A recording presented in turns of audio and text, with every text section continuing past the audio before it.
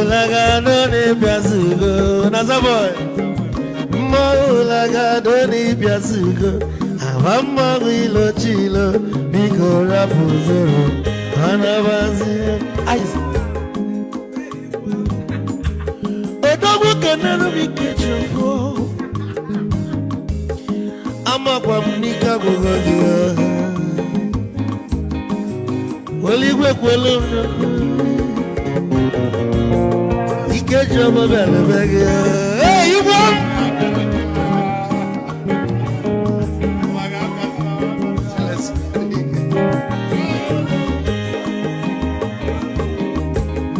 Ebu kampune kene. Amago ndinso. Chukwe mekalumo.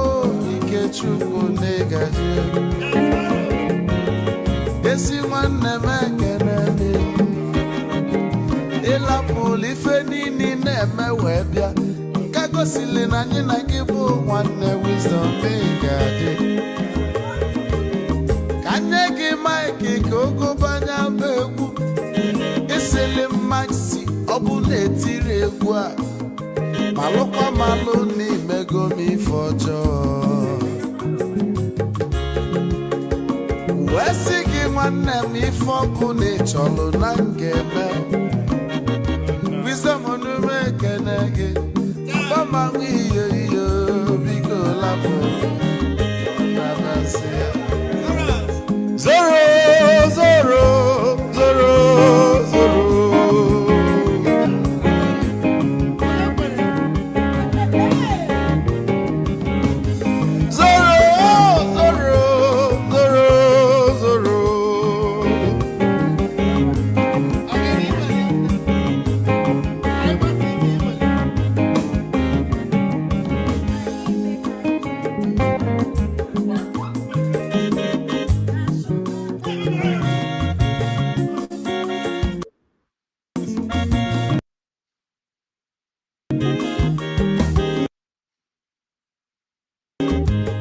Geduru joy na bugwa osa Sokoto Ujembe mwilo Anu solo mwe manofia nara Onye nwuro zurike.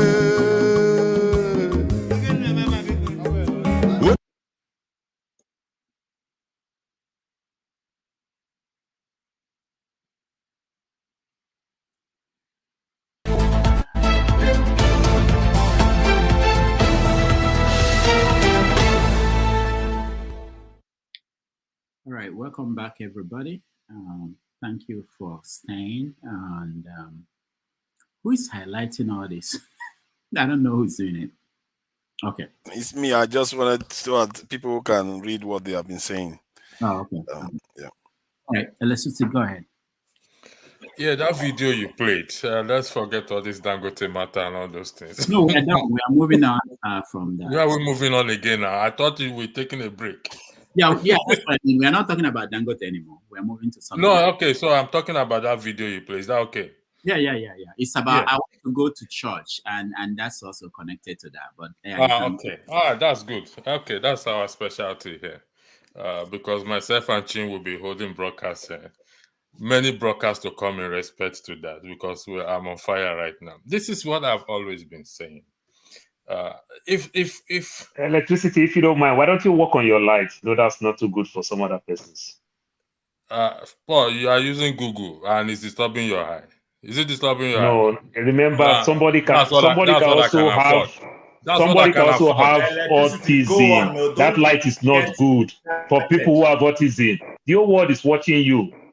You understand? That's what I'm saying. I only have the blink. one light where I am. What do you want me to do? No, the way it's shaking. Just go back or put it on once. That's how I'm saying. All right, I've turned off my camera. If Dr. Yeah, boss. Nobody. No, you can't do that. I will remove you then. Yeah. Okay, let me change position. Let somebody else go. I'm okay with you. Go ahead. No. Because Paul is saying that people have autism. So let me be.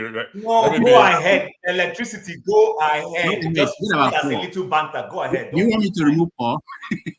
No, you said some But people that's have not autism. banter now. That's not good for some people's health now. Okay, That's all I'm just I saying. understand. So I want Now it's Dr. stable. Rudolph, That is good. let somebody else go. I will go next, please. Let somebody else go. Let me change my position, please. All right. I don't want this back and forth. Okay.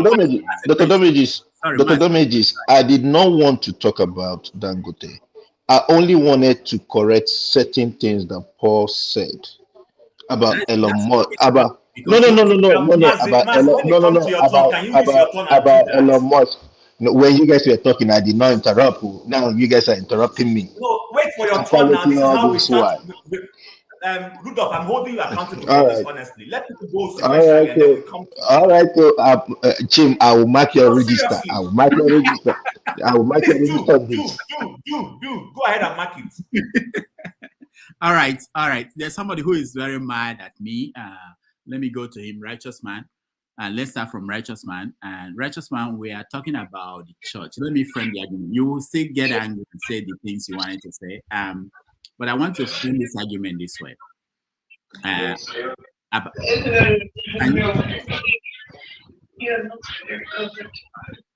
right, Righteous Man, this is coming from you. There was a time I actually removed it because of the noise from your end. But I want us to go to this. There's a very important component of what's happening to the country. And it's something that we see from about from the church, and they have impact on society. So let's watch this and begin from there. Yeah, Dr. Rudolph. No, not yet. Righteous Man, hold on. Okay, just 1 minute.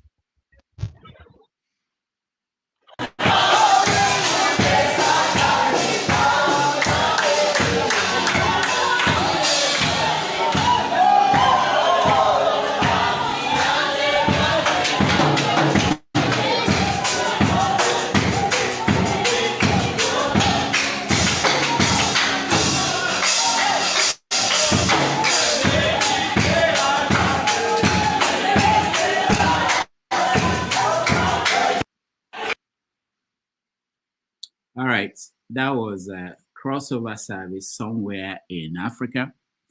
When I saw this, I felt that, sometimes we come here and say, you're expecting people to do certain things in that country. I wonder, who are the people? Are they people that been reduced to this point where they could? Are they the people you are expecting to be outraged that somebody spent 32.3 billion in Akwa Ibom State to build a church? 32.3 billion Akwa Ibom State to build a church. State money.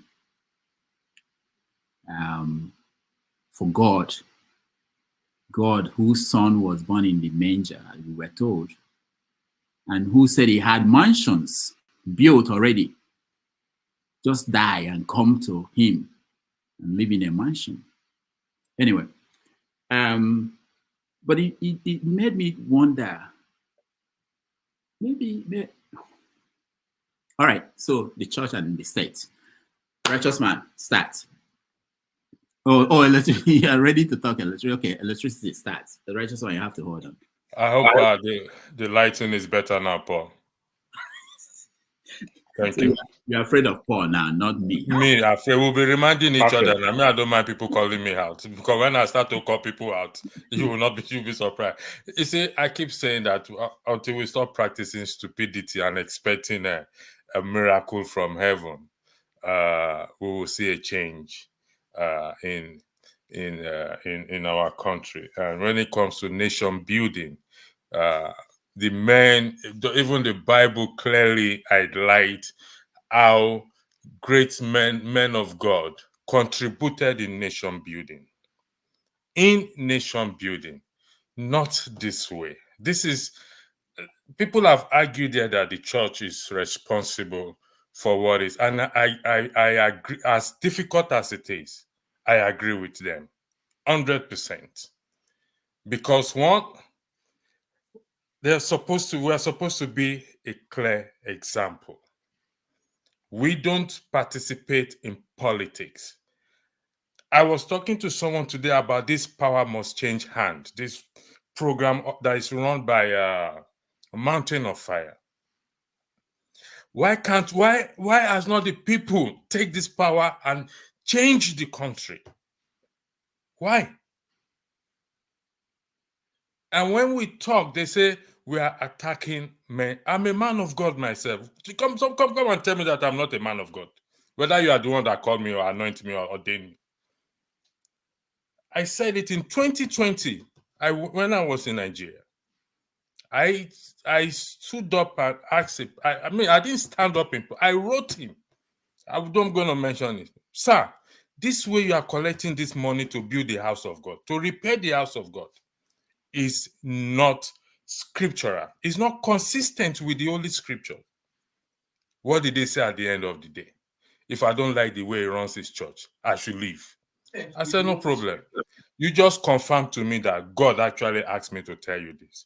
And I put 5 naira in the envelope. I put it on the altar. I said, may God and your conscience judge you. This is what I can afford.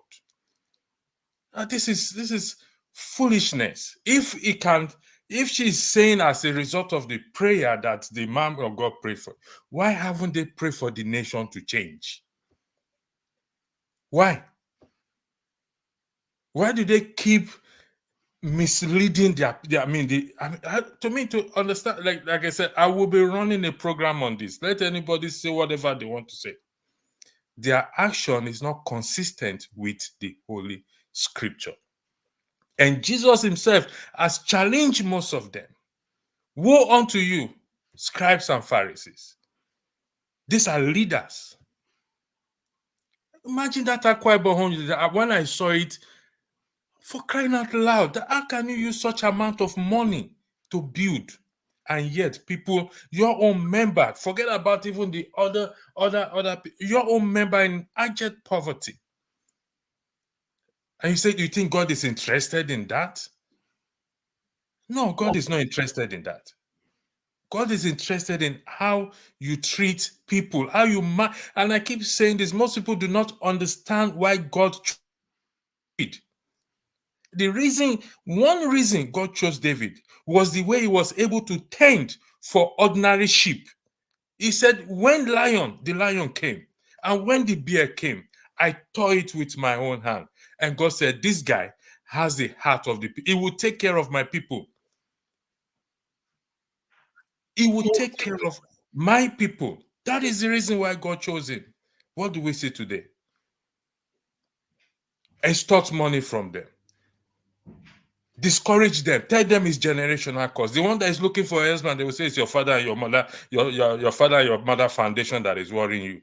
I know somebody who have walked out of her marriage because it's her mother, it's foundation. Your foundation, you are taking bad advice from your parents, say it's your foundation. I told her straight, it's not your foundation.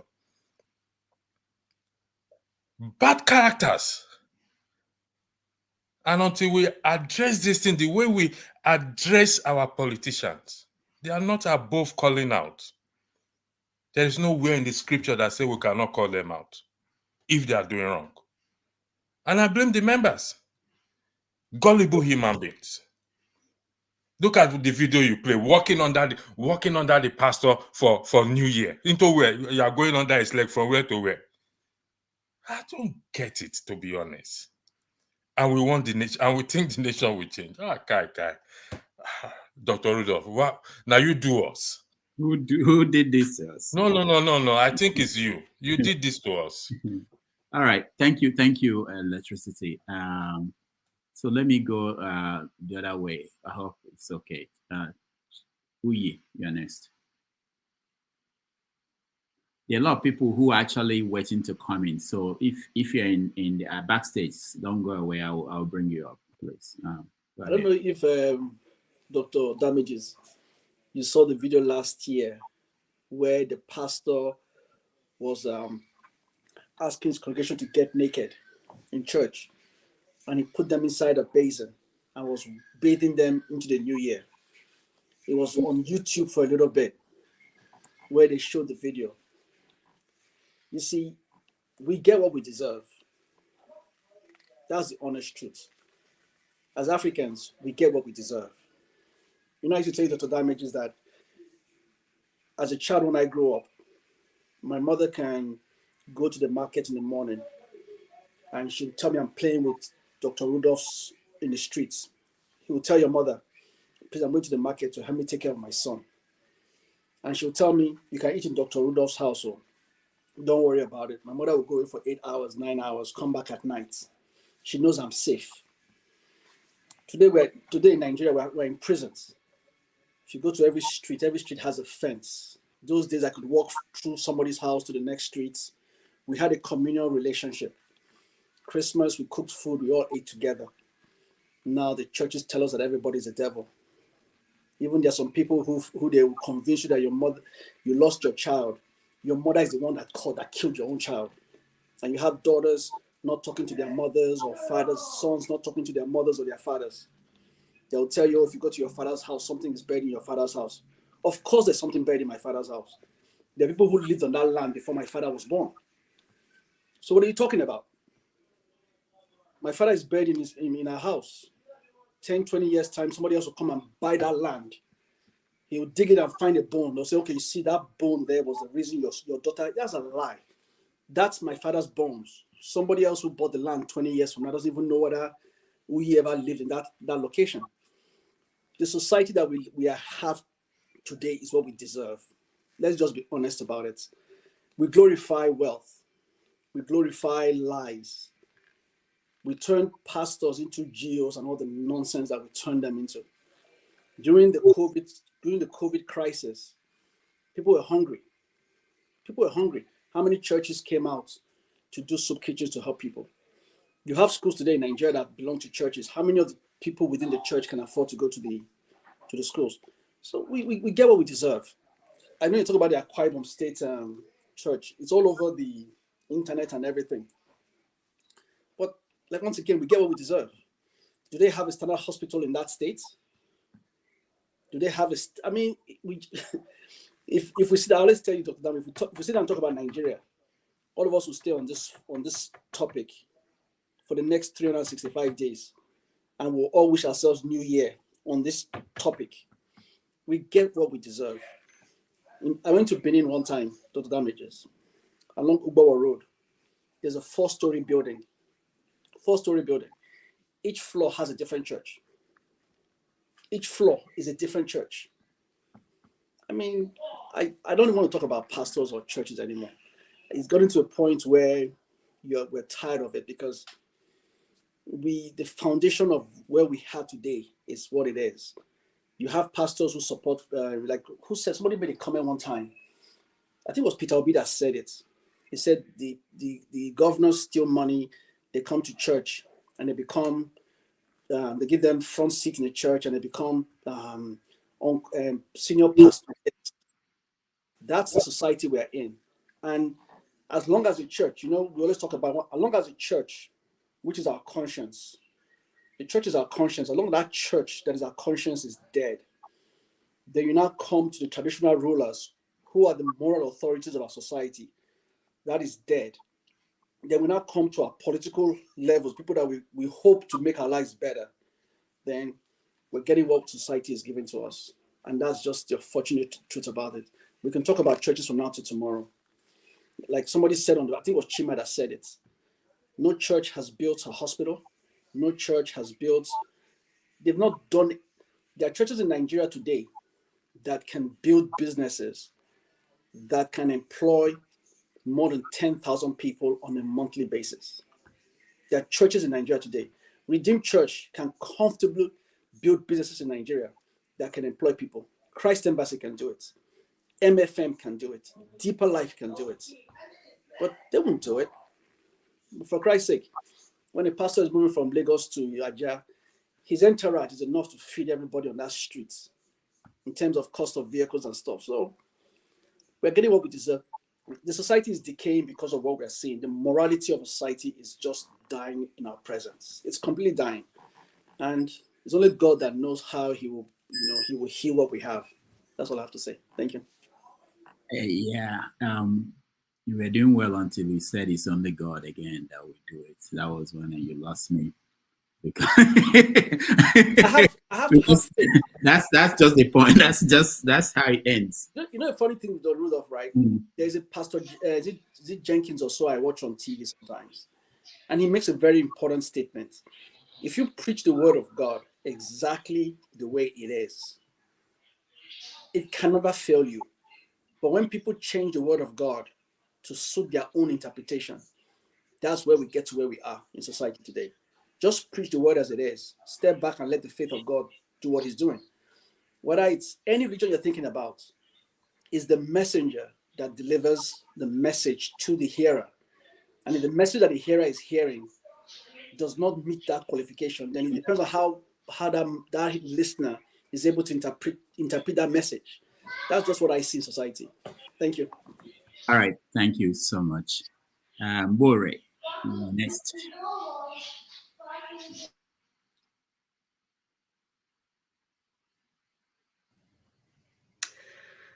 All right.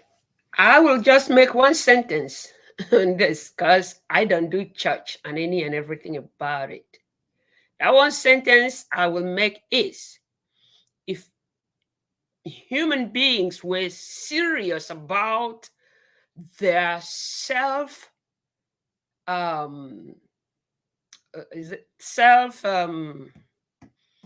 what's the word? Interest. Not interest. Development, achievement, seriousness towards their lives, the way they do it with that thing they call church, we all would have been somewhere before now. But for any and everything about church, I'll let you guys discuss the rest of it. So I submit. All right. Thank you. Righteous man. Dr. Rudolph. Yeah. You know, you are a leader, and we that are your followers, we are your eye, and we are to tell you when you are not doing too good. So what I wrote there is not that if I'm mad at you, but the truth be told, that few people cannot dominate the platform for almost 1 hour on one subject, and you allowed them to freely do that. And then all of us we just became onlookers. That was why I wrote that. It's not as if I'm mad at you. It's your platform, but we have to help you to make it reasonable so that people will value what you are doing. That is just why I wrote that. Please, those who are dominating the platform and believing that they cannot be removed because Rudolph is too close to them, please, we are all human beings and we deserve respect. You cannot dwell on one topic for 1 hour. And Rudolph, just being a gentleman, he allowed you to keep flowing and keep arguing within yourselves. I mean, it's not good. That's just my submission about that. Then concerning the church built in Akwa Ibom, is it this present governor that built that church or the past governor? Because this is within 6 months. I can't imagine within 6 months a 32 billion naira church was built. Is it this present governor or the one that just left before this one who built that church?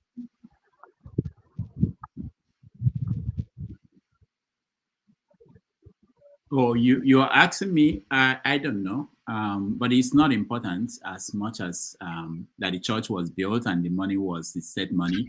So that's the conversation we're having, and I'm sure. Okay, if I have to make my contribution towards that, we have central mosques being built by state governors. I don't see anything bad if a state decides to build a general worship center not meant for one church, one denominational church, but for all Christians. For me, I don't see anything wrong with it, because when governors build central mosques in their states, nobody criticized them. Ojo Kanu built a very mighty mosque in Abia State when he was governor of Abia State with a state fund, and nobody debated about it. It was not a case. So if the Christian state, the government of that state have decided to build a church for all Christians to come and worship, I will not say anything against it, because in the Bible, when the Temple of Solomon was to be built, when it was the time of David, God told him not to build because his hand was sore with blood. He shifted it to his son. When it was the time of Solomon, Solomon asked the people of the land, whatever you know you can bring, donate for the building of the temple. And they built the temple where the entire Israelites were coming to worship. So instead of them stealing this money and hiding it in overseas banks, and the European countries and the Asian countries are using it to build their economy, and they decide to invest it in the house of God, which will create employment also, because pastors will be hired, church workers will be those who will be working in that place, secretaries will be employed, and salaries will be paid. For me, I'm not against it. And as long as it is meant for the Almighty God, who gave us life and who gave us the land, and who have asked people to build for him. The Bible we read said, God asked his people to build a house for him, that we make our own house with sills and make it look good. But where we come to worship him is like a broken place. He was not happy, and he commanded the Israelites to build for him. So there's nothing wrong in it. The pastor that during the crossover night was asking the church members to pass through his leg. I don't know whether his leg is the new year, is the crossover year. For me, that sounds that does not sound. It has no bearing with Christianity. If his leg has become a crossover to a new year, well, I don't know whether it happened in Nigeria. If it happens in Nigeria, if this video you showed really happened in Nigeria, then I am correct to say that Nigerians that are in diaspora, they are the ones that will deliver this country, not Nigerians that are in Nigeria, because we are stranded. We have lost our sense of reasoning and thinking, because I can't imagine a human being passing the leg under the leg of another man, another human being, mortal body that can perish at any moment, for him to get his miracle. That shows that Nigerians are damned. If that film, if that video is actually from Nigerian church, it means that our society has gone banana, and it's a serious case. Thank you. All right. Thank you so much, Righteous Man. Sometimes I don't want to go back because it will mean you have to speak again. But there's something you said. I just want to make sure that you are aware of that. You said that God asked, I'll come to you, Ngozeka, I'll come to you next, that God asked David, and then whoever built it, is it Solomon that built it? I eventually said to people, bring something. Whatever you have, let's build the church. He didn't use the money of the state. He asked them, bring something. Because if the government of Akwa Ibom State decided to say, I want to build a church for God, and people can donate money to build it, not use the money you could have used to do so many things that will have helped the people of the states. You know, nobody will be having issues with that. And the fact that some people built mosque, it's not a reason to justify you building a church. If it's wrong, it's wrong. And we're not going to stay here and say nobody said anything then. How do you know? Maybe people protested. I don't know when he was building a mosque. So it doesn't all make up. I know you are a Christian, you want to support your people. Dr. Rudolph, during the time of David and Solomon, the spiritual leader was the governor, the president of the state at that time.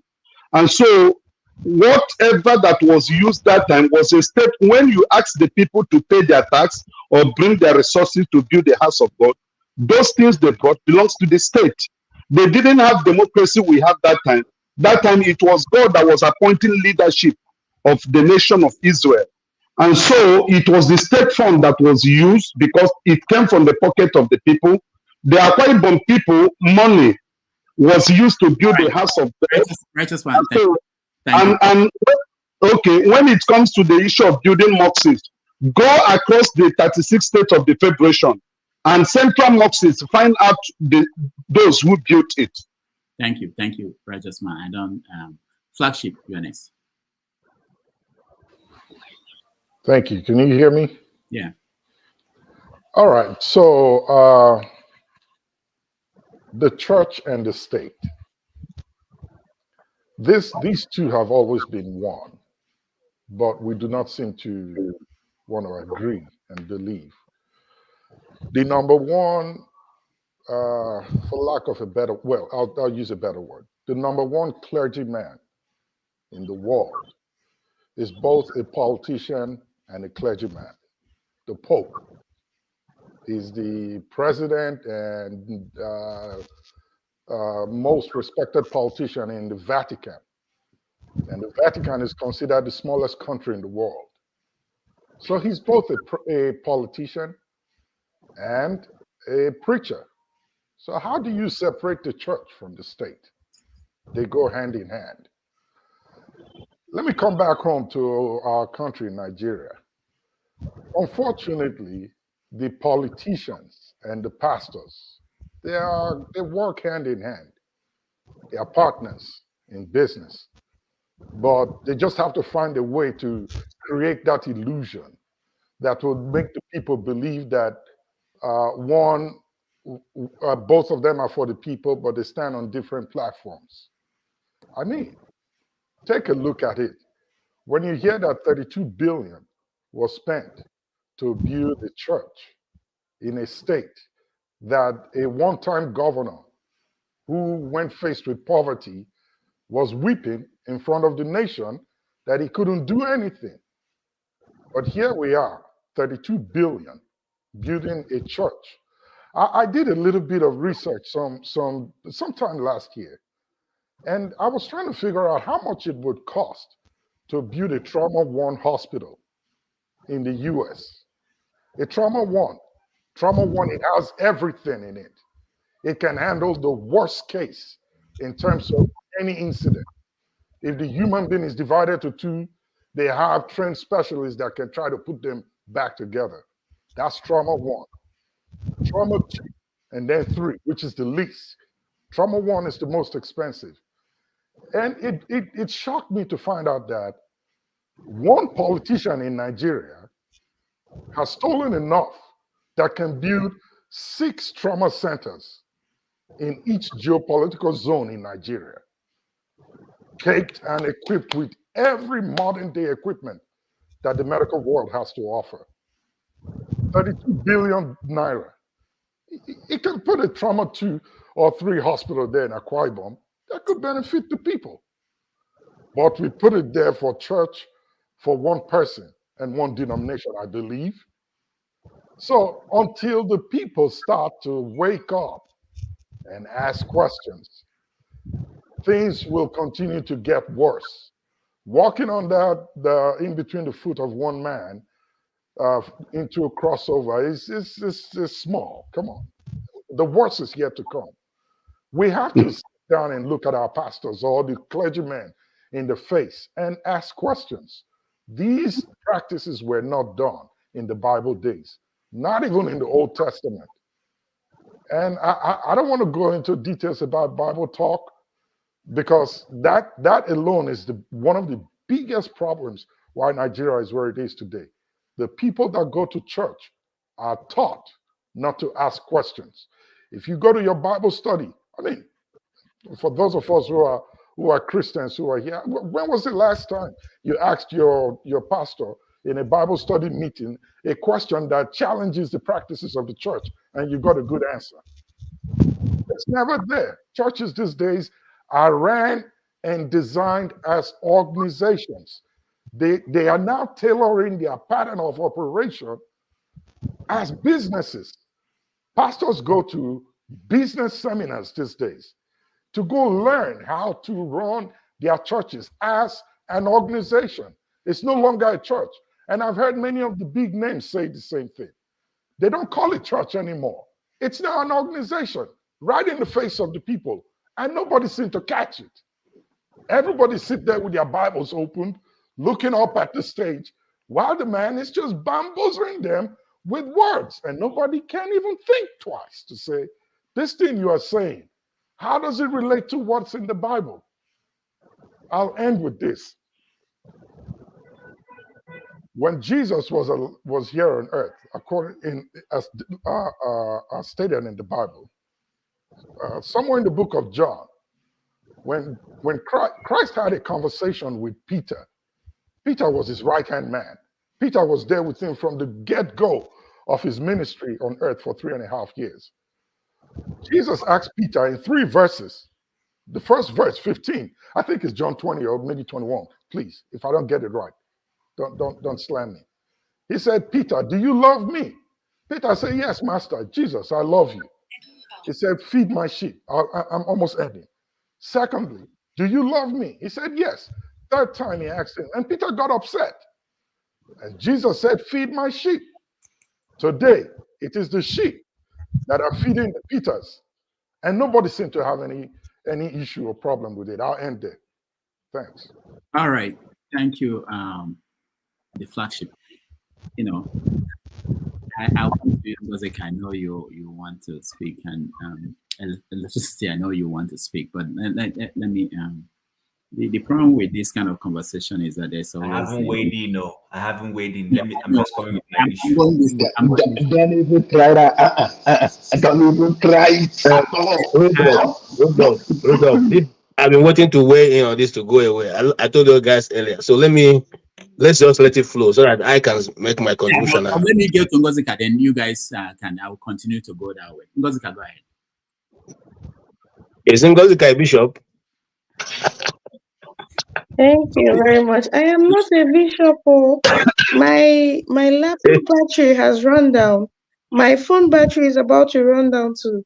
And there's no light. So if I don't go now, the batteries will go off and I won't be able to go again. Okay. Go ahead. That is why I was. So when it comes to discussions, I'm sorry about my voice. I have sore throat. When it comes to discussions about the church, especially in Nigeria, I won't say I am conflicted. I am cautious to weigh in most times because while I know the place of the church, ideally, I also have to admit that they have not lived up to their expectations, their calling, so to speak. I would not totally discard religion or the church entirely, despite their shortfallings, because no matter how you look at it, they hold a special place in the society. And it's not spiritual, it is merely psychological. They give people a sense of hope. The country is bad enough as it is. People have lost faith. Most people are hanging by a thread. So for some people, their religion, their church, their mosque, their traditional beliefs is what is keeping them going. The hope that their faith gives them that there's a better tomorrow is what is keeping them. So when I want to speak about the church or religion in Nigeria, I'm a bit cautious, knowing that for some people, that is what is keeping them going. But on the other side, I am very, very, very, very, very always disappointed with the Nigerian church, especially in the South.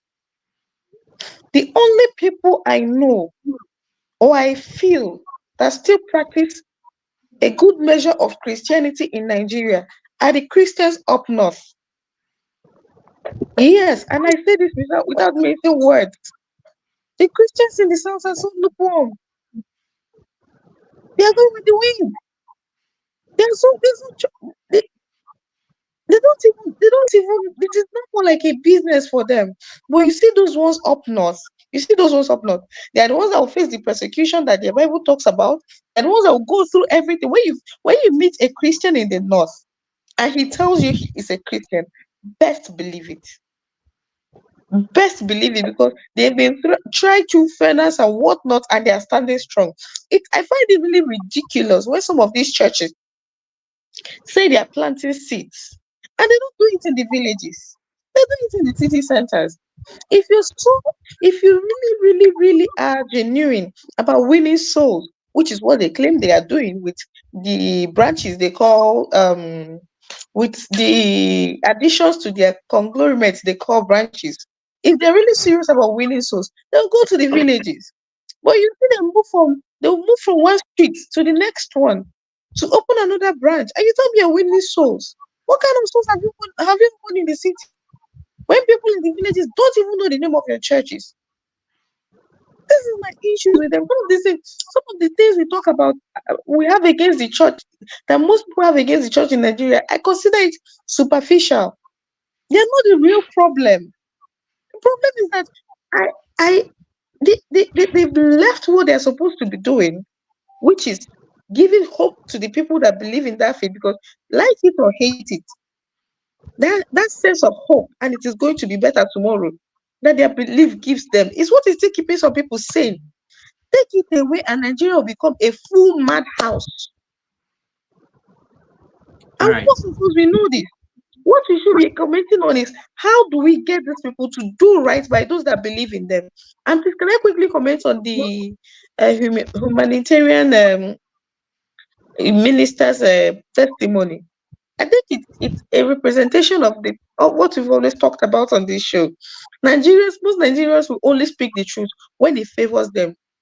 They will only criticize the government when it does not favor them, or when they know they cannot eat at the table. And that woman is a typical representation of it. I rest my case. I might rejoin later when I'm able to charge my phone. All right. Thank you, Ngozika. I left the righteous man there so that electricity has a question for the righteous man. That's why I left it. But I wanted to point out to the flagship that if you want, anybody really, you can check the logo of Redeemed Christian Church and the logo of Starbucks. You will see the similarities. So talking about church as a business, and you'll be shocked that it's similar, exactly, almost the same thing. Why am I sharing this? No, sorry, this is not what I wanted to share. So let's go to electricity. What do you have? I think you have a question for Thank you very much, Rudolph. Righteous man, you referenced Solomon. Would that be correct? Are we in the court of law? Yes, we are in the court of law. Electricity, calm down. No. Hold on. Don't do that. Hold on. This is New Year. Just speak. Don't question me as if you're in the court of law. This is the hypocrisy. It is only lawyer that asks that question. Okay, go ahead. You reference Solomon. When Solomon dedicated the temple of God, what was his prayer? How did he pray? Is that a question? Before David died, did he make provision for Solomon to build that temple? The servant and the people under Solomon, did they suffer? When you are justifying something, righteous man, and distorting the word of hold on. If you're asking me a question, allow me to respond. Okay, respond. Okay. Number one. Righteous man, hold on. So, electricity, please, I want you to ask all your questions so that he will answer. I don't want it to be back and forth between two of you. All right. I want other people to get in. Solomon's servant is subject, and the people under him, did they suffer the way people in Nigeria, Christians, are suffering? So when we distort the word of God, like what Flagship said, feed my sheep, not the other way around. The Bible says it is God loves a cheerful giver. They've used this particular scripture to cajole people. Paul was not speaking to everybody. Paul was speaking to the overseers for them to go and work so that they can give to the poor. So I need you to answer my question. who provided for Solomon to build that temple, and the Solomon's subject, were they in abject poverty as the people or those in church are in abject poverty? Because I can tell you many people in church who cannot pay their rent. All right. Please answer my question. Okay, electricity, number one. There is no distortion of the word of God. The Bible said the poor you will always have in your midst. So God, as creator, has already made provision that poverty will exist among the people, whether they are children or whether they are called Christians or no Christians. So when they are talking of during the time of David and Solomon, that's a different dispensation, but I'm going to lecture you a little bit about that. I know you're a Sunday school teacher. You have 2 minutes. No lecture, 2 minutes, please. Let me tell you something. God commanded the building of his temple. In the book of Malachi, the book of Malachi, one of the things God was finding out was the... I didn't do that. All right, let's go to Mazi Prince. I'm not seeing myself again. Are you following me? Oh, in the book of Haggai, God also made mention of it. In the book of Habakkuk, he made mention of his house. Now listen, David made a provision. He was the one that asked the people to bring, but he couldn't build because God said he cannot build his house because his hand is sore with blood. Now he left it for his son Solomon to execute. Okay, as at that time, David was both the spiritual and traditional, or what we call today, the president of the state of Israel or the nation of Israel, as at that time. So he was playing both the leadership of a Democrat, or what we have today as democracy, and the government of God, theocracy. So what the people you are referring to as poor people in Nigeria, it is not the building of that church by the state, and the Akwa Ibomites have not come to protest against their government to have built that church. And when you said that that Jesus said, "Feed my sheep," he was not referring to physical food. He was referring to the teaching of the word of God. As the head of the apostles, Peter needed to teach the disciples feeding the sheep does not mean physical food. So don't interpret it to be physical food. All right. Thank you, righteous man. Thank you, electricity. We are going to, you guys can continue the conversation when you have your session. I thank two of you. Let me point out this. I wish that Africans would quote their constitution the way they quote the Bible and the Quran and all those things. There was something that happened while we were talking here. James from Gambia, you guys know him. He sent me notes. He was sending me notes. Sometimes I get notes from people. And he was actually quoting the laws of Nigeria to say that what Betta Edu did was wrong, was against particular sections of the ministry, I think it's from public service regulations, which is something that I wish all of us know. I wish all of us can confront these people running the countries that we live in and say, look, based on this constitution, this part of the constitution, you shouldn't be doing this. But, you know, we can put the Bible and the Quran, but the basic book that governs us, we don't have any clue. Mazi Prince, you're next. Finally, right? Well, let me start with this. First, when you talk about James writing you, I already knew that what Betta did was wrong. Okay, I work for the county, and in the county, you cannot use your own personal card to do something for the county. There's a procedure, there's a way they do it, and you go by that way. That's by the way. When it comes to church, let me start this way. First, um, righteous man is over here talking about, oh, the food is preach, not food, not physical food. You know, it's kind of like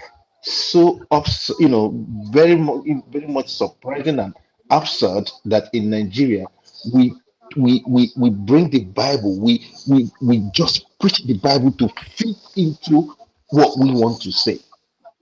So are we saying that first and foremost that Jesus saying feed my my sheep or whatever it is, that he didn't know that he would say preach to my sheep? Are we saying that that's why he said feed my sheep?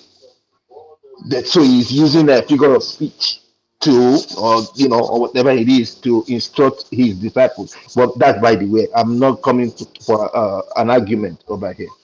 You see, it's so interesting that even Jesus himself said that there are three kinds of whatever types of Christianity when he talks about the Pharisees, the Sadducees, and the Sanhedrins, and all that stuff. And we also remember that Jesus went to the temple, and what did he do in the temple? He found out that they were using it for business, and he chased all of them. He flogged all of them out of that place. So when we talk about Christianity, Christianity is not a building. It's not it's not the way people build stadiums. Righteous man, you've been to Germany. You see the kind of churches they have overseas. Most of what no, they don't even build big stadium and all that stuff. All in the name of church. They don't do that here. And they don't make the noise that we make in Nigeria. Most of us don't even, for me, last year I've only gone to church about 3 times and nobody died. Nobody died. And no priest or pastor will come and question me, why didn't you come to church? But in Nigeria, if you miss church one day, before you know it, they will send delegation to come and see, because they're missing the money that you coming to put in the offering. They will come. And there's another significant thing that happened when Jesus was on, when Jesus died. After Jesus died on the cross, what happened to the curtain in the church or in the temple? It was torn. It was torn. So people telling me that the state will use the money to build a church when they can build factories and all that stuff. And righteous man, you are here talking about Israel. The kind of religion that Israel practice is not what you guys even practice in Nigeria. It is not. But we always quick to link Nigeria with Israel. Another thing I wanted to say, quickly before I forget, for me, let me be the devil's advocate. Last year there was this woman that said she's a bishop or a pastor that was giving her to people. I would have loved to go to that church. I would have loved to go to that church. At least let her give me the new one, and it will satisfy my urge. Yeah. So All let right. me leave it at that. Thank you, Master Prince. I'm coming to everybody. If people can just speak for 2 minutes, so that we don't people don't get exhausted. There are still people who are not in here. They are waiting for chance to come in. All right, KJ, you're next. Thank you, Rudolph. It's because of this topic that I've been waiting. Really, I've not been feeling too. I've been feeling good, but so let me start from the least important to maybe what I consider the better. Now, Rudolph, I thought you're going to also bring the issue of the, when we do good, you also should praise us. The Igbo people that fought in the Anglican church in Atlanta, refusing the gay priest that was sent to them. When he was walking in Atlanta. Oh, that's a fake story. That's fake story. I actually know. Oh, really? original video, what happened in that church. I brought the bishop one time on this show, and he talked about what happened in that church. People superimpose that picture with something else. It's nothing. Forget about it. Okay. All right. Thank you for clearing that for me. Good. I'll go to Betty. Betty Edu. Why the reason I said earlier that I don't like her politics is because of what you just showed. Because I know she gave that testimony in Shiloh, and she also gave that testimony in Jerry Eze's ministry, where she said she went to him and he prayed, and and made some declaration which eventually work out. So in Christendom we have professional testimony givers. They go from church to church. So someone like me who have been in the this thing that for a long time, when I see one, I know them because they tell their story so well, and that you cannot miss anything. Okay, so that's why I had a problem with her in the first place. However, coming to the building of the church, you see, we are making a mistake. The mistake we are making is that and some people have spoken and said it is okay. Jesus said a time will come when before now you are said to go to Jerusalem to go to that way, but now a time is going to come when you not go anywhere because the gospel is in your heart. It's to you. You don't need to go to Jerusalem to worship. You don't need to go to any other place. So the church sometimes mistake that, and there are so many big cathedrals in Nigeria, upon one of which is Pastor Enenche's one along the airport road, which can sit 100,000 people. But you see, right from the very first day they opened it, which it almost had, I didn't say it was covered, almost had the whole seat taken. After that, no one has been able to fill that place.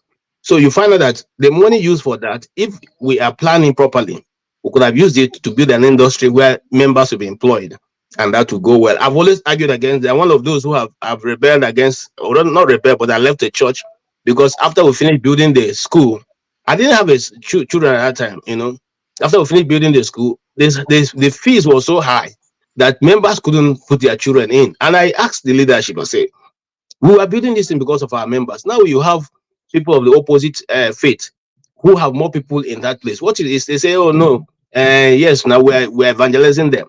What about the children in their own church whose parents, those who couldn't even provide money, carried block? They came to that place. Some of them work 3 days a week, 2 days, just to make sure that building was up.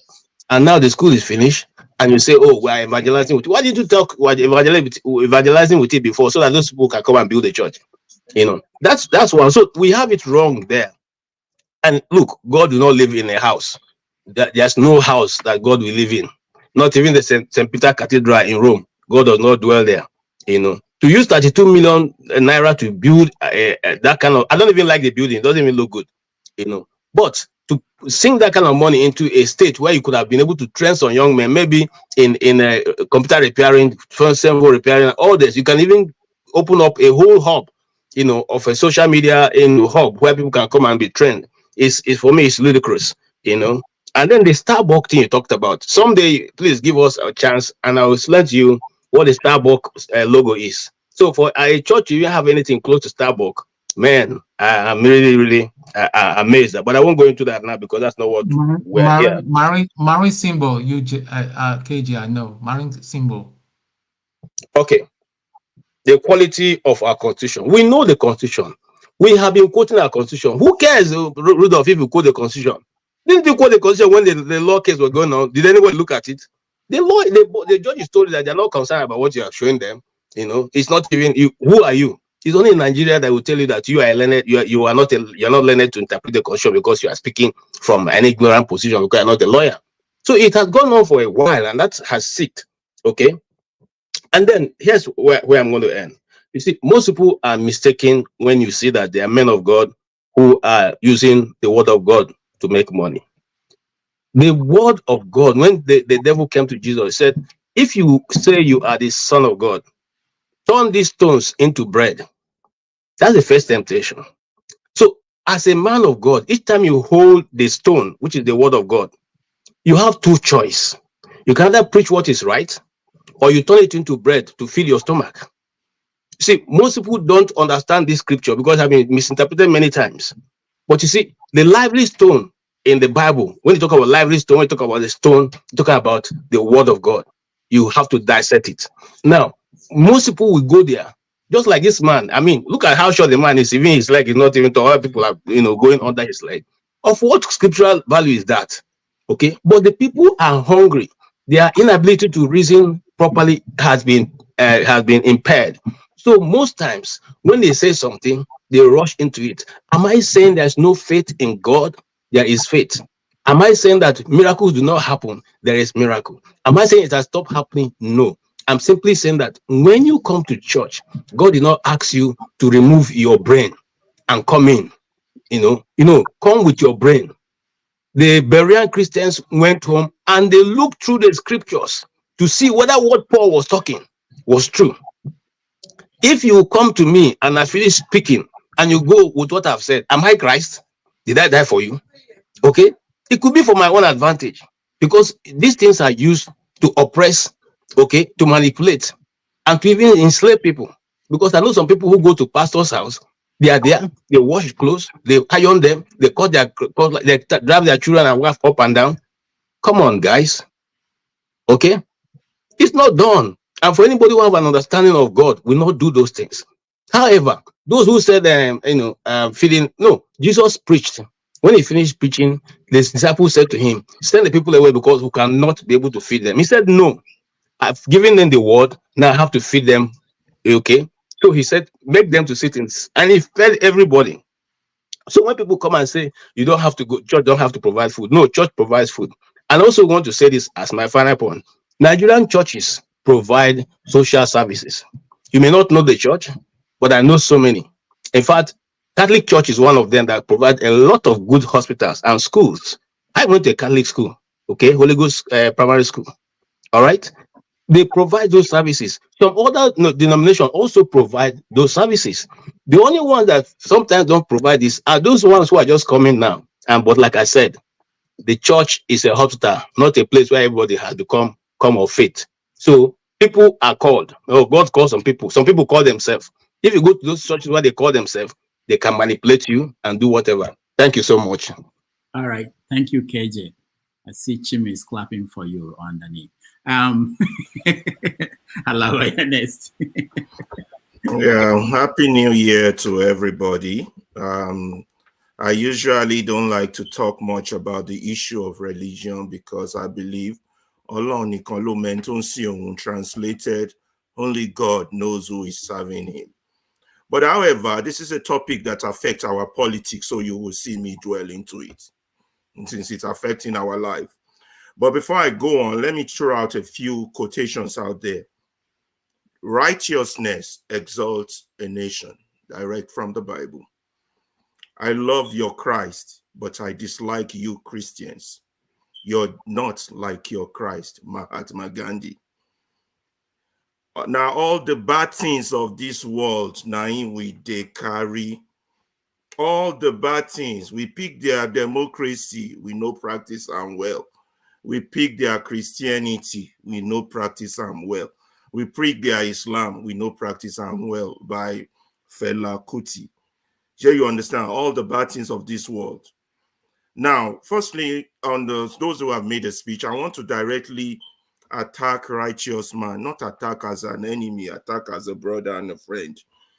The proposition that some people do it, so therefore you don't see anything wrong, it's a wrong way to talk, to think, to come here. Because righteous man, young people are listening to us. If this medium serves no purpose, let it serve an educative purpose. Those who founded democracy in America were very clear about separating the state from religion. State and religion, two separate entities. You cannot mix them because your faith is personal. You can see my tone is beginning to go up. Now, because the Muslims use state money to build mosques, that does not mean those of you in the South should now start doing it. What is wrong is wrong. You shouldn't use a dime out of the taxpayers' money to build a church. It's illegal. It should be unconstitutional. It should not happen in any civilized society. Talking about civilized society, even societies that don't so much believe in God, like China, they put religion aside so they can move forward. Russia puts it aside so they can move forward. Even America, that is so God, in God we trust. You dare not bring an issue of religion to your workplace. You dare not. You will lose that job. Nobody jokes with that kind of states and really totally separate. But it's only in Nigeria that we have a general prayer before we steal state money. Anyway, that's been said. Another thing is that I wanted to attack Paul and forefather earlier when they were talking about Dangote. That was why I was begging to join the link. But let me finish this issue of religion, and if Dr. Rudolph allow me, I will tackle them on that issue. You see, another quotation: those who make you believe absurdities, they will definitely make you commit atrocities. That is the story of Nigeria. We have taken the gospel of salvation. We have turned it into the gospel of prosperity. Like KJ stole from my sermon on the first temptation of Christ, where you turn stone to bread. You understand? When Christ was being tempted, he was in need. He was hungry. And as the Son of God, he has the power to transmute that stone into bread. But what did Christ come back to the devil and say? Man does not live by bread alone. Man does not live by bread. That is what makes us superior above any other species. Because we have a soul, we have a conscience, although forefather doesn't have one. I just want to throw that stone there. but hold on. Let me. I'm going to be very dramatic on this thing. I'm still going. I'm just getting started. Go ahead. Since you would throw something at forefathers, let me throw this out. So you see what you did now. You talked about the stone and the bread.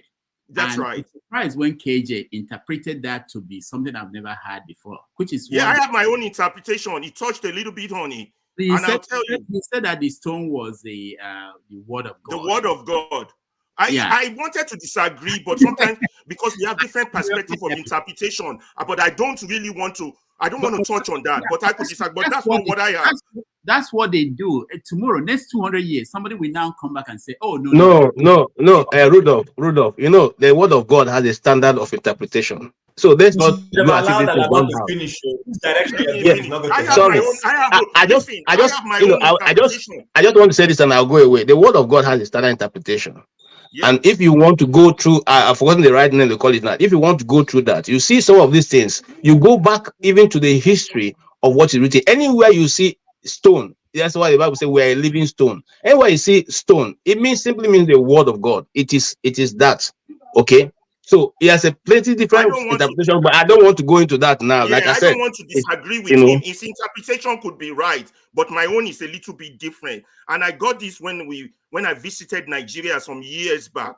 You understand? Whereby, we went to Ibadan. Out of every 10 houses, there were 6 or 7 churches on each street, and then me and my cousin was telling me about how he tried to get married at the ministry. And the woman who was supposed to sign their certificate had all this sign. He said, I'm born again. Christ is this, Christ is that in our room. And when it's time to pay for the official amount of the marriage license, she said, no, Oga, you got to add 50,000. And he goes, why? That's the way we do it here. And I'm sure that woman will go to church that Sunday. We want to ask you a question, please. Before you ask questions, I got to finish. My presentation is really interesting. You're all going to enjoy it. I swear to God. So I swear to God. So that's where I got that interpretation of turning stone to bread. So what that woman did was to turn a stone, because she has the power, to bread. You see, that stone of collecting the official amount and collecting the inflated amount is the stone. And every policeman does it on the road. Every judge that did that last election did it. Every Nigerian at the airport does it. Everybody is doing it. Every day, we are turning our stone to bread. That is type of the Christianity we have imbibed. And that is how Christianity has contributed to the destruction of that country with the help of the politicians, because they have changed the gospel of salvation to the gospel of prosperity. They have turned it to the need of the man, not the soul of the man. There are two big differences in there, but this is not a church sermon, so we have to move on. Now, that is what KJ took out of my sermon of the stone You know, that's a powerful sermon for every Christian.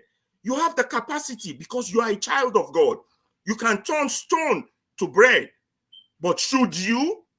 That's the question Christ is asking them. Should you? Just because you have the power to do something doesn't mean you should do it. That's the difference. That's what separates a Christian from others, because that's why they say you don't do things the way of the world. It's the way of the world that turn their stone to bread, because it's all about profit, gain, now, and need. But a Christian mind is about sacrifice, serving, helping others. But a lot of these churches, particularly the Pentecostal churches, they have made a mammoth god for us Nigerians. You got to read that article by Pius Adesomi, the Nigerian god. I don't know if I can ever find it. The Nigerian god. So we have created a separate god, not the real God. But God is not a fool. We cannot mock God. And I believe, I might be wrong, I hope I'm wrong, that it's because Nigerians have mocked God for the past 40 or 30 years. That is what is responsible for their suffering now. Because God cannot be mocked. You continue to mock God, you continue to call his name in vain, you continue to do the wrong things that is counterant to the glory of God.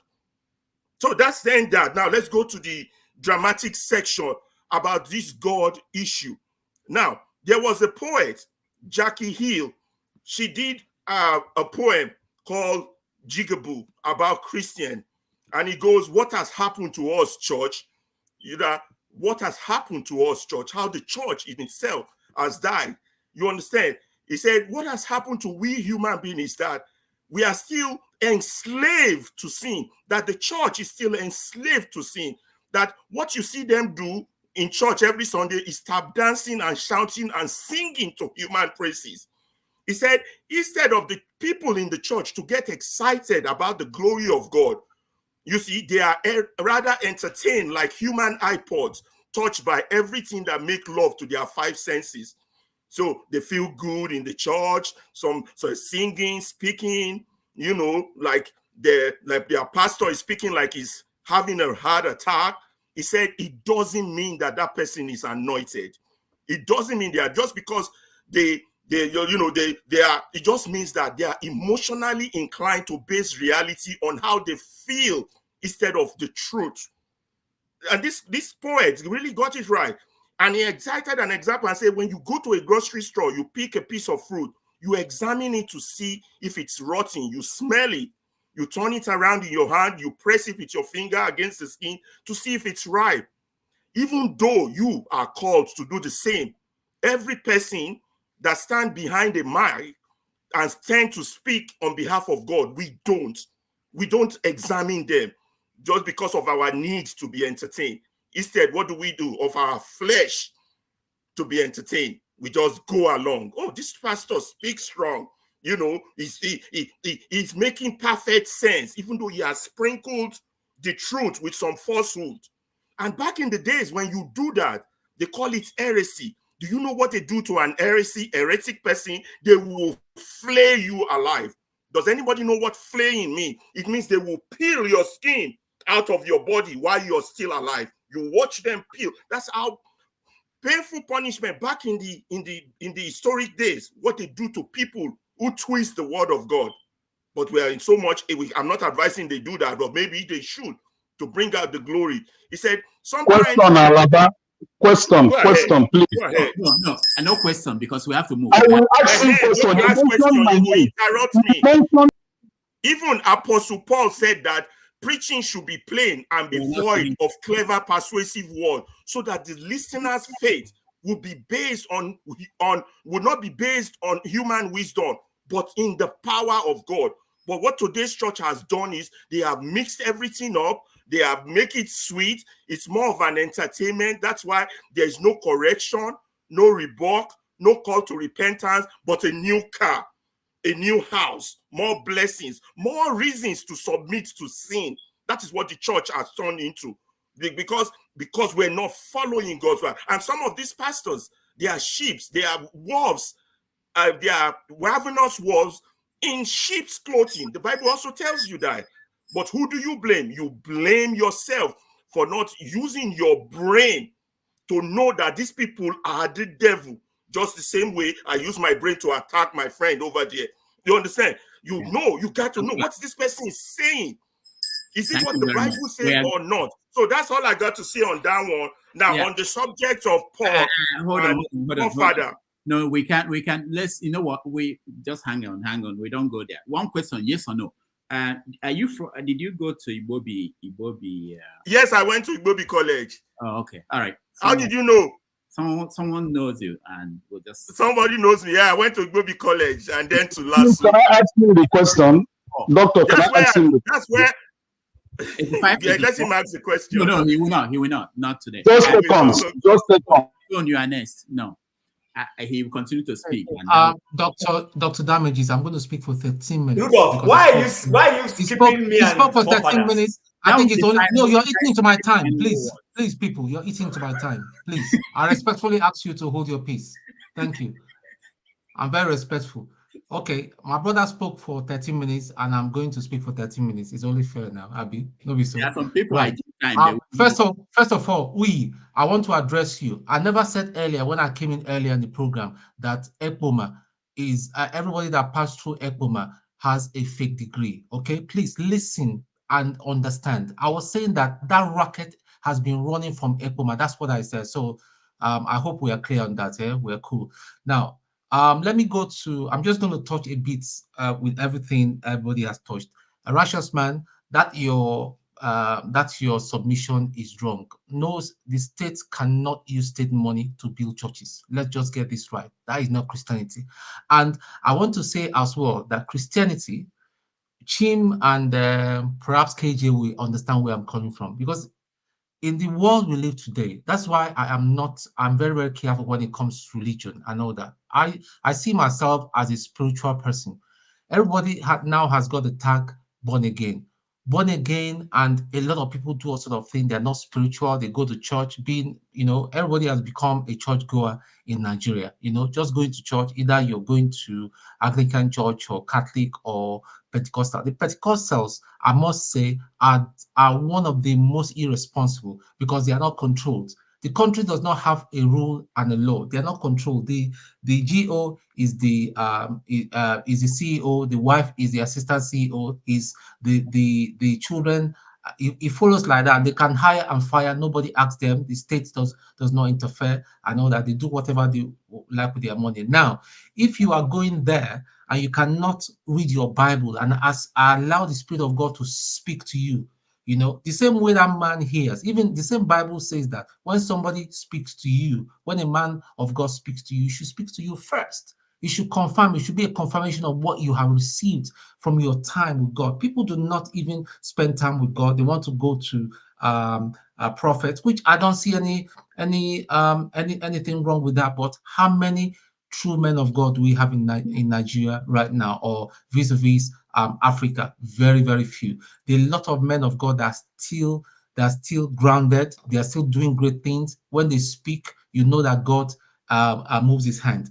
That video again, Oyi, let me correct that video where the guy was bathing somebody. Is a flagship or Oyi that mentioned that video where the guy was shaving ladies in the church? It wasn't during the New Year. That video has been trending from 2022, and that was from Ghana. And Christianity has been bastardized in Africa. Even if you go to Zimbabwe, everybody is a major prophet.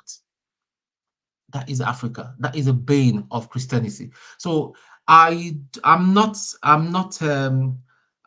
shocked that the Western world have removed Christianity from our workplaces, because you find it's only in Nigeria that someone will take his Bible. During the time that he's supposed to be doing his work, he said that they are in fasting and prayer, and he'll be reading his Bible in the office. That is not what God said.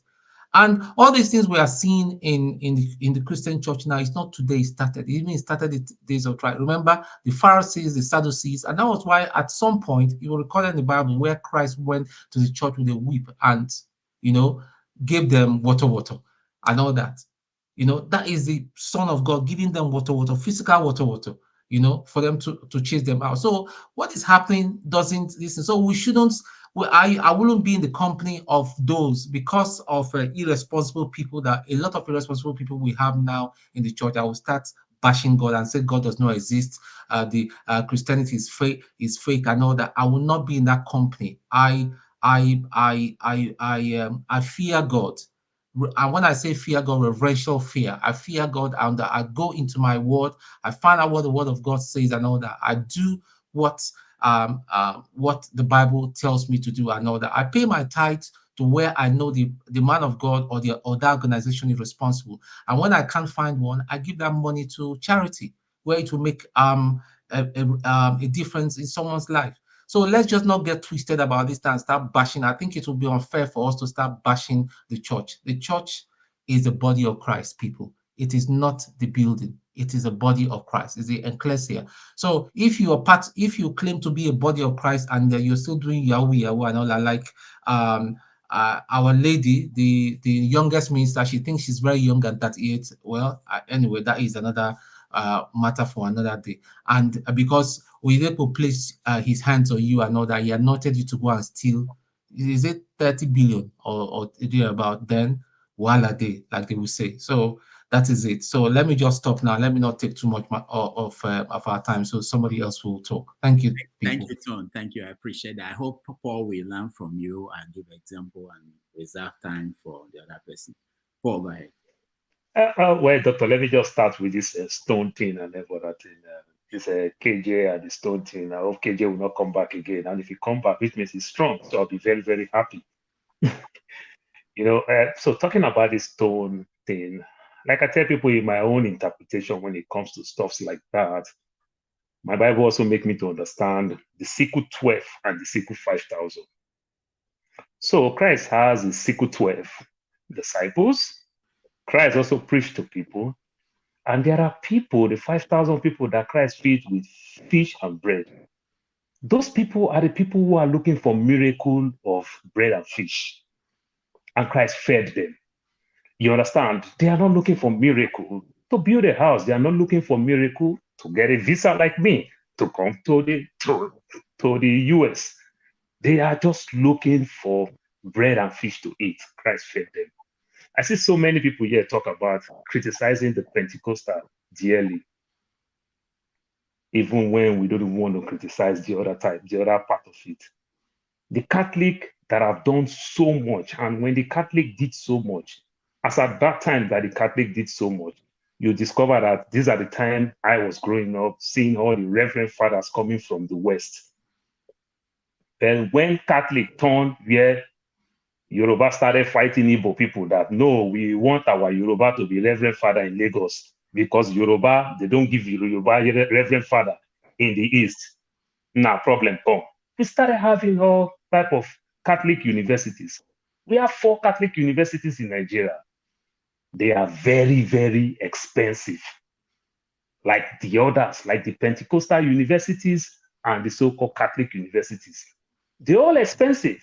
So on the flip side, right now, they all failed us.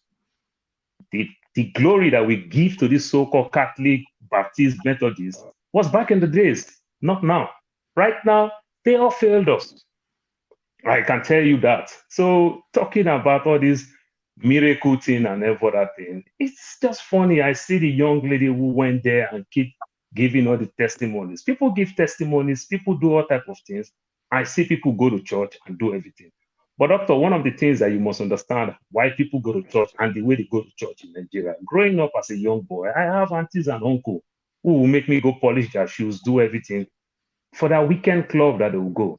Somewhere along the line, they started criticizing people who go to club. If you go to club, you look like a criminal and never that. The club life started dying in Lagos.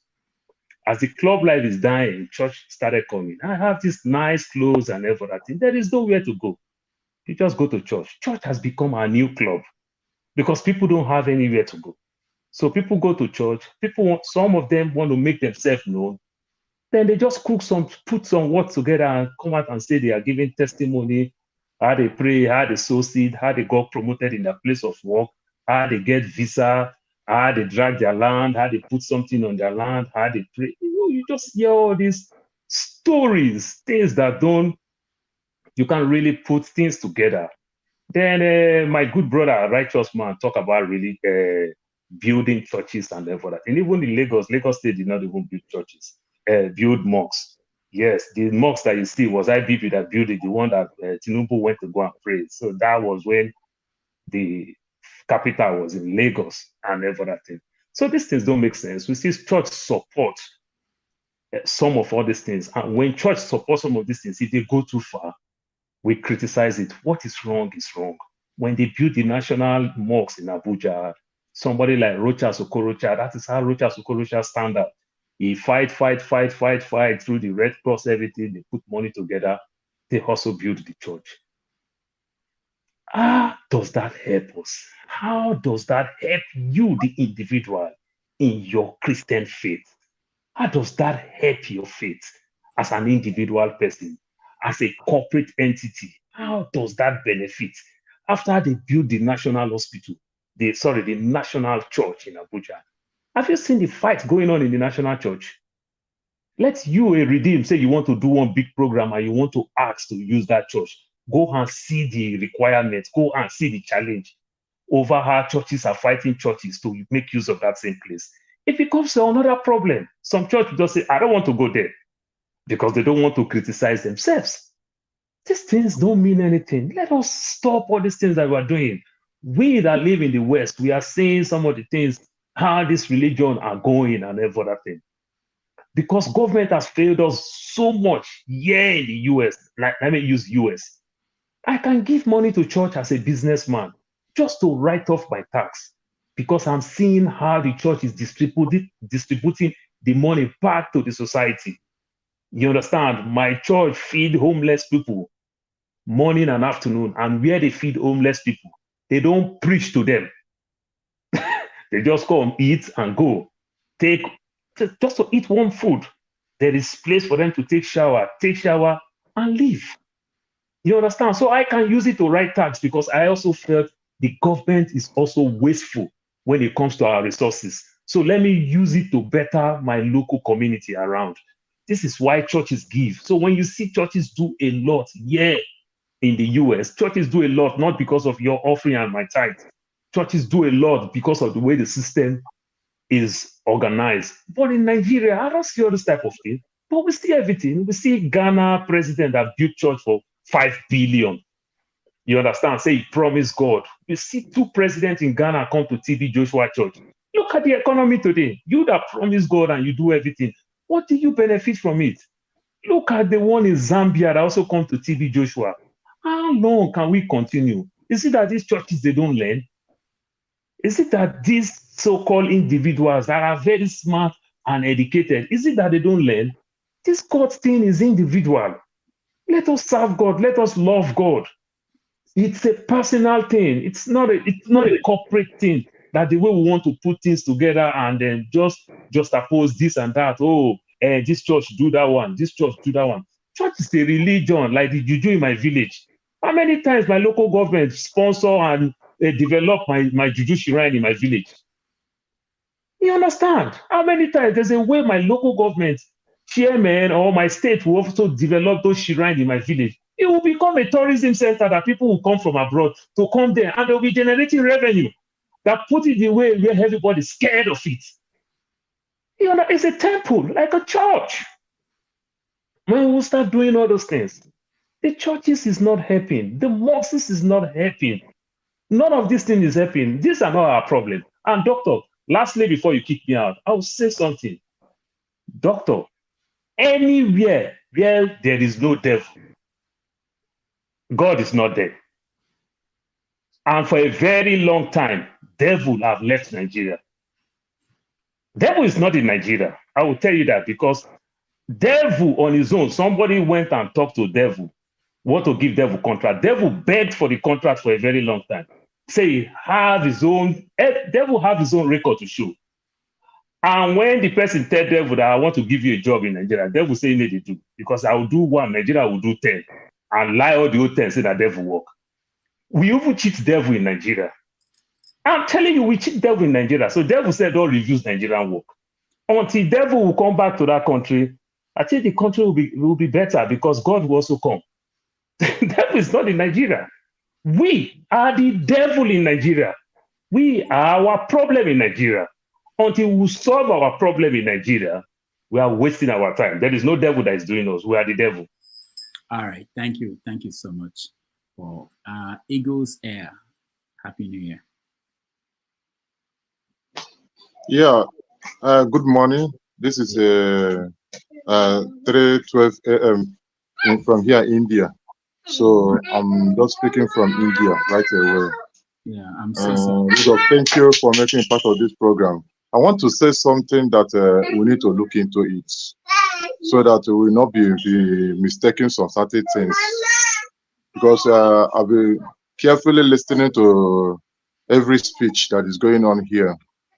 When you talk about the church, I want us to correct an impression in that place. Talking of building house of God and all rest of them. But if we look at the truths, according to the New Testament, you and I that is here is the church we are talking of. Spiritual church. All these things they are building is just a structure. It's not the main church God is looking at. God is looking at you and I.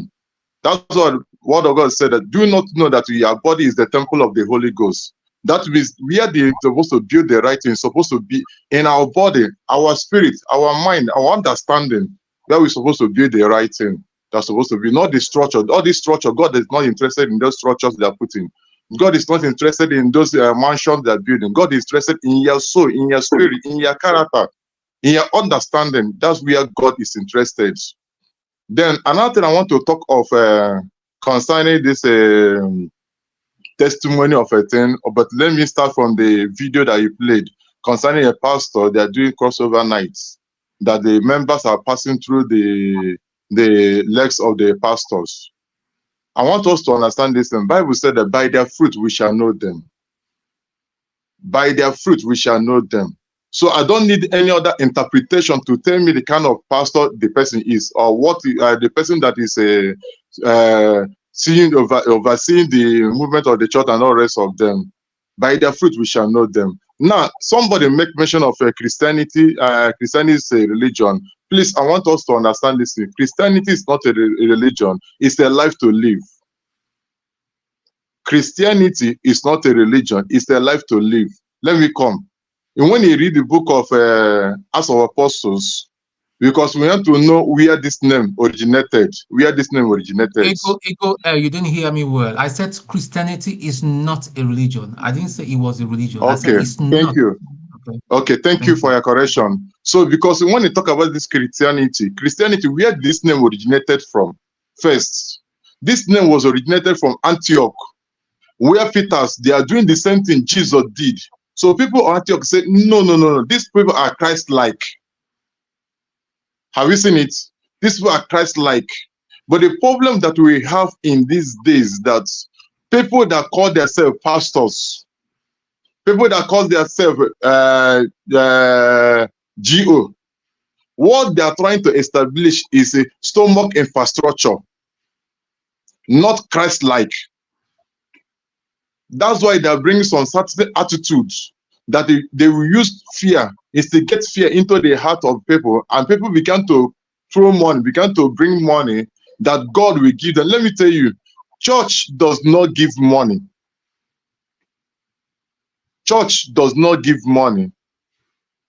Church is not a money-making machine. You go to church to worship God, to adore God, to reverence Him, not to go to church and make money.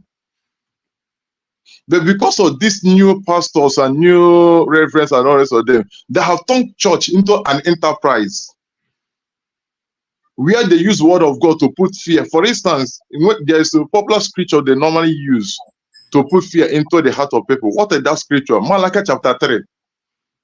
Chapter 3 from 8, 9, 10, and 11. When they use that scripture, they say that you are cursed. Let me tell you the truth. When you look at the Bible, what Jesus did, according to 2 Colossians chapter 2, verse 14 and 15, say, having wiped out the ordinances, what is that ordinances that was contrary to us? Every causes that they attached to that Malachi concerning tithes. But because of people are blind into the word of God, People are blind to understand what scripture is saying. They use all these things to put fear in them. The people began to bring money, like first fruits. They are talking about first fruits. I'm saying the right things. They are talking about first fruits. Let me tell you, if you look at the weird Paul write to Galatians and all the rest of them, you know, all these things that happened that made Paul to shout, "Oh, foolish Galatians, who bewitched you?" This Apostle Paul saying it, "Oh, foolish Galatians, who bewitched you?" Because they have left the direction and teachings that they're supposed to follow and begin to follow all these pastors that put fear in them. They begin to fear them. Now, I want us to talk about something that is very serious in the building churches and all the rest of them. Let me tell you one thing. Here in India, they respect religions, they respect Christians, they respect Muslims, they respect Hindus and all the rest of them. But you do not cross your boundaries. You do not cross your boundaries. Here in India, they use gold to build a church. I mean, to build a Hindu temple. Here in India. But one thing they need to do, they pay tax. Government collect their own tax. They don't play with it. You give them government tax because they find that they are running what a business, an enterprise over that place. So please, the problem that we have in Nigeria is that the devil itself has used weapon of hunger, poverty, and meant people to grow up, to focus in the church. And pastor began to tell them that, come, God will bless you. Come, read this money, bring this, that. Finally, please, finally, I want to talk about this school they are talking of. This thing is something that happens to me when I was in Nigeria. What happened? The church asked to contribute money and build a school. And the school have academy, secondary school, and university. Do you know that all these pastors that are pastors in all these branches, none of their children is a partaker of this school? And they asked us to contribute money for university. I called the general overseer and said, listen to me, man. If people that are pastors that work under you, their children, one of their children could not benefit from this school, then you expect me to contribute money to build a university. For what reason? I told them this is the wrong thing they're supposed to do. And the man see me as an enemy of progress, but indirectly, I'm saying the truth. So if church want to build something, let it be a helping hand to the member of the church that will benefit from it. If you read the book of Acts chapter 2, verse 42 and 43, it makes something sense. It said that all of them, they are breaking bread and equal, run to house, helping each other. They share according to the needs of each other. So church is supposed to be a helping hand to grow people spiritually and physically, not a place of sorting money from them. Thank you so much. All right, thank you. I really appreciate that you stayed up 3 a.m. to be able to contribute from India. I know you've been in and out, but thank you. Just to remind our viewers again, tomorrow we have Adeola coming on the show. She will actually join us at 1 p.m. US time, but we're going to start at 11:30. So what I'm proposing is that we start having conversation, anything connected to probably this topic tomorrow until she joins us at 1. So I will appeal to people to quickly, the rest of the people that we're coming to, not to drag this for too long. We probably will start with this again tomorrow until she comes. So we could use that time before she comes on the show to talk about this more. There are a few other things that we really need to touch on: fake certificates and the reaction of the Nigerian government, and the situation in Ogun State where the bandits is actually something that is ongoing, and people are bashing us that we are talking about church when security issues are happening in some other places. But the point is that there will always be security issues, and even when we talk about that, people will say you're talking too much on this topic. So it's really not a major issue. But I think we need to hurry up with this topic and maybe get to other important things. And I know that Jim is here to talk, Forefathers is here to talk. So I'm just appealing to those who are here to speak. Maybe they can summarize it. We can continue from this conversation tomorrow. Oui. Please, quickly, when you say U.S. time, is it Eastern, Pacific? Eastern, yeah. Always New York. I think from New York perspective. Thank you. All right, yeah. Let me address what Tone said. Tone, at no point did I say you accused Ekpoma of anything. All I was trying to say to you was that we should be careful how we generalize, whether you like it or not. For as long as I've lived, the name Ekpoma has always been associated with something that is negative. So what I was just saying was that it happens in every university. When I went to Ekpoma, the architecture department, the law department, was one of the best in the country. Engineering was solid. We had more than 12 professors. Professor Madumeze that died, I can mention their names. Professor Bolaho was there when he did his research on snail. There's a good book of records. So I just want to say, what I was just trying to say to you was that it happens everywhere. But we thank God that we have people within those institutions, whether it's Unilag or Uniben or anything, that excel to make us proud, right? That's what I was just trying to say. So I wasn't trying to say you said something bad or anything. I was just trying to... No, we're saying the same thing anyway. But yeah, it all happens. Why I mentioned that is in reference to one or two people that I know personally have done that before. So that's cool. All right. Thank you, we. Okay. No problem. That's good. No. Go ahead. Just make it quick. I agree with what. Dr. Rudolph. Rudolph, can I address the No, Alaba, no address and no. I agree with what Eagles has said about the church and what Righteous Man also said. I think end of the day, it's about us. It's not about the physical edifice called a church. It's we the people. It's the individual that is a church of God. People might misappropriate money and use it wrongly for different kind of reasons, but end of the day, it's about us. On that last day when we all stand before God, they're not going to ask who built the best church in Akwa Ibom or in Benin. It's going to be about me trying to tell God that I'm good enough to enter into his kingdom and maybe get one of the nice rooms in the mansion. So that's where I am when it comes to that.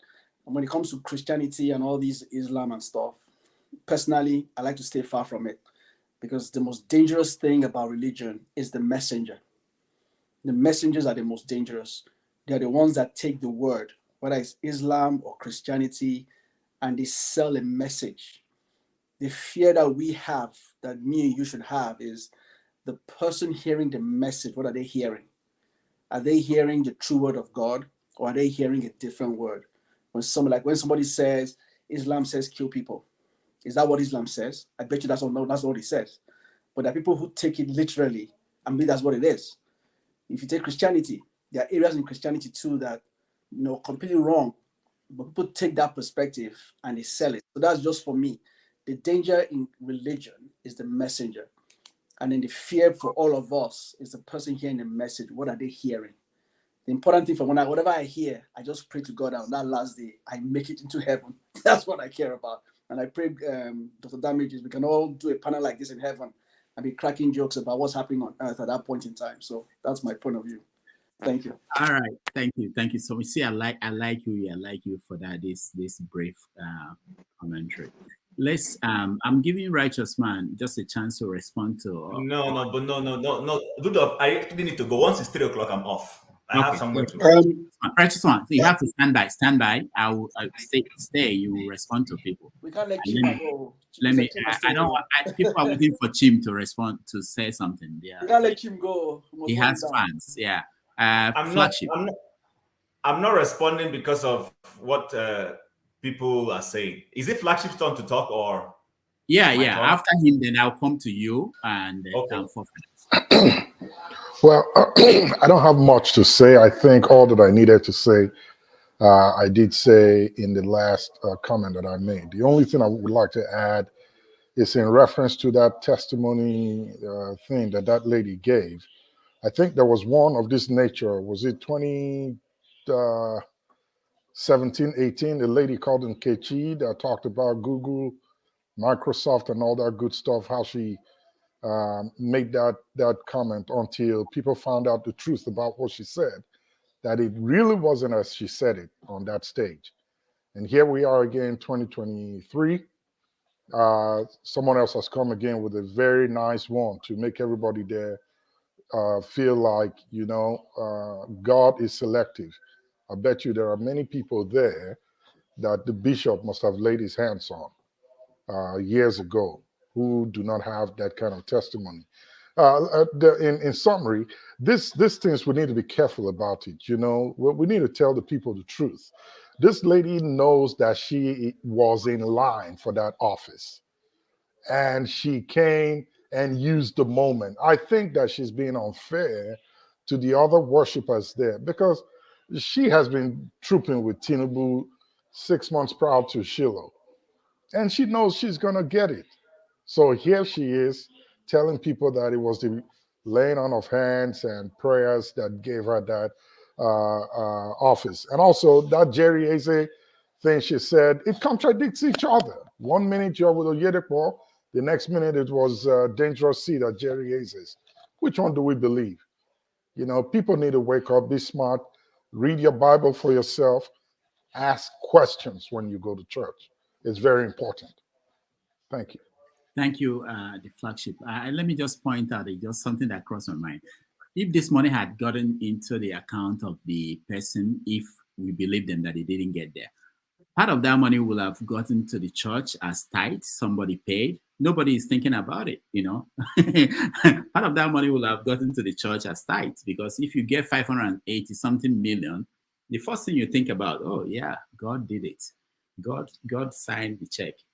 Anyway, Chim, your chance. Okay, thank you very much, Rudolph. First and foremost, it's difficult to, bring any major difference in view in terms of what people have said. But let me just start from saying this. In the conversation about God and religion, there's always something we fail to appreciate, irrespective of where we stand, is the fact that I believe in God. So, and hopefully many of us here, the Bible tells us that God has given us a free choice. He says, I've set before you life and death. Choose you life. God knows that. See, God could have designed us and make us like robots. I mean, my remote control at home, I switch it and I use it the way I want. But incidentally, he didn't make us that way. He created us to be free will agents, to choose to do what is good. But the thing about it is, he set a template to say, this is the right thing to do. Incidentally, human beings choose, and God does not have to force anybody. So we must always have that at the back of our mind. Now, the other thing flowing from what I've just said is the fact that my people perish for lack of knowledge. My people perish for lack of knowledge, meaning people don't read their scriptures, like Flagship has said. People don't take time to search the scriptures for themselves. People just literally want to be spoon-fed. Importantly, Nigerian Christians love to be spoon-fed. We love to go for meetings where they are praying. Somebody wants to go and bid for a contract, to go and, Papa, I'm going to say, Papa, please pray for me. Who'll sit down with his team and put together a good brief that he or she thinks will be able to sell to who or she, whichever company you're going to. You want to be, so you're telling me that your Papa will pray for you, and your bad business plan will certainly be the one that people would prefer. And the person who has taken time, looked through the company's needs, and is presenting a fantastic solution, they won't pick him. You understand? So that's another thing I want to put out there. The other thing I want to say is this. There will always be bad examples in any circumstance. There will always be bad ambassadors. There will be people who would, present the wrong picture. As a family member, I carry a name that other people have treaded on. I see my father say, don't give this family a bad name. Don't be the one that will carry that last name and people begin to wonder, is this the same family I know? That's how I believe God feels most of the time with certain of us, be they GOs, be they pastors, be they bishops, let's go and watch.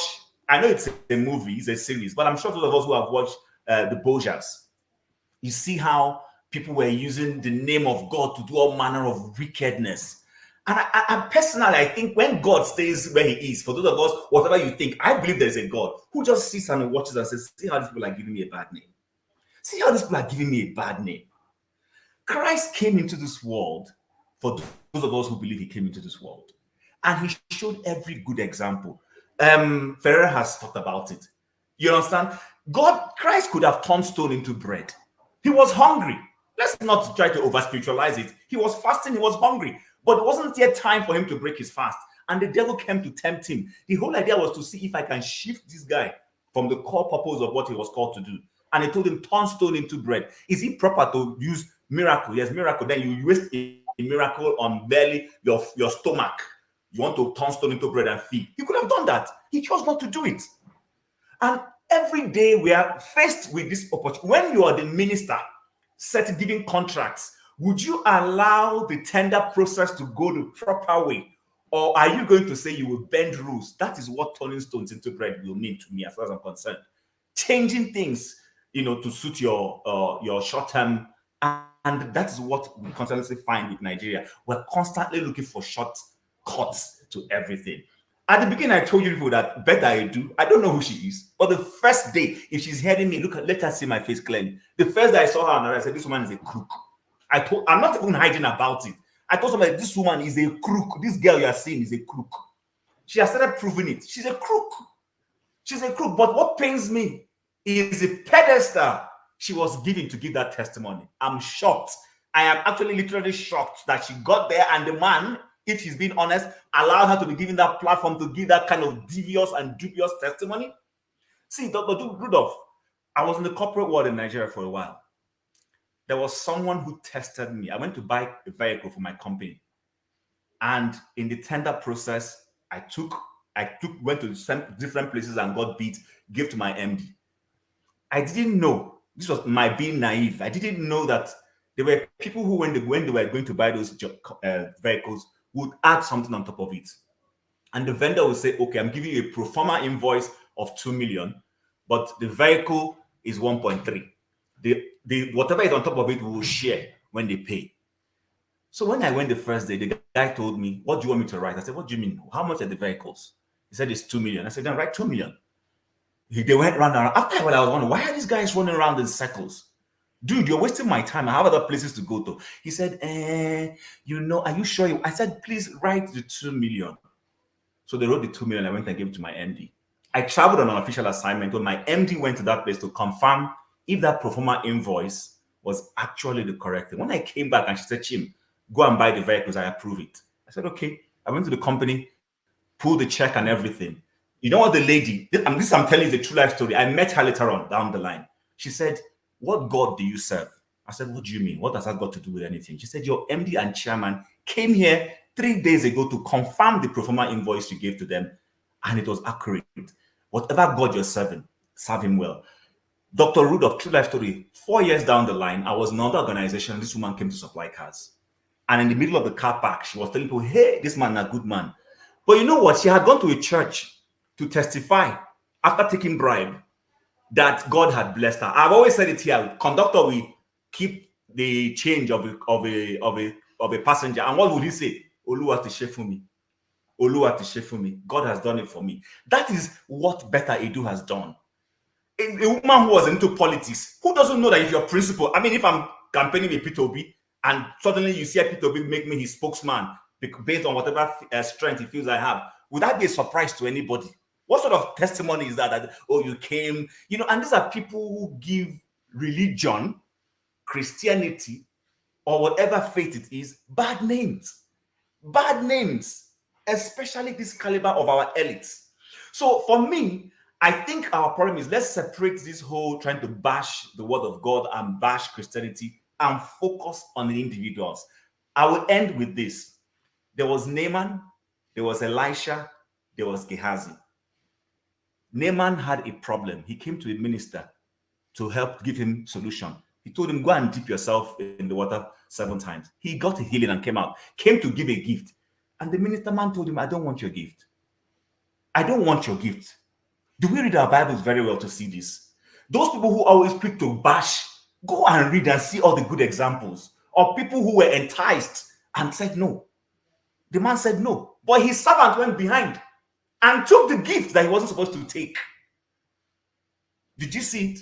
So why am I always bringing this out? I'm not going to, because of some bad eggs, bad examples, then I will say Christianity is not a good religion or that there is no God. No.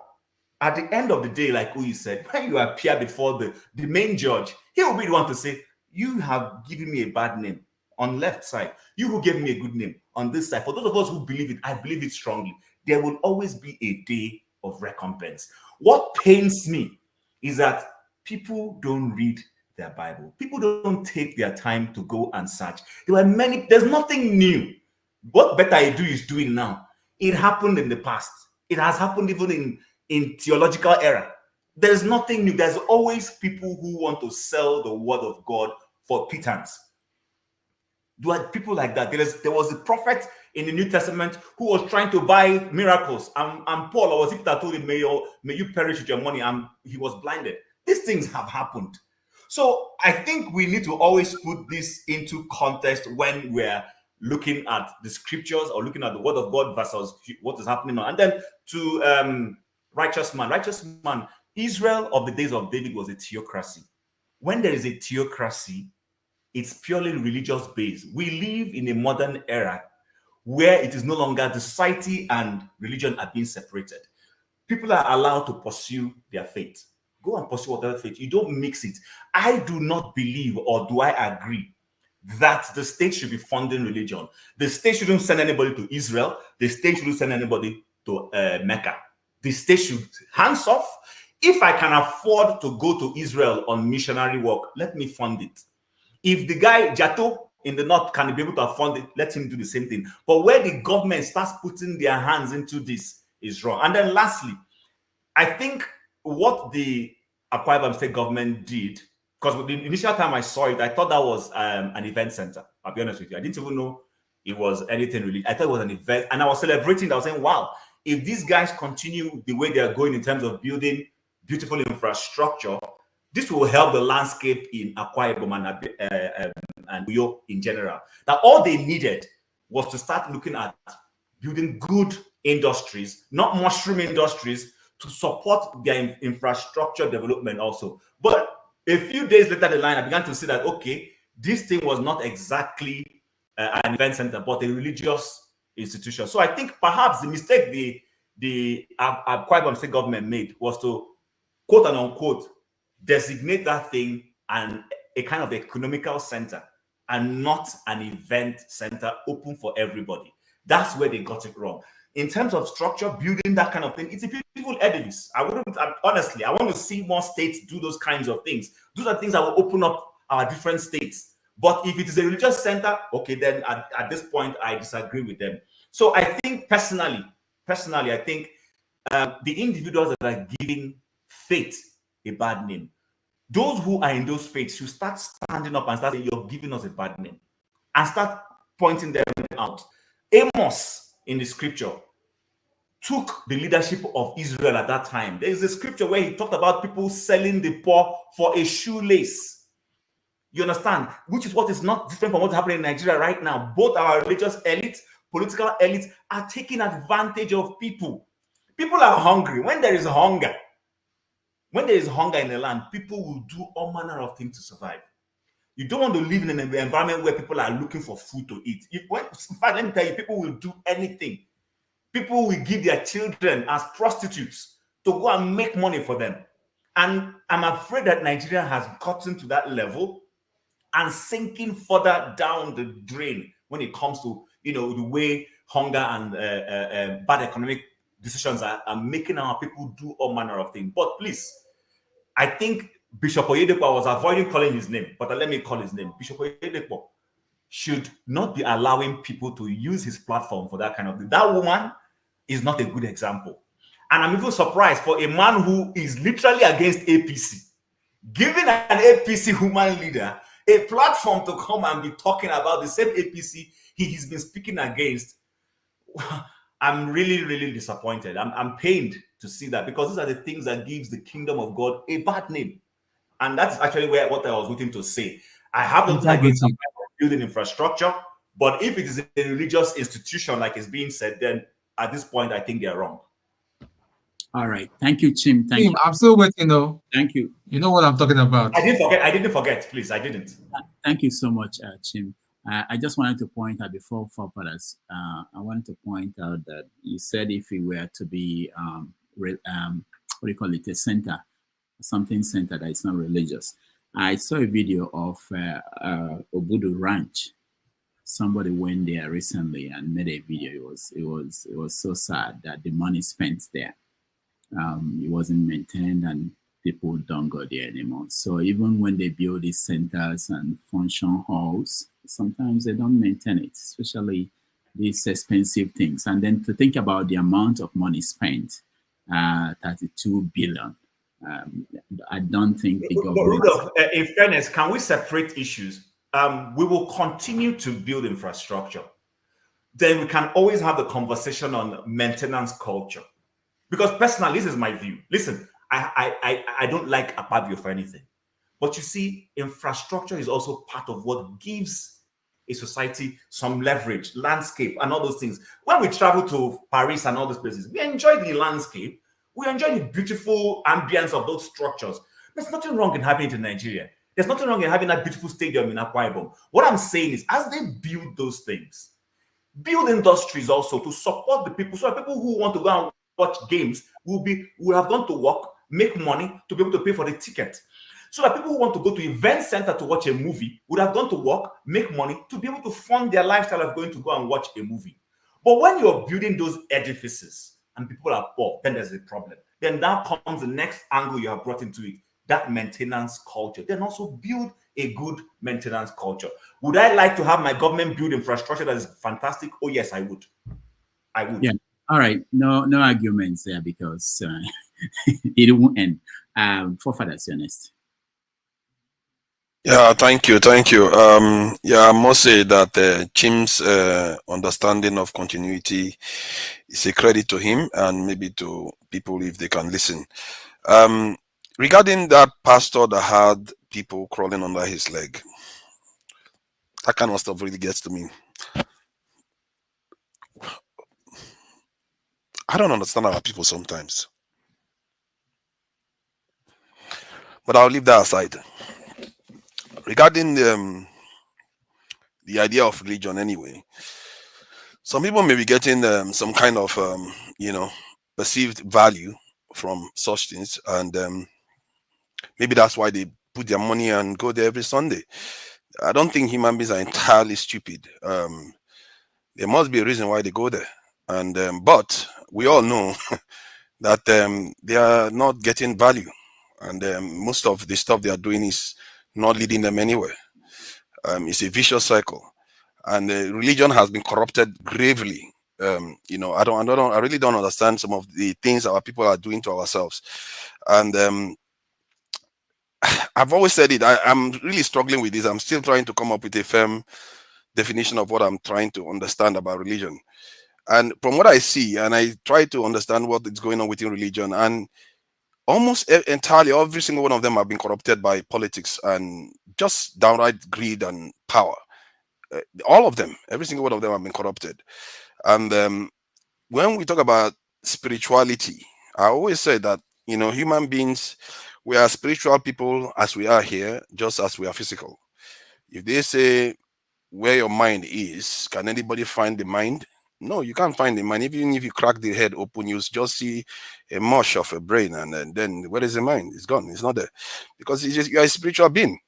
And I think we've lost track of what religion truly means, and we have to start reuniting it with what we are. And because all religion talks about how you need to understand the creation, how you need to be, understand the greater good and be kind to other people. But ultimately, you truly have to listen to the word, what it is telling you. And most of the stuff I talk about it has nothing to do with what I read. It's what somebody once said, that if you want to know the truth of the word, just look at it, understand it for what it really is. That's your true education. And without this education that we have now, it's just a new form of it. But the true education is the people that didn't have education the first time we evolved, they looked at the world and learned. And we should never forget that. And because that is where the true spring of knowledge comes from. And that is the purpose of life. If you look at it, it's the most essential purpose of life, why we are here. When you ask why did God create the world in all religions, you tend to find similar answers. Every single one of them talks about having to know God. Even when they talk about God is the word and the word is God, it's still the same thing. They all talk about how we need to study. And you wonder why, when I look at it, and for me, actually correlates with why the Europeans are doing better, because they study the world more. They listen more to the world. They actually listen to what the world is all about more than we do. We think we knew it, but we've corrupted it, and like what the lady did in church, saying that, just because she got a religious, that's got a job, is down to God. And, that's a corruption of what your job is supposed to be. Because she probably, use a connection to knock one person out of the position or the other. Is she the most qualified person to be there? Quite not likely. But she got there because of she used connection. She didn't just sit there and pray. And the prayer just got answered in that place. So for me, I just feel like I cannot say I understand this, but I'm still trying to truly understand the nature of things. And I really encourage people to do a bit more of that, because that is where our future lies. You have to break new ground. You can't keep going around in cycles the way we have been doing. Thank you. You have more time. Forefather, do you believe in God? There is not much to say now. What is there to say? Forefather, do you believe in God? Of course I do. I didn't create myself, did I? All right. Let's go to give a righteous. Dr. Rudolph. I'm coming now. Let's give righteous man opportunity to respond to. So righteous man. Yeah. I am very happy for the submissions of every panelist, and even in the commentary section. I think everybody have been making reference to what I said, and I hold nothing against anybody for thinking the way the person thought in his or her heart. What I said had been misinterpreted. And sometimes when I go back to listen to this panel, after we must have closed for the day, I discovered that sometimes we respond or reply to people completely outside what that person must have said. So sometimes I ask myself, maybe it's the speaker or the voice, does not get to us at the time that we will understand what that person said.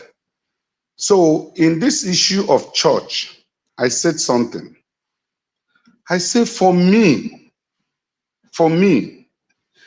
the governor or whoever that built that church, instead of him taking the money to store in a foreign bank and he used it to build a state-owned religious place, it's better for me than carrying that 32 billion and put it in a foreign bank on behalf of himself and his family. And then that country will be using that money to grow their economy.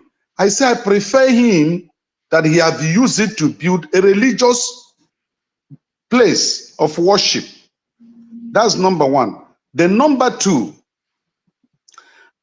I did not say that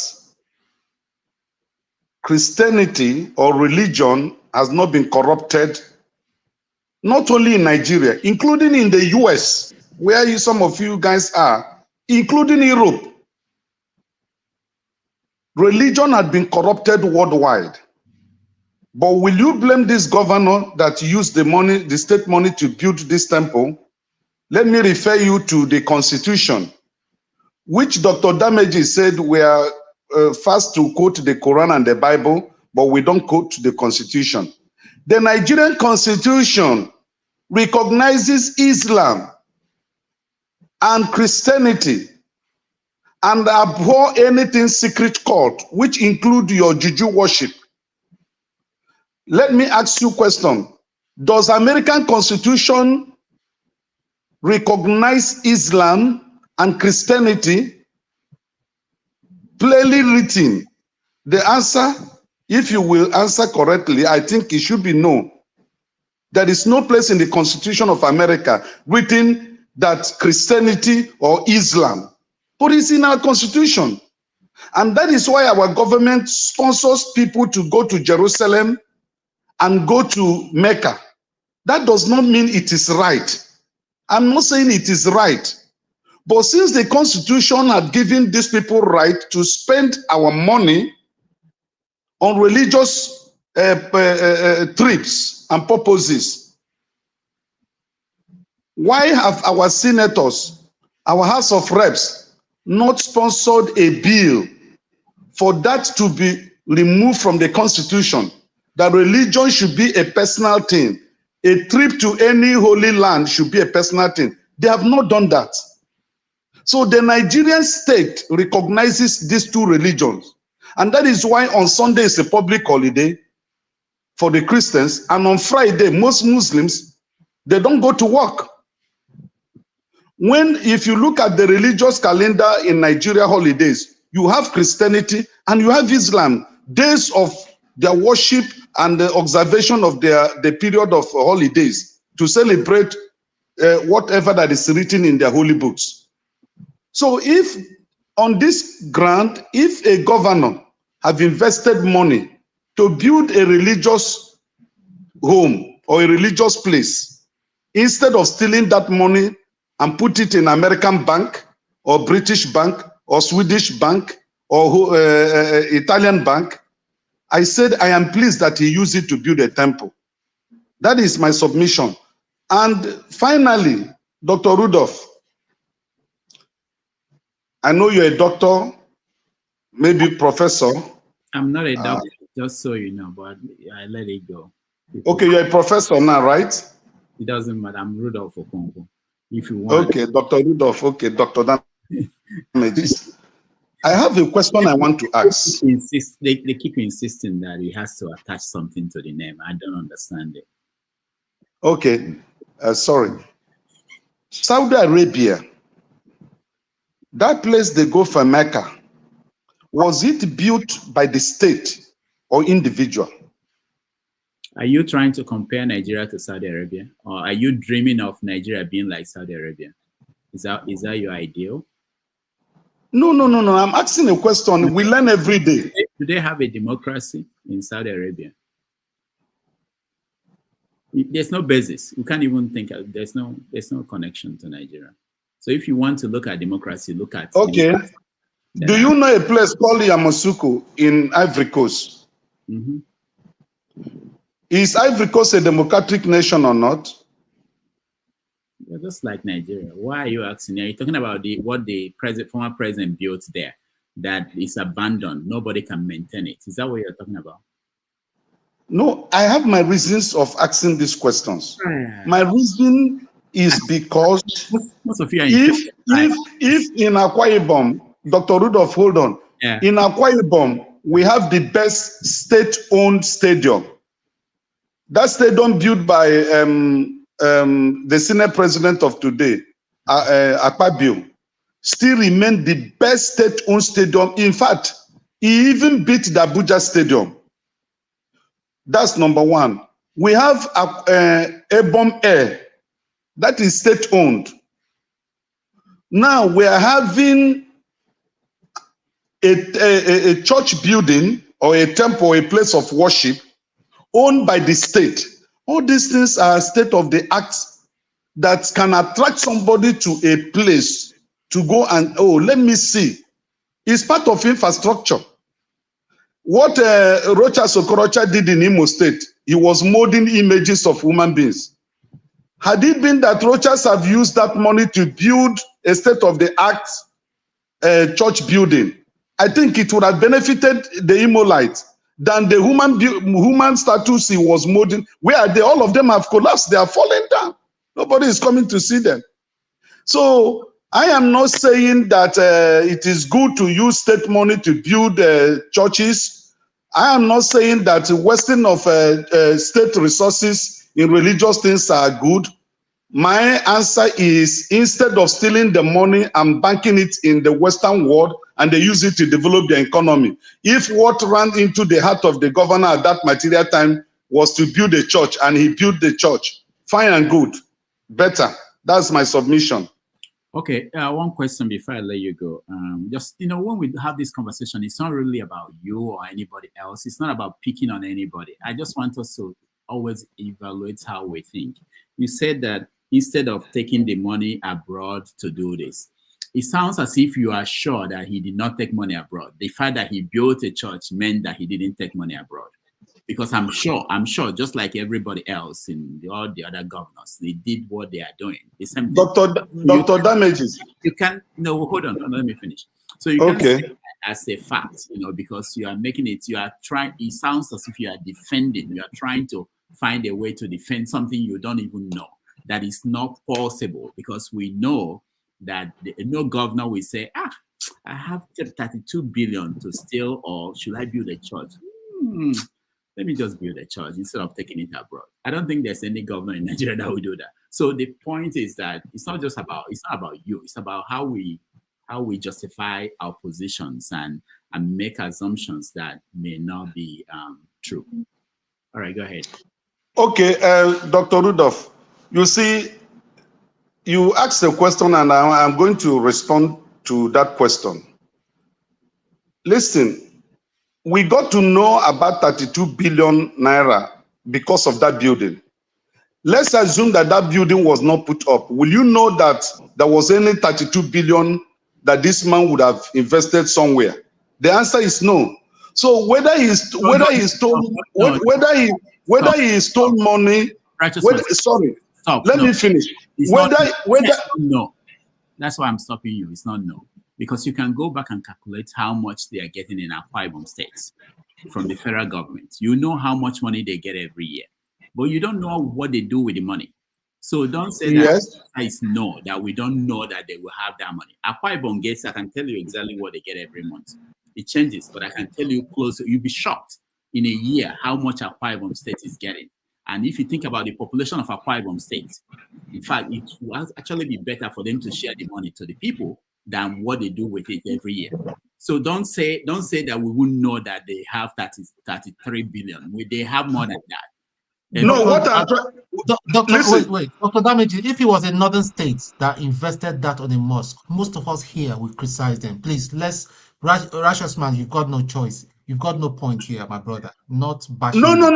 Tone, listen. No, Tone, listen. You guys are not understanding me.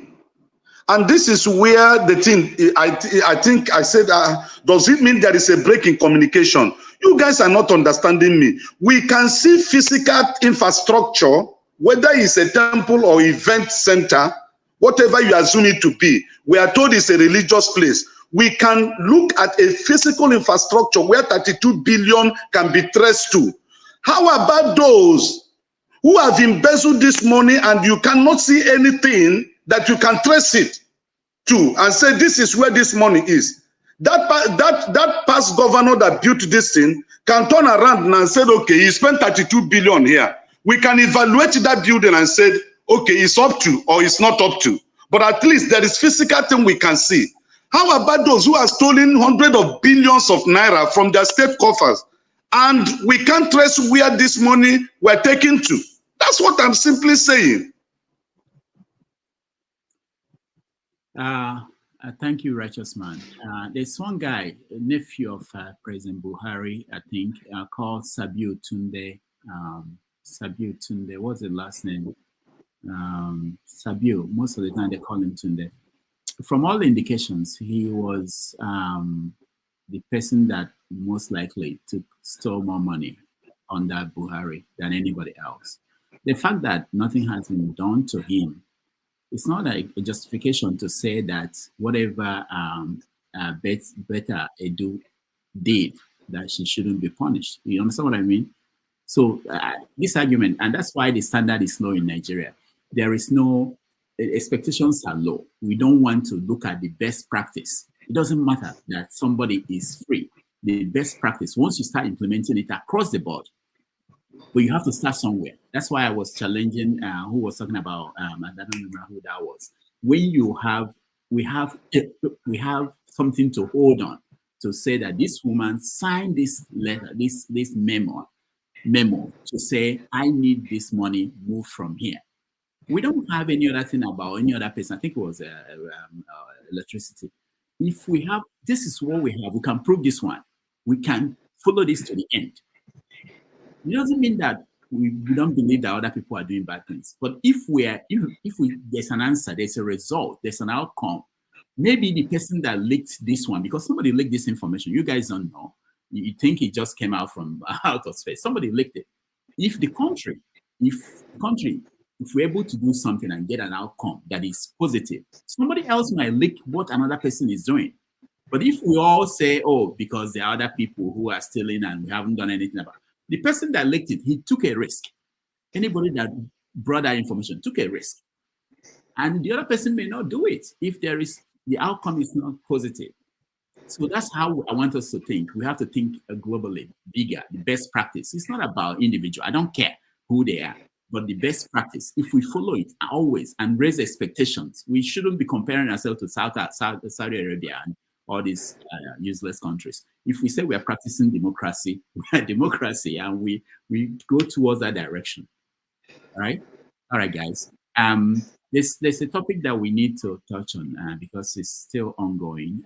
The issue in Rudolph, that's your last statement is making you to be exactly like me. Oh. No, I just felt like I have to air my view on this. It's not that I don't have opinion, of course I do, and sometimes I think we have to raise the conversation too, So, all right, guys. So there's two things: fake certificates and fake universities. And the reaction of the president and the government to those things. Now, most people don't know what happened. A reporter pretended to be a student, was interested in going to school, and went to Benin Republic, got a certificate in weeks without going to the school, and then went in to apply to do youth service, and he was able to do youth service in Nigeria, got registered and everything. So it blew up in the face of people, and there are a lot of people who got certificates from there, and the government moved immediately and said, okay, we have to review this, we have to stop them from. So, and when we talk about people who run your country, people started making comparisons with Bola Tinubu and his certificate issue in Chicago, and so, Okija, welcome to the show. Happy New Year. Dalo, well done. Happy New Year to you and your family.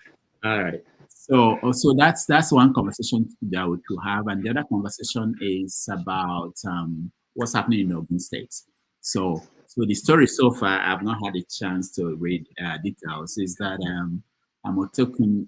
they were overtaken by the bandits who are better armed, and it raises the question about defense and forefathers.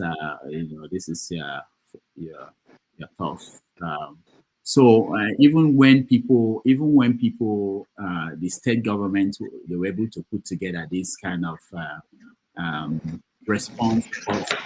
Sometimes they're overwhelmed by these people who come, as we know, and we discussed last week, from outside the country, for the most part. And there was a video by the very dark man. I think that's what he's called. He went to Plateau State and found out there were things. Oh, on the north Ogun. Okay, I was told that it's on the north Ogun. All right. So there's this idea that most of these attacks are happening at places where there are solid minerals. That the goal is to push people out from that area and eventually take over the place. So that's an interesting thing that we need to have a conversation around that. And I think to start it off, maybe we should play this video and then we'll start that conversation. Well, okay, I will let you speak next when we come back. Okay. In Jos, where those people came to attack those poor people, if you remember the video again, where they were pulling a child from behind his dead mother and his dead folks, you understand? So this is where it happened. Now, let me tell you what's funny. Bring the camera down. This is tin. This is tin. These are minerals. Look at it on the ground. These are minerals. So it is pretty obvious. See them, come. It is pretty obvious that these people are being killed because of the richness of their land. Can you imagine they had to burn down the place? Come. See, start from here. They had to burn down the place. See these houses? Everything burnt down. We came into this village. There's literally nobody in the village. Like literally nobody. They had to run away from their own land, from the place where they were born, where their grandparents lived. Do you understand? Can you imagine minerals on the ground? See, minerals on the ground. Minerals on the ground. That means this land is rich. Why are they doing this? I don't know. It is obvious, but we act as if I don't know for political reasons. But please, please, Nigerian government, please. Now, I'll take you to where the children are. The children that are being affected. Those people that they killed, their children. I will take you to the IDP camp where they are. If you see them, then let's not even talk about the ones that are in the hospital without hand and legs because of insecurity in Nigeria or because of greed. What we all can enjoy in Nigeria, we have a lot of minerals in Nigeria that we all can enjoy. We are not supposed to be poor in this country. Dubai get only oil, sell Dubai day. We are rich anyhow. Look at this land, plain land. Turn this camera. Look at the land, raise it up. Look at this land, plain land. See, plain, beautiful land with raw minerals on the ground. But yet, Nigerians, we are still suffering. We are still poor because of the greed of the people that are supposed to protect us and take care of us. Because of the government. So, basically, somebody was trapped in this car. Somebody was trapped in this car and was burnt. Now, these things, where that guy did? What's it with this? Which bone? Human being bone. What I'm holding now, according to this guy that was here, have you put your face? I know if you show your face, now I just show only your body. So according to this guy, he's saying, waiting. Bones, human being bone. So this is the car. The person was, and as you can see, this is somebody. This is a human being bone. These are bones of somebody. But this is very dark, man, and I'm out here in Jos, Bokos, local government, yeah? Bokos, where the attack happened. So there was an attack on these people. Everybody that you are seeing here, they are not random people. These are like people affected by the attacks that happened on the 24th. It happened on the 24th, 25th, and on the 26th. So a lot of them didn't have the opportunity to do Christmas because of these attacks. And what is funny is that I've done a little bit of investigation. I walked around. Some of them are staying here, and then some of them are staying in this town. Let me see the zinc houses. This place, and then behind. Now come back. So what's going on is, first of all, this is a very big community. How many community was affected? About 28 communities, am I right? About 28 communities were affected, where a lot of houses were burnt. These are like normal people that they go about their day, they make the Irish potatoes that you eat, they send it from here and send it all the way to Abuja, you understand, for you people to eat and you enjoy your life, do you understand? Now, with these people affected, a lot of things that you see in Nigeria cannot be.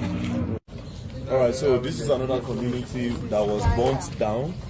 Apparently, this one is even bigger than the last one where we were. Oh, sure. Take it around. Follow me. Show the houses. See livestock are being left, abandoned by their owners. Come. See all these places. See people are. See their animals. See generator. Burnt. This place is bigger. Now let me tell you what's funny. From the last place we were to this place, it's like we drove for like 35 minutes on a normal low driving speed. Now come. Apparently this whole thing happened in a day. They attacked different places in a day.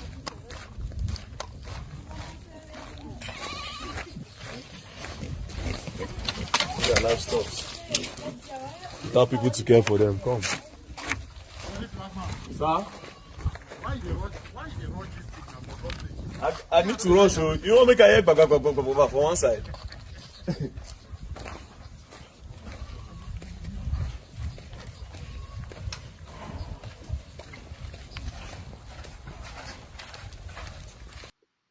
All right.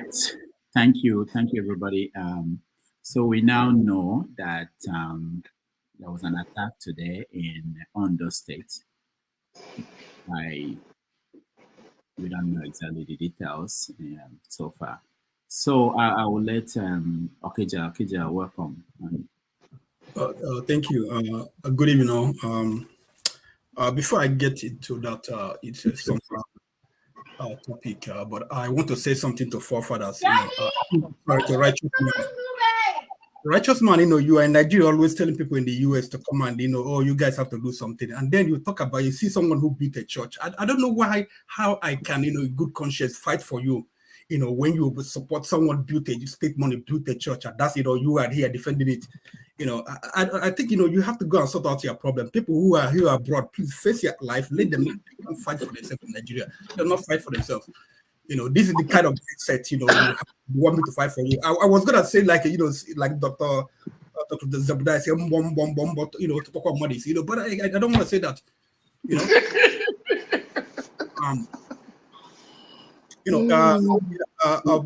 Betta Edu, I think somehow I contributed to her stealing the money because that's breaking news. This is breaking news. Yeah, breaking news. Because there was, like a space. I think it was on Twitter. Some people were bashing her, and I came in also because I never liked her. Which she this all what do they call this? Hair women wear this with Vaughn or whatever what they wear. And she wears a whole lot of them and they're bling bling. And I was like I was saying something, this woman, I mean, why are you dressing like a masquerade all the time, And then someone was telling me that the hair costs about $50,000. So I'm $50,000. I've said women should stop wearing hair. That is the reason. The hair is the reason. Yeah, masquerade, that's what I call the masquerade, masquerade performance. Because Okada masquerade, some of them are like that. So anyway, so I was saying that maybe why she's using only I think the red black one all the time. I was like why not to change it? I thought maybe she stole some money to that's probably what happened. Anyway, but I mean like I said before, I don't know what is going on in Ondo right now. I haven't read the news, but we know what happened in Plateau. Happening Plateau, Kaduna, Benin. It's been happening. I don't know how. I like last time I was here, I said something and people thought I was just joking. I wasn't joking, and I'm not joking. Fulani must go. There is no way to way about it. We must find a way to chase the Fulanis out of Nigeria. I mean it with every strength I have. Fulani, they must go. You see, a people, they don't have land. They are controlling Kaduna. Where are they from? How did they become owners of land in Kaduna? Now they're controlling Kaduna state. They are majority in Kaduna or whatever. They rule Kaduna. They decide what happened in Kaduna. They all over, we South, we are just, playing, we are dreaming. They come on last year, was it 2 years ago, the Ekiti Church. Now we are hearing on those states. They are coming. We have to be prepared to fight to defend our land. I mean, I've said it before. Igbos and Yoruba, I'm not sorry. I don't want to say just Igbos. This old Southeast and the Southwest and the Middle and the Midwest. We need to team together to defend the South. To defend the South, we have to form our own army. We have to do everything possible. Anything we can raise, any guys we can raise, any people we can train. We train them. We have to defend our land because they are coming. It will not be enough for them, and then, look at, during Buhari's regime, nothing was done to put these guys in order. They killing people kill people, so much people in Benin State, and nothing was done. Nobody was arrested. No one person arrested. No one person was arrested. And then you think, that this is going to stop. No, it's not going to stop. We have to rise up. Those in the military, I don't know, Tony, you were in the military, Maxi, he was in the military. You guys know so can I just correct an impression? I think it's unfair to just say all Fulanis must go. They are wonderful Fulani people. Sorry. I've had classmates, they are wonderful people, people of integrity. They are Fulanis. You can form WhatsApp group and stay in touch with them, but they almost go. We don't have any same kind of thinking with these people. What they want to do is, pillage, kill people, occupy. We need to chase them out of Nigeria, just like other people are chasing them out of Ghana. They don't do this kind of nonsense in Ghana. They don't do that. That's what they started in CAR. We need to chase them out of Nigeria. How many people will die, before we do something? How many people will die? They've been doing this, even when I was a child. in Obaru, they come in Obaru and Anambra State, they come with their cattle, they go to Obaru, they go to these people's farm, and the animals, they scatter the farm, eat everything, and then they fight the people. My neighbor, was killed, when one Sunday they came back, news brought that he died because he went to his village in Obaru and they were eating his farm, and he fought and they killed him. So this when I was young. So it hasn't stopped. It will never stop. We have to find a way. Now, it's no longer about cattle. It's now they want to occupy places where they have minerals. Okay, so their brothers, Stone is trying to defend them. What are they saying about it? Have you seen this Fulani man that said, oh, we don't like this. This is not Fulani. With this needs to stop. All right. Okay, I have to stop you. We can't say that anything about all Igbos, all Fulani, or Yoruba in anything. We can't say that. Well, first of all, on this panel, I have to correct that. On this platform, I have to correct that. I can sing national anthem. You can say that, but I'm required to stop the person and make sure I correct that. This is not opinion of this platform that any group will be chased out of the country. First of all, it's not even practical thing to do. It's not. Nobody does something like that. It's not in this age. How do we stop them? And you are not going to if you are on ethnic group, people turn around and say they are going. You are not going to like it. That's what I want people to. No, if we are killing people, okay. Do you see Yoruba people go to Igbo land or go to Hausa land? Killing people. But it's not Fulani people. It's not all Fulani people that are doing this. Then their brothers who are what are they saying? Like in Igbo land, you see people on ground government or killing police. You see Igbos come against them, say stop doing this. You are not doing this in our name. You don't see any Fulani saying you are not doing this in our name. So until they start speaking, maybe I can temper. I think most. Let me say this. I think from my own understanding, most things in Nigeria is simply a failure of law and order, and the people you hold responsible is the people in the government. So let me give you an example. In America here, you have issues with the border in the south.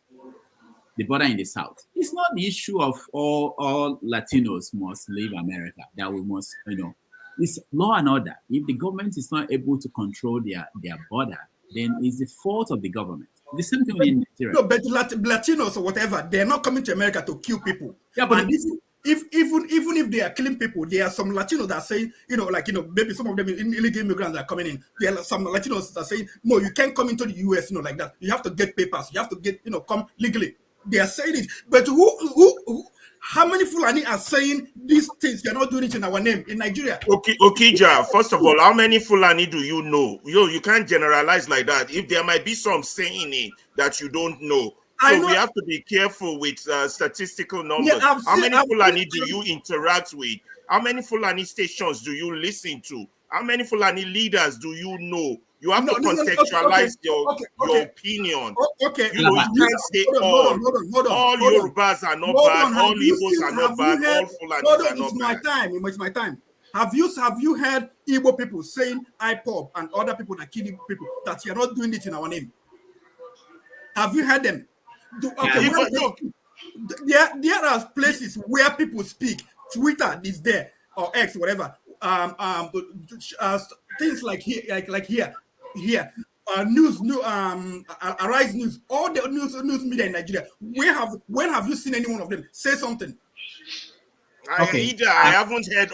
Look, you can't generalize. There's no opinion on earth that has a generalized purpose. You're saying, have I seen Igbo people say this? I have not seen all Igbo people also say release Imam Dikanu. You understand? So you can't just. You can't just anyway, that's my opinion. That's my opinion. Yeah. You have to keep your opinion to a generally accepted standard. No, I don't need standard when it comes to matter of life and death. I don't need standard. Yeah, we can't spread hate. It's not about hate. Illogical opinions. It's not about hate. It's about we don't want you stay on your own. Let me say this. Let me say this one last thing before anything. So Peter, this is a platform that we have, and we can see the participation here.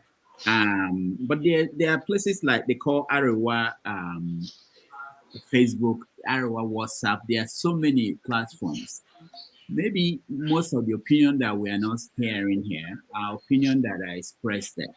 The point I'm making is that there is no basis to say that nobody is speaking. I hate that whenever I hear nobody's talking, nobody's doing this, because we don't know everybody. We don't hear from everybody. I ask here, nobody, have you heard, Dr. Damages, have you heard, have you seen, have you heard? I don't read the Hausa newspapers. Maybe they speak. Do you have to read Hausa newspaper?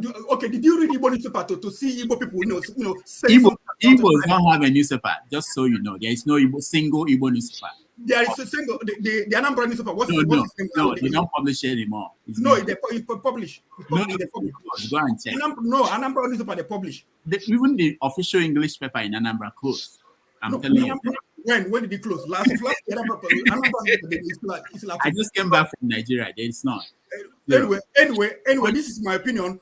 There are places in Nigeria where people come to speak. Okay, what's his name? Or you can put that video online.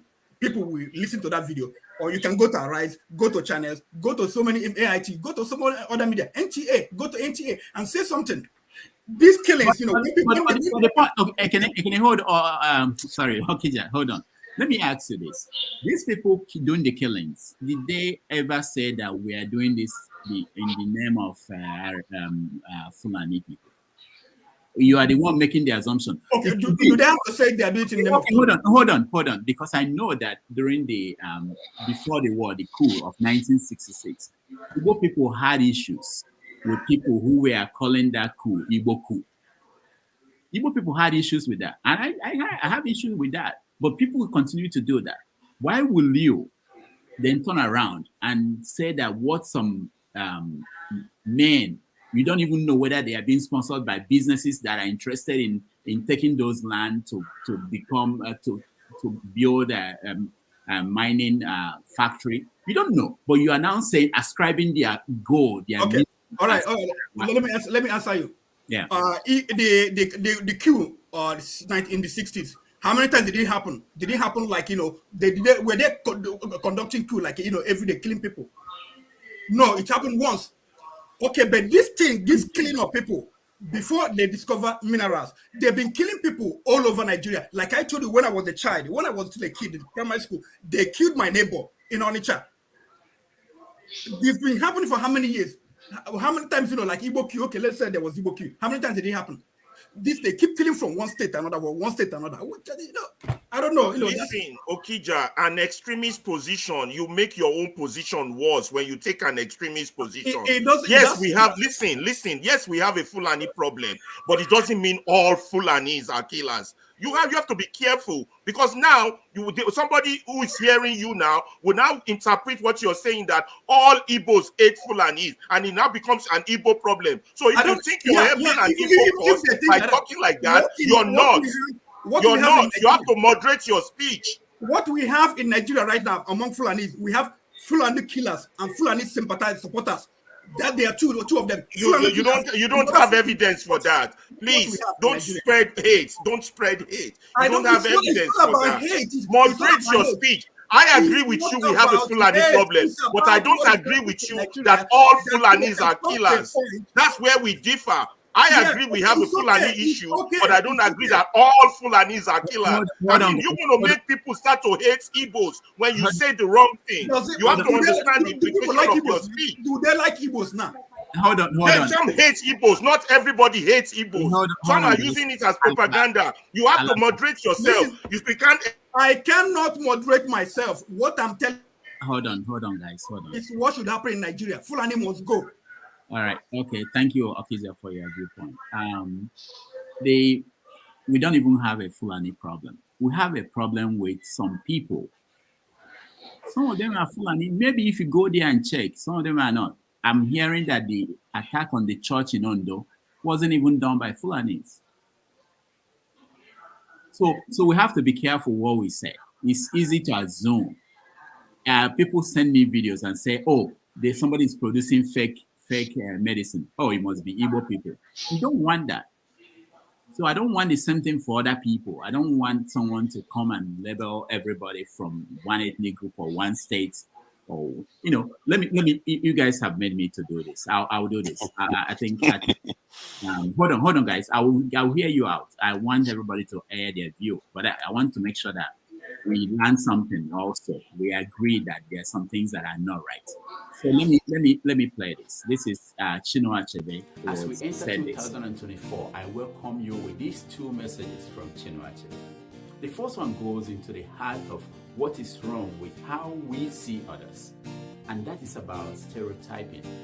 On that, Chinua Achebe writes, stereotypes are not necessarily malicious.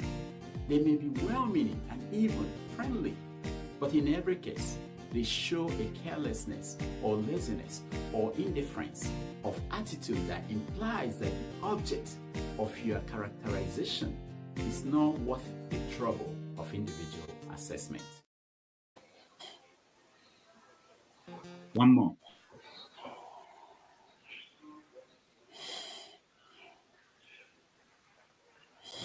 In his essay, Africa's Tarnished Name, Chinua Achebe writes, our humanity is contingent on the humanity of our fellows.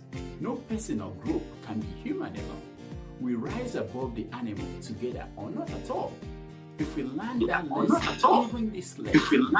lesson, even this lesson, truly, we will have taken it a truly millennial step forward. All right.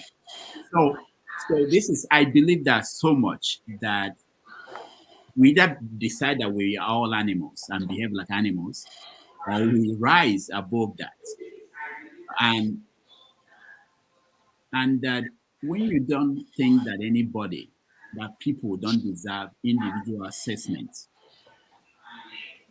that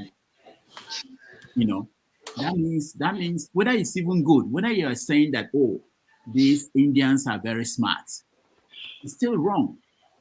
Because I'm sure not all Indians are smart. We all deserve individual assessment. Otherwise, we are just lazy. We are careless. We don't care. It's just, throw out statements out there. All right. I'll let Okada round up if you have any other thing to say.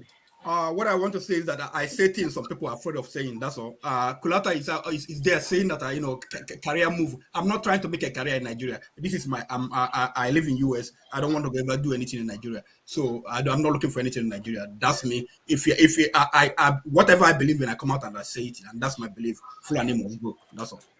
All right. Can I just ask a quick question? I don't understand.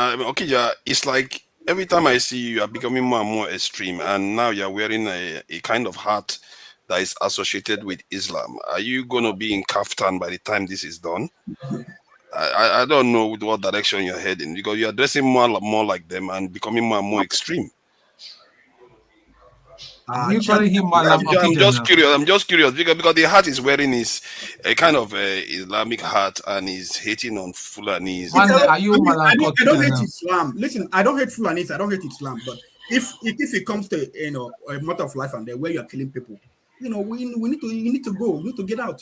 If you come to my house and start killing me, what is it? You have to go. That's the issue. I don't hate them at all. It's not about hate. It has nothing to do with it. So you think that the best option, the fact that you have a problem, your only solution, it's like something is wrong with your leg. Your solution is cut off the leg, cut off your head, and that's the solution. No, okay. Do you know why this is? Because Nigerian government, since when I was a child, they haven't done one single thing. One single thing. So I'm coming up with my own solution. So when the government, in situation where there's absence of government, they cannot take decision. They cannot take action to make everybody's life, preserve anybody's life. So people can restore to any way to protect their lives. So do you support recruiting into the security forces? Danjuma said that we should bear arms. That's his own option. Okija, do you support recruiting into the security forces? Of course. All right. Okay, then that's what you should push for instead of getting rid of Fulanis. Are not our problem. They are not in Somalia, but they have been fighting forever. So let's not always scapegoat a group in the country. Okay. Let's I've hear. made my statement. That's all. Wale, welcome to the show. Dr. Damages, can you put me in the backstage for a few minutes? I'll be right back. All right. Wale, welcome. Good day, everyone. I've been listening to everyone since I've been out, but I couldn't join. Where should I start? With the religion, I think everybody has spoken so well when it comes to this religious aspect. My conclusion would just be in our own part of the world, I mean, from Nigeria, I tend to see us to be very religious, but we're not godly.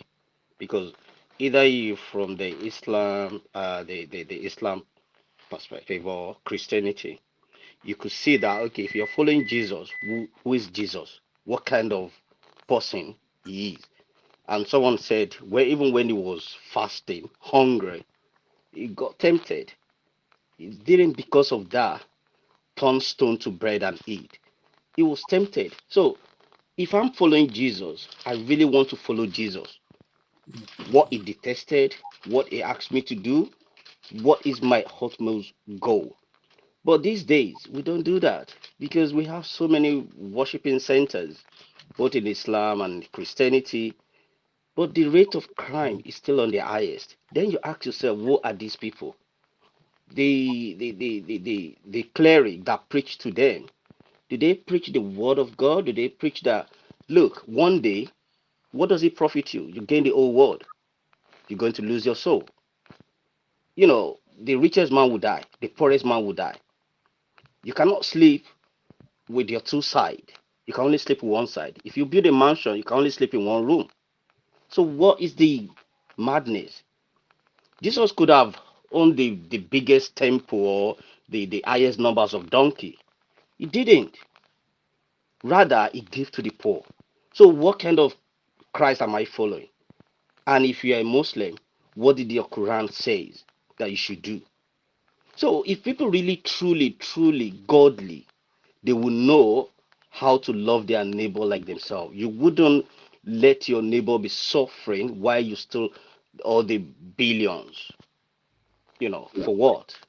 So that is that on the religious aspect, just like Lumido and Mr. Ferrara said, that if we have to talk about this religious matter, my people perish because they lack knowledge. You choose what you want to do. If you want to follow a pastor that want to preach prosperity, it's your choice. If you want to go as a woman, go under a man's leg to be, I don't know, it doesn't even make sense. But that is someone's daughter. That is some people's wife or daughter. I don't know what kind of miracle they are looking for. But to me personally, Job in the Bible had everything gone. Does that made him to change his belief or faith that God is not God anymore? No. So if we can read a lot of people in the Bible, do they not go through temptation? How did Jesus ask us to pray? Do people follow that? That is that on the religion. On that lady that went to church and said she prayed to God to become, that's just, I'm sorry my language, bullshit. And it tells you what it is. Anyway, if we look at everything happening in our country, honestly, sometimes I really respect people in this platform that, you know, intellectual people. I listen to you. But sometimes it got me hungry to say that the government spokesperson, they are just doing their propaganda, their PR. They will pull up a stunt for us to talk about, to split us, to fight each other, to agonize. Whereas they just continue doing their own thing. Tomorrow we'll hear another story again. What is the solution? What can we do? And many people said in this platform that we need to pull the plug in our eyes. We need to ensure that these Binta Edu or whatever their names is, they are not alien. They are from us. If you look at people in this administration or previous administration, you will find the Yoruba, Hausa, Igbo, Fulani. You will find them there. This money they are stealing, who are they spending it for? Probably you and I. And that's why previous week I asked Mr. Chin that if my uncle happened to be a judge, he embezzled money, he sent me to the best university, I qualified as a judge, then it's time for me to pass that judgment for the embezzled uncle. What should I do? and he nail it on the head. That I have two options.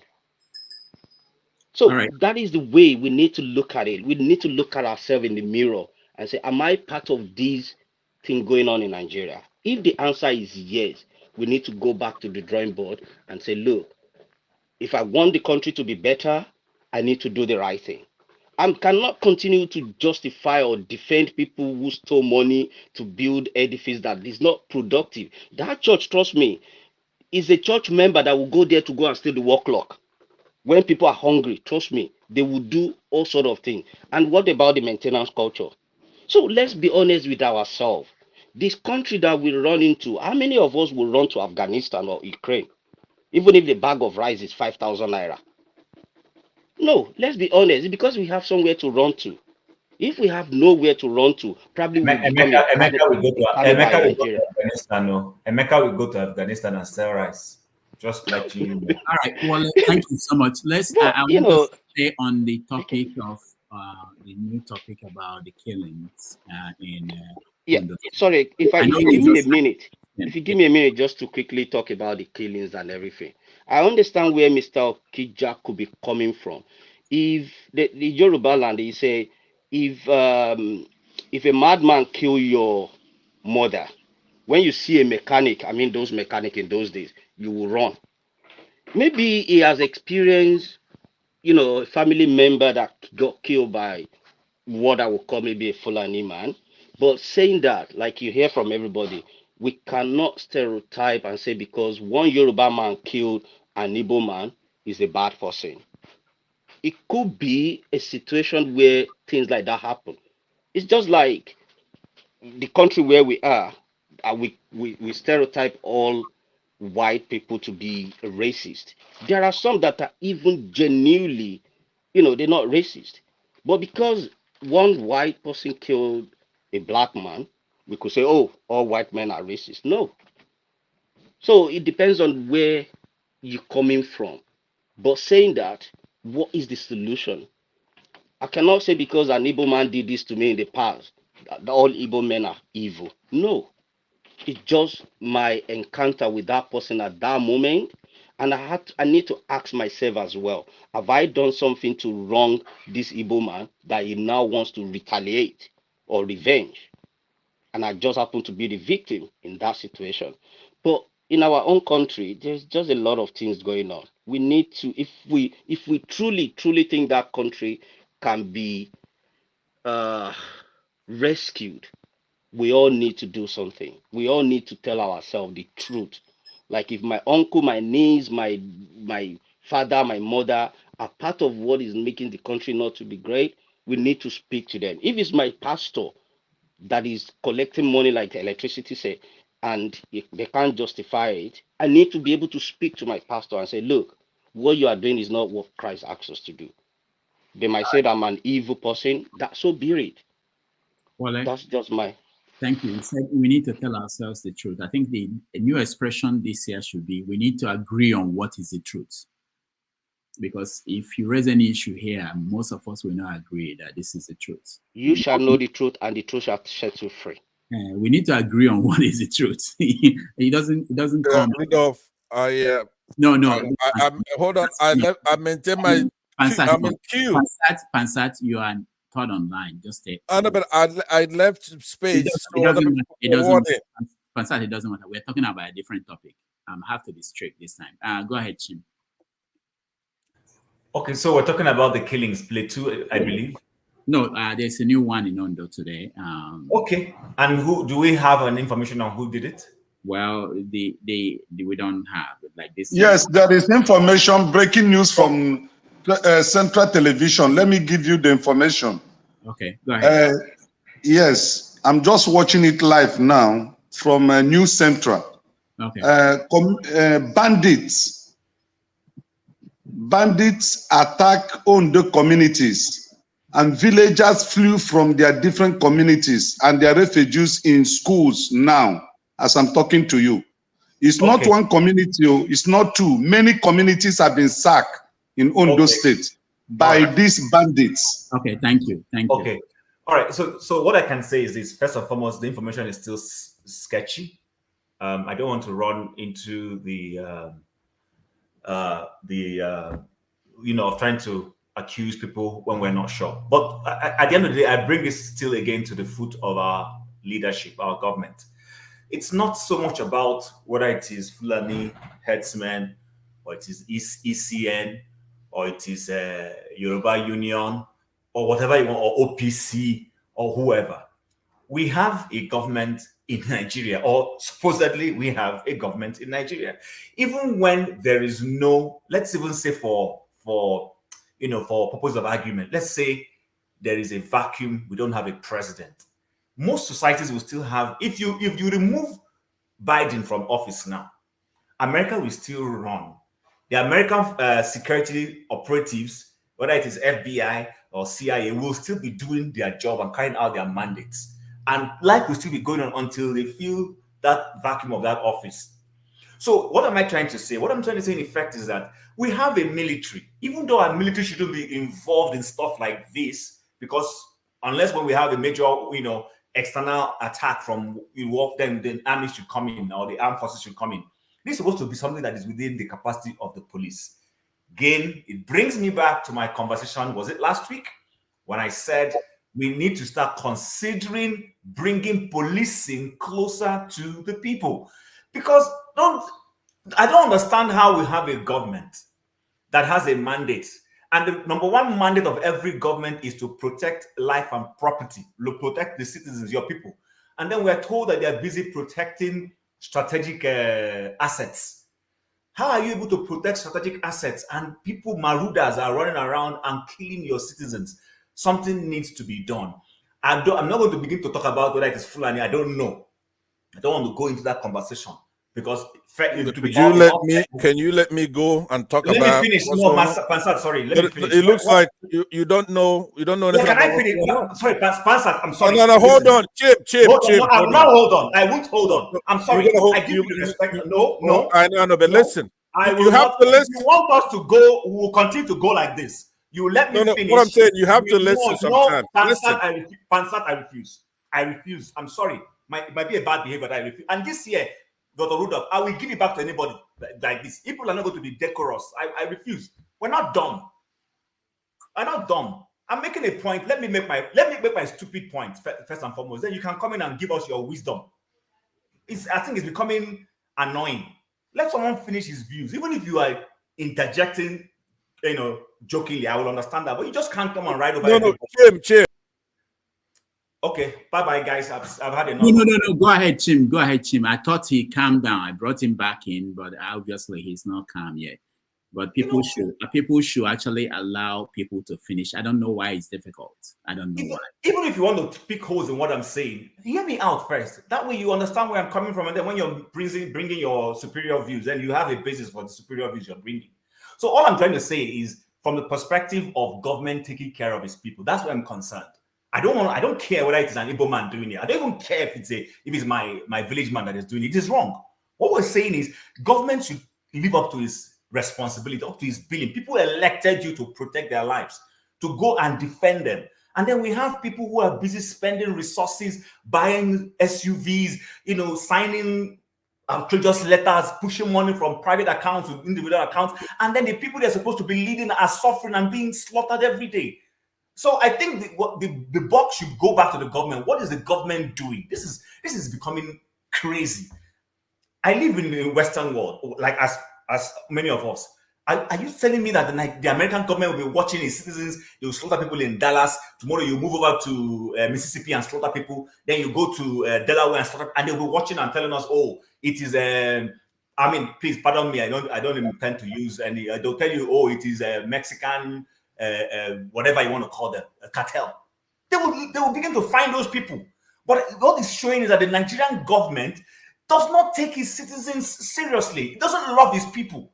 I haven't seen a group of government officials that have this disdain for their people. That is what it is. If you love your people, you will protect them. So I don't even know what we're discussing, but my point is the government needs to live up to its expectations. That's the point I was trying to make. All right, thank you. I just a point to pick on something that you said, Chim, before I go to Mborek, who will be next, and then Pansat. You said this security should be closer to the people. They have Ondo said they have security, but what happened in this case is that they were not.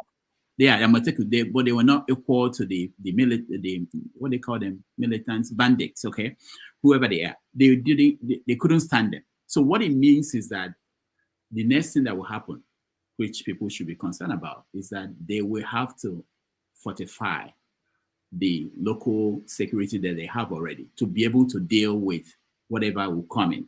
And at that level of arms, we don't know what that will lead to. So that's one. The other thing I wanted to say, hold on. I forgot the other thing I want to say because you were trying to stop me. Go ahead. Sorry, my apologies. So I don't agree with that assertion that Amoteku. Listen, with all this Amoteku talk, Amoteku is limited. Amoteku is not a constitutionally recognized structure for security. It's in their edict. Amoteku does not bear arms. Oh, they do. They do. Officially bear arms. Yeah, or yeah. They just bear arms because.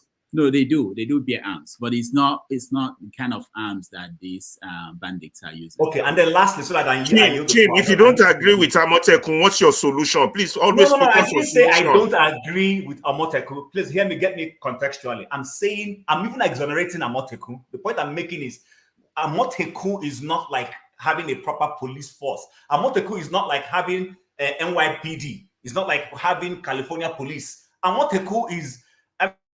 For me, it's just still vigilante.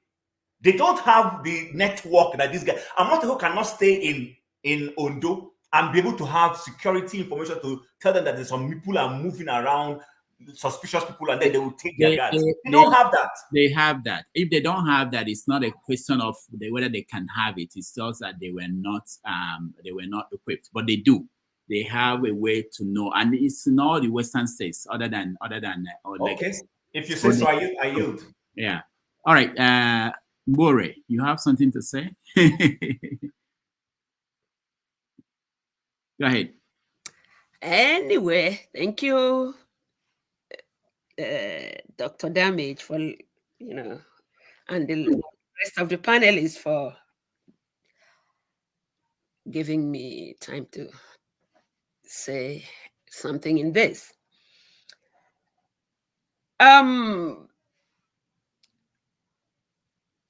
The government, why are they not doing anything? Or why is it that if they send whoever they send, we hear that they had informed the terrorists where they are going to send those people at and to intercept them at such a point? Could it be that the terrorists are doing the government's bidding? Who is it that chooses who becomes a president? So much so that Olusegun Obasanjo and the likes have been what they have been presidents at their own times, but none of them has a navigable way or whether waterway or road that can get to their homes. Whoever is behind those, whoever decides, because somebody decides before a president is picked. I have learned from the panel to not say their names anymore. But what if those who are there making all those decisions, who to pick, what happens, are sending or are, as we all hear, strongly behind these terrorists? So, like I asked before, okay, but in most of the villages, like I told you guys, I was in the village for a long time, between 2021 and 2023.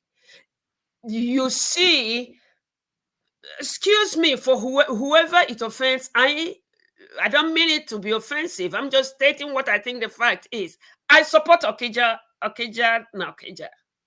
I may not say it's all Fulanese, but when in these villages, remotest areas, Fulanis are encouraged to go there, whether they allow you or rape them if possible, have children.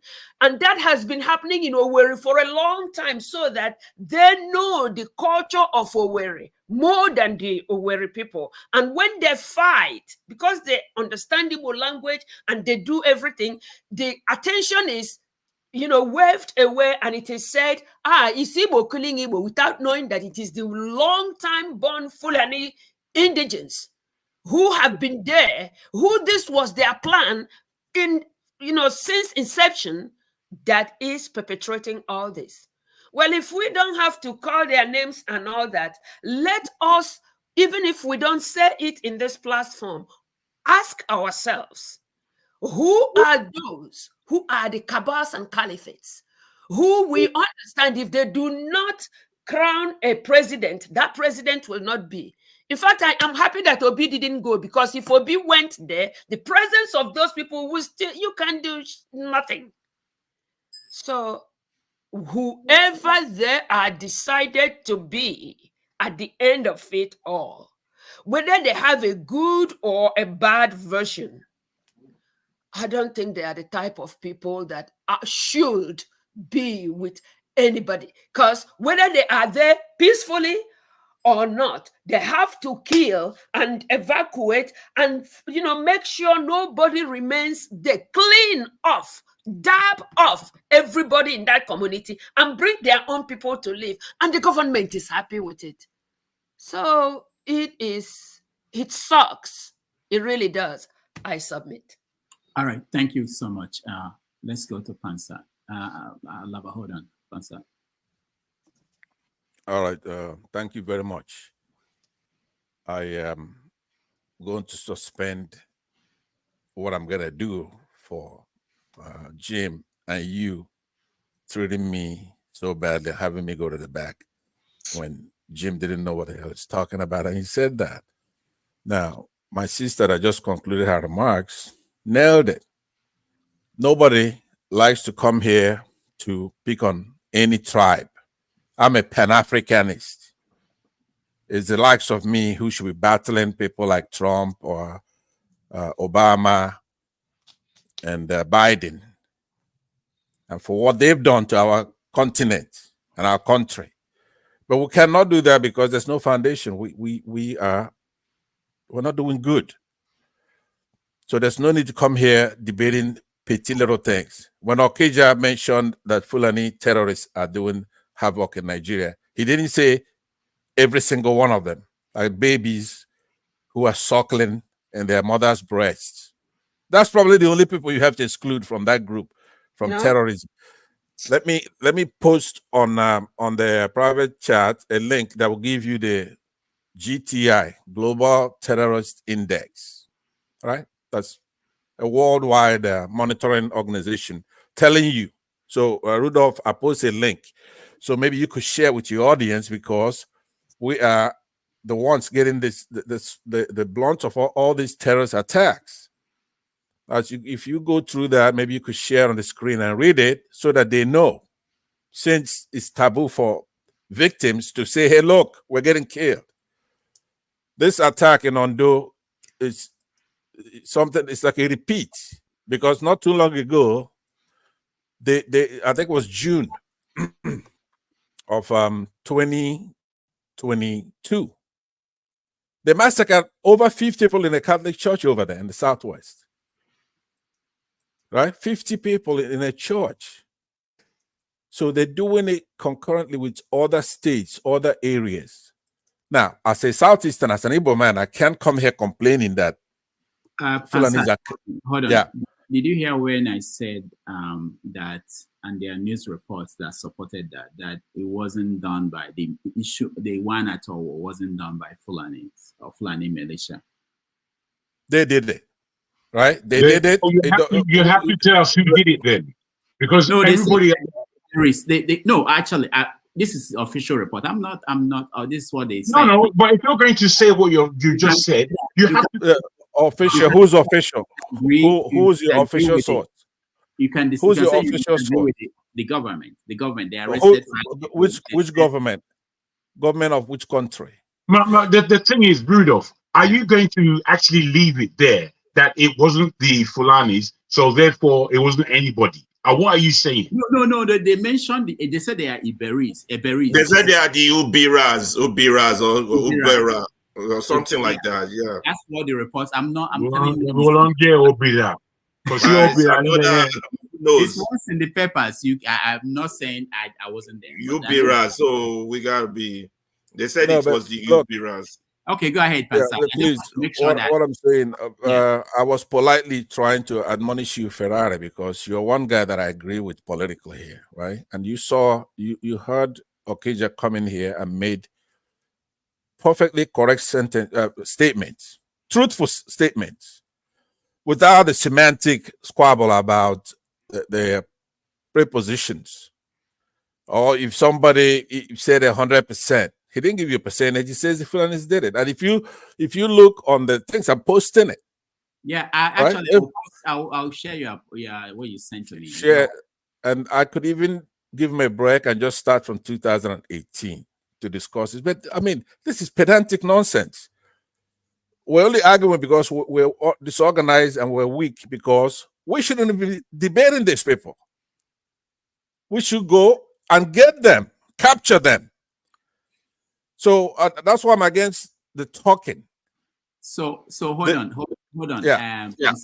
So you are trying to say the main reason why you referred me to this is to mention that I'm trying to just summarize it. That summarize what you read, because I'm not going to read all these things now. No. I know you're a journalist and you know everything about this stuff more than all of us panelists here. Obviously, you want us to have our say, and that's fine. But as you pass through all that, there's not a single paragraph there that doesn't go to the point. But you could share the link, and those who are interested in academic debate can go and look at it. Okay. All I want to show is that I'm speaking from an authority, those who are in the know. This is the GTI index. They rank there. I normally don't try to pass them out and say this is Fulani terrorists and this is ISIS. All of them are Muslim Islamic terrorists. Yeah, go ahead. Yeah. I didn't see any mention of Fulani. I'm seeing Islamic State. I'm seeing Boko Haram. I'm seeing the Hutu rebels. I don't see. But even if there is, they're there. They ranked 5th. As a matter of fact, I mean, it's right there. Maybe it's not this page. Okay. Yeah, it's right there on that page. I mean, they rank up there. But if you want another source, that okay, I can take. I know that it's mentioned Fulani militia, not Fulanis, and also to correct you. When Okija was speaking, he said that all Fulanis must be kicked out of Nigeria. That was what he said. And that was why.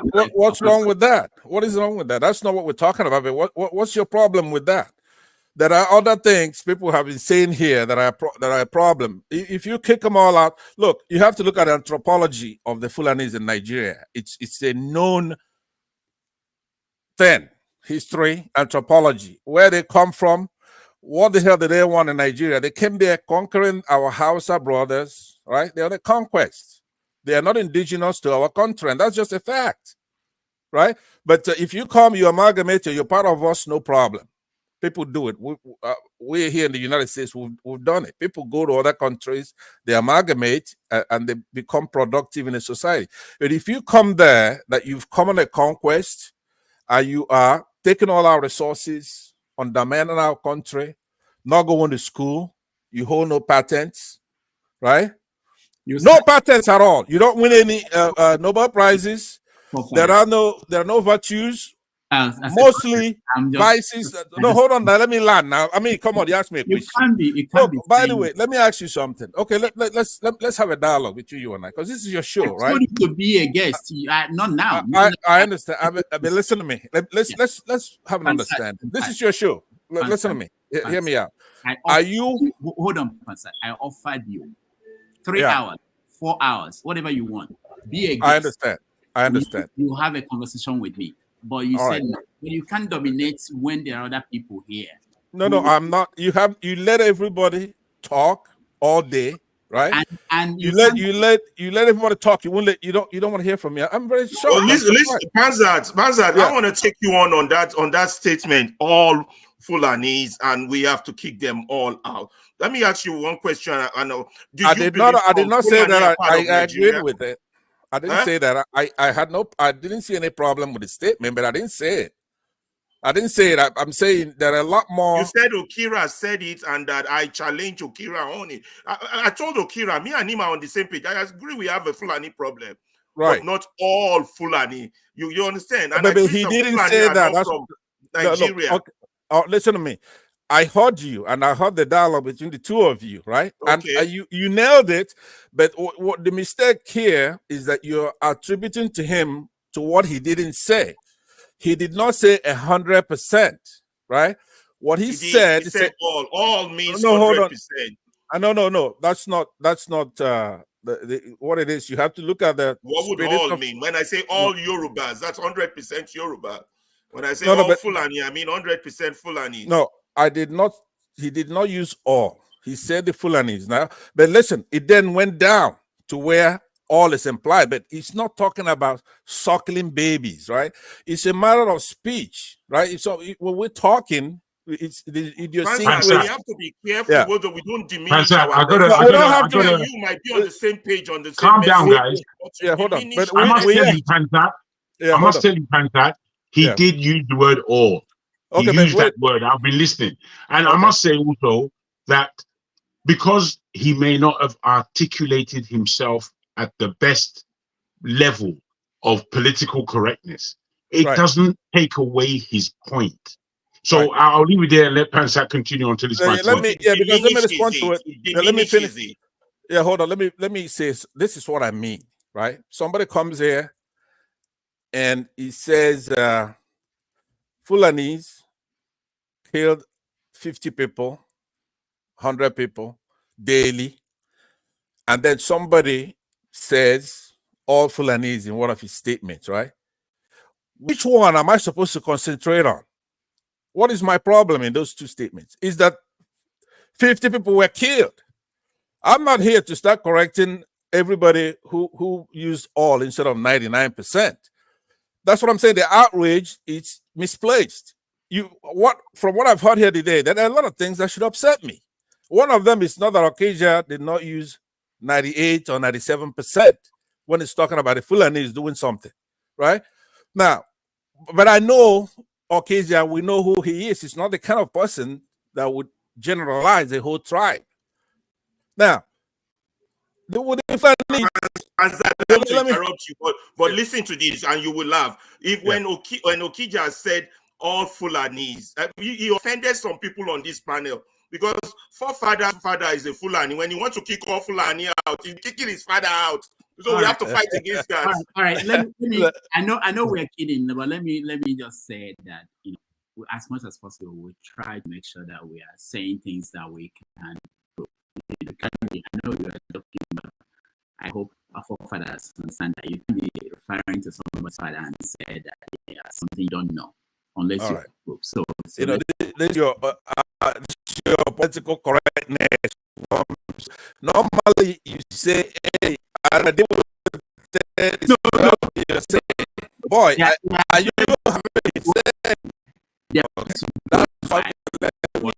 here's what I want to know the rules. I'm a fair guy, right? This is your platform. The rules are this: you cannot make any stereotype of any group. You cannot say Jehovah's Witnesses are this or Catholics are this. No. Okay. All right. But how many times have I called you and I said that your host, your people hosting your show, one of them right there, that they're talking about Igbos in a general term, right? I've called you and I've complained. I say remove them from hosting the show, right? And you say to me, hey, look, when I'm gone from there, they can talk anyhow they want. That's that. Right? No, wait.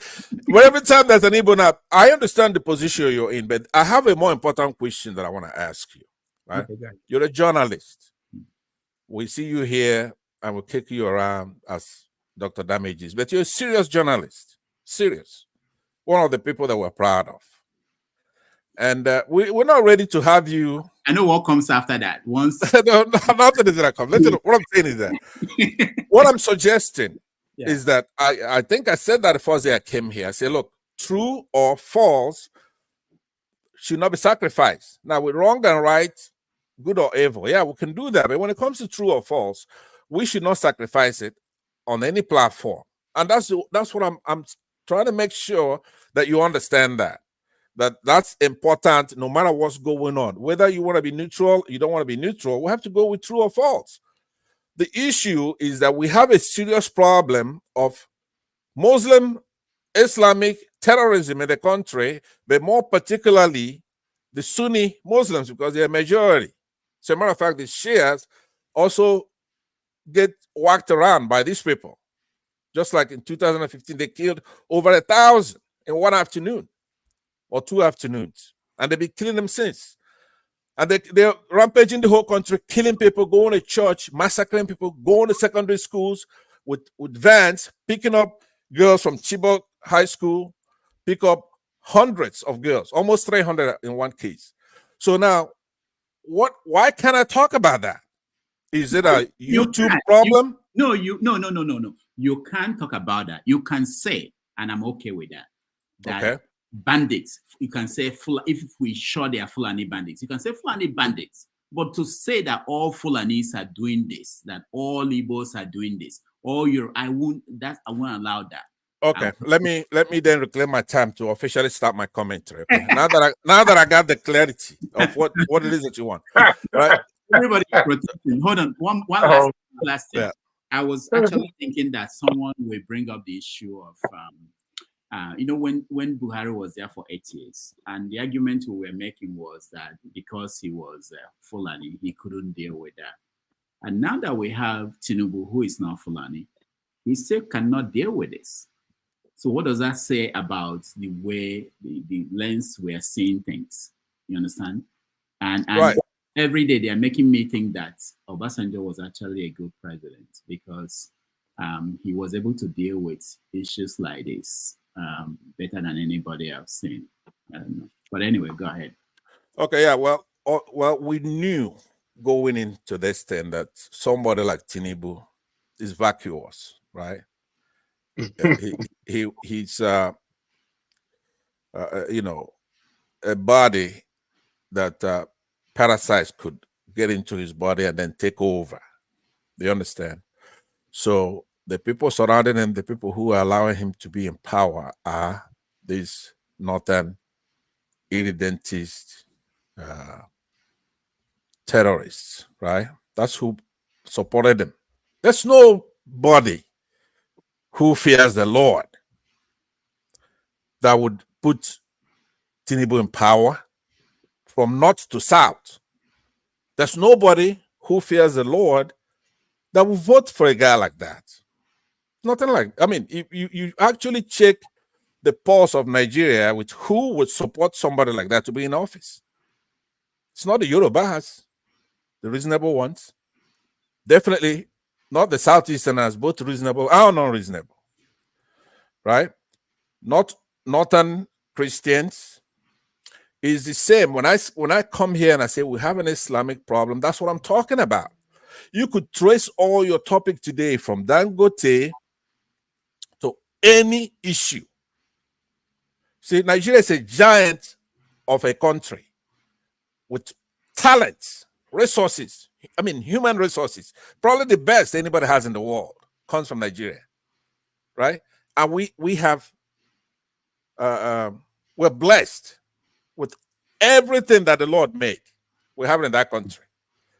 So it doesn't take much to resuscitate the country to move forward. All we need to do is to first identify the problem, because it's looking at us in the face. That's the only problem. One problem we have. It's not tribal. There's no tribal problem in Nigeria. What we have is fundamental Islamic terrorism. Now, because Nigerians are so naive, though they let it fester, but it manifests itself in pockets. Sometimes it looks like a tribal issue, but it's really not. Right? Sometimes it looks like a regional issue, but it's not a regional issue. when you even talk about the North, it's not geographic. Most people who are getting the brunt of this Muslim Islamic terrorism are in the North, especially the Christians in the North. You don't know what these people are going through. So at some point, as men, as reasonable people, we have to sit up and say, okay, look, let's identify the problem, not the symptoms of the problem that may come in various ways, because we are in danger. We are in danger. They didn't expect that we wouldn't fight back. When Buhari came in there, it was pretty much a military takeover, an Islamic takeover of our country. That's what he did. They accomplished it, and the provocations were there for the war, for us to say, you know, we're going to war. But we're not even thinking that. So they're surprised. So they keep going there. The ascendancy as we speak right now. President is Muslim. Vice President. Now, remember, left to Buhari, he was going to jettison Buhari in the last minute and put in a northeastern Muslim as president. It's just that the five northern governors thought that was just too much, and they had to pull him back, right? And they say, you know, if we do this, that's going to unite the Yorubas and the Igbos and the Southerners and the Northern Christians. It's just too much. So at the last minute, Buhari succumbed and had Tinubu emerge. So I want you to know that there is no avoiding this. I would have kept quiet. There is no avoiding it. We have to sit up and identify our problem as an Sunni Islamic problem, and then we're going to have to find a way to resolve it. I prefer warfare. I don't want to resolve any other way. There's no other way to resolve it that is going to be fair. In essence, you couldn't come and say, you know what, let's be reasonable. Let's share this. You cannot do that. Hold on, Pansat. I will give you 2 more minutes, but let's humor you a little bit. So when you want to fight this war, how are you going to fight it? You know, who fights who? Where will the army be? What divisions? How is that going to be? Okay, I could just give you a little flavor on this because it's not controversial if you think about it. That Nigerian military is absolutely what it is. It's a Nigerian military. It doesn't belong to anybody. You have Westerners in there, Southerners, Southeasterners, Northeasterners, Christians, Muslims in the military. If they're going to keep killing people, first we're going to need a mutiny. We need to educate our people. All right. We need to educate. Let me land, please. Let me land. I asked you, is this a YouTube problem or is it a Nigerian government problem? It's a YouTube problem. Yeah. Okay. When you're talking about mutiny, you're talking about killing people, you're talking about okay, but don't ask me because I have to tell you the truth, right? I have the answer. I have the answer. I don't know if YouTube is going to let you get the answer. Yeah. Okay. So I understand. Let me round up by saying this to all our people here. Right? And people who don't know us, they don't go on TV to. No, but that's the one I'm letting them know. You don't know what's being hidden from them because if you think we're gonna sit here, right? We're just gonna come to Dr. Damage's show to worship YouTube rules while our people are getting slaughtered, then you got something else coming, Rudolph, right? Yeah, it means you don't get it because I don't give a rat's ass about YouTube when our people are getting killed scores a day, right? Think about it. The bandits, they don't have a YouTube channel where they are talking about the next place they are going to attack. So I believe if you are thinking about what, it's not here that you should be planning. It's not on this platform. It should be. I respect it. Like I said, I wanted to know what your rules are because I'm a fair guy. I'm a fair guy, but people need to hear the truth. Right? The truth is what you need to hear. If you have cancer, you go to the doctor, and YouTube say we don't want to talk about cancer. And then you're gonna have your panelists say you have a headache or whatever. That's up to you. But if you wanna cure what you've got, you have to diagnose your problem. That's the first thing. That diagnosis is very important for you to talk about prognosis. So to summarize, your solution is simple: war, and that's the way to solve it.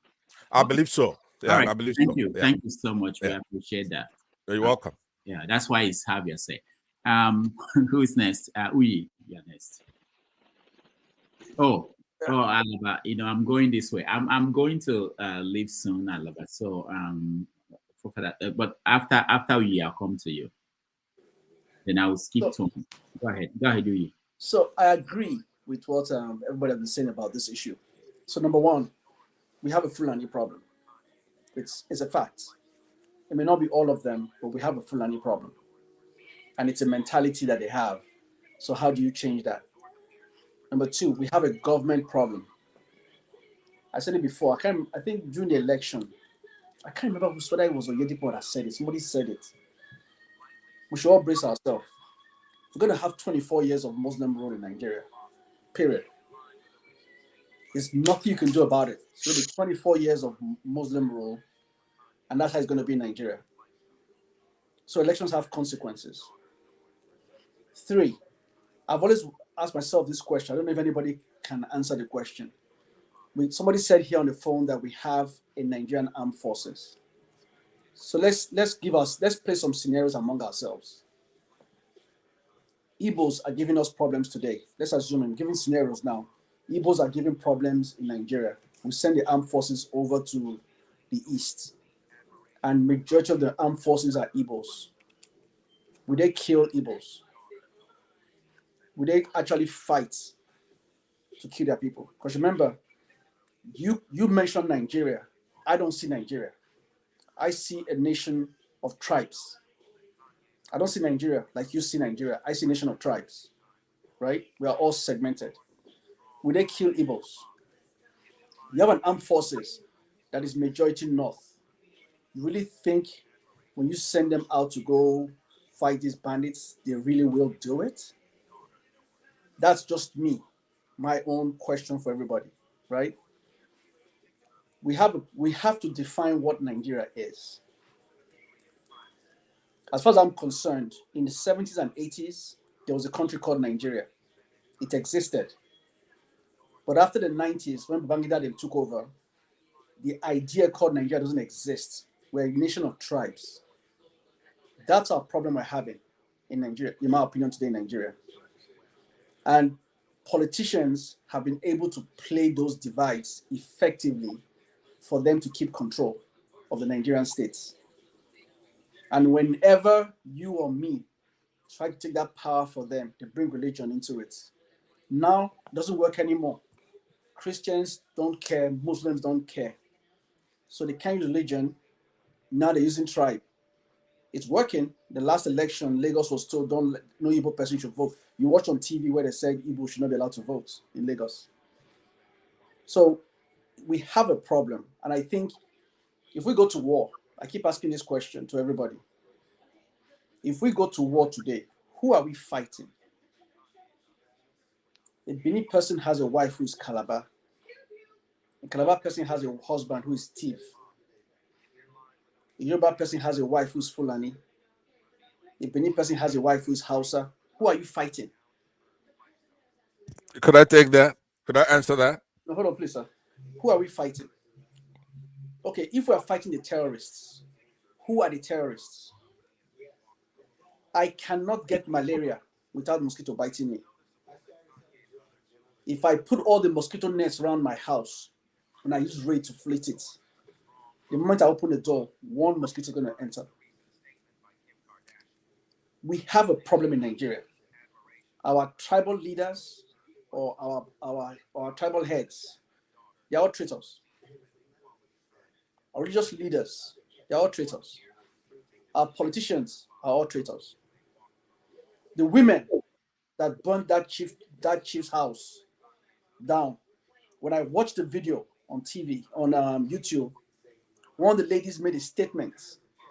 They burned the chief's house because one of the kidnappers or one of the terrorists told them that their chief was the one that was giving them support.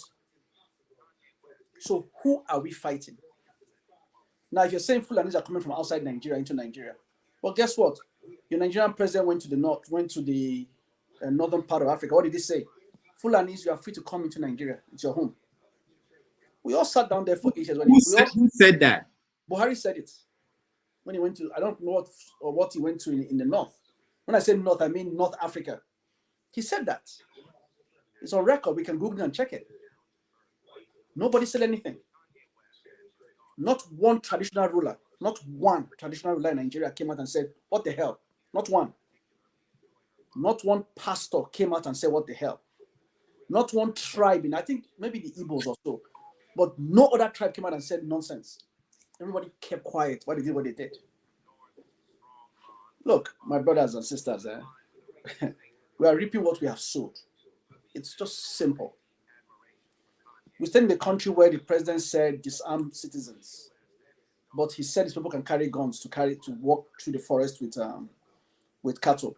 So basically now, when they go into Ondo State now to raid, who's going to fight? The Sena Moteku is fighting them with what? Pump action? People that have AK-47 rifles? Pump action, by the time you shoot 1, 2, 3, 4, 5, by the time you are trying to load back, the guy that you are fighting has a weapon that can shoot over 100 rounds. Who are we deceiving? You're saying Southwest has a Motekun. Really? What's a Motekun going to do? How well armed are they compared to these bandits? These bandits kidnap somebody and they'll tell you they will pay the ransom of 100 million naira, 50 million naira. What is that money for? Do you think to go and marry 5 new wives or to go and build a brand new mansion in Aja? To go and buy weapons. They go and buy weapons and come back and kill more people again. It's a business. Abacha said it. If things like this are happening, the government has a hand in it. The Nigerian government is complicit in this. Let's not deceive ourselves. The Nigerian army is complicit in this. Let's don't deceive ourselves. Let's don't deceive ourselves. Sunday Igboho, sorry, let me just say this. Sunday Igboho was bold enough to stand up for his people. They almost killed him. Yorubas protected him. Nnamdi Kanu spoke the truth. I'm not Igbo, I'm Edo. Nnamdi Kanu spoke the truth. They grabbed him and put him in jail. What was his offense? Can anybody on this TV, on this YouTube, tell me what Nnamdi Kanu's offense was? Can you compare what he has done to what Sheikh Gumi has said on TV in the past 8 years? Let's be honest now. Or even Pantami. The statements credit to Pantami, who was a former Minister of Communication and Information. Can you compare what Nnamdi Kanu has said? My brother, we have a problem. And the problem is the question of, is there a Nigerian state? There's a Nigerian state. What is that state? You know, the language I mentioned earlier in our first discussion. Think about it. I'm going to say it again. We have a president that has credibility problem. Majority of Nigerians don't believe in him. That's why I mentioned that thing. I said he has 12 months to deliver. He's having more problems. You have a judiciary that nobody respects. For Christ's sake, when we're growing up as kids, for Christ's sake, can you even look at a military officer's face? Today I watch YouTube. You see a police officer fighting a military officer. You see what do you call them, road safety, fighting military officer. These are people that you couldn't even touch their clothes when we were growing up as kids. When you see mobile policeman, you sit upright. We don't have a police force. It's a joke. Every institution in Nigeria is dead. We don't have it. No traditional ruler today can come out and speak. Is it the Ubong of Calabar? Obi of Onitsha? Who can come out and speak that they won't go after them? My brother, let's just be honest ourselves. It's not about war. It's not about killing anybody. It's not about driving Fulanis out. We as Nigerians have to ask ourselves, what is the definition of Nigeria? We don't have a country called Nigeria. We have an entity of people living in a space with a fake name called Nigeria, and we are all individuals, tribalistic individuals, and that's why we're having our problems. If Yorubas and Igbos combine together, this nonsense going on will not happen. Can never happen. But once Yorubas and Igbos are like this, everybody's vulnerable. Let me ask you a question. Let's assume it. Let's how do I put it? Let's conjecture for a moment. Let's just assume all the rumors and stuff we hear is true. Let's assume it's true.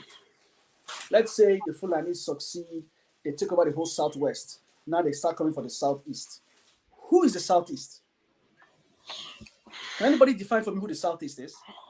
Esan and Benin, you have Esan Benin. Akoko Edo, you have Isoko, you have Ishekira, you have Urobo. The Southeast is even more tribal in terms of composition than the Southwest or the Northeast.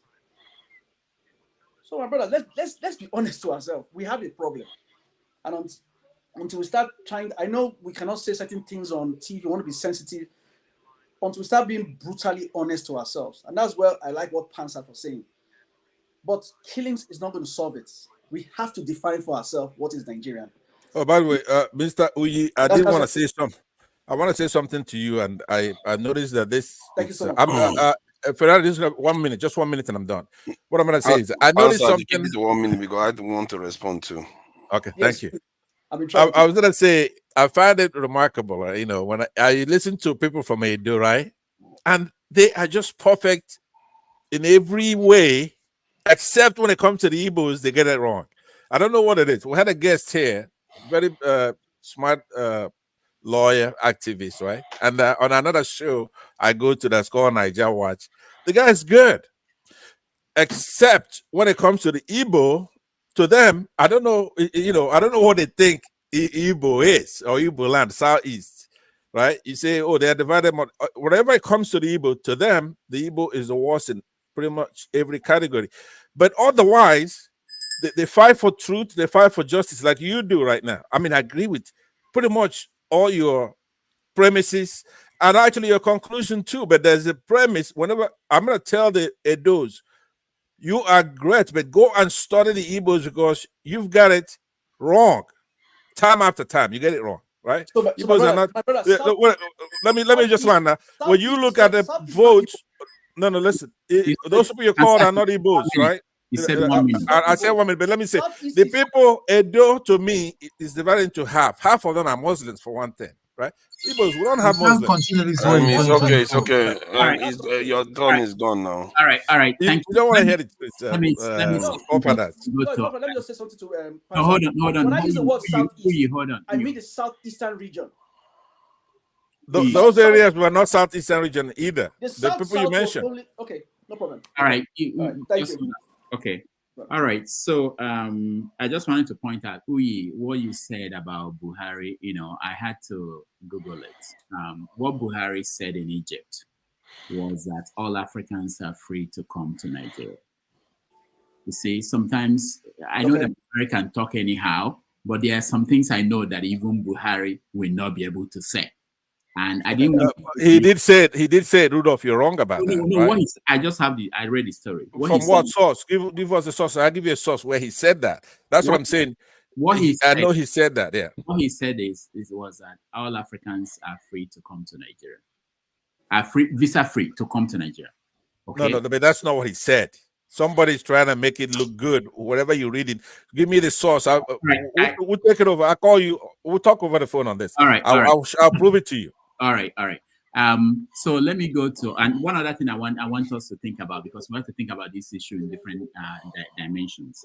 So people thought that we have the Chief of Army Staff, Labaja, who is from the Southwest. You have the Chief of Defense Staff, Christopher Musa, who is from the mid-belt. So the question I want to also you guys to think about is this. Do you think that these people do not want to stop this from happening? Alaba, go ahead. Thank you very much, everybody. I want to start just to ask, when are you coming to me? Because I've just been here languishing. I've been backstage. I don't know when my turn is going to come. So this is what I'm going to do. This one when I finish, I can say after Alaba, forefathers. Because I want forefathers to air his view before he starts moderating, so that hopefully he will just moderate more than. That will never happen. That yeah. And then when is it my turn, my brother? Okay. That's our New Year resolution. Now my turn. Yeah, go ahead. Well, I wanted to say that you didn't say when it's my turn. Oh, I don't know how you speak. After forefathers, your turn. Yeah. Okay. Yeah. So I agree. Uyi spoke well, man. Dr. Dame, what is my turn? I came before some of them. Your turn will be determined by forefather. Let's move on. No, Dr. Dame, I came before even Jagun. I came before Jagun. Okay, after Jagun, you. Wait, no, everybody, wait, calm down. See, this is why I go line by line, so that Doctor, why is it going that way? You came back. I got to finish my own. You can ask the question later. So why is Ferreira? Why have you jumped concerns and Jagun and the Dexter? It should be that way. Let me It's not finish. supposed to Can I that way. finish and then we take You can't this come for over? me. I don't know. now. Okay, Tone. It's okay. I'll correct it. Go ahead. Okay, now, I would say Uyi spoke real well. In most of his submissions kind of make sense. But as we talk on this platform, I don't want us to be focused on could have, should have, will have. It doesn't help our situation. We shouldn't be too focused on restating the problem we all know. We all know the problem. We shouldn't spend excessive meaning on restating what we already know. But as we say that, Nigeria is the only country where I've seen where everybody knows the problem, but yet there's no solution. Even the wise man says, when you know the problem, then half of the problem itself is solved, except in Nigeria. Before I go further with my submission, I wanted to ask everybody if they've seen this video. Actually, I saw it on Daily's whether WhatsApp page or no Instagram page or something about the recruitment in the Nigerian army, in which Dr. Gudov, you should try and get your hand on that video. I have in it. which Daily was making fun of the Lagos Abobakus who have been going around that the Igbos are taking their land. The funny thing about that video was it's a recruitment, which is why sometimes I'm against all these proponents of let us recruit and just do the agbado and feed them agbado. Anyway, it was a video that shows the recruitment within the Nigerian army, recent one. But the funny thing was that the people being recruited are from Kaduna and they have papers showing that they are from Lagos, Oshodi, Apapa, this, that, signed by either the Oba or whatever local government chairman. And all of them, they couldn't even speak Yoruba. They couldn't even, they don't even live in Lagos. They couldn't even speak anything. They would ask them, where are you from? From Kaduna. Who gave you this paper? One lieutenant, so. Why you get this? It just shows you how bad the country is in terms of how things are. The black one. In terms of how things are in the country, that when you have a state of lawlessness, a total state of disorder, recruitment is not your solution. Because if you recruit, you will recruit foreigners into your army, and that foreigner will destroy you. It's called the Trojan horse from within, because you have no data, you don't know who you are recruiting. You're recruiting Fulani insurgents into your army, and you say you're building an army. So it's a dangerous proposition. Even countries that have made it big militarily before they went into recruitment, they first went into industrialization. Germany, before it became a world power and before the Second World War, was busy under Russia, building arms, industrialization, building this, building that. America, industrialization before they now go into recruitment. Production. Because you might have a 10 million army. If you still have to import your arms from China or from America, you're still as weak as anything, because you're only as good as what they sell you to fight. So you're useless. So if you don't develop your educational skill, your scientific skill, your production skill, you cannot deal with the issue of security. And you can't deal with the issue of security when corruption is the proponent of your government. So unless somebody else is lying to you. So that video is a thing. Dr. Rudolph, you should get that video and show it to the panelists. I had it, but I deleted it. I'll find it again. Go ahead. I'll find it. It tells a lot about our country and the danger that lies ahead if this is happening. The one that I've heard before was where you have to pay to join the Nigerian police force. You got to come up with 200,000, 50,000. That's another danger down the line. A police officer that you recruit by bribing or by payment, he ain't going to do no police job. So we should be thinking deep when we talk around here.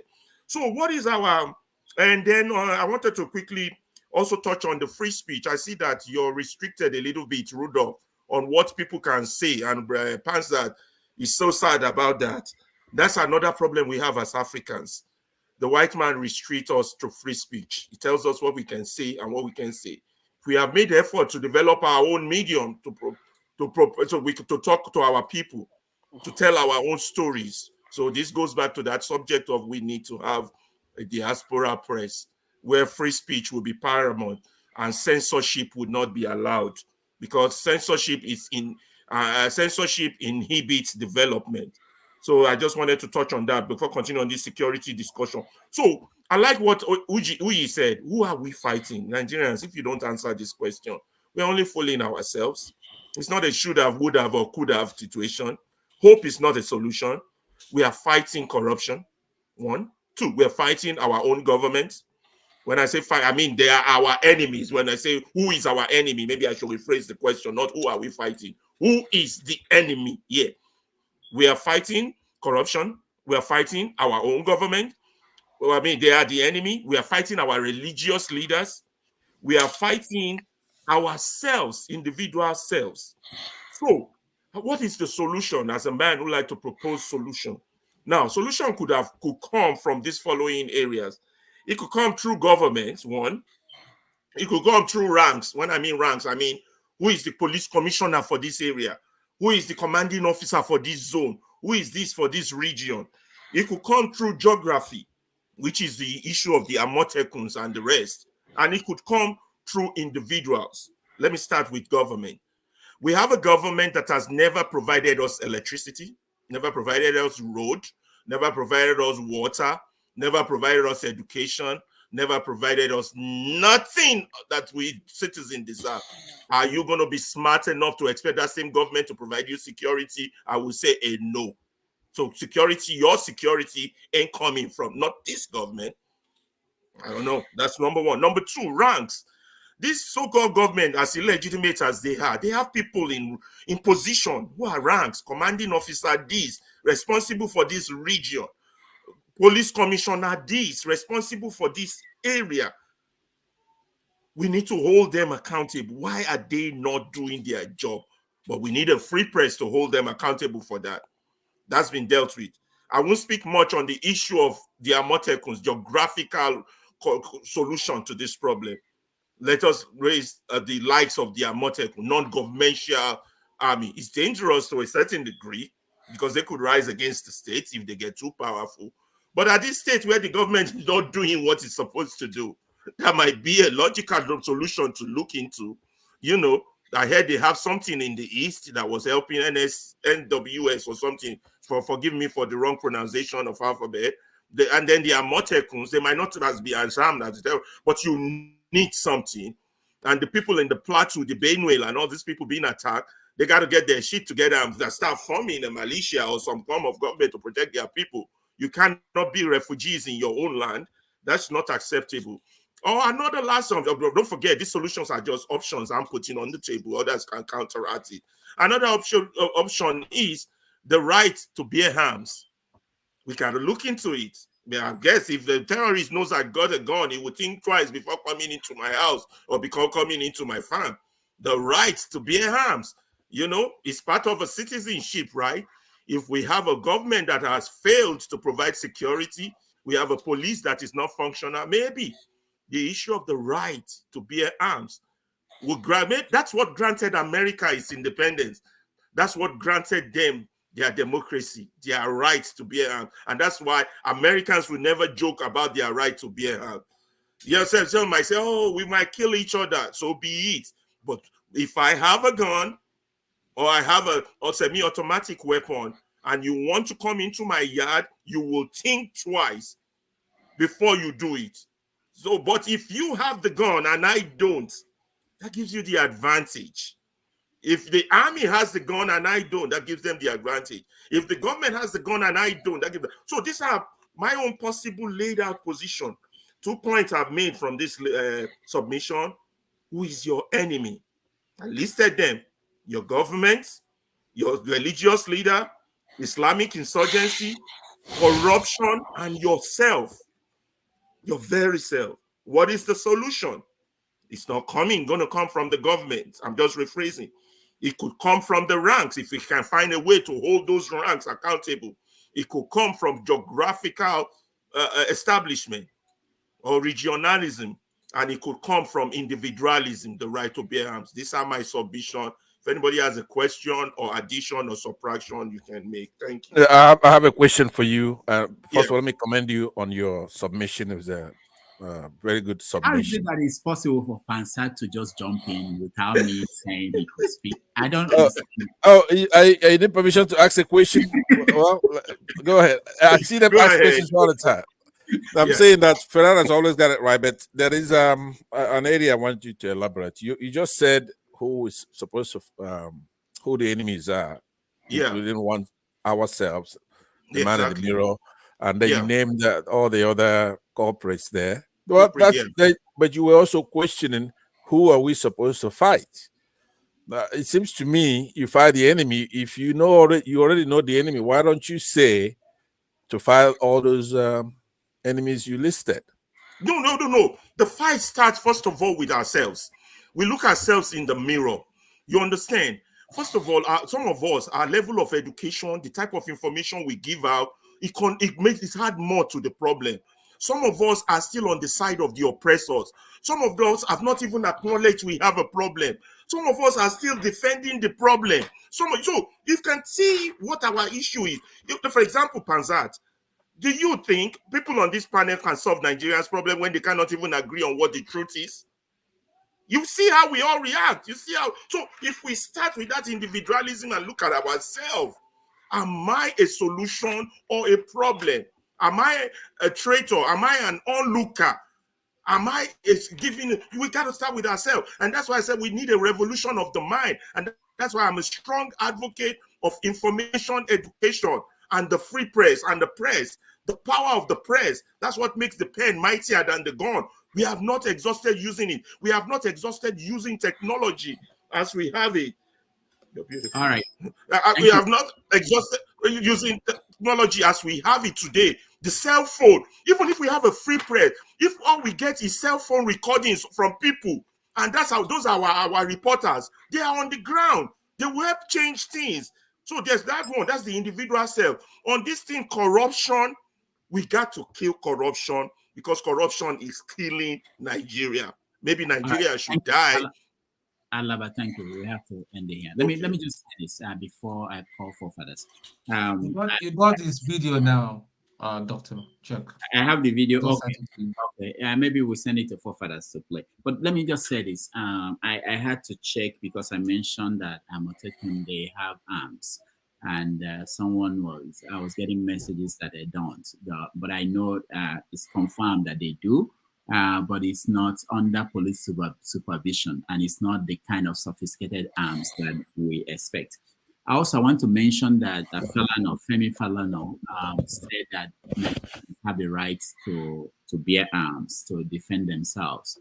So I'm trying to get him to come on the show sometime in January, and I think he will be here, and we will talk about that, because sometimes that may be the next logical solution. If the government is not going to protect people, people will do something to protect themselves. What else? So, forefathers, over to you. Yeah, thank you. I'm a little bit shocked by some of the kind of stuff that was said earlier on about, the Fulanis and, targeting segments of the society. And some of the people doing it, and they too understand that there are people that target them too. Some people get targeted in this country because they are in office or because they are agitating for something, whatever. People target each other all the time. But the idea that is going to lead us anywhere, zero, is not going to get us anywhere, because clearly the problem is bigger than that. How is it that we all know? I don't know. Maybe we don't. Maybe our people cannot look at the world for what it truly is. Because I don't understand it. You look at your next door neighbors, you see everywhere in Africa is similar, and you like to think that your problem is unique. It's not unique. It should tell you that something else is going on here. We've just been through a lot in history. You just managed to hand over independence to us, and suddenly the Fulanis are the problem. How did that even come about? Yes, we have an extremism problem because many of our people have subscribed to foreign dominant analogies or philosophies. Like, most people in the North are embracing the Arabic way of looking at the world, and we are in the South embracing the Western way of looking at the world. And we have to, if we don't learn to, Who is doing that now? It's concerns, of course. Let me just mute him, please. So we have to separate the ideology from the people. Our people are our people. Killing them or saying we should cleanse them or whatever is just repeating history. We've done this. I just learned this week that the Benin Kingdom worked with the Portuguese to defeat the Gala Kingdom, and then they enslaved them and castrated their men. And whenever the men grow up, they bring them to Benin to come and work, and then they castrate them. So, and they almost wipe them out because of it. Some of the stuff we do to ourselves, and guess what? They all lost. Benin Kingdom, guess what happened to it? We all lost. History, we want to keep repeating it. The Yoruba kingdoms were fighting then they barely even call themselves Yoruba Kingdom. They were fighting each other like crazy. In the south is similar stuff. We work with foreigners to kill our own, and then they come and clean us out in the end. How is this rocket science? Separate the people from these foreign religions and ideologies and try to get your people together, because that's the only path to survival. It's just obvious. And that is what they are all doing. All the people would like to copy and all the rest. That's what they are all doing. They're all ganging up and ganging. It's ridiculous. If you go online now, you see all the agreements they've signed in the last 3 years alone. It's like you would think these people didn't have NATO. They didn't have the EU. They didn't have Schengen. They didn't have all those things already piled on top of each other. And they are still signing more and more. Because they understand that they have to keep reorganizing themselves and tightening their links to each other as much as possible to defeat the others. And that's why they have all the narrative over us, and we're here worshiping them. The Fulani issue, I've said it before. If any Nigerian thinks that it's a good idea to kill fellow Nigerians because of another man's religion, they're going to find with a rude awakening that Arabization is going to come and clean them out. If every Southerner thinks that they are going to embrace Western way of thinking and thinking that Northerners should be cleaned out, they're going to find that they too will lose. The only okay, can I ask you a question? Could you take a question on that point before you go to your next point? Because obviously you say that a lot and we know that. Here's a question for you, right? We are on this platform. No Fulanis come here. They don't come anywhere. Nowhere for you to even attempt the moral equivalence that you're doing. How many times have you seen the menace of Christians going and killing Muslims or fellow Africans? Or the Yorubas going and killing Igbos, or Igbos killing Yorubas, or any other tribe, aside from people who are already in the index. So what I'm saying to you is that aside from the moral equivalence that is pure foolishness that you're trying to present here, right? Straw man arguments, nobody's making the argument you're making. My question is to you that they have a guilty conscience. They can't show up here. That when I didn't come here a lot, when I'm unpredictable. You have Mask and his people. They at least they what do they call it? Moderate, right? Quote unquote moderate Muslims. There is no such thing in Nigeria. But let's give it to Maska. He tries. He's a good guy. At least they'll show up here. Okay. So how are you going to deal with people who are going into our villages in the remote areas, massacring our defenseless villagers, going into girls' secondary schools in the hostels, picking up hundreds of girls? Right, so now you come, you create a moral equivalence. So the question is, could you not be abstractual? Don't put it in abstract. Give me the names. If you want to deal with insecurity in your country, I've said it 1,000 times. You have to increase the security posture of your country to defend your country.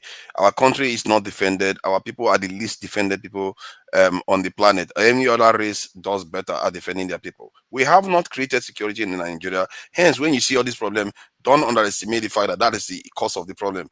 In the idea that when you go after Northerners is going to solve the problem, you're not so different from them. Because you all have the condition. That is why people attack you. Let them talk about. If anybody should talk about security and military, I will say it. I will say it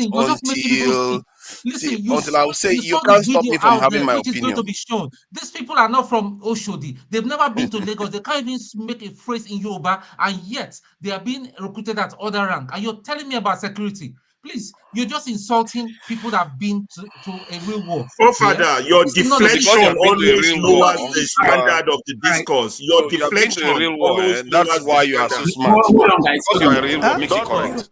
I want to say something. What local government? Local government. Where are you from? I'm from my turn. Where am I? Where are you from originally? Kaduna State. From where? Kaduna State. Kaduna State. I'm Alkali Monde by name.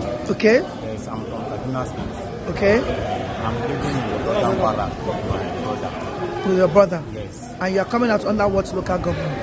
Lagos Island. Local government. Yes. Do you have a family house in Lagos Island? No. Okay. What's your name? Luka David. What? Luka David. Luka? David. Where are you from? From Kaduna State. Kaduna State. What local government are you coming out from? Oshodi. Who gave you the indigenship certificate? National. What's your name? Zakaria Arab. Where are you from? Kaduna State. Lagos, Benin. Where did you get the indigenship certificate from? I'm staying with my uncle, so I went. Your uncle, speak up, please. I'm staying with my uncle, Lieutenant Colonel Dangote. Shogba Yoruba. Shogba Yoruba. I can hear what I can. Shogba Yoruba. Shogba Yoruba. No, ma. Shogba Yoruba. Yes, I can hear Yoruba. Gbami lóhùn padà ní Yorùbá. Níbo ló ń gbé? I can't. Kí lorúkọ ẹ? Shogba Yoruba. Níbo ló ń gbé? Níbo ló ń gbé? Ta ló fún ẹ ní certificate? Ta ló fún ẹ? Ta ló fún ẹ? Ta ló fún ẹ? Local government wo ló ti wá? Kò ṣọ̀fẹ́. Ẹ stop ẹ, kí lorúkọ ẹ? Kí lorúkọ ẹ? What's your name? What? Speak up, please. Where are you from? What? Kaduna. But you're coming out from what local government? Oh? Ta ló fún ẹ ní certificate? Kí lorúkọ ẹ? Níbo ló ń gbé? You don't hear Yoruba? What state are you from? I'm from Kaduna Kaduna State. State. Ta ló fún ẹ certificate of indigenship, Lagos State? Bring it and let me see your indigenship certificate. That paper. All right. So that was the video. There are more of it out there. Yeah, if you are trying to show that there is corruption in Nigeria, shocking. The point That is not that corruption. That's a serious security issue. Serious. of course it's a serious security issue. That's what corruption when you're is. recruiting the enemy into your own army. What do you mean You enemy? don't know what you're talking about. That's a serious. There are other danger. parts of Nigeria. They are corrupt. There is a corrupt That's practice what your agenda that is is. happening All out those in the issues. open. Not be Stop Nigerians. with all this stuff. These It's people may not. not be Nigerians even. That is what They may maybe not the even lady be should have Nigerians. asked. The lady should have They are asked not whether they are even Nigerians. Nigerians.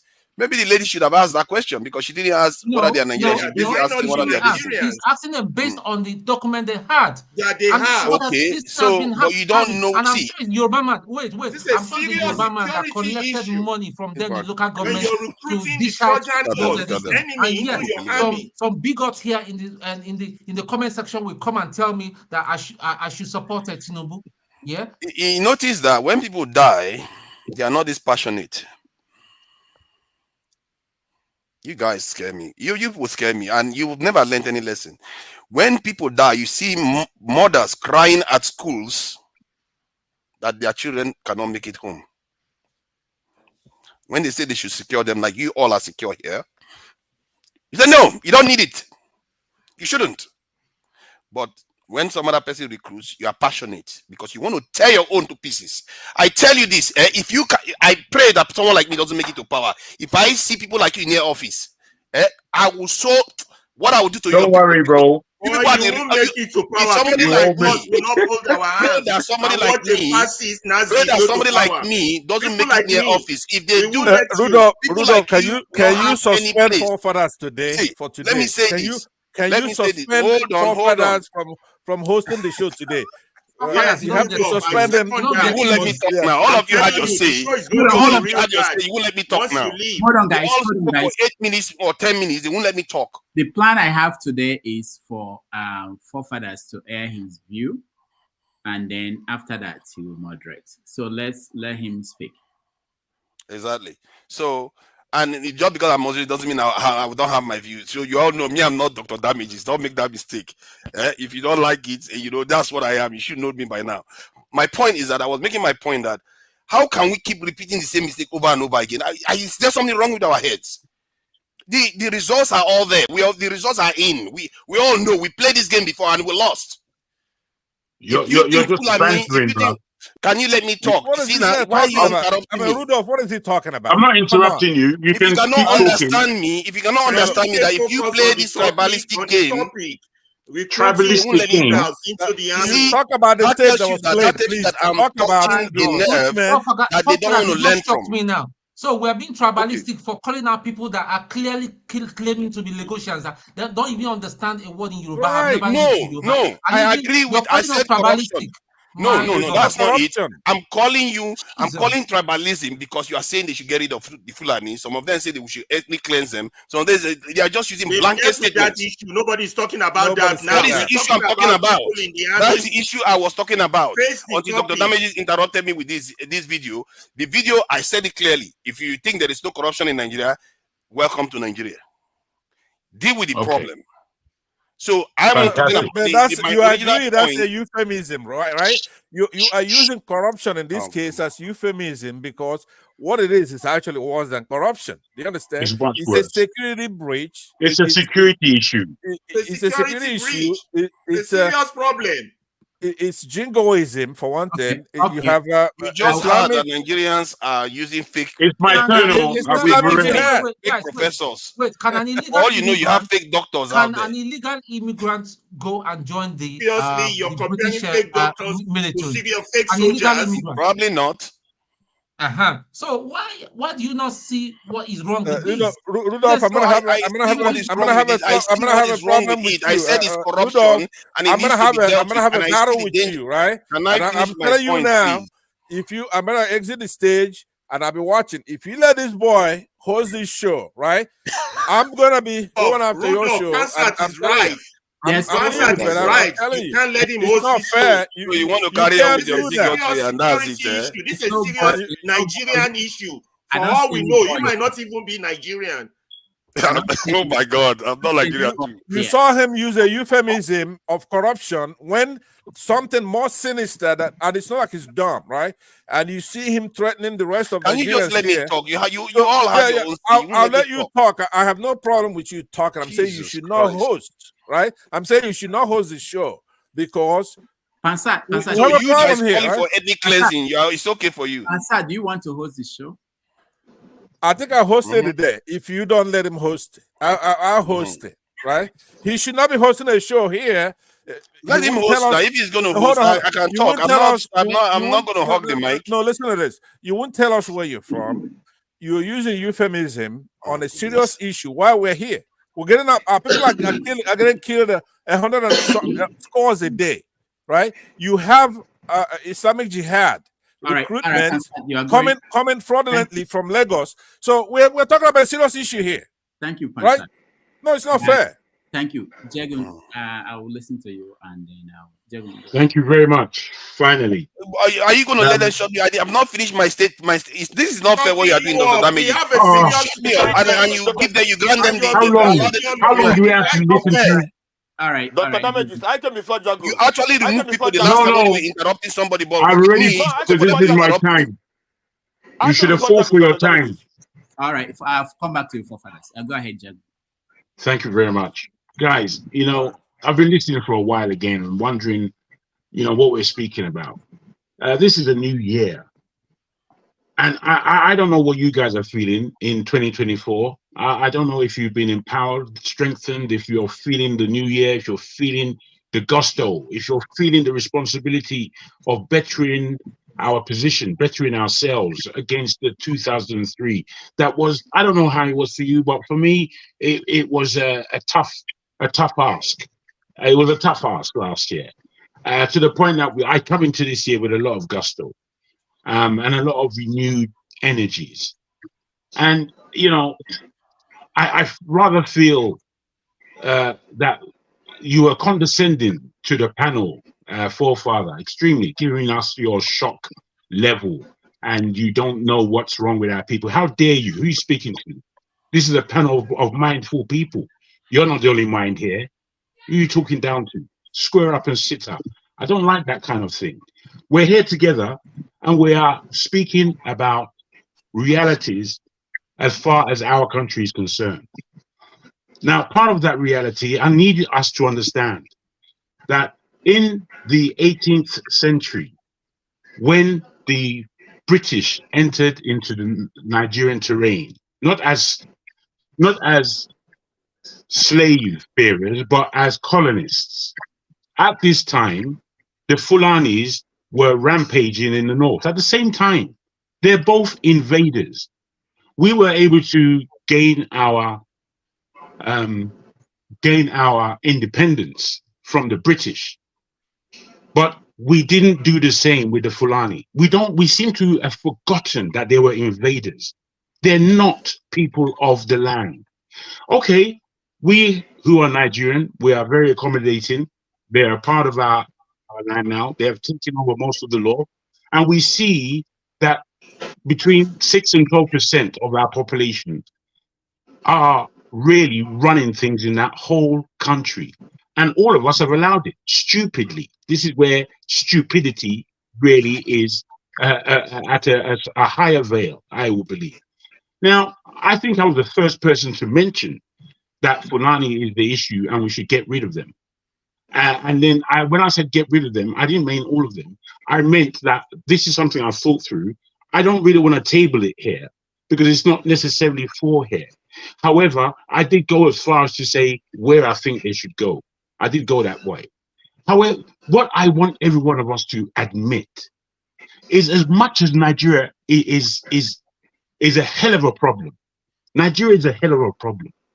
But I think we all can admit also that bringing Nigeria to a palatable point is not rocket science. It can be done. The thing is, how? How do we do it? How? Now, given that the Fulani are causing a hell of a problem in that country, and the utterances from them are quite archaic where we come from. Where we come from, in actual fact, sometimes I've listened to some of the Fulani speeches. Rudolph, you said that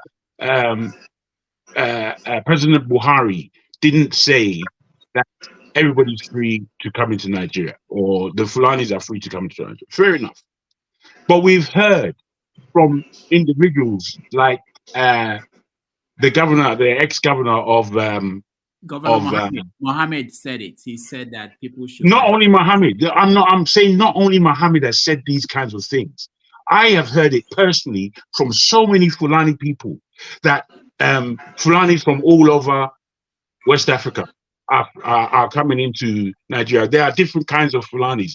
Some are pastoralists, some are this, some are that. All kinds of idiotic excuses as to why the malaise is going on in that country. We waited for the North to try to educate themselves.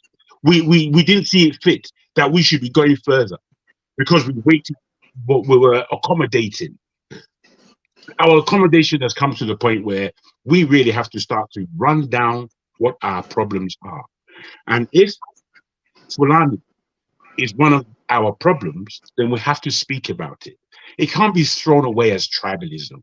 It can't be thrown away as there's nothing to speak about here. It can't be, because we are people of the mind. If you don't want to contribute to this conversation, then I beg, exit the place, because the rest of us are going to have the conversation. If you think it's fabulous, oh, I want to be hoity-toity and above board. Get out. Which one are you talking? There is no above board. It's ridiculous. I'm just listening. Imagine people are dying and you're defending the fact that the root of this killing should not be spoken of. I'm afraid it's like, it's incredible. And yet you want to be condescending. It's ridiculous. You know, I'm not offended by some of the things that this panel, our comment section come out with. I'm not offended. We're Nigerians. We've heard all kinds of rubbish. But what I'm afraid of is that we can't find agreement upon what we reasonably see as the truth. You know, what we reasonably see as the truth. If you don't see it as the truth, then at least hear other people's truth. Hear other people's points of view upon this thing, because you're asking us to hear yours. And when I'm listening to certain points of view where this issue is concerned, even though I would concede that these are conversations that need to happen on a basis where accurate speech, or close to accurate speech we possibly can get, needs to be adhered to. But at the same time, we cannot brush it under the carpet. Right now, the way I'm looking at 2012, I don't know about the rest of you. The way I'm looking at 2012, I have to be renewed as a person, because I think that we're already late as a people. Nigeria is already late in terms of where we should be, in terms of how we lost last year, you know, in the policy, in the politics of bare corruption. We saw every institution that we have to actually capitulate to corruption. And we're here talking as though Nigeria is real. Nigeria has serious problems. And part of the people who are carrying that problem like it's real, like Nigeria is not real. It's a figment of somebody else's imagination. That's what we're suffering. It's not our imagination that we see. It's not even our history. The history that I carry, as to the understanding of Nigeria that I have, is not what I'm seeing in Nigeria. But our fathers, our parents' generation, when they look at Nigeria, I don't know what kind of connection that the panel has with the generation above us. They are. Jagan, sir, If I may. Yeah, I want to say something just before, so you could conclude with it. By the way, powerful, very. So, Rudolph, right now, I'm asking for a sanction on forefathers. His grimace on his face when Jagan is talking about something quite passionate and very powerful, right? I'm asking you now to sanction to Niger forefathers for all his transgressions all through this ordeal of our people, right? I'm asking you now, and then Jagan conclude, because it's a powerful speech, but you cannot be a vassal, Rudolph. You can't be a vassal where we have somebody attack us from the inside, take over our body, which is this show, right? And it's marking us. We're losing people, scores of our citizens, right? So he's there, he's grimacing, he's just waiting to take over and be a host, right? Like a virus into the body. So he's Let me continue, Ross. I want you to sanction him, at least ban him for a few weeks. The host should be out of question. Thank you. Sorry, Jagan, go ahead. Thank you. Let me just finish. Interesting people who can host. It doesn't have to be him. We can't guys, come on, guys, you're eating my time. I'm sorry, Jagun. Sorry. Thank you.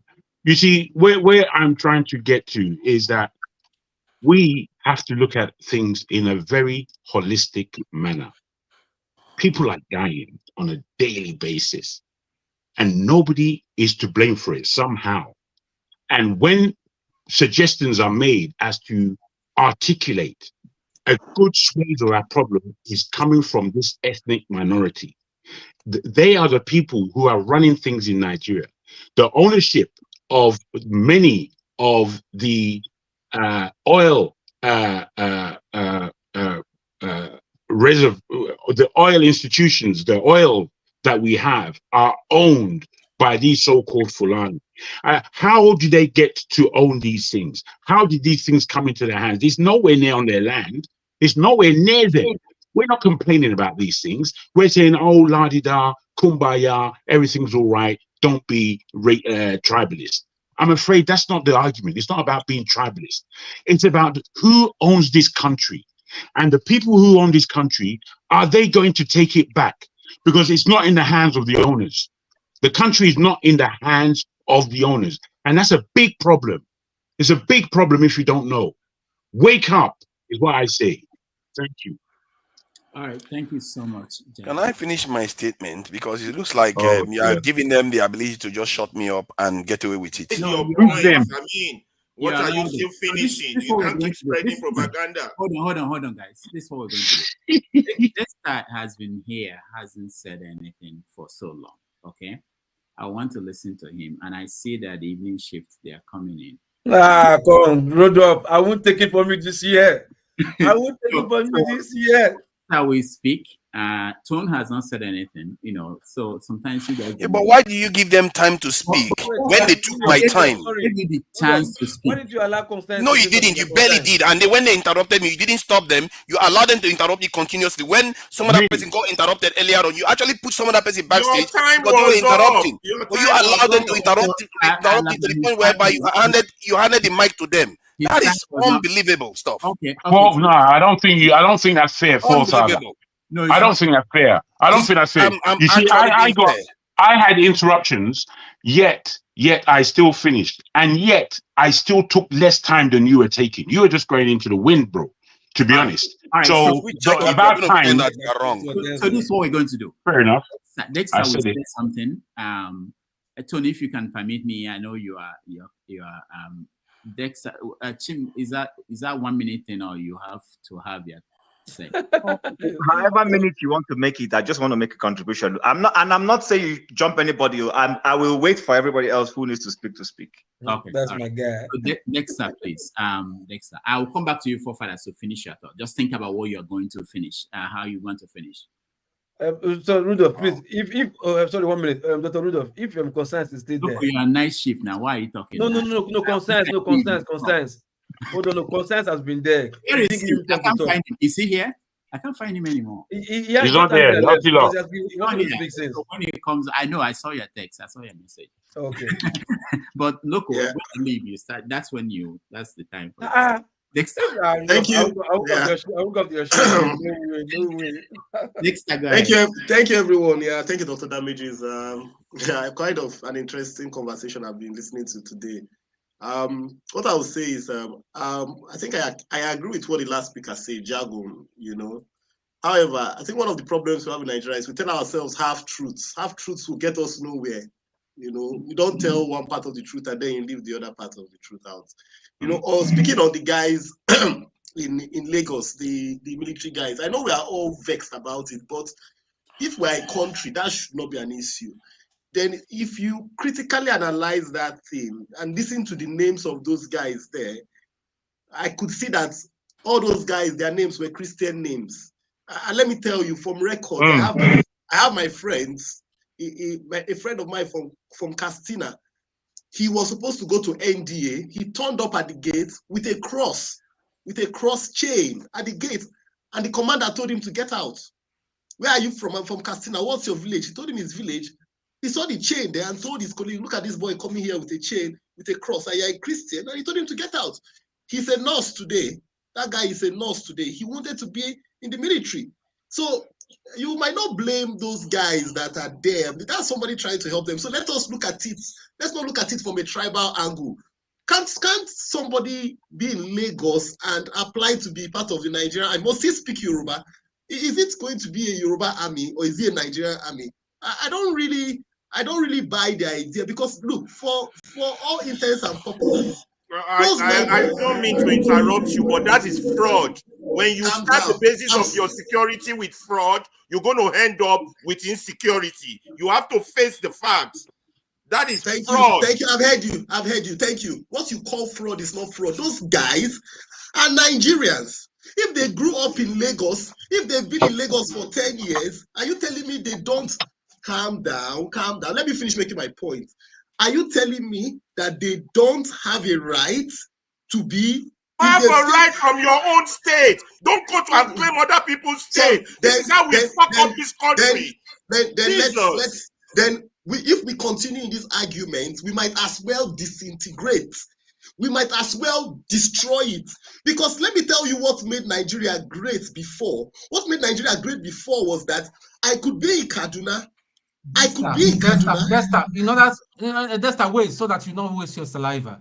The law clearly states when you go and buy your form for the NDA, it tells you, irrespective whether you're born in Lagos or whatever, but if your state of origin, I went back to Anambra State. I don't know Anambra State. I know Lagos better than I went back to get a letter and attach my form. So these guys have fictitiously claimed they were Lagosians and from Oshodi. Probably they've never been to Oshodi. What are we talking about?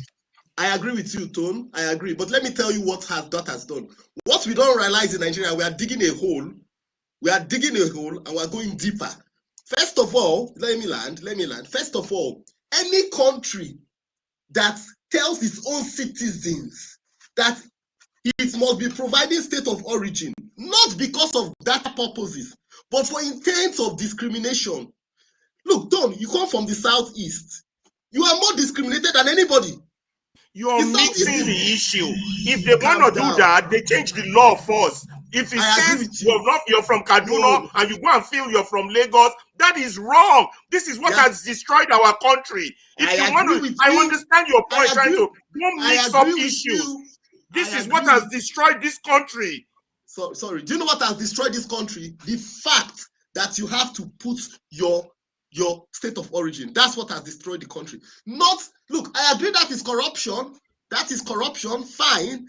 But as long as we continue in that line, we are digging a hole. I'm moving on to the second point. On the point of what is happening in Nigeria, the Islamic stuff, and the Fulani. Unfortunately, one of the things we have on the platform is that many times, maybe many of us have not really read deep. Power does not allow a vacuum. What you call, the geographical location you call Nigeria today, before the British came, the world power, the superpower, was the Fulani Caliphate. By the time the British were leaving, they handed the country back to the Fulani Caliphate. And they have whether we like it or not, they see themselves as the owners of Nigeria. The talk of having peace in Nigeria, one, you can't have peace in Nigeria if we keep on having the breakdown. They've divided you by states. People, example, there are some people that come from, in River State, there are some people that come from, there was a guy I met somewhere. The people speaking the same language, they've used a boundary to divide them. All of a sudden, people that speak the same language start seeing their brothers across the river, across the Imo River, as different from them. Dexter, you're mixing up point. I am from Lagos State. Those boys have just denied people from my state their position in the army, and you want me to take it lightly. What are you talking about? What are you talking about? People from Lagos State have just been denied an opportunity in the army because somebody from Kaduna came to claim their position. Are you saying that is okay? And this is why Nigeria will never work. What are you talking about? Calm down, guys. Ferreira, I have moved on from that point. You are behind. Sorry, I've moved on from that point of the army. You're wrong. You're wrong. Don't mix issues. This is why Nigeria will never develop. I have moved on from that point. I have moved on from that point. In case you were not listening, I've moved on from that point. I know you're passionate about it. You're not more passionate about it than me. I have moved on from that point of those boys. That's not the point I was making again. So please stay with me. Stay with my thoughts. And yet you want to complain that the Hausa, the Fulanis are stealing your oil because this is how it starts. See, you want to complain that somebody is stealing this. Somebody. My friend, the least thing we can have is oil. If we keep on arguing about resources under the ground, then we would be the most backward state in the world. The countries like UK, it's not the things under the ground, it is their intellect that is the most important thing. We spend our time. Those boys don't even have intellect. They don't have intellect and they're representing my state. But I know that. I know you are pained. Let me round up. Let me round up, Dr. Damages. Okay. I know that everybody is pained about this thing, but what I will say is this. You don't address issues until you get to the root cause of it. And getting to the root cause of it means that if you are a strategist, you will realize that reacting to that would not even get you anywhere. Okay, go to Sokoto and do the same. Go to Sokoto or Kaduna, go and register in the army. My friends, and let me tell you something. My friends, I have close friends, got into King's College. They are from River State, but they claim to be from Abuja. And that makes it right. The principal, just like I'm not saying it's right. I'm telling you, it happens everywhere. The principal of the school in Abuja happens everywhere, makes it right. If you put your state of origin as River State, we're not going anywhere. I'm telling you, the country is fucked. And they all put their state of origin as Abuja, and they got their admission. So that is fraud. I agree with it. But Ferreira, the way you are trying to address it will not solve the problem. If we want to have a country, I'm sorry, if we want to have a country, we must be more intentional and not just be reactional. We must become proactive and be able to anticipate what is going to happen. But the way we are going about it, we are just reacting and we'll get nowhere. Do you anticipate the implication of these boys in 20 years' time becoming a general? You should anticipate that. I'm not worried about those boys. I'm worried about the Boko Haram, the repentant terrorists. The same way you were not worried about Buhari. That's what I'm worried about. There are repentant terrorists in the army. And you're talking about innocent boys that were living with their uncles in Abuja. How do you know they are not repentant terrorists? How do you know? Guys, so hold on, everybody. I have to I do some other things, like the guest that is coming tomorrow. I need to prep and do something. So I really have to go. If I had knew, I would have come now. Look, you said what? I say if I had knew, I would have come now. I've come later, so you still be here. No. I have to do. Once you just see my face, you remember that's always what you want to ask you to do. It's not you. Normally, yeah. I'll be timing you now. I'll be watching. That's the warning. But thank you, everybody, and the conversation will continue. You guys will continue the conversation. But like I said, tomorrow at 11:30, we can have a continue some of these conversations until 1 when Ayodele will join us. So please, I'm sorry for those that didn't hear their view. Like John Abba, I wanted to hear what you think about this, and Loco and Tone, and But yeah, okay. See, before you go, I want to say something, right? My own is just easy, right? Yeah. Let me just say very few. So far so good. I want to say hello to the pioneers, the have you say emeritus who have not seen. Yeah, we should actually reward those that have been around for a long time. Yeah, no, for those who have not seen, I just want to make sure that they are okay. And if you are checking on them, have the likes of Ike Alamifule. Have you heard of him? Have you heard from him? Yeah, no, I heard from him. I know. Then Mr. Lexi, how is he doing? I know where he is. Yeah, and then Juden is okay. Yeah, what about Show? I hear from Juden. Show. Then Mr. Scribe, Dr. Dominic. Yeah. Where is that today? Man of Prestige. Yeah, Man of Prestige. Yeah, and one man. Queen X and Mr. James, my brother, my elder from Gambia. I know he got angry, say he left because of one man, Oh, is it? And then Victory, Victory, my guy. Then TA, okay, I think I saw TA not quite long. Then Undubisi and Ike in San Francisco, and Augustine and Father Austin and Igbo Basis. I've not seen them for like a month or two right now. Everybody's all right. I think. I hope they are okay. Touch with everybody. Yeah. All right. So, Rudolph, before you leave, let me just say this, please. I wanted to say this and contribute to the army, but I won't contribute to the army issue anymore. I think going forward, this is 2024. You're going to have to improve in the way you moderate to, because we keep hitting on forefathers. I was not in support of not allowing forefathers air his views. Let him air his views. We can disagree with his views. What I don't like that is creeping up on this group is people just jump from nowhere. And I'm not saying occasionally people can just interject. That's perfectly okay. But what I find strange and we need to curb, and that is rest squarely on your shoulders, is you can't interrupt somebody. Somebody is trying to express their views. Let them finish. It's like all of you keep saying people are watching us, or some white people are watching us. Okay, fine. So how are they going to feel when someone is airing his views? He hasn't finished, and then you just cut in and you're screaming and you're shouting and you want to pull the person down. For goodness sake, I don't think it's right. We need to stop it. If we're not stopping, a lot of people are going to stop coming around.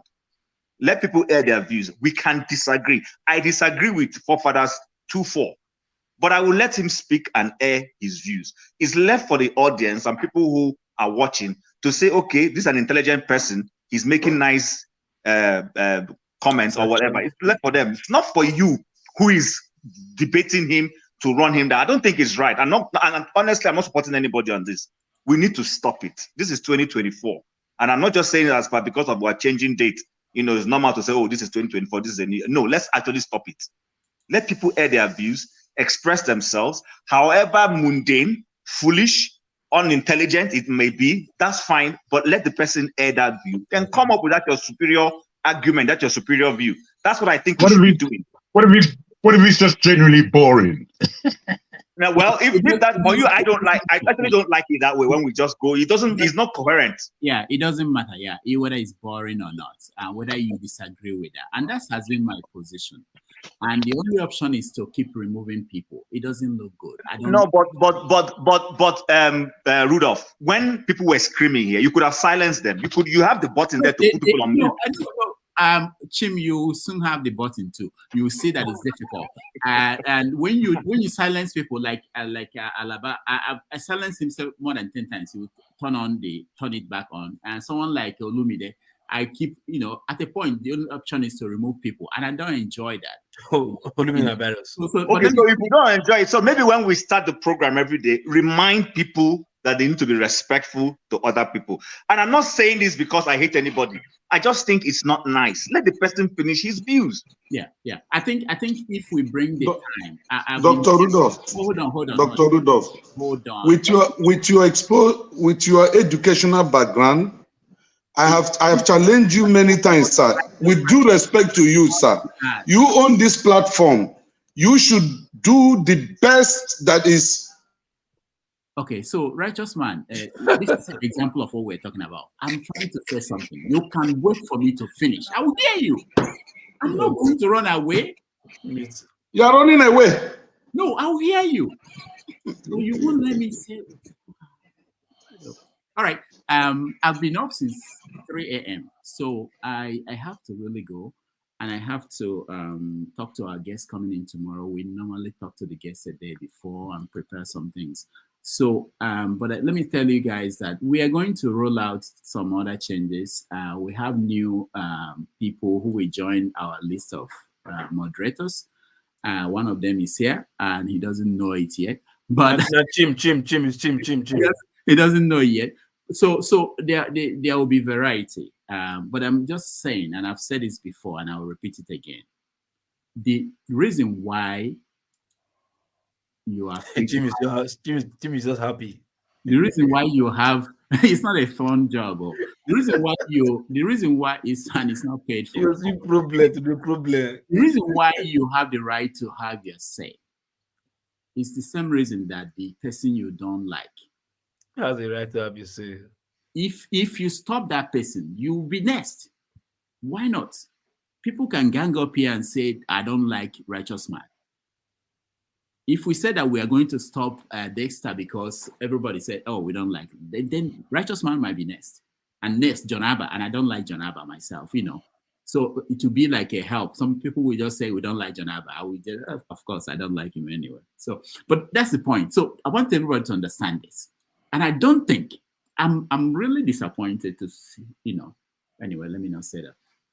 I don't think that there's anybody who has this superior mind that will dominate all you guys. Nobody. Some people have in their mind, though. In their mind, they have in their mind. Yeah, I don't think so. I have confidence. I see them. I can see their faces here. Don't worry. You never give them chance. Don't worry. You have not give them chance. I know them. Don't worry. You report to me. I've not been hearing from you. Just tell me what's happening on the evening shift. Okay, no worry. All right. So, but I sorry, guys, I have to go. Thank you, everybody, and thank you. We have to thank the people who. So, Rudolph, you see what I'm saying? You didn't allow me to express myself. Okay, go ahead. Go, right. You see, and neither did you allow me to express myself. Go ahead. You see, Dr. Rudolph. Yeah, go ahead. This platform, if there is anybody that I've been hammering on this thing since I joined this platform, I think I should be counted either number 1 or number 2 or 3. Please, sir, with all due respect, you are not managing this platform very well at all. You are not managing it very well. And look, I have people in Nigeria that listens to this platform, I have told you, and they have made comments that are passed to you, either directly or indirectly, that there are some people you consider very vital to you in this platform than others. And as such, you allow them to dominate, you allow them to take control. It now looks as if there is personal thing you are benefiting from them, or they are more influential than any other panelist here, or they are financially sponsoring this platform. I've told you. Are you referring to Pansat? Are you referring to Pansat?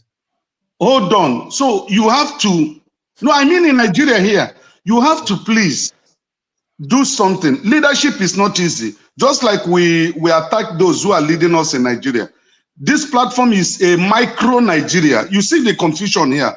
But as a leader, you have to make standard rules. Whoever that does not obey that rule, you can backstage that person for throughout that day or half the program, then you bring the person in again so that we will be disciplined. We're all matured men controlling families and businesses and offices. But when we come to this platform, it looks as if we are radicals, which I believe we are not. Thank you. All right, thank you. Very good. Thank you so much. But Righteous Man, to correct you there, he did something today that I was proud of, right? When Pastor was trying to do one of his antics and all that stuff, and I was so happy he shut him down. But no, that when Chim was saying that no, Pastor, you will not have your day, never ever today. I was surprised before I could say Jack. Don't go back to let me say something that maybe I've never said before. So you know these shows they call reality TV, like Apprentice and all this. Yeah. It's actually not reality TV. It's produced. It's scripted, yeah, of course. It may not be scripted like the words you are going to say. So this, what we're doing here is a reality TV, and it's produced. You know what I mean? So it's not like a quiz competition where you have or debates where you have 5 minutes for everybody, 5 minutes. This is a show. There's something that if you are in production, and there are people who are behind the scene also who are involved in this, what we're doing here. You also want something engaging, something that people will watch. So there are rules, but again, you are producing something. So if you watch like Big Brother Niger, there are some people you see more on camera than other people. It's not because other people are not valued, but it's about the story arc. It's about so many things. There are many things involved. So you can never have this show where everybody has 2 minutes and 2 minutes, everybody and off. No, it wouldn't work. That's not TV. This is TV. I want you to, despite the fact that we are real, I didn't tell you what to say, but this is still TV. We are producing TV. We want people at home to be engaged. So don't cancel the idea that you will have 2 minutes and everybody will have 2 minutes, or that there won't be fight. It's part of it. Sometimes I enjoy it, That's good. I know you enjoy it. I know you enjoy it. So let me. But the most important thing to know, remember this: don't ever confuse yourself. This is TV production. This is showtime. This is show. You don't understand. If it is have your say and people are supposed to speak within a certain time, it's fine to be flexible. But if some other person calls you out and says, okay, you are being unfair, it's good to listen to them because the viewers will also see that. We can't hear that from you. You are the most unfair and scripted individual ever. This kind of language I've got all the love you want. You understand? But in terms of comparing yourself, no way, bro. You can't do it. Speak is a fact. One last thing. And speak, but don't speak rubbish or edge because you'll be taken away. Speak what you want, what you're happy with. In church, for those who go to church, there are some times that maybe the pastor is about to end the service. Somebody will come and say, I have a testimony, and the person is speaking in tongues, and the pastor will let the person speak. So there are many things involved in this. This is just know that this is production. It's not. We can't follow this kind of very strict pattern. So, but I appreciate everybody. And some days it might be Righteous Man that will be the person that we will allow to speak. It depends on what's going on. And I've said this, and don't mind Righteous Man when he will say, "I'm in Nigeria. Give me time to talk," and we give him time to talk. He who doesn't record that. He will record that. So anyway, but I absolutely thank you guys. Well said. I'll see you guys tomorrow. Thank you, Rudolph. You've done well. You always do well. All right. Bye-bye. My coming senator. So who wants to moderate now? Since you all are thinking all these wicked people, it's my turn now. Don't say you all. It was Kansat. It was only Kansat. It's my turn now. Yep. What was it? Go ahead. Forefather is Righteous Man. I want to tell you something. There is one thing I have learned from you. I've learned how to be patient from you. You're a very patient person, but you're a very dangerous man. Am I dangerous? Yeah, Why I am I studied. dangerous? Listen, forefather. I studied about the tribes in Nigeria and their antics and the way they behave and live. You have a trace of the Fulani patient. You see, if a Fulani has a project, stop guessing. Hold on. You see this taking over people's land. It did not start today. They have planned this thing more than 50 years ago. And if you watch forefathers, he will quietly watch, keep calm. Sometimes he smiles, he gesticulates with his face, shows some reactions, acceptance and rejection. Then when he gets the opportunity to speak, brimstone and fire and thunder comes out. Earthquake. He has read Machiavellian's book very well. Yeah, imagine forefather threatening all of us here that if he eventually gets into power, what he will do. I didn't say that. I said somebody like me. Before you corrected yourself. No, I listened very well. You said that's why I don't want to get into power because all you people, you started to be very condescending. You did. You see, that's the you just ran the table back. You like to do this, Jagun. Come on, don't do this. What do I like to do again? Because you always like to cloud us. You're going to cloud us. Forefathers. You know, the way you speak here is very condescending. I should just shut up my mouth then. No, you can speak accurately, bro. Speak accurately. That's enough for us. Like the way you want like to do this. Tell me what you want me to say. I should not try thinking. So just tell me what you want me to say, so I will say it, and so you are happy. Forefathers. Let me. Why do I have a brain? It's of no use. So don't tell me what you want to say. What you want me to say, I'll say it. To spend 1 year moderating and not commenting, that might help. Please, Jim, go ahead. The backstage seems to be full. I don't know. I'm going to exit shortly after now. So first of all, talking about those military boys, it's a problem for us. You know, I understand where Alaba is coming from, and that's fine, fair enough. If Nigeria says we're going to do things by state of origin, in other words, the quotarism. So if we have 100 spaces, then we offer it to people based on state. Because I remember, and I'm going to start mentioning names because I think sometimes when we hide under this pseudo thing, it doesn't help us.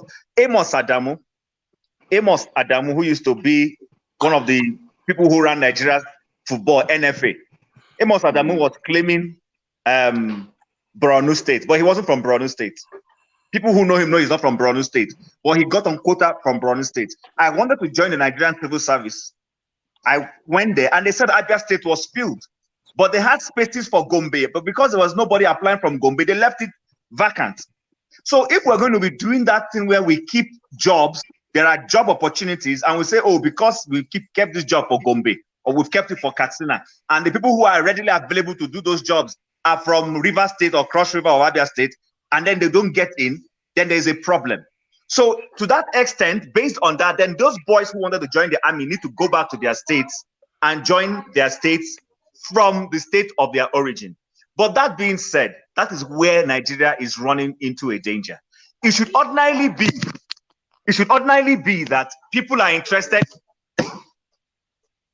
It should ordinarily be that people are interested to join the Nigerian army or the Nigerian civil service. And if they're qualified, let the best hands join it. But if we have decided to reduce it to quotarism, then those boys need to go back to their state. That is to the extent on which I am mentioning that. Then lastly, perhaps as a feedback for you, because you know sometimes when we spar and all this, people tend to reduce it to mean nobody likes you or people hate me. No, you're entitled to your opinion. Everybody is entitled to their opinion. But my perception is that we should always be rational enough with ourselves when we go back and you say, what Alaba said today, did it make sense? If it makes sense, what makes you a big man, a big person, someone who is transcendent enough and is growing, is for you to come back and say, you know what, Alaba, last week I disagreed with you, but I went back and I thought through it and I saw one or two things and I think you are right. I wasn't correct. Yes, it doesn't make you a small person.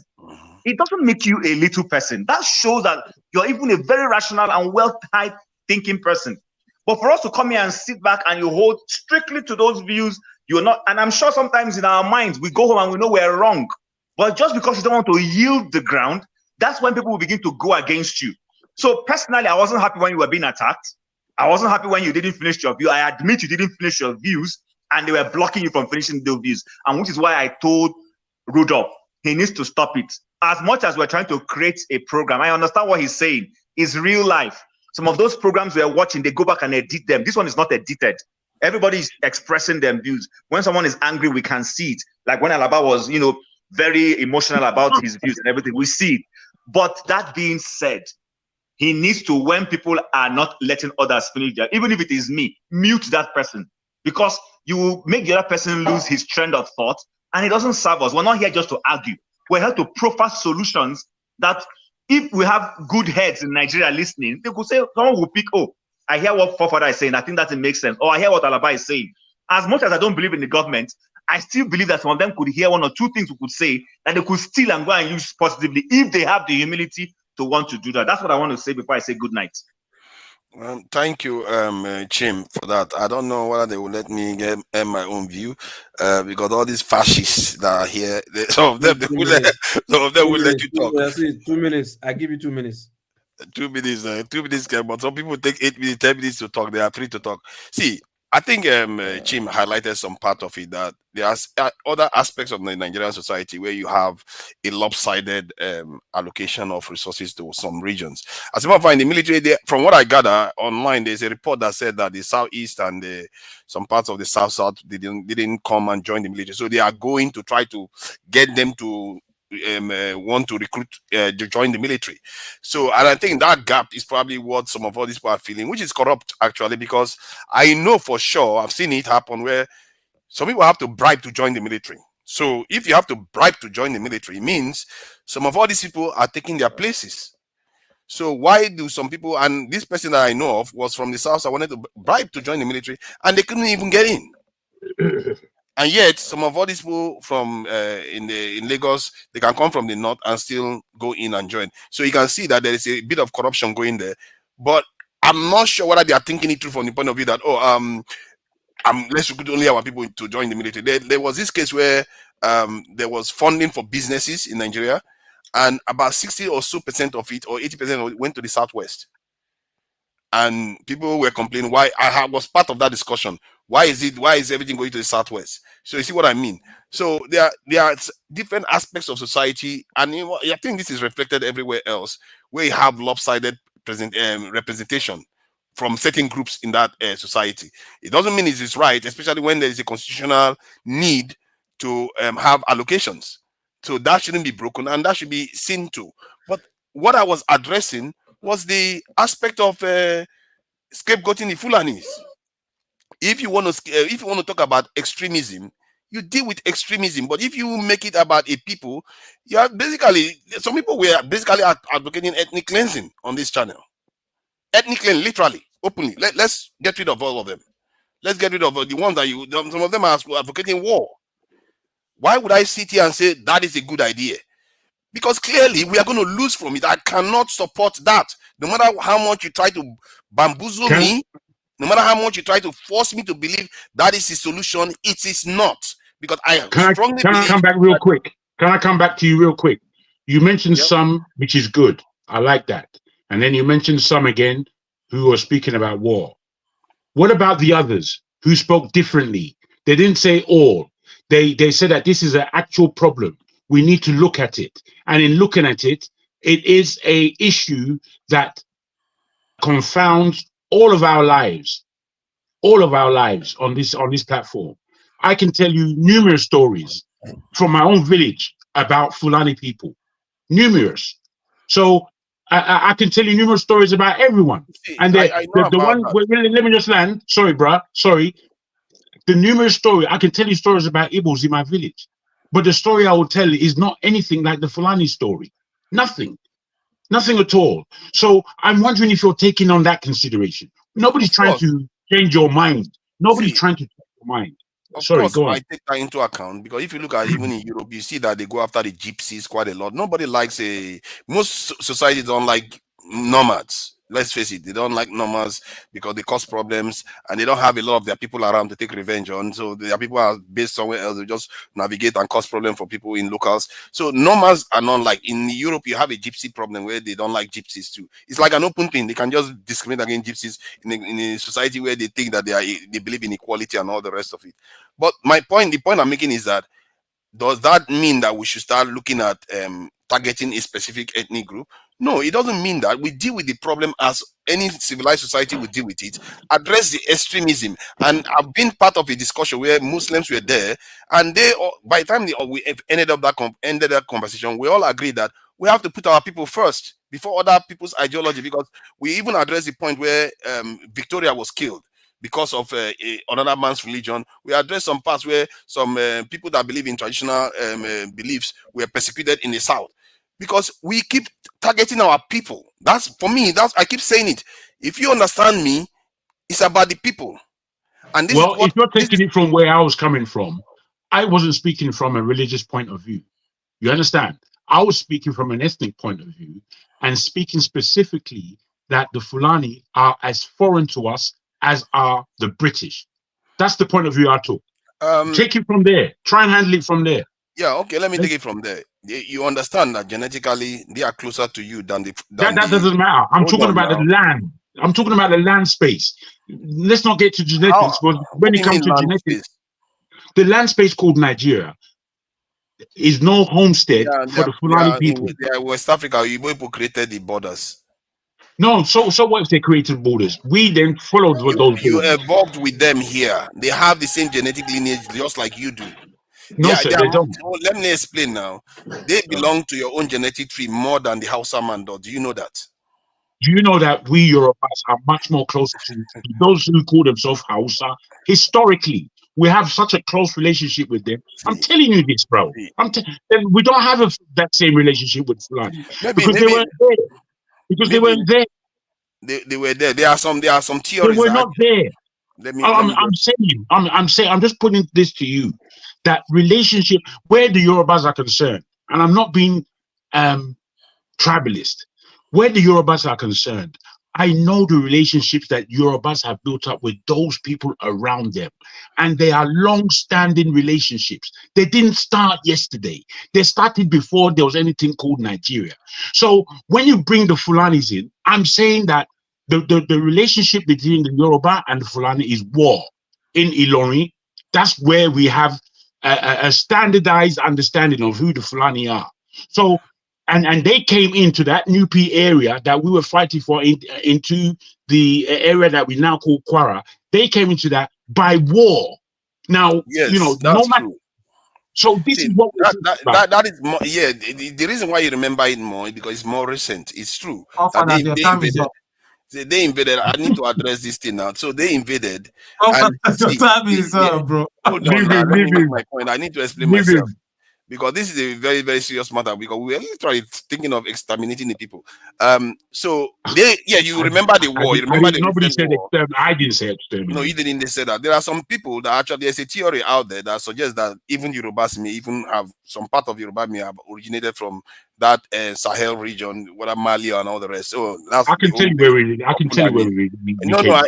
I know your point, but what I mean by that is the Fulani speak a Niger-Congo language, while the Hausa speak Afro-Asiatic language. They belong to our genetic lineage just as much as you are, more than the Hausas. But the only difference, the reason why we don't like them is because they arrived recently in the space that we know as Nigeria. The number of them that arrived, they arrived recently. The point is that they are part of Nigeria now, even when many of us are overseas that have British nationality that were not even born there. Many of them, most Fulanis were born in Nigeria, and maybe 95% of them, or even more, were born in Nigeria. So they are Nigerians, and we have to work with them as fellow Nigerians. If there is extremism issue, we deal with it. If there is a security issue, we deal with it. Because we have to approach this thing without going to, buying into bigotry, falling for bigotry. Because if we do that, we are arming the enemy against ourselves. We've done it before, and it cost us everything. I must say, bro, I don't understand the correlation between arming the enemy against ourselves. I don't Okay, now understand. let me explain that, because I sat on a panel. Oh my God, I sat on a panel this week and I was shocked with some of the things I heard. And I have to give credit to a lot of our Southwesterners. They truly understand their recent history more than most. They really talk vividly about it. And there was this guy that came on and he talked about how the Benin worked with the Portuguese to take over the Igala, and they kept on castrating the Igala men for years upon years upon years, taking them as slaves and treating them as slaves because we collaborated with the Portuguese. Guess what happened? How many years later? Oh, the British came, destroyed the Yoruba, that same Benin kingdom. The same thing happened with the Ijebu. Yoruba people work with the Oyibo man, fight fellow Yoruba man, and when they finish defeating Yoruba man, the British will come. You know what? You two gone. We did this over and over again with each other. Now the other Oyibo man again came, forced all of us to live together, and then we want to start doing the same thing where we'll start fighting each other. We can't keep doing that. We will lose. The game is a bigger game now. The people that did those things to us before are stronger now. So how does doing this thing is going to solve that problem for us? Can I put this quick scenario? Yes. I beg your pardon, my brother. Let me just put this quick scenario to you. In Israel right now, can you believe that they are trying to expel the Palestinians out of the whole enclave that they call Israel right now, and they're looking for space in Congo, of all places, to put these people? One. Two, in the UK, as you rightly know, the amount of immigrants coming into the country is causing great concern for the politicians. They are now looking at Rwanda for immigrants, which is enough. Lastly, I'll end on this.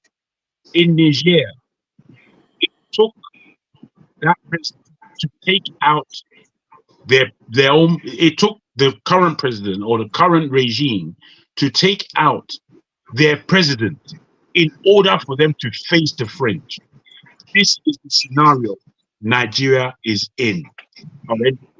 I agree. If you want to take out the regime and deal with our problems, that's fine, as long as you actually deal with the problems that we face in the country. But my point is that we can't turn on each other. Somebody said we have to treat each other as if every single strand of hair on our head is worth it. And this is what kills me. And when I saw that pastor doing that stuff to our own people, it's like we don't value each other at all. We treat each other like animals, like dogs. What is wrong with us? That's kind of stuff that really drives me mad when I see when our people are being degraded. And I fear the day reckoning will come when, can you imagine if you were present on the day when the people destroyed Benin, destroyed Ijebu and destroyed everything? It's like the whole world is coming to an end. People don't, for me, it's all vivid in my head for some reason. How terrible it must have been to them. I don't want that to happen to us again, because we are busy forgetting that we forgot the biggest threat facing us. Our biggest threat is not, if you remove all Fulanis today, the problem remains. If you remove all Hausa, problem remains. It's not going to change anything. So let's try to move away from that. Let's not fall into that trap. And let's just care for our own people, secure our own people, and deal with greater threats that are facing us. And those greater threats, we deal with them like the way we deal with the Fulanis. They are our friends if they want to be our friends. Not Fulanis, the extremists. They are our friends if they want to be our friends. They are our enemies if they treat us like enemies. If they want to oppress us, we fight them back. Because Fulani is, it's not all Fulanis. The extremists are our enemies. They are my enemies. I call them terrorists. If people call them bandits, I don't buy that. If you come to a village at night and you wipe out people, you are a terrorist. And for whatever reason, for claiming their resources, for displacing them from their village, you are a terrorist. At this stage, you can't be taking our fellow citizens' lives. If you take our life, you die. It's just, for me, I don't believe in this thing where they don't execute people. Because I believe that when you take a human being's life, you didn't take only that human being's life. You've taken all their generations to come. If you go back 300 years, just 300 years, do you know how many people it takes to create one person? It takes more than maybe 10,000 or 20,000 people. Just 300 years. So when you kill one person, in the future, 200 years in the future, you've taken away possibly 300,000 people, 100,000 people. So I consider taking of life a very, very serious thing. And anybody that takes any Nigerian's life, they should be dealt with accordingly. That's the way I look at it. And I don't subscribe to the idea that we should just be targeting each other. We have to find a way to work with each other. That is the only path. We don't have any other path. Thank you. For me, that is just so simple to me. I don't know why. I We've heard you. No, It's so simple to me. forefather, we've heard you. Tangibly, I disagree. You understand? So you don't have to repeat Okay, it. what do you We've disagree heard with? you. Let me ask you what you I don't disagree with you. You made a lot of points. I disagree with the fundamental point that the Fulani in Nigeria, their history, their lineage, their antecedents across the West African region is such that we Nigerians, South Africa, should not tolerate them in our land, especially at the point where so much power is in their hands and so much malice is going on through their people. So for that reason, I totally disagree with your sayings. Okay, Thank good. you. At least you gave your reasoning. But clearly, I don't disagree with that. Okay, who is next? Is it Jonaba? Jonaba, please go ahead. Thank you, fellow panelists, for being here. And Happy New Year to everybody. We salute you, Jonaba. Thank you, brother. I look at us as what Nigerian is all about. I believe that 2024 will bring a change to all of us. We cannot continue in this path in a civilized world where we cannot have a dialogue. People always believe that Americans do not negotiate with their enemy or terrorists. That's not true. They have negotiators who talk on behalf of them. If Nigerians going to work for all of us, we must have this open mind and see things differently. Because if we continue in this part, the same thing over and over, expecting a change, that is a failure of imagination. It's not going to happen. We have to change something in us to see a change. Just like many have commented that change start, and I have said it all over and over, change start with all of us.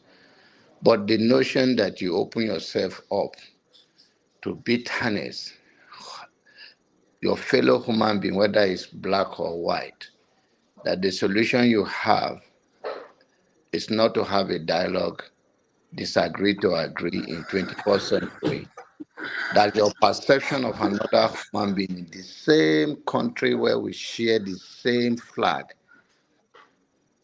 you have no other intelligent way or any other way to have a conversation so we all can live peace. And those that terrorizes our community should be dealt with. And I don't think Fulani is a larger problem of Nigeria than all of us here. Because in one way or the other, we all have families and friends. And they offend us, we offend them. But we, with heart of love, there is a adage in my place that when you beat your child with left hand, you use the right hand to draw that child close to you. And if you see, many of you, I think you've never been to the north.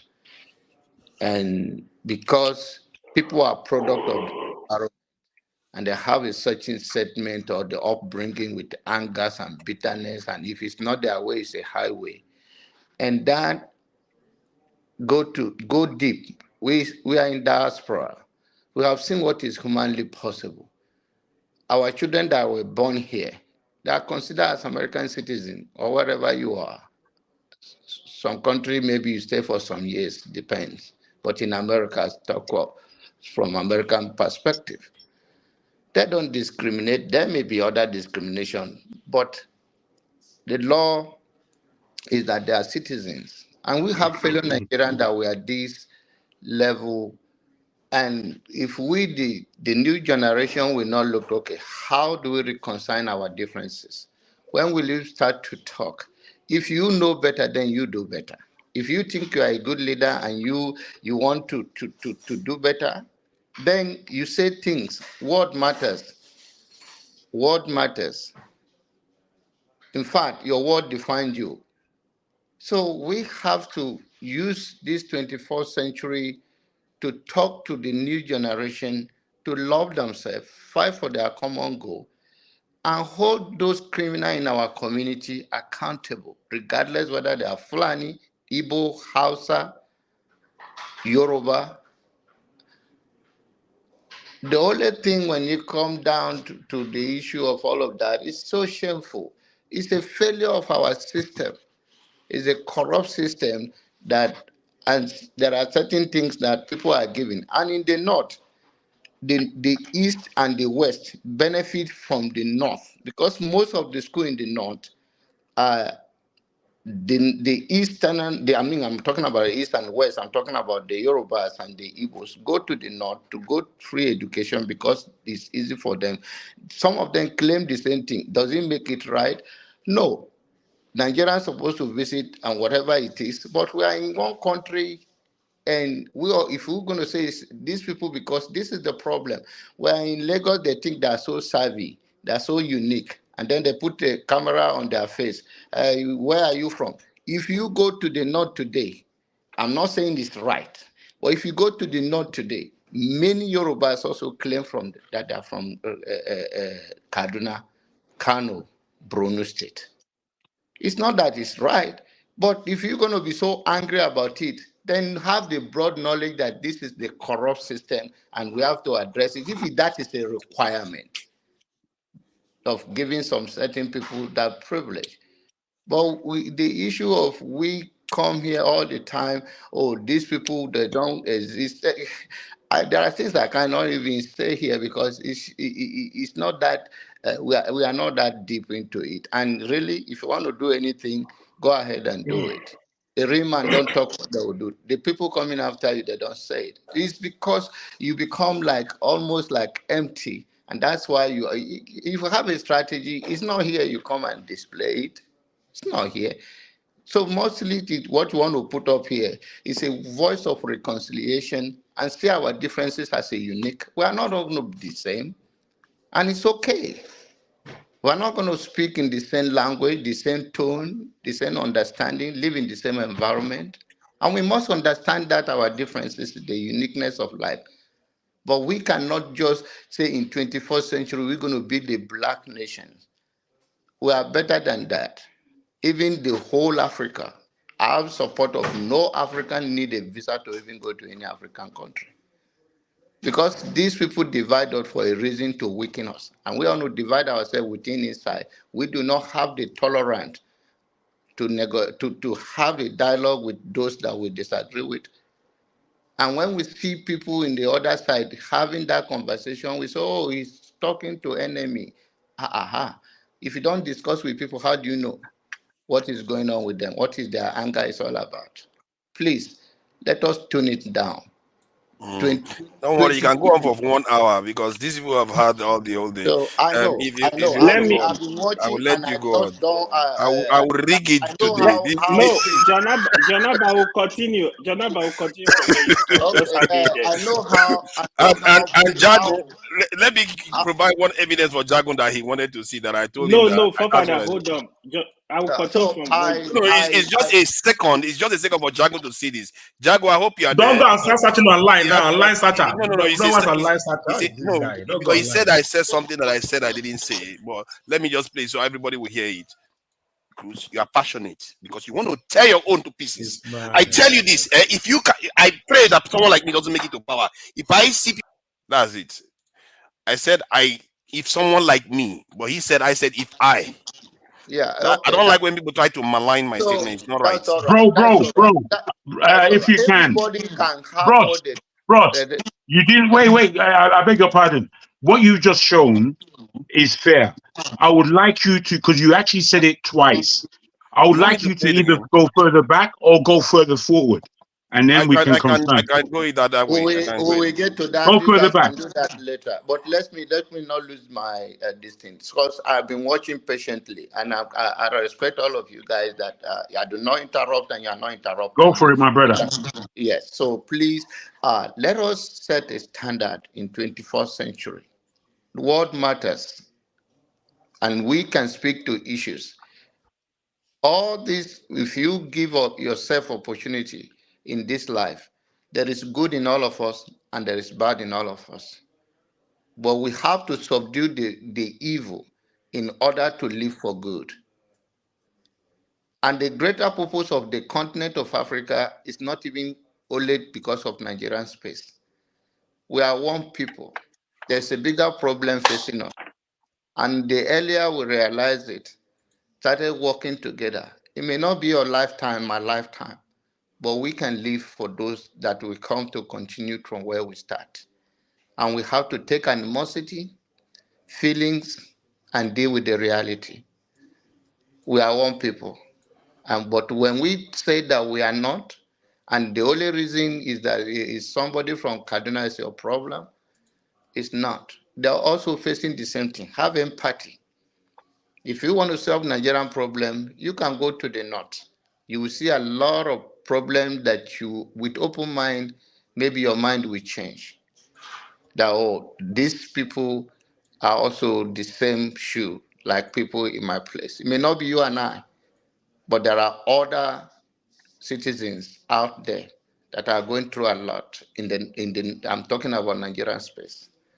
That if you go there, you will say, wow, what I see here is what I see there. And we can have a better country by dealing with the whole issue.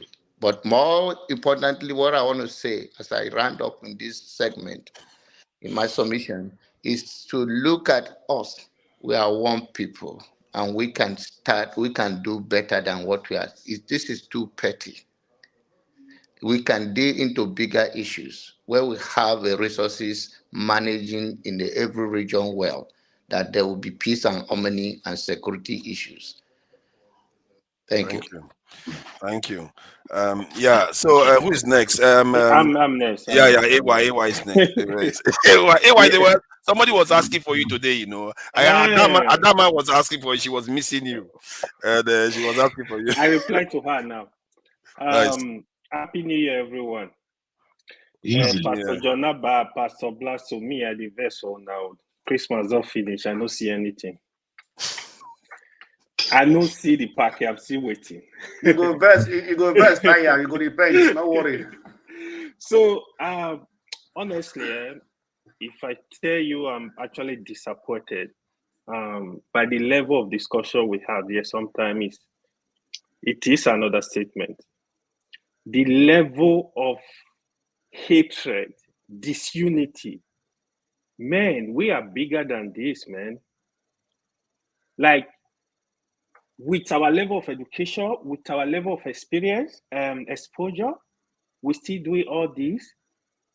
I begin to wonder what our brothers that are not even educated somewhere in the villages, what they can do. Because it's crazy. People come here through things that are not fat at all and be arguing with everyone.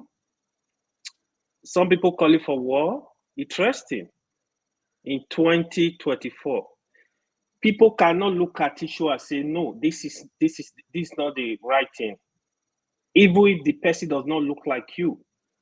This is part of the reason why I do tell people when I move out of Nigeria, when people talk about racism, I look at them and laugh. I said, I don't care about racism. Usually, I have white people, they ask me, oh, do you believe in racism? I said, sorry, I'm the wrong person to ask about racism. Because we are hypocrites. In somebody born in your country, you discriminate against him, but you will come to a white man land and be shouting racism. How dare you? The hate is too much. Everybody, let us look at ourselves in the mirror. It's evil coming here, discriminating against people that don't look like you, that don't speak the same language like you, that don't worship like you. That this is evil. What do you do when you're in your room, in your private room? Can I put a question to you, AY, please? No, hold on. Let me finish, please. Hold on. It's very disappointing. I see evil people I respect here. People will come here and speak hate. You are supporting them. You want to kill your fellow brother. How many years ago, over 40, 50 years ago, You guys killed yourself, killed a lot of people. We didn't learn from that. We having another plan to kill our fellow brothers. We can disagree. We can disagree, but this issue of spreading hate is not going to help the country. Jagu, I'm also disappointed in you not understanding what forefather is talking about. I understand. No, Totally. hold on. I need to come on this. You don't understand when forefather is calling for unity in the country, calling that if we are divided, they will come and clear us out. You are not getting the point. Oh, I'm getting it. It is real. It is real. Let me tell you, I have to argue back with you. I'm sorry. What you're saying, how you began. Wait.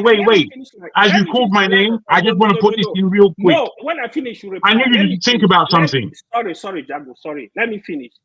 Jagu, that point forefather keep emphasizing on. People want to slaughter him on this platform. I really don't understand why we don't get it. Every issue cannot be reduced to tribalism. Every issue.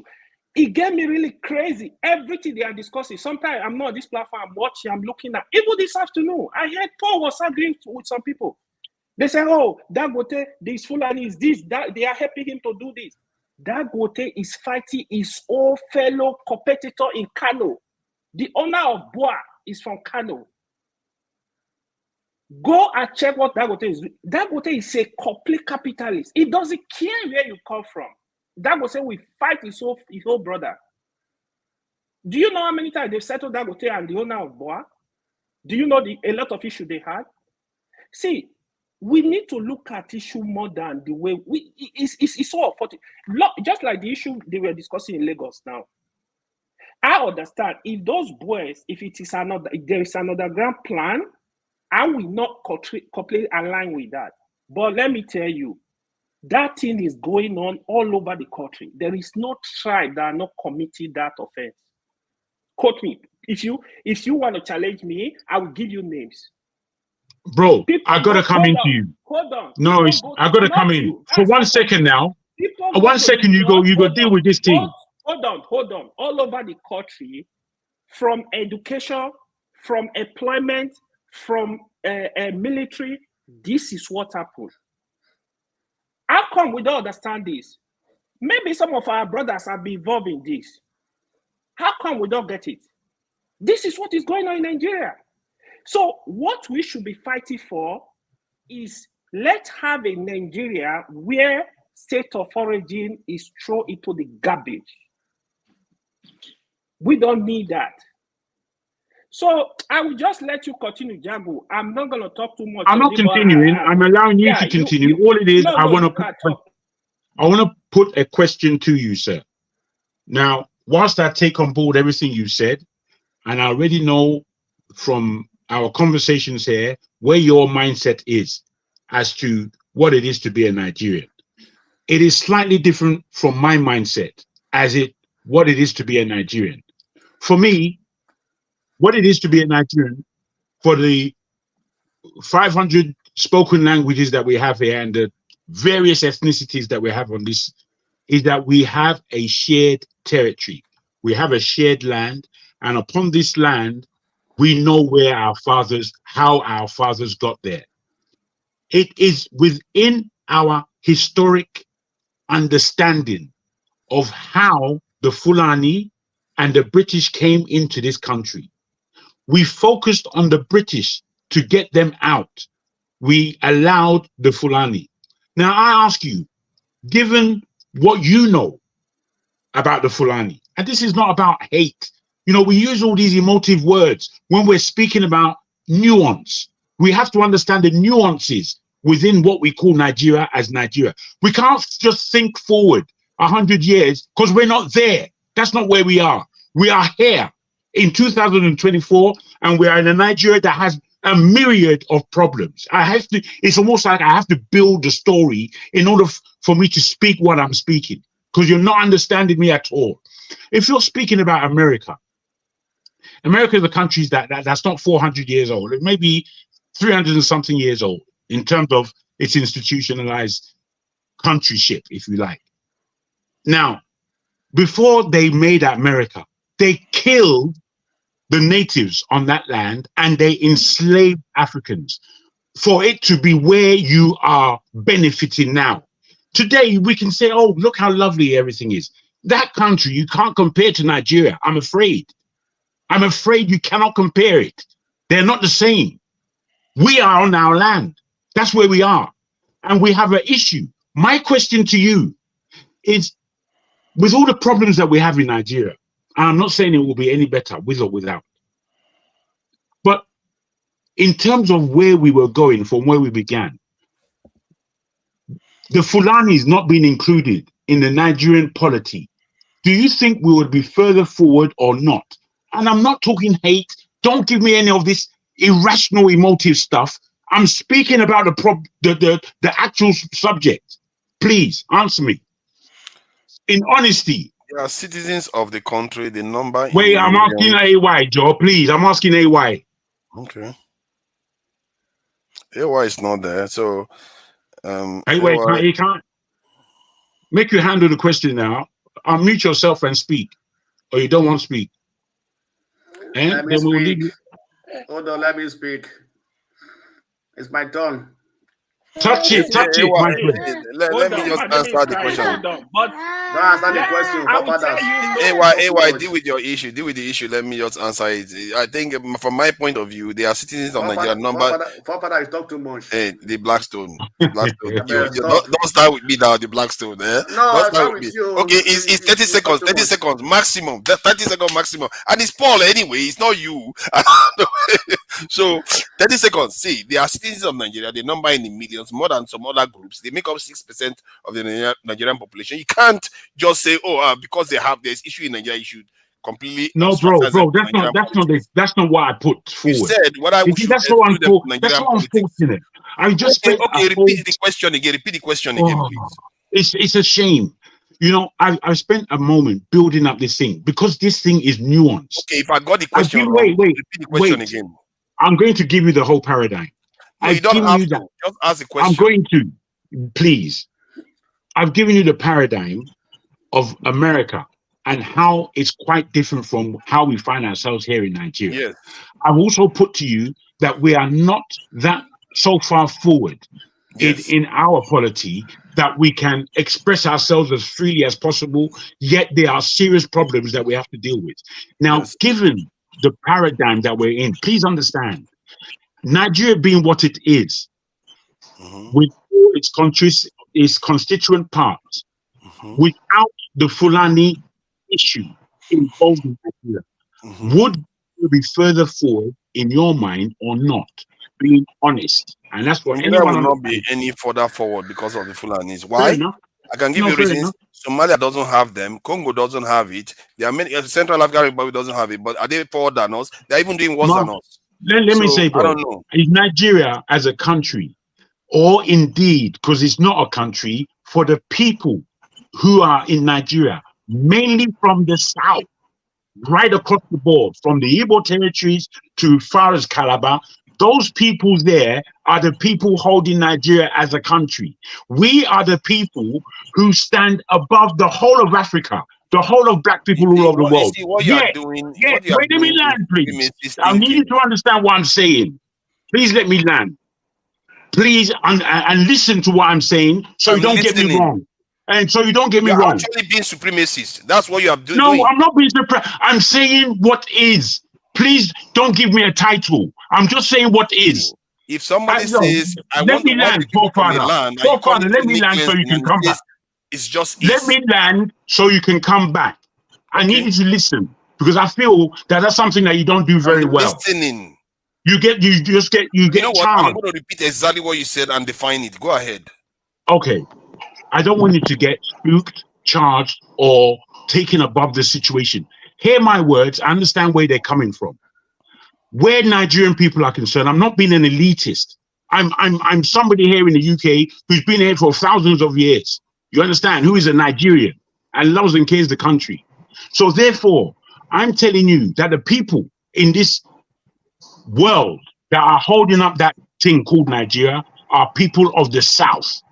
We are the people who have given it its intelligence, it's politics, it's grime, it's guilt even. It's our fault, most of the happenings, but it's all down to us.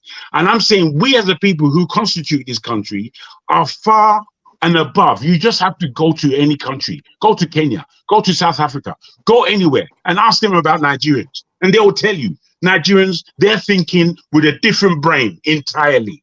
They laud to us, not because we want to be lauded, just because of the difference between us and the rest of Africa. We are responsible to take Africa forward, and we are failing in our responsibility. Because why? That's left to you to answer. The second part, I agree with that. We are quite competitive in Nigeria, but in terms of whether it's the north is the problem, I don't subscribe to that, because other countries are demonstrating the same problems, and none Fair of enough, these fair enough, bro. we stay in disagreement. Yeah, we stay in I think disagreement. it's Paul, isn't it? Yes, it's Paul, me. Paul, welcome. I Thank you. go be Paul. Papa, we not there yes this morning. All this Blackstone, you Don't not talk, go don't and come back. show us the After my mosque talk. in Germany. Let Paul talk. Blackstone, you Go know and you sit can't down. use that. Should You know you we start can't use that timing to it? put people behind. Should we start timing it? Should we start timing it? Stop this. No, stop this. No, forefather, you're doing well. Everybody should be patient. We have time. They didn't allow him to talk. Forefathers, let concerns Let me speak. time please. so everybody can speak quickly. No, So everybody can forefathers, take please, time. let concerns. This is the second time that he has Or if I don't Forefathers, time let it, it's gonna concerns look speak. like we are cheating. Where's Forefathers, Pastor? listen. The man has come Forefathers, before. He didn't listen speak. to me. He's in now. I'm He's telling not you right speaking. now, let concerns speak. Tone. I can see Pastor on the screen. Oh, am I seeing concerns? Oh, okay, concerns.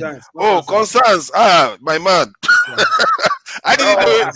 Why go speak before? No, why go speak before me in the first place? Why go speak before me? This is about what talking about now. No. I'm not so sure many concerns came. Concerns was here before you and I. He was going back and forth. Okay, you guys start timing it so you can everybody knows their turn. I think I should just start timing it. Everybody 5 minutes. Okay, go ahead, talk. Okay. 5 minutes. Okay, 5 minutes, please. Happy New Year, everybody. Yeah, Happy New Year. Welcome. Happy New Year. My friend, forefathers, even though I don't agree what you say, because what you say, I don't know. Righteous man, Tone, God bless all of you. Jagun. Hello, sir. The Blackstone. God bless you, people. Let me tell you, people. Honestly speaking, Jagun is on the right track. Yes. Jagun is on the right track. Honestly speaking, if that the country has been only the south in that country, honestly speaking, we could have gone far by now. And that is the truth. Whether you have a Fulani friend, though, I don't have any Fulani. I'm not any enemy to anybody, any tribe. But since I was born in that country, only one people had dominated that country. Whether they're educated though, or they're not educated though, whether there's quota system or there's no quota system, it's a problem to the country. I don't see today, the Yorubas, even what they do to the Igbos during this election, the Igbos can never say Yorubas should be exterminated from Nigeria. No. The Calabas, Igbos cannot say Calabas should be exterminated from Nigeria. No. They cannot say Benin people should be exterminated from Nigeria. No. But why is it? How many tribes do we have in Nigeria? But it's only one tribe, only one people. One that tribe is going everywhere killing people. Why other tribes don't go everywhere killing people? Igbos, there are problems in Igbo land, in the eastern state, we know. There is problem in the Yoruba land, you know. But it's only for in their own place. They can kill themselves, they can do it, but it's different. But it's only one tribe that is going and killing people in Nigeria. And that same tribe, nobody has called them to order. Nobody. They are above the law. You can't do anything to them. They can't go to court. Even if today they are arrested, the next minute they are called. The police, the Inspector General of Police are called or say release them. But others, when others are arrested Either they are killed in the jail or they are kept there for many years. But these people, nothing happens to them. We are here when they said there was a jailbreak in Kuje. When their people were there, they were released. They were released. So recently, the Afenifere, the Ohanese, the South leaders, all of them, they said Buhari fed the nation in security. Buhari never did anything against the Fulanis. But these regional leaders also indicted themselves. They indicted themselves by, when Buhari was doing all this, why did they keep quiet? Why did they keep quiet when Buhari was doing all these things? And the people are dying. If you check today, how many people have died in Nigeria since Buhari came, since when Buhari came in and when he left? If you check the figure, it's more than 100,000 people. And who are these? Who are upon all these people? More than 90,000 of these people were killed by this same tribe. So when you look at all these things, you know, you must know that there's a problem. Whenever a child is crying and pointing a hand, you must check very well. That place is pointing that hand. These people dominate the army. These people dominate even they are not educated, but that dominate the affairs of the affairs of the country. They choose who to be the president. They choose if somebody is chosen and they're not happy with it, they start problem. Either they start killing, either they start burning people's houses or start burning people's shops in the north. They will do something to see that something is wrong, that person is removed, or they make a coup. So if Jagun asked that question, without these people, where should we be today? My brother, we could have gone far. Let all of us remember that there was a coup. There was sometime there was a coup, which was done by Oka. What did that coup say? That coup on about 5 states or 6 states. He said these people should leave.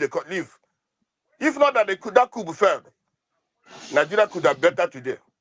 Now, other people don't like what is happening. Other people say, let us go. But some people say we cannot go. Concern, I'm sorry, your time is up. My friend, my time is up. How many minutes have I spoken? Your time is up. We have to follow the rules now. The time is up. Sorry. Okay, you can use 30 seconds to round up if you want to round up your thoughts. I know. I'm not. What I'm saying is for what I'm saying. Okay, sorry about that. Others spoke more than 40 minutes. I didn't. Only 5 minutes I've spoken. You say my time is up. How? Yeah. It's 5 minutes. It's 5 minutes. Sorry. I just want to say I thank you, Concern, for your support on my viewpoint. Thank you. Wow, Django, like I'm just as shocked as AY with your views. You can be shocked. You can be shocked, but as I'm considering your myopic point of view, you must consider mine. In the South today, we just no. Concerns, your time is up. It's all time now. 1 minute. Let me give you 1 minute. 30 seconds. 30 seconds to round up. Okay, let's say now. In the southern region of the Southern African region, there's no Fulanis there, and that place is more peaceful than any other region in Africa. And that place, the things are moving forward, moving good than the other place in Africa. Why is it that even in the this thing? I'm sorry, that's not accurate. No problem.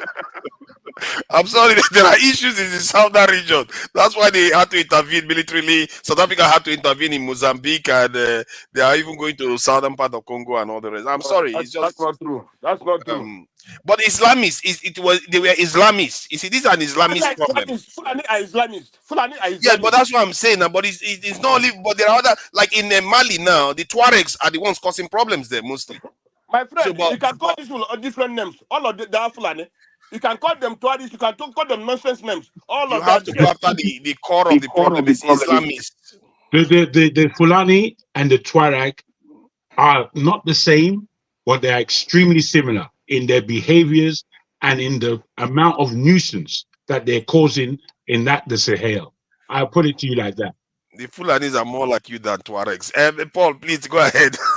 What does that? What does that actually mean? That doesn't mean anything. I'm a Yoruba man. Genetically, I'm just, linguistically, and everything. That's what it means. my friend. You have to be because you don't want to stay Let's allow yourself. Paul speak now. Let's allow Paul. No. You're being unfair because No, you I'm don't not want. being unfair. I'm just. I tell you why. Let's allow Paul speak now. No, you're not going. You're just going to shut me up. You're going to have your say and shut me up. I'm But not that's shutting not you up. You're possible. going to have your turn to reply. Don't worry. It's not going to be that I'm long. not replying. I'm just saying this. I'm a Yoruba man. They are Fulani. There's a difference. So you have to allow him respond. Okay, good. Paul, please go ahead. Okay, thank you. I think I want to say it from the place of AY stuff, and sometimes we need to look the greater good. You know, I know when I call people wicked, I call people all type of name because I don't understand when I growing up as a young boy, when I see them fire people from job, I feel bad. I give my boss all type of name. Not until I find myself in that situation, how I can let people go. In most cases, maybe for their own good, for them to learn when they lost their job, maybe 1 or 2, 3 times, they will understand the corporate space. You know, so sometimes it's the greater good. These people who lose their job 1, 2 times, anywhere they find themselves, they'll learn how to protect their job. They'll know that it's different from school, you know. So why am I saying this? When we look at the country talking about this Fulani thing, I just think the government failures. Because why I use the word the government failures? Let's just trickle down one step downward to state governors. When you come to our state governors, probably maybe 99% of all the commissioners there, the special assistant and the special advisors, most likely they're all indigenous of that state. If they are not indigenous of that state, they probably live the best part of their life in that state that they are well known for them to even give them this position. Is our state doing any better like the federal government? Is our state doing any bad like the federal government? I think they are just the same of the same. You understand? So it's not about another tribe. It's about how we do things. The problem that they're having in my local government, in my towns, and my village, it's just so similar. It may be micro compared to the one that is happening in the state and in federal government. So when we talk about all these things, Fulani, the government just fails us. Security. People don't pay deterrent for whatever they do. There is no deterrent. You understand? People just abuse things and they go scot-free. What do you expect? Don't repeat it again. It's like I go to the grocery stores, I'm coming out. Some of us that live here in the US, I've seen that in the UK. What do you see they put at the front when you are checking out? All the candies, all the things that will make you, when you take your kid down there, your kids keep telling you, I want candy, I want this, I want that. The next minute they cry. You understand? These people also understand all these things. Sometimes you don't have options, you just buy these things for these kids. You know, so these are it's a market strategy. You know, I go to the store, I buy something, here that we do all type of donation. As you are swiping your card, they ask you, oh, do you want to donate for children's things? Do you want to donate? Oh, okay, 1%, 2%. You are donating money. It's a strategy. They strategize all these things, why they put them there and then other things. So we must understand. So talking about this Fulani, it's not about the Fulani. It's about our government failures. If they arrest people, they put people in jail, people serve their time, people do all these things. It's not going to happen. In my town, I can count so many detectors that are making my local government not doing well. I can count people that is making my village not doing well. And they are going scot-free in that village, even when everybody knows that they are bad people. And I strongly believe John Abba can make mention. I strongly believe the rest of us can make mention of these people. And these people just walk free. You understand? And these people, in most cases, they are not Fulanis. I understand the pain that these people are bringing to the country because they are enjoying it. But like they say, when we talk about football, winning team don't change strategy until you start losing. If you don't lose, how do you want to change strategy when you are winning? It's not possible. You understand? Which means your strategy is working. So these guys will continue all their menace because their strategy is working for them. Many years ago, when the Niger Delta guys come and started kidnapping, these The federal government was forced to hear them. And ask yourself again, how did these guys that they later call all type of name militant, how did they do it and they succeed with it? Remember when they kidnap people, who go bail these people out? Who go bring these white people when they kidnap them in the Niger Delta? You will discover that in most cases, you see people like Edwin Clark, an elder statesman, people like the governor, Ibori, the governor of the state will go to the creek, go bring these white guys out, go negotiate and bring this white guy. Because sometimes these are the people that also protect these militants for them to do these things, because the governors cannot even fight for their states. The so-called Edwin Clark cannot fight for their states. So they use these other guys to fight and to achieve a purpose. Thank you. Okay. Right. Do you think it would be a good idea for me to be displaying the time so that people know when their time is up? Because it just seems like it's abrupt. I think I agree with you. I was even thinking that too. If there's a way they can do, because the time is on the screen, but sometimes people will not see it. I'll find a way to do something about that. I think Amadioha, I don't want to pass the Blackstone before he starts complaining. No, pass me now. The Blackstone. Please go ahead. Welcome, Blackstone. I have nothing to say. Pass go. The Blackstone. After you, then Amadioha, and I think Dexter hasn't said anything for a while. Then we'll come down to the bottom panel. Please, the Blackstone, go ahead. You with this your tribalism. Eh? Seriously. Yes, You're welcome. Your hatred for Blackstone. And then What? Blackstone go so for your leg. Go ahead. Your 5 minutes, your 2 minutes is already gone. You're just talking. Happy New Year to everybody in the panel. Yeah, okay. Talking about the Fulanis in Nigeria. We all know that, I don't know if I'm right or correct, there are two groups of people in this world who doesn't have their land of their own. So like you said, the Gypsies and the Fulanis. Right. And if you go back to the history, how the Fulanis came to Nigeria, you will know that how it started from Osman Danfodio, from Sokoto and everything. And it was welcome, people received him and everything. And then from there, they begin to do their hard work. The major agenda of the Fulanis is to claim land for themselves. That's one thing. That's why they are doing what they are doing. And they are trying to claim a land for themselves and have to dominate that land and have a place for their own, right? And they see Nigeria as a very weak country, and because of in the north, the Muslim belief, and things like that, they take it as an advantage for them to claim land and have their place of residence, right? And also Buhari came and make it more worse and make it more easier for them, because he was also a Fulani fanatic and also gave them the upper hand to transverse only the name of cattle rearing herdsmen to other part of Nigeria, whereby the governors were welcoming them, give them land and so on and so forth, right? Trying to restore the so-called grazing route that was already been abandoned many years ago.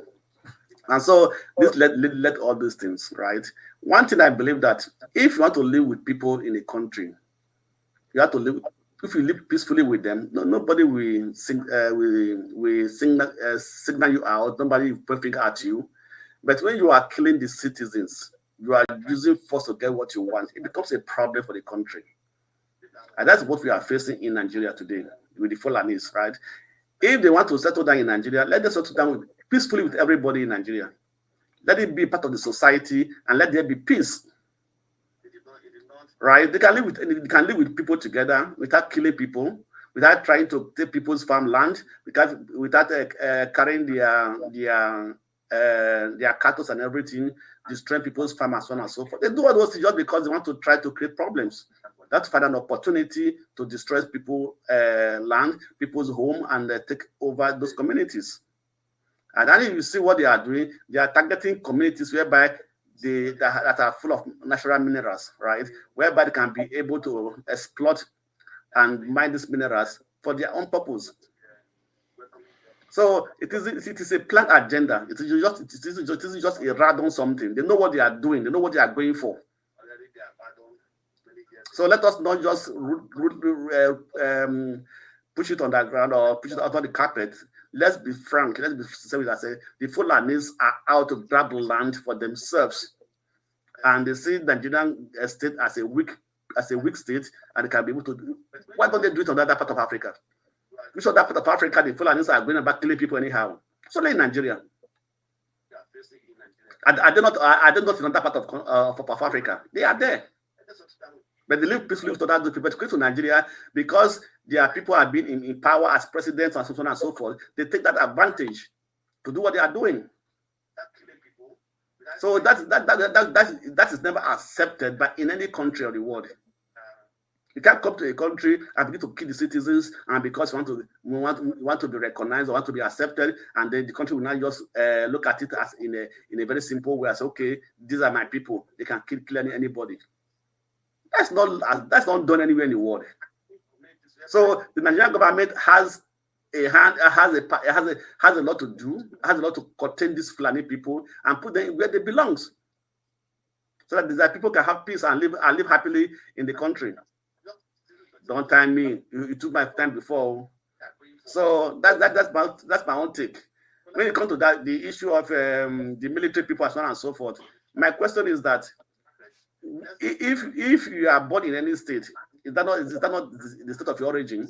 Even though you are not from, maybe if you are born in the north, right? If your parents are not even from the north and we are born in that state, where will you claim your state of origin? So that are the things you put into consideration, right? So let us all know that Nigeria is a complex society and Nigerians are complex people. And so I don't know why it's like that, but if we work together and we put our mind together, we can be able to solve a lot of problems that are before Nigeria. Thank you.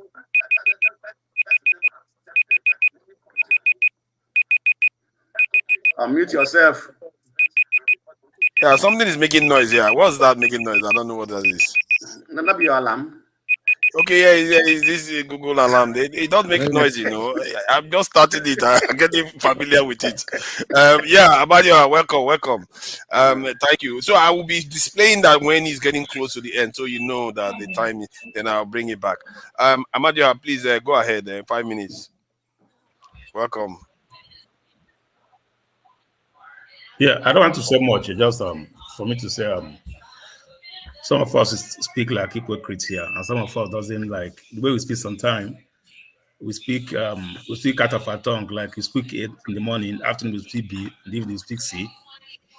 Let me start out the military guys in Lagos. First of all, if you call it Nigeria Police Force or Nigeria Army, I don't think that if it's Nigeria Police Force, anybody from any part of the country can join it. That's why the word is Nigeria. As me, it's Lagos Police Force. It's okay. Let's employ the Indian or Imo State Police Force or Abia State Police Force or Delta Police Force. Okay, let Delta people. But I know the name Nigeria is there. Neither army or nowhere, and it can go to any part of the country to join it because it's part of Nigeria. Except you say those people are not part of Nigeria or they are not Nigerians. They're going to debate that. But if they are from different states and they're going to join Nigeria Army, you tell them you're not from these states. They're a quota system. So we are there setting all the gun powder for? Is it for the indigenous, or we are there setting the gun power for? So that's my take on that. I don't see any reason why they will profile them where they come from, where they come to join the Nigeria Army, not the Lagos Army or the Ibadan Army so that's my first. My second point I think their concern is because they have state allocations for indigenes. So if somebody comes and takes that position, that's the gunpowder I said they are setting. You don't allocate a Nigeria Army or police, Nigeria Police Force. That for this federal. Anybody can join. As me is Lagos Army and Lagos Police. Who can say okay, as well as Nigeria Police is there. Anybody can join from any place. That the gunpowder Nigeria already said. The system have already set up. All right. So that's the point I'm coming from. And secondly, when we talk about Fulani or no Hausa, before now, we don't know Fulani. What we know is Hausa. Before now, before 2000, before legislative night, what we know is Hausa. We don't, nothing like Fulani. We don't see Fulani killing people. Fulani doesn't, we don't see Fulani people. What we know of Fulani rearing their cows and moving with their sticks, and sometimes they'll just hold a bow, arrow. That's what we would do Fulani for. And they graze their cows from one end to another. We had this problem coming out is when people they start encroaching people's crop, and people said no, you don't encroach my crops. They will end up killing the pet. If you say no, they end up killing you in your your own farmland. So that's where this is coming from. And if you look at the terrain of these things, people killing people in Jos or this place, I don't think those guys are Fulanis. That's typical terrorist. That terrorist attack. That's not Fulanis. That's a terrorist attack. It's not Fulanis. We may call it anything. We know that Fulanis move with their cows. If you tell them no, they will kill. They prefer killing you than lose one of their cows. They do that. They do that in the south. They do that in the east. They do that in the west. They move their cow until they bring the issue of Rugas or Rugas do. Ruga doesn't do. Open grazing do. That's when all those things come because they will tell you they have their grazing routes, which have been since 1914. Their grazing routes, they want to reclaim it. That's the problem Fulani was having. But killing people, masses coming to take over a land, those people doing that in Jos, in some killing multiple people, I don't think those are Fulanis. The Fulanis, I know what they did in the east, then and that give bomb, bring the internal Amoteku and the ECN in the southeast. Fulani that make that then to form that. All right, they go to your farm, they approach your farm, you talk, they kill you, one or two, which every life is something. All right, but coming to a village, rounding the whole village up, is not their handwork. That's a terrorist. Who government have not really labeled this as a terrorist. That's my own. And in the Jos, people doing that before now, it was not Fulanis. It was our indigenous fights. And Shandai was indigenous fight. It was like tribal before he lived because Fulani have been in place. They say Fulani is Fulanis. I'm not defending Fulanis, but let's call a speed a split. A speed here. Fulanis, I'm not the one. Let's call it terrorists. If the government can label this as terrorists and find where they are, they will get them. But instead of that, everybody is saying Fulani. That's my own point here because I don't see reason why we are with this 2024. We are not even talking about the real issue. What we are talking about is the real issue that Nigeria is on gunpowder. We're not even talking about that. What we're talking about is Fulani do this, Fulani doesn't do that. Who kill or who doesn't kill? So that's my own point here. So anybody can disagree or agree with me. What I know before 2000s, killing started in Kano. Killing started in so many places, and not Fulani that started that killing. That was how it was born. People died. So many people can testify before the free Fulani came in scene. People as they start killing, and that's not Fulanis. And the same thing continues to today. So that's my own point here. Did you see the chart? Godfather, do you see the chart? What is that? Go ahead, Amadio. Okay, Amadioha, I have a question for you based on your submission. First of all, do you have an idea of what the total number of recruits into the Nigerian army is? I don't know the total number. We don't need the exact number, but let's just say there are 100. Are you with me? Now, and out of that 100, if we have 30, 60, do you think that 100 should be divided equally among the 36 states? As far as Nigeria army, anybody can. About the Nigerian army. As far as Nigeria army, it's called Nigeria army. Anybody, I agree. I'm not disputing. We're not arguing. I'm agreeing with you. So if we have 100 allocation for the Nigerian army, do you think that 100 should be divided among the 36 states? Yes or Why? no? Why dividing it? Okay, so you agree that we should just give 90 to the north and 10 to the No, Igbos. What do you think about that? That's a good idea, don't you that's think? not what I said. I No, said but the that's why I'm asking you a follow-up question. Saying that is based on competence. Listen to me. I said the government are setting Nigeria on the gunpowder by allocating a federal government job to okay. How So did Bob end up in the middle? How should we? I don't know how that will happen. How should we fill up that 100 based on the fact that we are different tribes and everybody wants representation? Do you think we should because we are all Nigerian? I'm Nigerian. We should just give 90 to Lagos and let the outsiders have 10. That's a good way, right? Why because we are all sharing it? Nigerians. I think it's based on merit. We're sharing it. So we shouldn't share it. We should just do it according to who's in government. How should we do it? Who qualify? By merit or who qualify? Not sharing. How do we know who is qualified? How do we know who is qualified? Just like here, you have to apply. You have to apply. You can't just carry 10. Also, you are okay with having. Listen. You are okay with having a Nigerian army out of 100 that have 90 from Kwara State, 2 from Imo State, and 1 from Lagos State. As long as they are qualified, that is okay with you. Yeah, anybody qualified. I'm the same then we're fine. We're doing fine. Qualified can join. Anybody qualified can join. But what's the criteria of qualification? They know the criteria in military, how they qualify people. They know. I'm not here to from your physical to aptitude to all the stuff that they meet all that. If all of them are from Kano, it's okay with you. Alaba is strictly of Federal Character Commission. They pick on 774 local governments. That's what they do. Strictly on Federal Character Commission. That's the current. That's the current way they do it. No, that has always been the criteria. Okay. That has always been the criteria.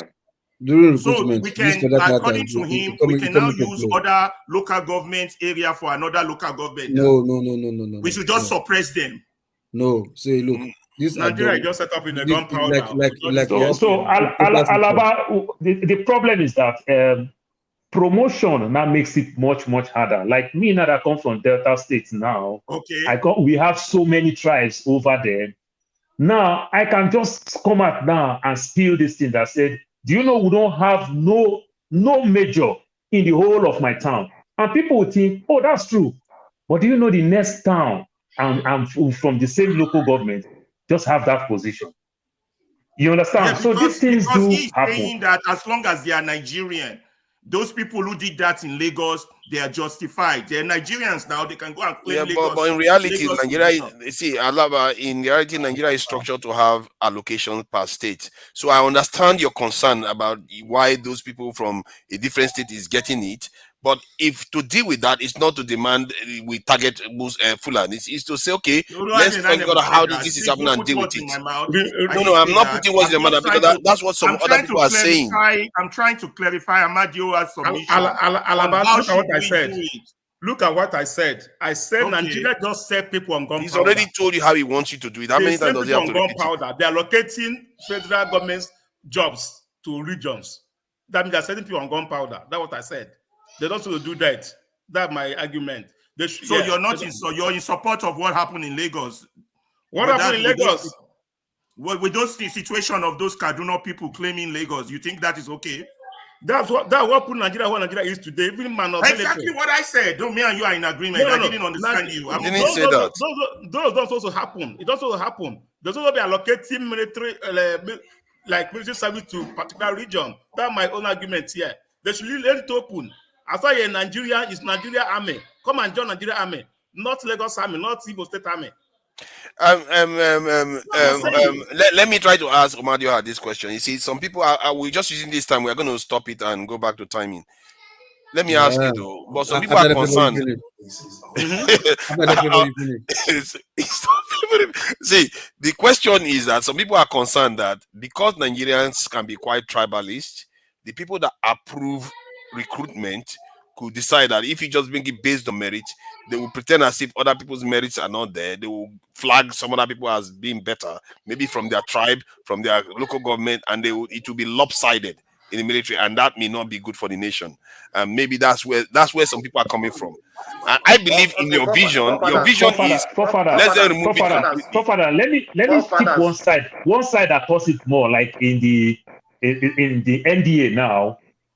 It makes it worse. Now, when you want to apply for the NDA now, that is the senior part of the military now. How bad it is, they say go get a letter from your kingsman. Now, if I go to my kingsman now, let's say the king comes from my own village. The king will continue to give everybody that letter from his own village. Now, you hear one village has 3 generals. Meanwhile, the whole town don't have a captain in the army. You see how bad it can be, even though when you trickle down to our own place, how stupid it can be. Things like you see like that you see like as Lagos is today, you see one part of Lagos keep developing, another part of Lagos is less developed.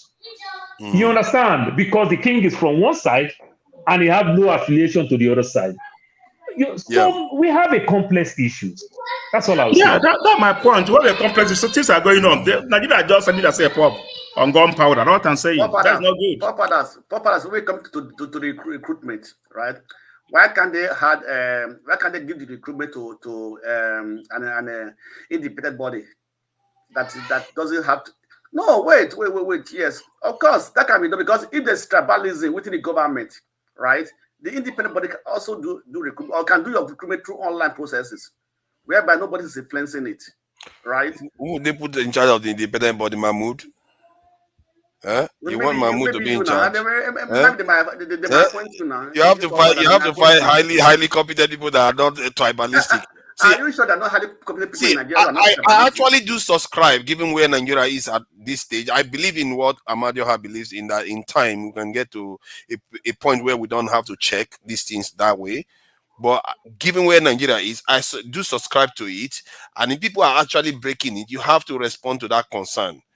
But for me, the argument was different. The argument was the fact that they are making it like, oh, Nigeria, Fulani is like, we should target Fulanis in general, not necessarily the extremists. That was where the disagreement was. Because I can understand when people are concerned that some parts of the country are ostracized from the military. Given how powerful the military is in Nigeria, some people will be concerned. Some people are actually ethno-nations. So they feel like if they are disarmed from being part of such a strong establishment or institution, it will be dangerous for them. So I can understand that concern.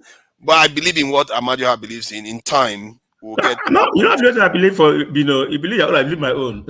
Oh, stop it, Jerry. I believe in, so they don't select, because America doesn't do that. That's what I'm saying. When I checked the UK, the other day. You talk too much. Move to the next the Blackstone, you are lucky I'm not close to Germany. You're lucky I'm not close. It's Dexter, isn't it? It's Dexter next. See, I was shocked when I checked the UK. Can you let me talk, Mr. Blackstone? See, I want to share something about what I found in the UK. The deployment of soldiers in the UK is mostly in the southern region and maybe middle belt. They're not very tiny number. If that was Nigeria, people would be losing their mind right now. Oh, they're controlling everything and all the rest of it. But that's what you get. Father, truth be told, America does that too. Because America is structured in a different way. So we have what is called National Guard. You understand? That also protects your own state. And even though when they send you out of the country, you still vote from your own state. You do everything. You participate. So they make you enjoy that state, that region, that country. You still want to get that vibes, that enjoyment of where I come from. So that when you even go out, you want to talk about where you come from. So America does. Okay. Other than UK, they don't seem to care about that. Please, Dexter, please go ahead. Thank you for your patience. You have been really patient. I think we'll skip Dexter a few times. Thank you, Dexter. Go ahead. Yeah. Father, since you come to the show, have you said I should speak? You were speaking when Rudolph was here. It's your turn next anyway. Come up for that. It's coming down now. It's your turn next. Bad moderator. Bad moderator. You were talking when Rudolph was here. Dexter didn't say anything. So stop eating Dexter time. You've taken 5 minutes. I'm sure the whole thing is finished now. You've taken everything completely now. You've taken more than 30 seconds. Let me restart again. Okay. I think we should not overwhip the horse on this thing.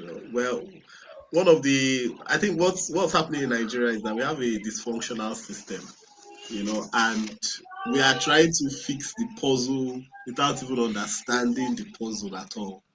Nigeria is highly dysfunctional, and unfortunately, what happens is that when people are brought to the table, everybody thinks about the bread that goes for them. There was a time in Nigeria where all these things didn't really matter, where the country was working, and all this didn't really matter. But right now, we are in a system whereby we are Babiala. That's what Nigeria is. They're all beggars, and some of us, what happens in Nigeria is that as long as your pocket is filled up, you are okay with the system. I heard some people here making arguments for Dangote the other time, Well, you've benefited, but I think the arguments really against Dangote is that the government should not make a monopoly for him on something that everybody can do. That's all. Government shouldn't make example. Dangote at a point in time was the sole person supplying cement for the oil and gas sector, for cementing of oil wells. In case you don't know, you make money from cement, not on building houses. You make money from cement on well completion. When you're doing well completion for wells that have been drilled, that's where you make money from cement. And that cement Dangote was providing then was not from Nigeria. It was imported because my cousin directly worked on the ship where they used to bring it. People like Haliboti, Slumberger get the cement from the ship. You imported cement. And Dangote was giving, once the government gives you that contract, you're a billionaire. If they give any of you here that contract, you become a billionaire. If it's able to influence away and get the contract, my point. This is my point. So it's not saying the government made what you gave him the upper hand. The government, if influence is way to get it, that is this negotiation. The upper hand gets because to negotiation. I beg. Dexter, a little bit, you are not being economical with the truth. We were importing cement. Every cement company in Nigeria imports cement. And the government fought about it. That's when we discovered that we have the limestone. We have everything in Nigeria. This is where Dangote went to places like Kogi, Benue, fought till Dangote be able to even bought Benue Cement Company that is already in moribund. So you make mistake on that one. Then when you talk about the aliboting and everything, I am vast when it comes to this knowledge. Go and check very well. The biggest construction company in Nigeria is Julius Berger. And they get made from Flower Mills Nigerian PLC. So where do you get all these things? Where you don't talk about that place? Paul, I want to take, if they allow me, I want to take you on this Dangote issue on your earlier submission. But I think I will find you on that WhatsApp so that we will not keep bugging the whole audience. I don't want to interrupt. I will find you on that WhatsApp. So I will just I'll order you some nice wine. When you are drinking the wine, we'll be talking on WhatsApp. No. I need to address it because I believe there has been some misinformation that you push on Dangote's story. And I want to address it, I would like that. I don't want to jump the line with other people's your time That's is why I going don't want you to keep talking. But if they allow me, I can take I'm not a violent man. I can see everybody. So Dexter, I talk about Flower Mills that have a contract from Julius Berger. And when you talk about all those things that you are talking about, Julius Berger has the biggest contract when it comes to those aspects. Okay, let's allow Dexter to carry on. I know you see, there's something about when you have a bias or something, you don't seem to listen to the context of what I'm saying. I'm not talking about, I'm not arguing about that. I'm talking about when the government decides to enable one person against the other, where there's a supposed example. When Buhari closed the border, at the end of the day, Buhari opened the border, and who did he allow to take cement out? Dangote was the one he allowed until Buhari Cement started shouting. He allowed on it. That is a lie. Take cement out. Is this closing the border? Nigeria did not close the border for export. We closed the border for import. Come on now. Oh my God. The border was closed for import, for nothing to come in. That's the complaint. Let's allow Dexter to finish his point. Victor is not a gentleman. Dexter, when you finish, I want to address him. What you have said, Paul, is categorical untrue. The border was completely closed. There was no going out. There was no coming in. The southern That border. wasn't true. That wasn't true. I beg. It's okay. Finish your point, please. Don't I know worry that you about guys it. Just you finish have your a point. bias on all this. Finish your point. Just finish your That's point. not bias. That wasn't true. But that Let was me land for on import. For The import, Blackstone not for now. Let's export. allow him to finish first. Then because we are not going. The line is not going to move, and there are people backstage. Please finish. On the then on the issue of the Fulanis that we keep on talking about, the truth about it is that the way to solve the problem is there must be a discussion on the table. You know, Nigeria needs to sit down and unfortunately, what happens in Nigeria is they've had that discussion several times and they throw it away. They've had this national conference several times, and at the end of the day, nobody has the political will to implement what has been discussed. All right. Thank you. Yeah, Thank you, Dexter. Yeah. And all these people, they really dealt with you. It's all right. Loco P, before I go and miss Loco P again, then he starts going at me. Loco P, are you there? It's in Delta State. It's your 5 minutes. So 5 minutes now. We can't forget you now. Welcome. He has gone home. What should I say? Say anything you want to say, whatever comes to mind. But they are talking about this recruitment. Talk about issue. Benue Smith Company. Benue Smith Company. Or Dangote, whatever. So for the recruitment issue, for the army stuff, right? I'll tell everybody this. Look, I think the more we play tribal sentiment into recruitment, the more we are getting into deep shit. You understand? The truth is, ideally, you understand, you're supposed to be you're serving the Nigerian. You're not coming there to represent your state. You are coming, you understand? When it comes to security, you're not coming to represent your state. You understand? We are supposed to recruit the best of the best intelligence into our Nigerian army. So if it happens to be everybody from the north that is so intelligent enough, smart enough, articulate to be in the Nigerian army, so be it. Who cares? As far as it's serving there to protect my interests, who cares? You get my point? But when we are like, oh no, we have too many people from Kaduna, we have lesser people from Lagos. Like, man, come on, man. So you are depriving the most competent people from Kaduna, you understand, or from North, or from one other state, you understand, not to be there because you want to satisfy your what nonsense quota. I don't understand. How are you solving the issue of tribalism in Nigeria? You are not. You understand? And that, if you continue like that, that will definitely go from the recruitment straight to the hierarchy of the army. Because he will now say, oh, okay, it's your turn for promotion. You're like, oh no, the last person I promoted was an Hausa man.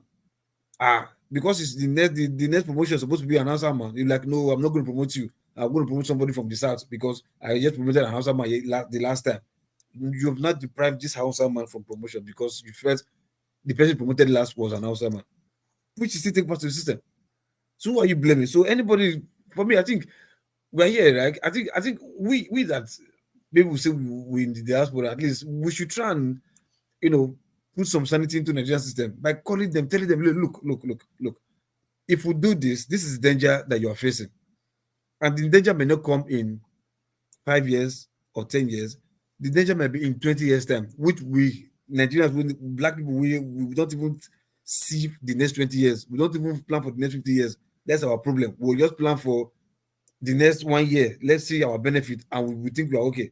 You understand? But by the time we give a solution, we don't think like, what's the 20 years benefit of this thing? Is it going to boomerang and or turn around against us at our own disadvantage? Where? So who? How? Why?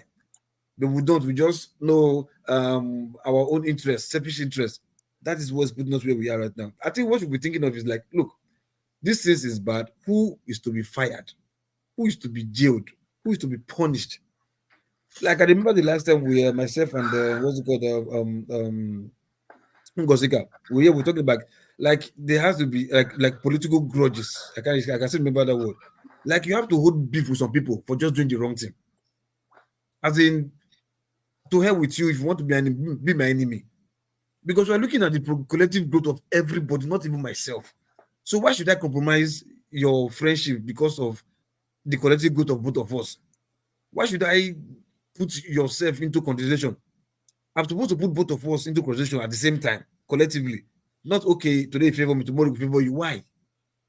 And that has been the problem of Nigeria right from maybe 99, if I can remember, or even Babangida time, so whatever. You get my point? And they've been saying this. Apache said it. Any issue with the security of the country that's lasted for more than 2 weeks, the government is involved.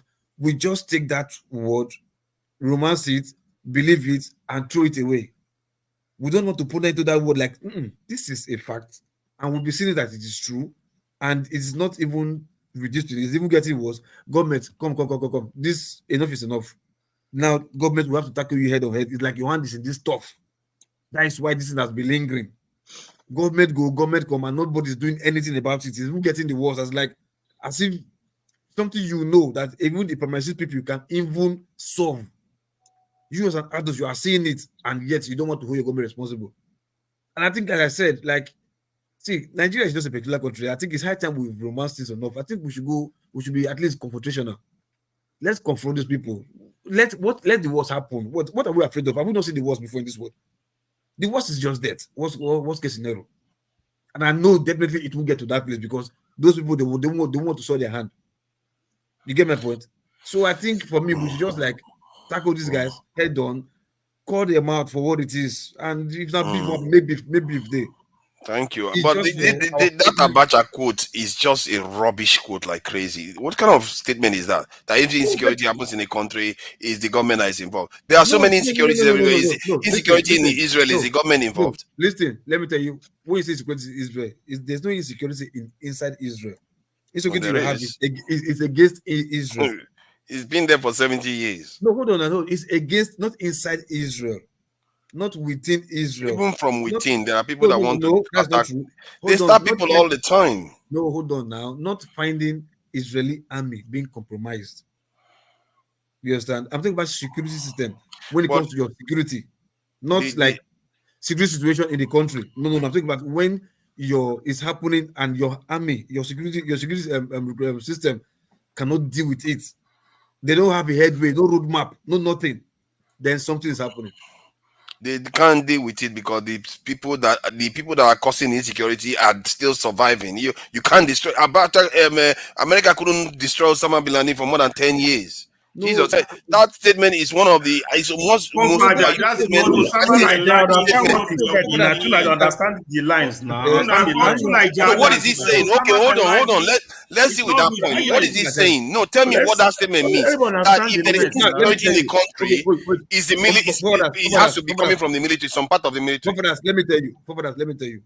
In our local parlance, I think it should be in everywhere, right? They say if I think maybe put on pidgin English, if insider not will kill you, your son outsider not go fit. You not get the one try reach. Definitely there must be somebody within that is benefiting because there's money, there's funds, insecurity. There's money, there's much money to be making insecurity. So definitely somebody must want to compromise. But like I said, in that of Nigeria's own, that is so enormous, so big, that we ourselves here, we know that it's something we can easily solve, and we cannot solve it. Then something is involved. I like to challenge certain paradigm, and I don't think that is right. That we believe that. Hold on, let me give you a case of this plateau owner just happened right now, right? I think I remember last year it was myself and Steph that closed the show. We did that. I told him, I said, look, you cannot tell me this plan that this will have. They've not planned this thing for years to come.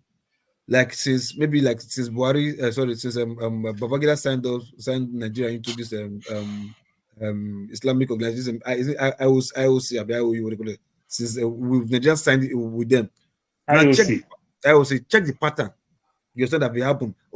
Rumors coming, they want to Islamize Nigeria. The rumors is just there. We are not believing it, but it's happening. Now, what if in the case of tomorrow, Nigeria wants to share? We've heard the rumors several times that the people from the Middle Belt, they will claim that if it happens, they will go with the South. You understand? And you're like, okay, Buhari tried to do this Ruga, trying to make base for some certain demographic of some people, trying to make base all over the nation, all over the state for them. So in case of anything, they were like, no, it's our place. We're not going there, it's our place. So in case there's any sharing, whatever, they're in both sides. Now it didn't happen. oh, okay, what do we do now? Let's move closer to them. Let's see how we can like sack the people from so and so certain region and go occupy that place. I'm just saying, I'm not saying that's what, but if But somebody that is is trying to not like, what is happening no, now. You see, hold on. See, listen to me. you are You going to a don't know. totally different area. I just talked about Abacha's this and now we're embedded up in I'm telling moving you people. what. Hold on. I'm telling Somebody, you what yes, now security you don't is. have a time now. Don't have a time. I'm telling you what security can become. Like it can just happen that people are trying to transfer some people and just to go there. So in case in like 10 years or 20 years or even the next 50 years to come, there's anything like they want to disintegrate. So okay, let me ask this question: is it okay for a Fulani person to move to the southeast, even if it's not by the government's doing, go to a certain area, keep occupying and buy the whole area fair and square like a normal human being would do? Is that okay? If it's going there? Yeah, if a Fulani come to the south, leave and occupy certain area, because we know southeasterners It's always okay. We have Hausa line in Lagos. We have Calabar line in Lagos. We have Urhobo community in Lagos. Exactly. So it's the government doing it. That's the issue. Is the government doing it? I haven't been hearing of Hausa quarter when you were growing up. No, that's why I'm trying to get to the core. Is the government doing it? That was the issue at that time, isn't it? That has nothing to do with insecurity. Migration and insecurity are two different things. No. In terms of the Ruga this thing, I think it's because the government is the one doing it. That's where the true issue is. It's not because Nigerians are against people moving around. Is telling me, hold on, okay, how can I have a quarrel with you? Like, okay, no, you are telling me I'm coming to your house to steal every time. Okay, it's okay. Oh, make another break your window to come steal again. Okay, give me one part for your room, for your house to stay, so that I'm not going to break window to come steal for your house again. What yeah, that's not a good reason. Are you not giving me access to be stealing from me without breaking your window this time? Yeah. I get the logic, but the main problem I had with the statement of Abacha is that was a logical statement, and Nigerians use it repeatedly as if it's a truism, but it's not a true. It's not a truism. It's not logical even. It's sometimes that we just repeat some of the stupidest. Sorry, I'm sorry. I'm not going to offend anybody. Don't come for me. But I just feel like that statement is so stupid. They just keep repeating it over and over again. It's not even factual. John Hammer, please go ahead. So you might look stupid, but other people who understand let the army guys talk. He's been waiting for some time, then I will talk. The army guy, okay. He's a strong man, though. Don't worry, you're gonna get something today. Soro Nadi, welcome. Long time. Happy New Year. Since last year we've not seen you. Welcome. Oh, thank you. Happy New Year, everybody. How y'all doing? Yeah, y'all hear me? Loud and clear. Yeah. Thank you so very much. Yeah. Let's say the wise man hears and becomes wiser. You understand? And the issue I have had listened to everybody here, and then have you ever imagined? Let's say the people in this forum tonight should be given the opportunity to lead Nigeria. What picture of Nigeria are you having in your mind now? Should people here now, as we are here now, we're giving, okay, now we're talking how bad and how good that Nigeria is. Now go and take the lead and fix up things. Have you ever imagined that? It's going to be a disaster. It's going to look like the United States of America. For you, not disaster for you. For me, it's not going to be a disaster. Okay, that's just light one time. That's just a rhetoric. Okay. What the problem in Nigeria is what they say, when the cats are away, the mites will be creeping around the house, playing, having a field day, enjoying, doing all kinds of things, cutting wires, biting up everything. That is the situation in Nigeria. You understand? I heard you are talking about military recruitment, where certain guys who couldn't spell a B, they can't even spell their name, came down to Lagos to be enlisted in the Nigerian military. And if you look at it, it's a game they were playing. They were a certain military high-ranking officer sent them. So once they come there and mention that guy's name, they say, okay, they give them a pass mark. So somebody figured it out. You're talking about security here. That was security. They figured out, hey, what you're here? Who sent you? They mentioned it. They know they were doing something wrong. there's a set down rules and regulations that everybody must follow in order for things to move in accordance. That is on that side. If you do something right, I'll say you did it right. If you get it wrong, I'm gonna say you get it wrong. So these people that came down, they are sent by their brother, despotic brother from the north. Okay, Nigeria have it. If there's military recruitment, there are a certain number of people assigned to each state, and that it must be as per the state. It must come from the indigents of the state, not somebody cutting across the line, coming from all the way Zamfara also to Lagos State. You understand? They got figured out. The people who figured them out is the security. But the problem I have there is bringing them to the social media or to the news. That should have been settled internally, not brought to public glare. That is, somebody was talking about security here and war fighting, two different things. You can be at war without security, then you're done for. Okay, so that is that there. Please, the Lagos government also was right on that. The Yoruba, if you like, call them Yoruba, they were right on that. Okay, there's a standard of operational procedures that they should be followed, and now that is that. On the other side, you know, you're talking about what happened in the other day, where a town, generations of people were wiped out. That is Nigerian military mode of operation. Call it, if you like, call it Fulani, they're Fulani. Believe you me, that is how Nigerian military operates. There's something that happened some years ago. Odi in Bayelsa State, they got wiped out under the command of Obasanjo. There was something that happened in Zakibiam. I don't know, have I spent how many minutes here? 4 minutes? Have I? 4 minutes. Yeah, 4 minutes. Don't worry, I'll give you yeah, more than 5. Yeah, I'll give you just 5. 5:30. Yeah. Okay, not a big deal. Something like that happened in Ogoni. Nigerian military went there and wiped out the entire village. Something happened in Zakibiam. They went there and wiped out the whole people there. Something happened where the Sunnis, El Zakzaki, his group, were wiped out. This brought about the issue of Boko Haram when they killed their leader. They never fired a shot. You understand? The same thing happened when IPOB went clapping and singing at CKC Aba. The Nigerian military came there firing at them. And this is against international law. This is, if you tell me the Fulani herdsmen, no, I don't buy that. I know how to operate there. Okay? It passed by intelligence. Okay? And now the Fulani is like a leech. You understand? They're the problem in the country ever since, from inception. They've been killing and killing and killing and killing. They're like just schoolyard bully. If you don't fight back against them, give it back to them. Oh, we're gonna make a big deal of mistake, and they'll keep bullying the people.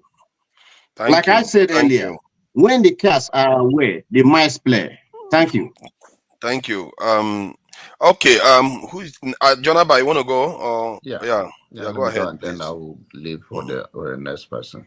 Now, the issue where we said, I personally say that what they did in Lagos was wrong, and then not that the process based on Nigeria allocation for hiring in the military standard that they allocate to certain number to certain state, but they are just being smart, evilly smart, because there are a lot of Yorubas in the north also claiming it may not be the military, claiming in school, changing their name that they are from local government, they are not. So it is the broken system that we need to fix to address it. It's not, and I also understand the notions that if it's a Nigerian military, if you are qualified, if we get to that level that it is open like that, and the military do not open it up to say, okay, there's certain number from Benue State. If you go to Nigerian Army and Nigerian Police, Benue's are more very, very high based the number of our being a minority in Nigeria. If you go to any barracks,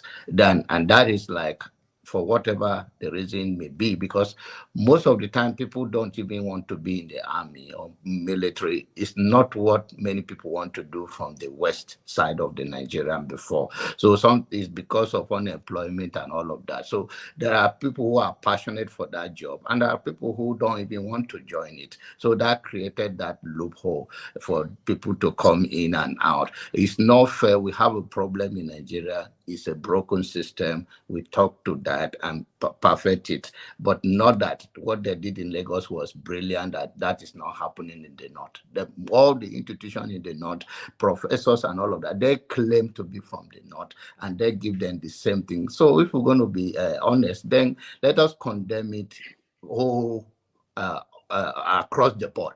Not just like, oh, they come from Lagos. Lagos also, there are Lagosians, or there are Yoruba benefiting from other things in the north that they went to claim that from local government that they are not from. And the issue is that if we, at this level, that shouldn't be our problem if we are trying to make a progress at all. It is because of we are still going backward that petty things like this become a big deal. If you really mean it in the standard that you want to serve your nation, and that is the opportunity you have to serve. But in the situation by even this one, when you get recruited, you have to buy your uniform, you have to get trained. We have a problem bigger than all of those things, because end of the day, the elite is the one that causing all this confusion, putting people in position. But like the army guys said, one thing I believe with him, all that was done was not done. All the wiping out the Zakiba was done. Those two things were done under Olusegun Obasanjo. So it has been, and other things, we have big problem. Let's have to use 21st century to be addressing it from the intellectual aspect of it, not this random thing. Thank you. Oh, thank you. You finished 3 minutes. All right, thank you, Jonaba. Who is next? Thank you was always there, but you see that at this the mindset of saying because it's not only in the Nigerian army, it's happening in other sector. But I think security is paramount. So for security, even if it happens under whatever sector and they may just turn a blind eye because of joblessness, when it comes to security, we should not even think of any inch of compromise at all on that aspect. Say because it's happened in maybe education sector, job, whatever. Security now, because that is life-threatening issue. So we should not even think of even turning a blind eye towards that kind of stuff at all there. You understand? If I thought they want to even do quota system, or not quota, like maybe they want every other country to be involved. You understand? Then you have 10 people, the quota that is given to you is 50. If you arrive at that 50, so be it. Let it be your 50. Don't say because you know you have 25 people left that you want to put into the army. Okay, go to Lagos and go and fill it before they get their own 50. Before Lagos get their 50, you 25 or 20 from here, run to Lagos, no, and go and get, because I've already have information that agree with Lagos you. is still I remaining. agree with all So of by that. so doing, you understand? It's a broken system we need to fix. Thank you. Let me ask you something local. For Yeah. example, just one example. If anybody can answer me this, that make, like, I know about like Manos Army, police, other paramilitary architectures in Nigeria, right? Is it fair because, for example, Satis I came from, all right, maybe they find no general, no lieutenant, no colonel, all right, because they want to start to head the department, they will bring down a corporal, whether they have a qualified colonel down there that can handle the job on the north, because they want to start to hold it, they'll bring a corporal and hold it. Is that fair? Okay, so I'll tell you this. If I understand you correctly, right?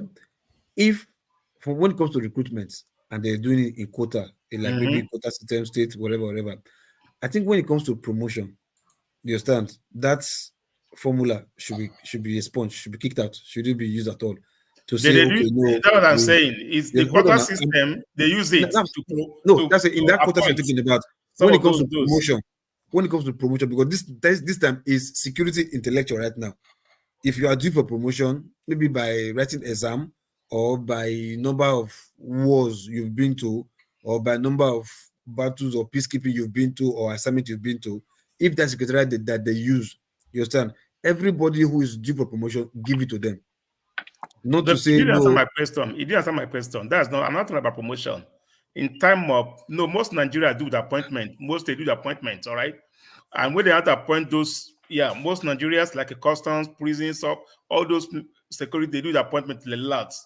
They do work with appointments. All right, and No, they give it to hold on. which If you're talking about minister or sorry, no. I said like paramilitary, paramilitary, which come with customs, immigration, all those paramilitary, and they do the appointment. So is it fair because they have a northerner that is qualified to head that department due to they need a Southeastern guy. They bring somebody that is not qualified just to represent the region. Is it fair? Okay. Now, first thing first, when it comes to that kind of paramilitary, it still falls under security. You know what I'm saying? That's what I'm saying, yeah. Don't do appointment at all. Don't appoint. So the Nigerian system is broken. That's what I'm saying. It's broken. No, no. It's not the Nigerian system is broken, right? That's part of heading any security agency. Whatever system they are using is wrong. That is wrong. Doesn't mean the Nigerian system is broken. No, that's the system they are using in appointing heads of security parastatals is wrong. Because how will you feel? I go cadet.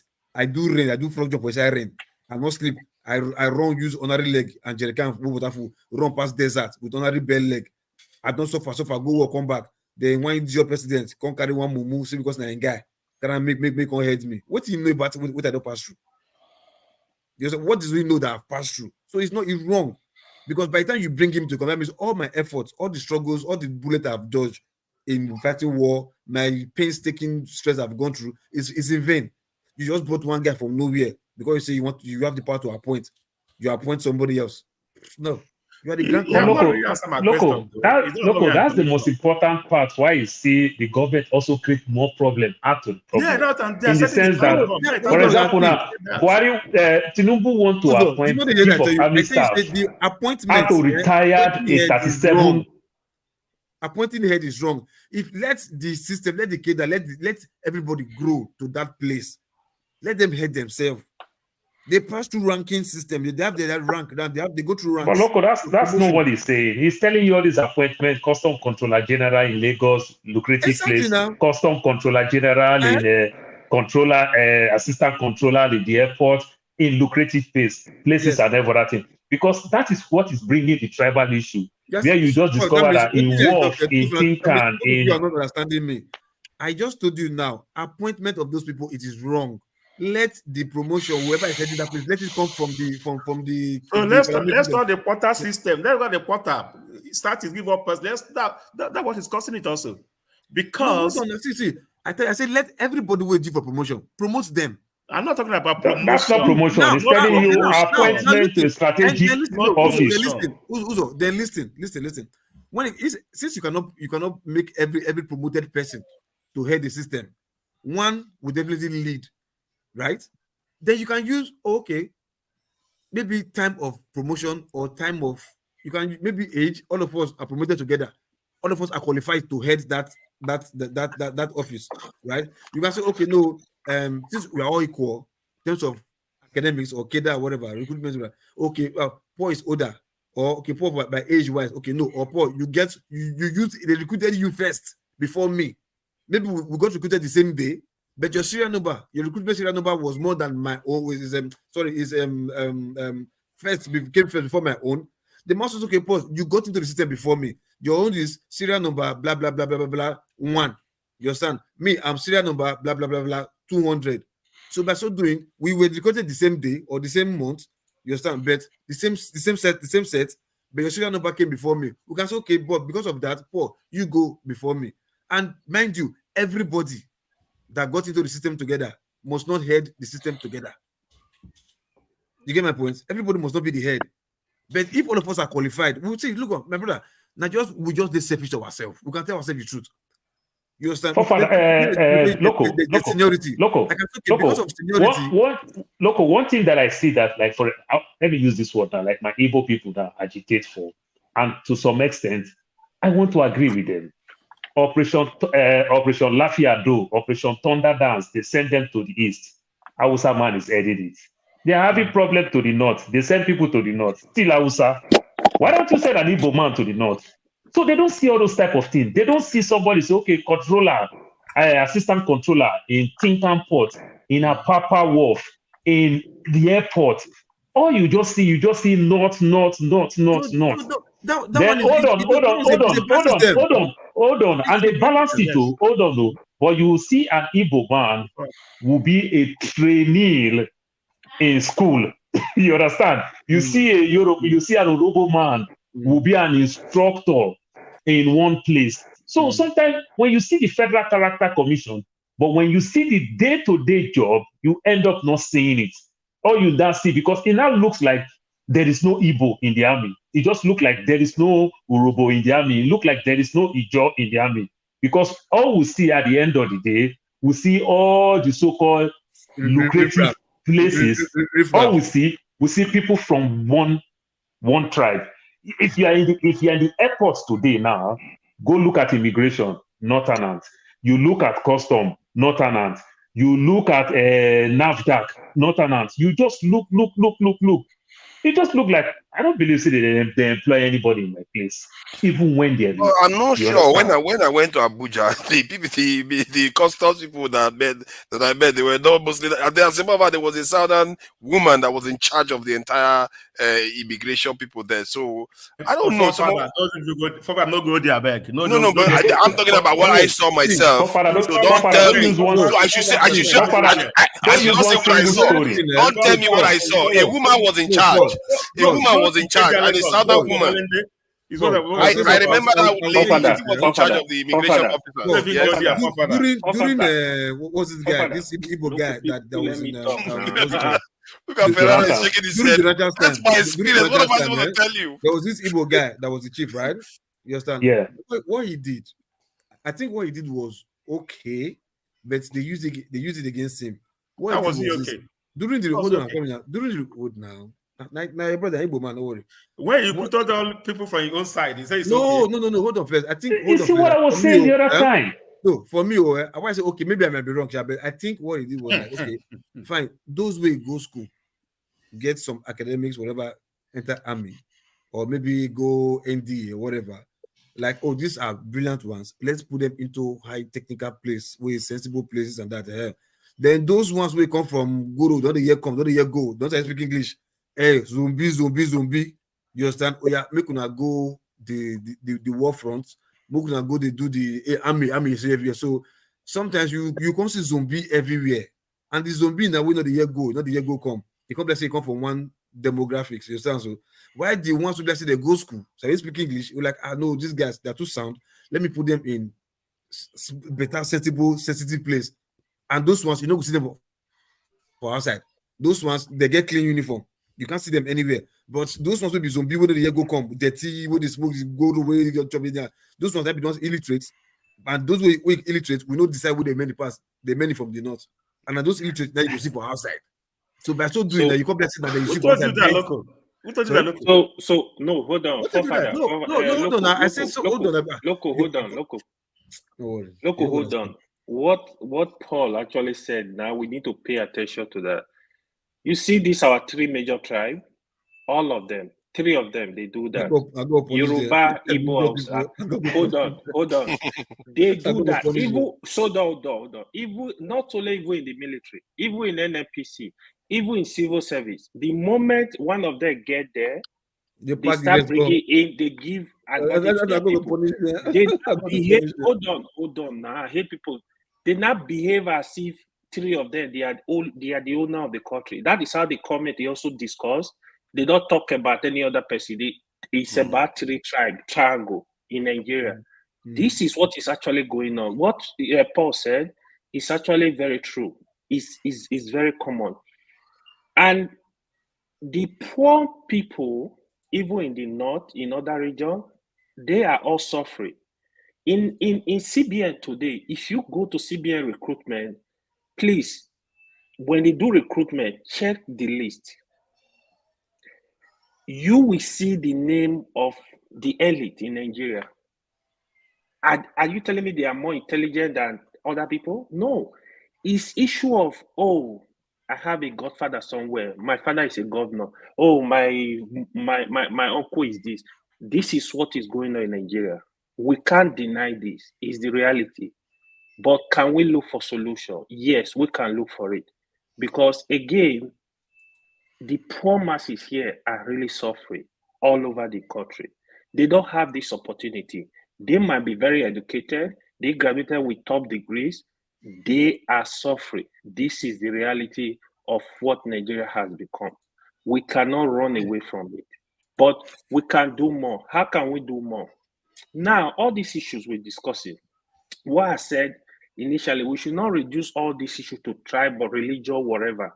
See, each state in Nigeria, let's be very clear, each state has 3 senators. We have governors. People will come here, your state governor is receiving allocation. Ask your state governor, have they ever denied them allocation? The only governor I know they've ever denied allocation in Nigeria was Lagos State, where Tinubu was governor. All other governors, they get allocation. And they return the money back to Fashola. Who says from Edo State?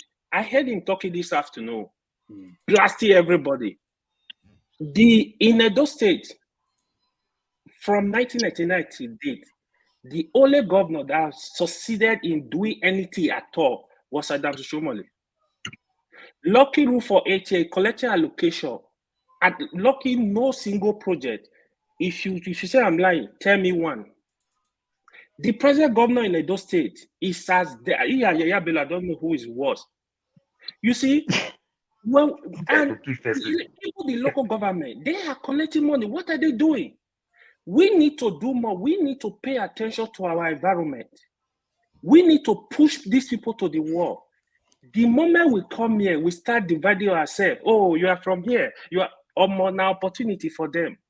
We need to forget these issues. We need to be very serious with this push. If you want to fight, be genuine. Even if it's your father that is involved, daddy, no. We need to all stand and start from somewhere, from local government to state to federal. Let's give pressure to these people all across board. Our senators today, hold on, let me finish my point. Okay. Our senators today, we have Labour Party, we have PDP, we have APC. They all collected money, they collected allowance, they collected cars. Nothing is going on. Why can't we even see some of them say, oh, you know what? Raise a motion to go against some of this stuff. Did you see them disagree? You see them laughing, hugging themselves in the Senate? They don't fight because they are all benefiting. This is if they leave there, they start complaining because they are not benefiting anymore. The country is a mess. Even if you have to have a discussion and say, you know what, this country is not working, let's restructure this country. How do we do this? Put up the fight. Let even the people on the street support you in real time. But if they are benefiting, they will go and sleep. Yeah, Senate president was doing birthday. All of them contributed money just to do a birthday bash for Senate president.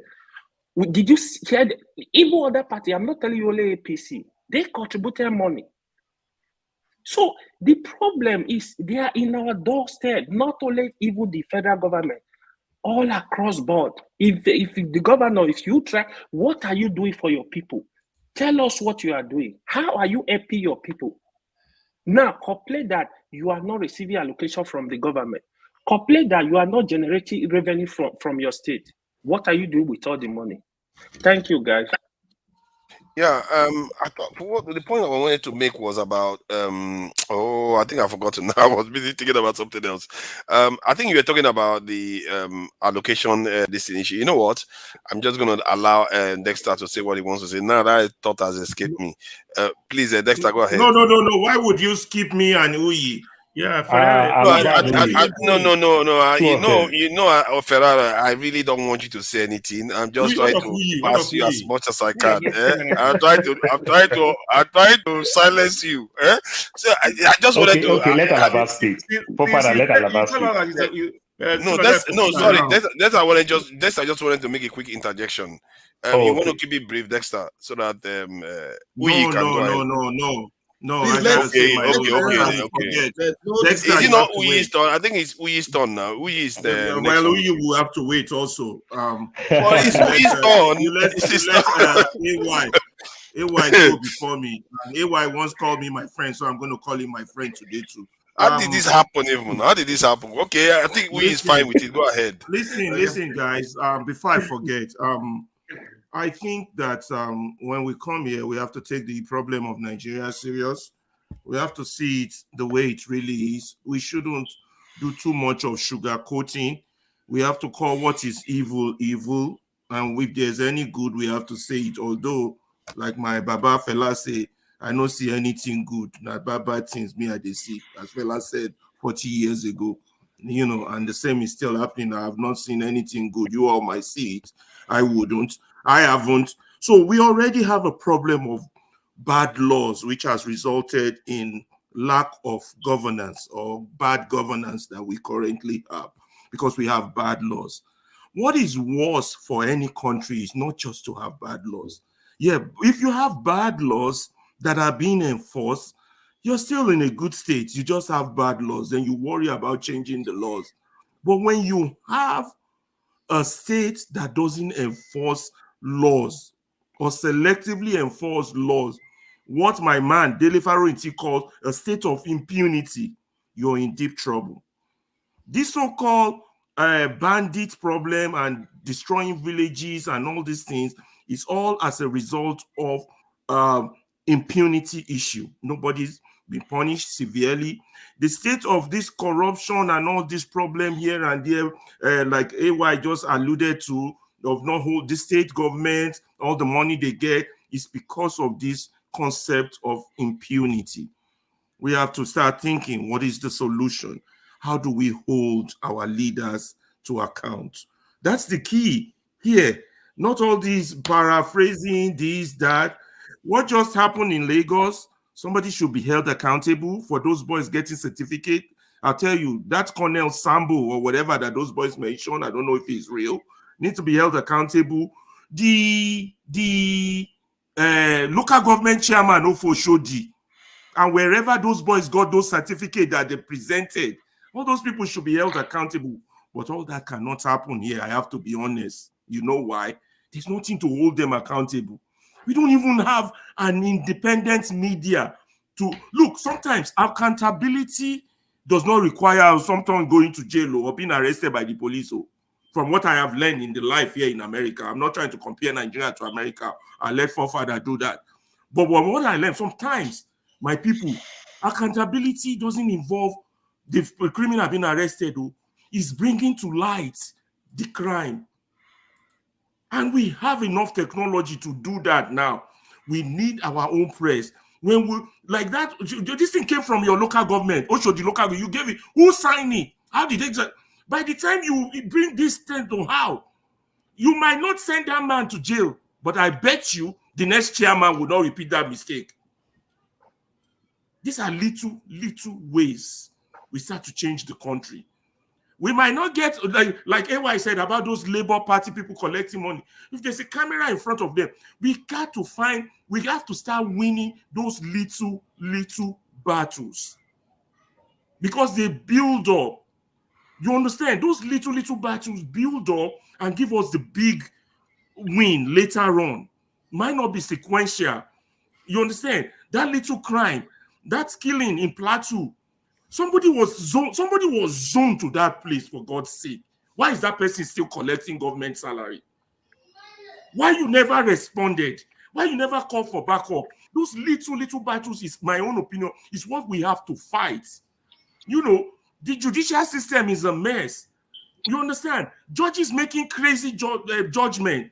There should be cameras in front of them saying, this thing does not say according to the law of the land that was written. You didn't do that. Now that they started timing me, let me now go to the issue I wanted to address with Paul. Now, Paul, I am disappointed that as somebody who lives abroad, your understanding of monopoly as regards the damage the likes of Dangote and Julius Berger has done to Nigeria is not expanding. First of all, they are not, okay, Julius Berger construct, but they shouldn't have been the only construction company that gets contracts in that country. There should have been multiple competition. And by now, after 60 years, we should have moved to a competent Nigerian engineering firm. We should have transferred and left Julius Berger alone, let them go back to Germany. Two, the Dangotes are a total destruction of our country because they sorry, your time is monopolize up. everything. It's just the 5 minutes just started counting. I saw it just He didn't start counting. No, he count up. You know, he's why would you let it count up when things should be counting down? That's how it's supposed to count. That you be That's talking how you now. deceive me. If I'm playing soccer match and I saw the time, I think got 5 minutes. This It's is how counting this up. I'm okay, sorry. let me Okay, round 30 up. seconds. Round up. 30 seconds, please. Let me say no, they I can't can't do 30 seconds. Dangote. Now say No, they you can't were Dangote. arguing. The Dangote Now say they issue. can't you were- Dangote. Yeah, the Dangote issue. You were arguing that okay, he has contributed. First of all, the man is not a producer. He monopolizes. There's no competition. It doesn't help the country. It doesn't help the state. It doesn't help the people. People like that are just beneficiaries of government. And it is so bad. They so benefit at the expense of the taxpayers and other competitors. There was a time Dangote was getting It's okay. It's the okay. dollar. 6 minutes I'm going now. to conclude Thank you. now. Thank you. Was Thank getting you. the dollar No. for You like can't do that now. $400. No. 400. Now. Listen. You are not respecting other people's time now. Godfather, Let other people carry on. It's AU's turn now. You've had your turn. You've had 6 minutes. It's 5 minutes. I actually bent over. I'm sure, forget about it. Point is,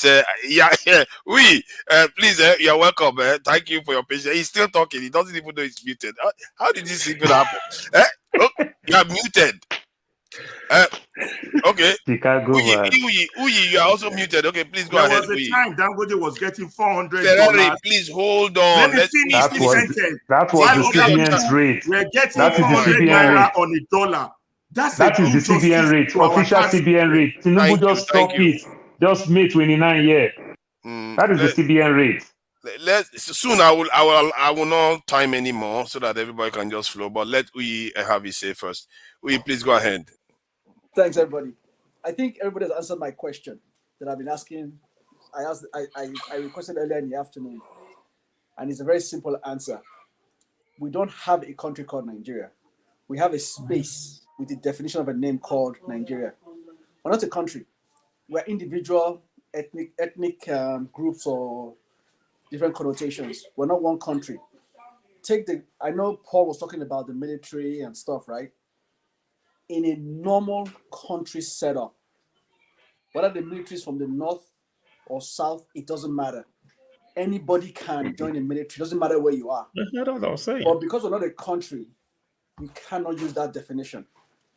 Now, somebody made a statement just now. I think it was Paul again.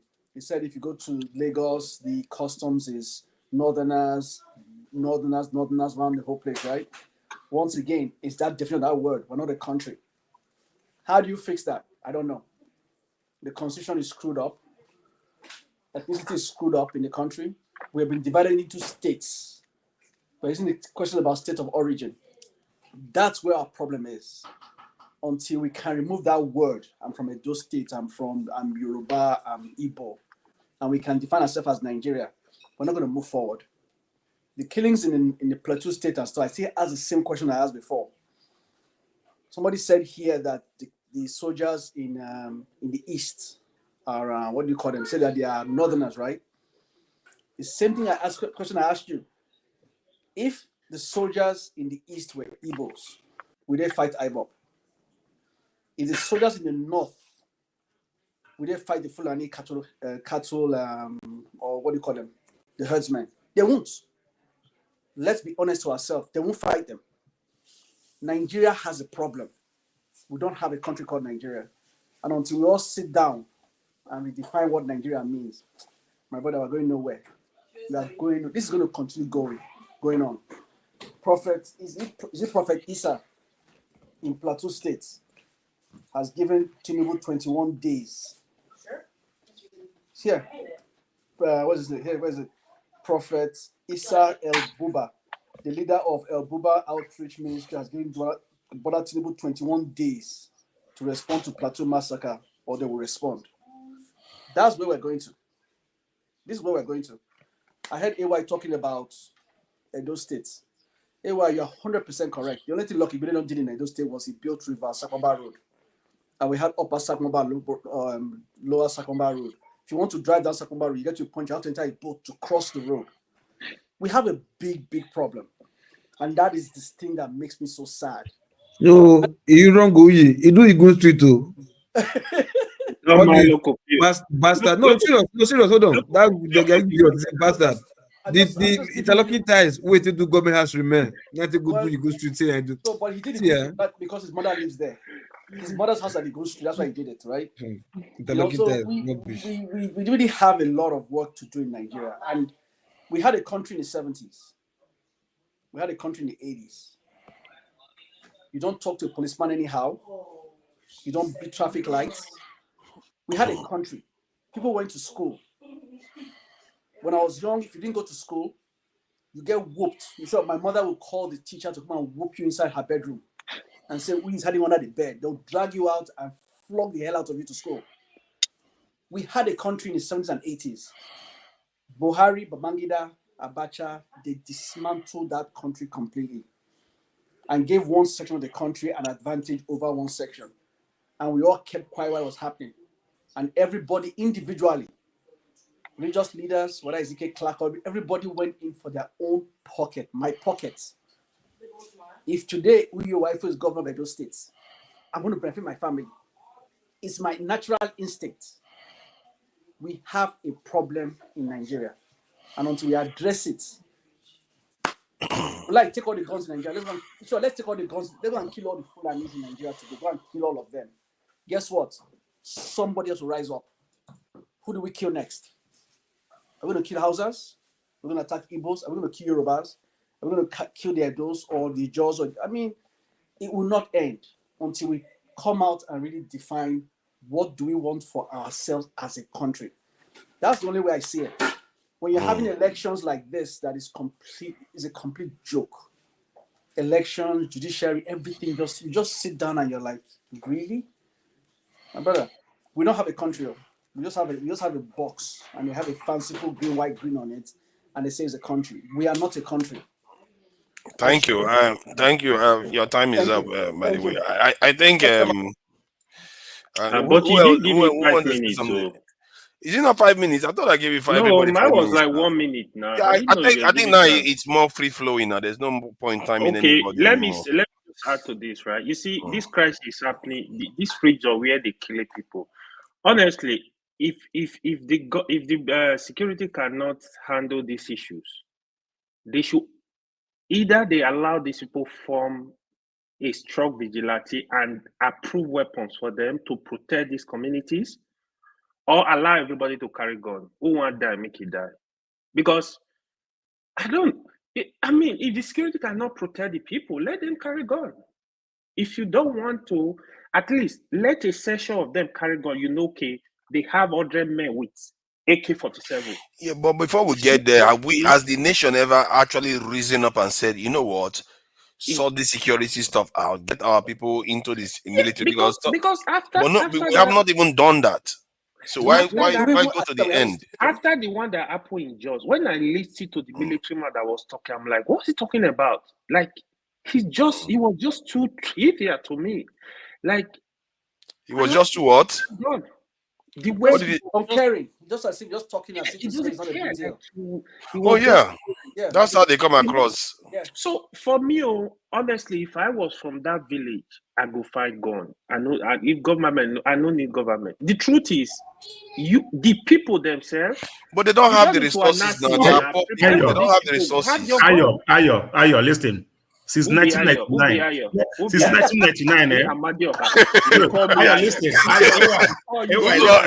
started again now. It's only Ayo now. It started again now. Let me tell you. This is Okada now. It's hiding on that Bajoha now. You see, for over 24 years, all right, they've been killing people in Jos. It's not today. Over 24 years, people have been dying in numbers. 100, not one, not two, 100 plus, 200 plus, 300 plus. For over 24 years, they've been killing in Jos. They need to wake up. They need to wake up. No, but they said this. They said, hold on. I need to add this. But the problem I have is I saw a video where somebody is saying that he recognized the people that did it to him, that they are from their local area. So it looks like some of that conflict is local to that area. You know, so when I said something earlier on, people were blaming Fulani people. I said that I wasn't just when there was somehow tribal confluence. All right, that's where this thing started. The local government chairman was one of my boss. It was the mother was killed. That's where this thing started. Before team went to the Georgetown himself. And where have government like call these people name? Are they terrorists? Are they herdsmen? What are they? Nobody able to That's say, the scary thing now. Our government just remains silent. All right, but they can easily call somebody that these something they just like go to court, get the paper and prescribe them terrorists. But people have been killing people for 24 years. Nobody have been to them. Even the state governor. As I said this the other day. Nigeria is wrong, like we just said. Nigeria is just a group of company. It's a company of shareholders. Everybody's on autopilot. Just call it autopilot. I think our leaders are being cowardly because if you look at it, let me finish my comment. I want to share something. I found out this week. I want to share something I found out this week. Okay, what do I do? Nigeria. It's Royal Nigeria company. Same is the UK. The UK is a company too. So what's the surprise? If you run by a company, just like shareholders, all these they're all shareholders. Everything people want to ascribe to Nigeria, I've seen it everywhere else. That's what that baffles me most. Everything that you want to ascribe to Nigeria, you can see it everywhere else. But that said, I just want to add something quickly. Father, what you just said now, 100% agree with you. When you look, for example, I'll use the US. In the US, the Republican and the Democrat completely opposite. They're wanting standards with these two parties. Government is still running at its best. Yeah. Development is still going at its best. That's the best, yeah. You will hear Republicans accuse Democrats every day that, Democrats want to defund police. Democrats want to defund police. Well, let me tell you the funny part of it. NYPD, New York Police Department, is the best police department in the world. LAPD, these are all Democrat states. You understand? You talk about Chicago, you talk about Hawaii. These are all Democrat states that they are talking about. But they do enough. You see the Republican that you're talking about, they are business people, they don't want to pay tax, they don't want to do anything. They also have the poorest states. That the excess tax, they tax the so-called blue states, the red states, the poor state of the red state, they are benefiting from it. So they tax you more in California, which is the pure blue state. The Mississippi, that is the poorest state in America, that is a pure red state, will run to federal government for assistance. You understand? And but one thing just stand out is that this is why we are having problem in Nigeria. They want to keep to their culture. So Montana is the fourth largest state in the US. Big state, the numbers of cattle in Oregon, Montana are more than human beings. Walmart is the biggest grocery stores in the world. They have only like 16 in the whole of Montana, Oregon. They don't want anything city life that will come change everything. They don't want to hear this Celine Dion. They don't want to hear this Madakari. They want to live their traditional local life. If you want to live that crazy life, go to New York City, go to San Francisco, where you go and live diverse culture. You see Chinese, see Africa, see all type of things. They don't want it. They want to see everything like themselves. Like as the people in my village want to eat original pepper. As you are grinding it, it's hurting you on your nose. Not this fake pepper that we are eating. So in other words, they are diverse, they are different, and yet they are still functional. This is that's exactly what I'm talking about. In Nigeria, we gag one another too much where we want to impose our own lifestyle to people. Poor, and we bring all this nonsense with... another thing again, we bring all this nonsense with... That's why. Father, we bring all this nonsense with religion also. Yeah. Because religion also makes us start dividing ourselves. You understand? When people have one lifestyle, they understand themselves more. When people started having multiple lifestyles, that's why you see now, when we live in the city, you see people don't understand why they tell you the fund. You see the people in the city, the one who is coming from this part of the town, will be so mad with the way the city is doing. The one that is coming from the other side of the town will be so mad. But if they find themselves in their country home, where every one of them almost do the same thing, they are at peace. Then, with Paul, what they do. What are you saying now? America One have one thing- lifestyle, one language, one food. Can I? But in Sorry, Nigeria, guys. America never have one. America never No, have one lifestyle. Can The I say this, evangelical that guys? you're talking about in the South, when you look the There's South, the something. evangelical, What make as a they go to people? church and they do Paul, everything, they Now that completely. Okeja has arrived with his hat, with his winter hat, What make a people? he's ready for all kinds of fights What now. make a people? Originally, what make a people? We are talking about culture. What is culture? Culture is about your food, your clothes, and your lifestyle. And You understand? I must make mention. People. I must make mention. The same food, the same clothes, the same America does not. I'm sorry to interject. America does not have one language. America is a multicultural society. And yet they are functional. This is what I have found. See, let me just say Rule something. of law. You know what? I'm going to start timing now. This people won't let anybody talk. Hold See my hand up now. My hand has been up since. Don't worry. I'm going to come to you next. Let me just say something quickly. I want to say something we've not noticed is that Buhari, Tinubu, since he got into office, has he ever come out and say, "Oh, this is the terrorists we are dealing with. This is what we are dealing with. This is what we need to deal with"? He's never made any kind of security statement like that. Never. Why don't they do that? One thing I found out about Abiola this week that I think maybe we'll go into that discussion next time. But Abiola was looking to support the African Americans to get reparation in America. I didn't know that. True. I didn't know that. That kind of stuff is extremely dangerous to do. And no wonder Americans were here when he died, because that's going to cost them billions, trillions. And he wanted to put the weight of one of the most powerful black nations behind African Americans. That would have put a heavy lift of pressure on this American government. And no wonder they didn't want him there. But that's a different conversation altogether. Go ahead. I just want to say that there's one thing that you guys, speaking on the American front, don't measure. America was cleaned off. They took the problem of the original people away.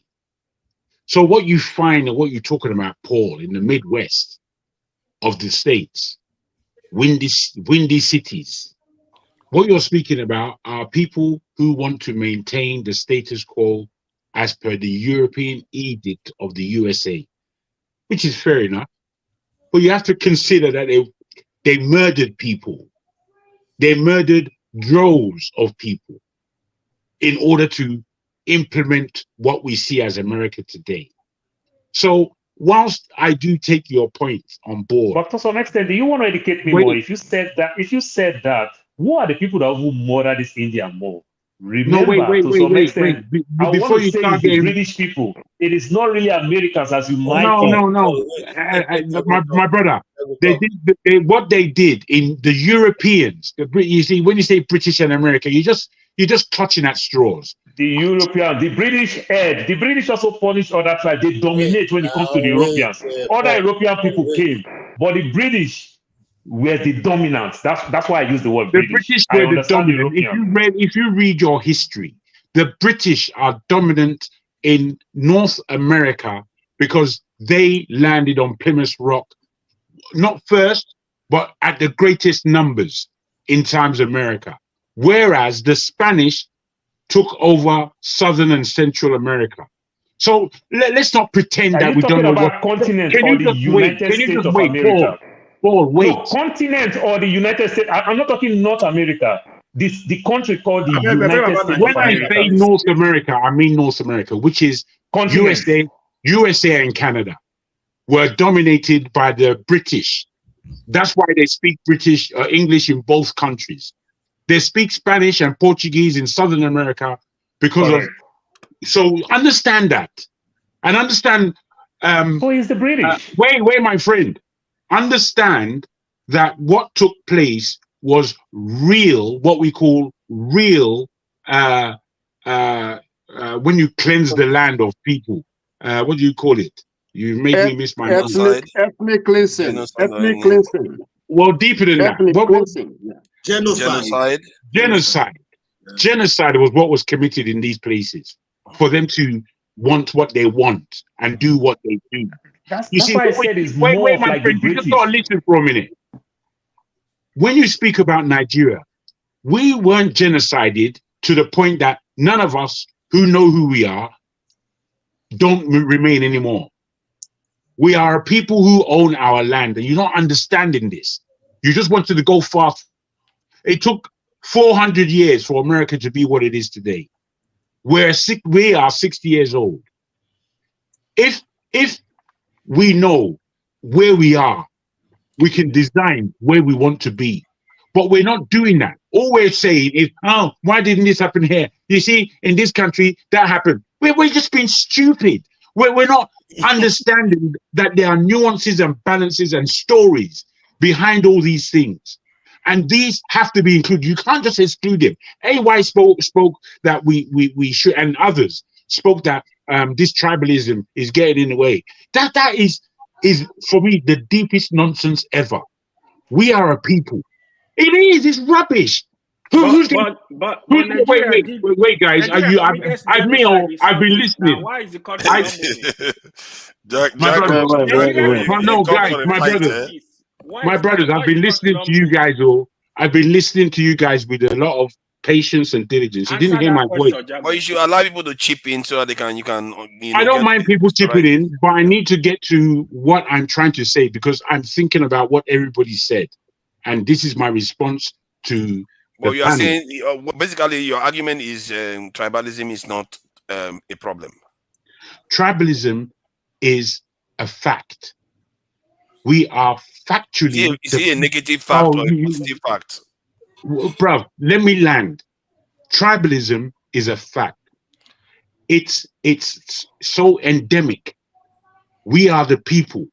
If I'm speaking to my children, I'm speaking to them in Yoruba so that the thing continues.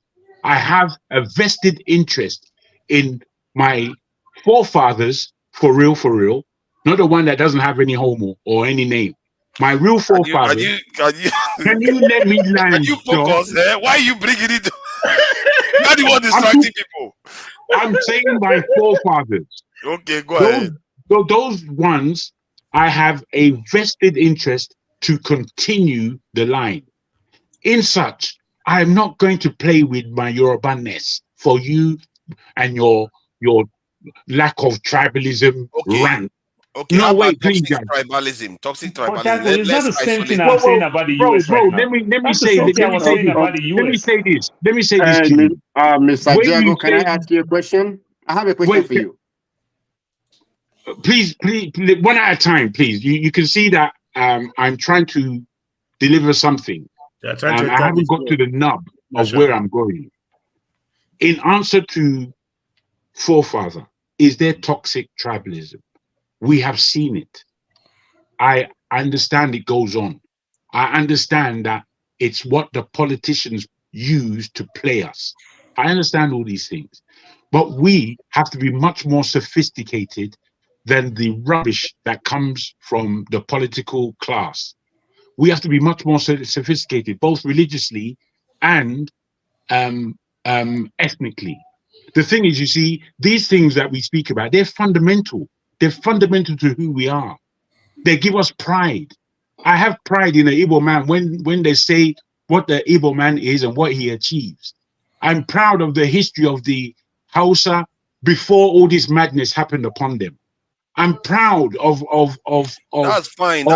So does the Irish man. The Irish man is proud of who they are. I do understand what you're saying. No, not me. Hold on. Let me say something. You're misunderstanding me again. This is positive. There are negative aspects. What we want to hear you say is, do you think we should do away with the negative aspects of tribalism? Listen, tribalism in a negative aspect is foolishness if we know we have a country. Merit is what we should be balancing our efficacy upon. It should be merit. I'm not stupid, but are you stupid when you want to castigate all people of their ethnicity? What I'm referring to, I'm not doing that. Don't make no mistake. Bro, listen. You asked me a question. I'm saying that the negative aspects need to be done away with. I hope you understand that. Forefather, I understand what you're trying to say in this moment. But that's what I've always meant.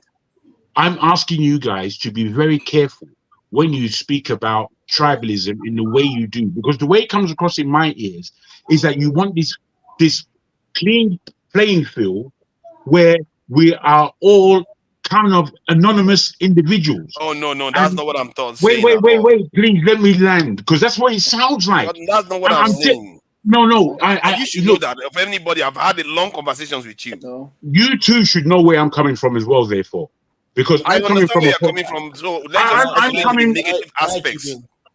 Can I give you something? You said that 3 times now, and I've yes, now I've been talking for 10 minutes now. Let's KJ. No, I haven't been.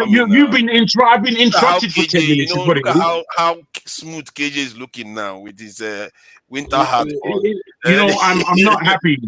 Don't worry, you have your chance to carry on. You see, I have been listening. In fact, this is the first time I've listened to this. It's unfair, Do you think, KJ, do you think I finished what I was saying for you to just jump in? And I'm not saying you're jumping in now, but do you think that I finished what I was saying? No, wait, I'm asking KJ. Because I've been on a Let while. KJ speak now. Now, Bruh, I don't know. I know that there's a moderator. Forefather. Remember what you were saying with I don't know. You want to with my man previously. That's what you've just done. And you want to open your mouth. Everybody should be able to speak. That's what I'm saying. I'm not trying to stop you from speaking. Everybody should be able to speak. You see, I'm not saying anything again because I didn't go near my point. I didn't go near my point. But however, I still remember some very few. And let me quickly say that I've been listening for the first time. I've listened to this program right from the morning because I've been lying down really, and I didn't have any intention of coming up, But I had to come up because of what Paul is saying, and these are some of the things that we say sometimes that are totally not correct when you have to do with Nigeria as compared to America. In America, you can get off from just like you can be in Chicago and eventually decide to relocate to New Mexico, and your origin and everything changes without anybody asking you why is that. It cannot be done so, because even if you are living in Lagos, decide to relocate to Sokoto, you will still ask you state of origin. That's the first thing that you take up about the third thing you see in any form you are feeling in Nigeria. State of origin. So even if you are living in Sokoto, I have been living in Sokoto for the last 10 years, you still have to write Lagos as state of origin. That does not help for national development and cohesion. That's one. 2, Nigeria started going back the day we woke up and said we should change our national anthem from Nigeria will held our own native land. That though tribe and tongue may differ, in brotherhood we stand. We change it to Arise the Compatriots, Nigeria call obey. Who is the compatriots? To serve our fatherland with peace. All that jargon that Obasanjo put into the place. It has no meaning, because if you look at our heroes past, who are the heroes past? Those murderers? Who are the heroes past? Who is the hero that we can refer to our children and say, you become like one of these people? None. So I think that if we have maintained some of those things that were laid down right from the beginning, though tribe and tongue may differ, in brotherhood we stand. Everybody can understand that. And this is what Sir Ahmadu Bello said. When Nada Sikiwe said, let's forget our differences. He said, no, let's not forget our differences. Let's understand our differences. Okay? And then build a nation. So you understand that I'm a Hausa man and I have a different custom, different tradition. And you understand that I understand that you're an Igbo man. You have a different custom, you have a different tradition. But we can work together, irrespective of our differences. Understand your own, understand my own. Since we decided to, cut that away and decided to give the nation to one person to determine, or one oligarchy group to determine who should become what and what should happen to us. That is why, the center can no longer hold. Let's face the fact. You see, the more you keep beating about the bush, we will go nowhere. The fact is that those governing Nigeria have decided that some people are more superior than other people. You have heard it before. There's a ruling class, those who are born to lead. Okay? And as long as that policy continues, it's not going to help the nation to develop. And if we don't develop as a nation, all we're doing is just waste of time. Thank you, sir. And I appreciate all of you who have been I actually agree with KJ. So KJ, when I talk about the US now, I didn't talk about the US based on individual. I talk about the US based on their culture, the way they do things. That's why I said Democrats and Republicans. the things that they do in South, the evangelicals, they go to church, they go everything. You see the way they stand tall when it comes to abortion. They stand tall because to them it's an abomination. To the other part of the world, in the same US, they don't see it to be a problem. You understand? But the beauty of it is that everybody respects the law. So if you want this thing, just travel to the other part of the world, you are good. You understand? You want to do abortion, you are in Arizona, just take a $40 bus or train, you are in California, you go do your abortion. So, you see how simple it is? That's exactly what I'm saying. What I was trying to call your attention to is that, you see, it's a federal government. The federal government have said, based on abortion, this is what to stand, and this is what is supposed to be done. But some states still want to practice it. Okay? That flexibility is not allowed in Nigeria.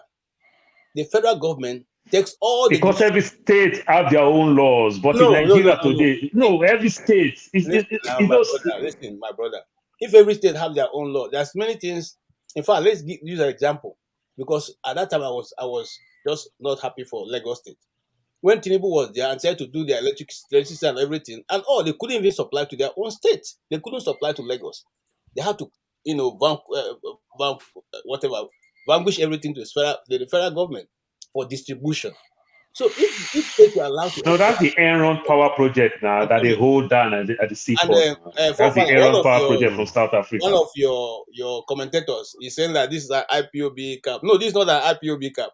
But if you give me an IPOB cap, I will be glad to wear it. Where did they get that one from? That's what Aleti said to me. I'm not afraid of answering IPOB. I don't get any fear. No, I'm a full no apology to anybody. That's just winter hat. Where's that IPOB hat? Okay? And I don't have any problem, with wherever anybody comes from. It's not a challenge. In fact, most time when we relate to people, we even ask them where they come from before we become friends with them. Is there anybody sitting on this planet who has ever seen somebody say, "Oh boy, where are you from?" Say, "Okay, I'm from Benin." Hey, okay, we can be friends. No. You are friends with people. In fact, later, very long after that, before you even know where they're from, you don't bother about that. So the issue in Nigeria is not about tribe. It's about a set of individuals who have held the country to its neck and making sure that every other thing don't work for their own, personal aggrandizement. That's what is going on, and that's what this has to be understood. This has to be understood before we start bringing in all these other things. We have to understand that the enemy of Nigeria is within. That is the problem, and the enemy of Nigeria is within.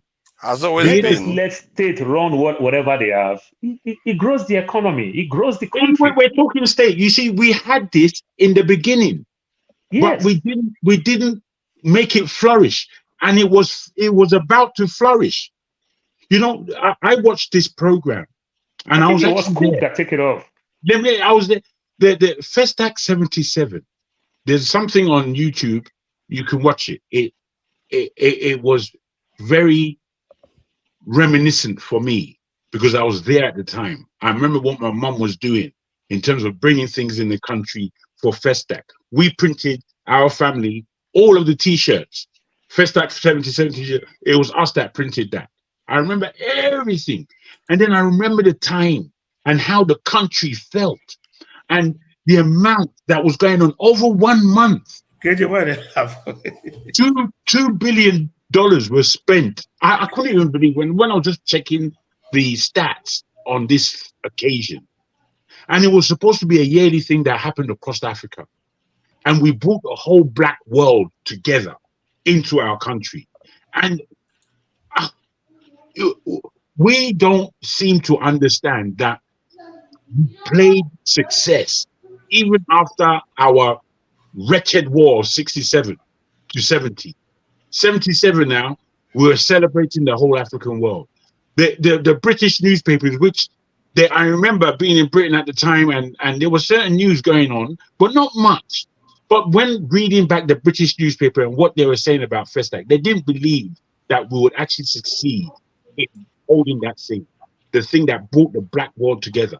Most black Pan-Africanists, we don't see ourselves as Nigerians Pan-Africanist, so to speak. But we are deeply Pan-Africanist, and we have a deep responsibility to Pan-Africanism. And it seems to me that in order to organize Nigeria, we don't know how to do it. And therefore, to me, the fact that we don't know how to do it doesn't really mean that we have a clear picture in our minds as to what Nigeria should be. We don't really have that picture. We sometimes when we sit down and listen to ourselves, basically all we're doing is complaining, which is reasonable and understandable, but it's not sufficient. We have to look for where there are examples inside our country and across the world that will benefit us. And we have to picture the next 5 years, 5 to 10 years, given how the world looks today.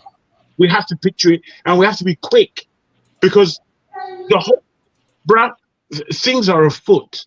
I think sometimes we're so insular into the Nigerian issue and problem that we don't know that plans are being made in our nation. Who organized that Festac festival? Obasanjo and it's not only Festac 77, the National Art Theatre, the rebuilding of the so he organized it within a year of coming into office. You know, the Lagos airport was built by the model of Amsterdam airport.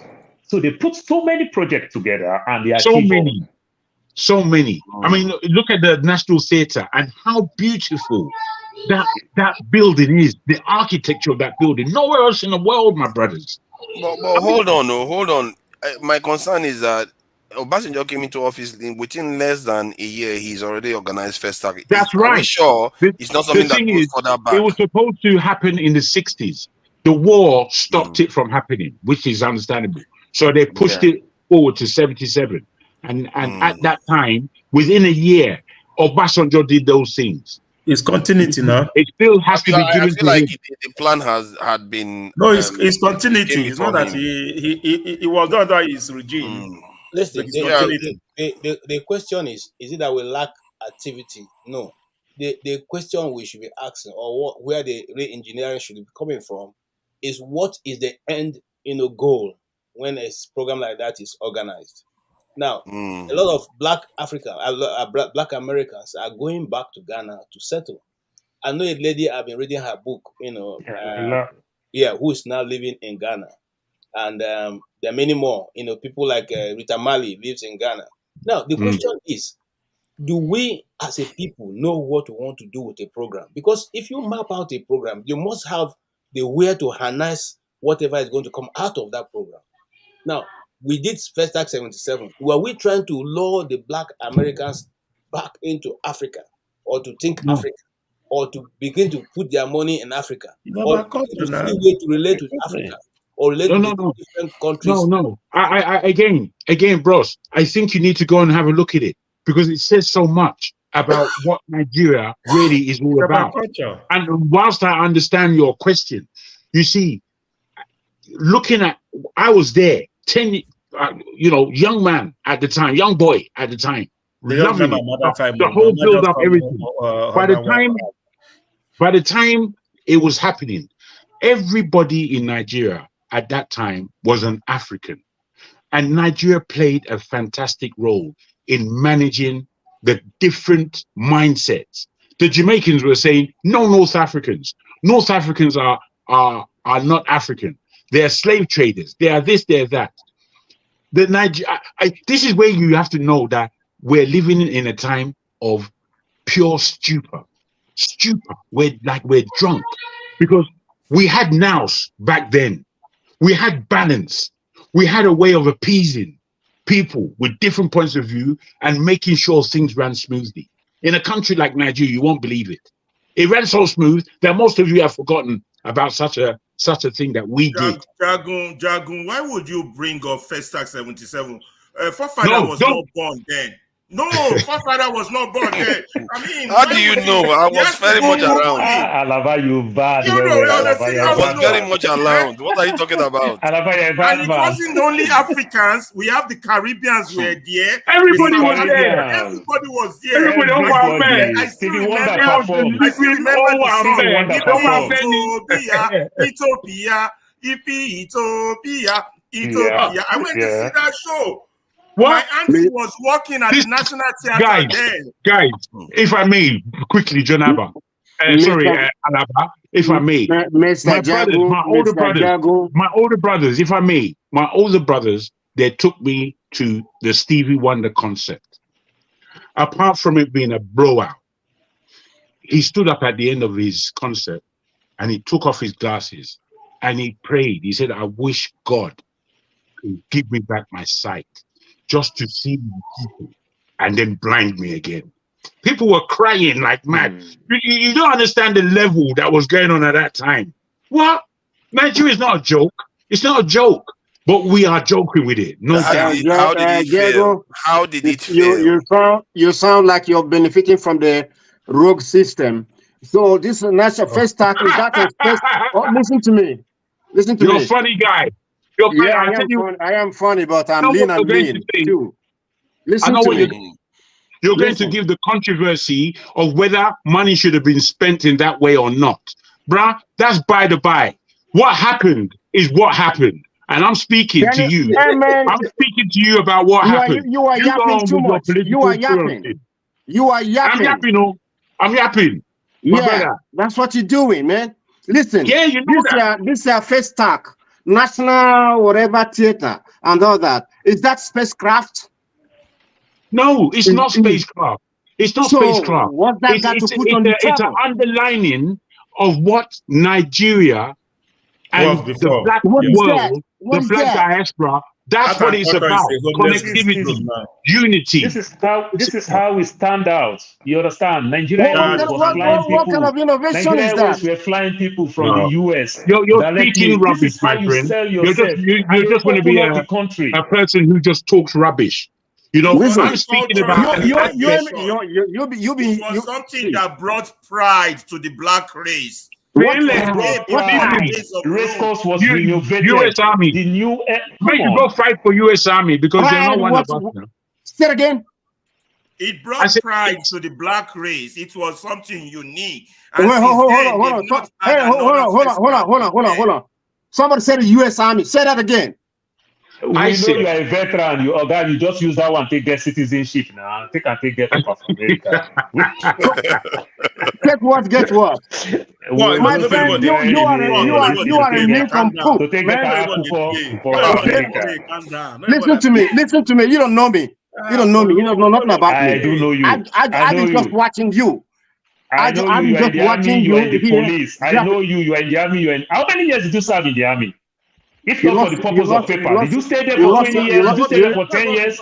You lost your goddamn mind, okay? You did it for 1 10, just to get paper. If I was a white person, you're gonna ask me that, right? Okay. I will ask you. You did it for 1 10. I'm in the system. I know I work. I joined the military too when I came to the States. Excuse me. I joined the military when I came to the States. Hold on. Listen to me. You joined the military. Yes, right. When I came to the States, and that's how you got your papers, right? I didn't make it on health ground. I didn't make it on health ground. You didn't make it on health ground. Why? On health ground. On I have a bad knee. Why did you I have a bad knee, so I didn't make it. Oh, what? So, I didn't make it. I have a bad knee. Are you making jest of me? Are you making jest of my Let's calm it down. Hold on. Are you making jest of my military service? Let it go. It's getting a little bit too hot. No, don't mute me. He started it all. No, it's over now. Let's forget about it. It's done. Let's move on to something else. I wanted to share this stuff about MKO that I didn't know before. And why we don't know. Another topic. Uzokalo, can you let me say something? When is the other day? I didn't know this about MKO. So hold on. This may be the reason why that election was cancelled. This may be the reason why he actually died. You hold on. because you think you know the reason why it was cancelled, but you don't know. If a president of Nigeria wants to side with the African Americans to get reparation, that could be problematic for a lot of people. You have to understand that. And what African Americans are asking for, we're talking about up to $1 trillion or more. That's a lot of money. And MK wants to learn the Nigerian weight behind it. And that could be single-handedly the most dangerous thing he did. Because I didn't know he was doing it. Why is it that Nigerians didn't know about this? We know about it. Now only you know. Me, I do. He was always in support of reparation. No, you didn't know when did you know at the time? Of course. Let us wake up from sleep. So the thing is, bro, at the time, I didn't know that forefather. Because this could have been the reason why the whole thing was cancelled. No. Let me just put this to you. Let me just put this to you. Let me just put this to you, forefather. Ferrari, let me just land. America will allow a head of state of a major African country that will pull the entire African Union to siding with African Americans. Yeah, in the States, it's still on. Let me say this to you. African leaders don't go to African Americans now anymore. No, listen. Thomas Sankara did. Thomas Sankara is dead. Bro, at the time, listen. Father, those are mere speculations. That's not the that's not enough data. Reparation is still on in America. The people are still talking about it. So but not backed by a continent. Championed it. That's not guys. Not backed by a continent. Not backed by a continent. That's a big difference. It is a big difference, forefather, and I think differently from what you're saying, I think you would support that narrative. However, what happened at the time when Abiola was vying for the presidency, he went back to Nigeria and he did a tour of the whole country. I saw the time when he went to Badagry.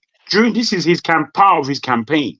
He went to Badagry Beach and he was shown all the slave mementos that were there and explained everything.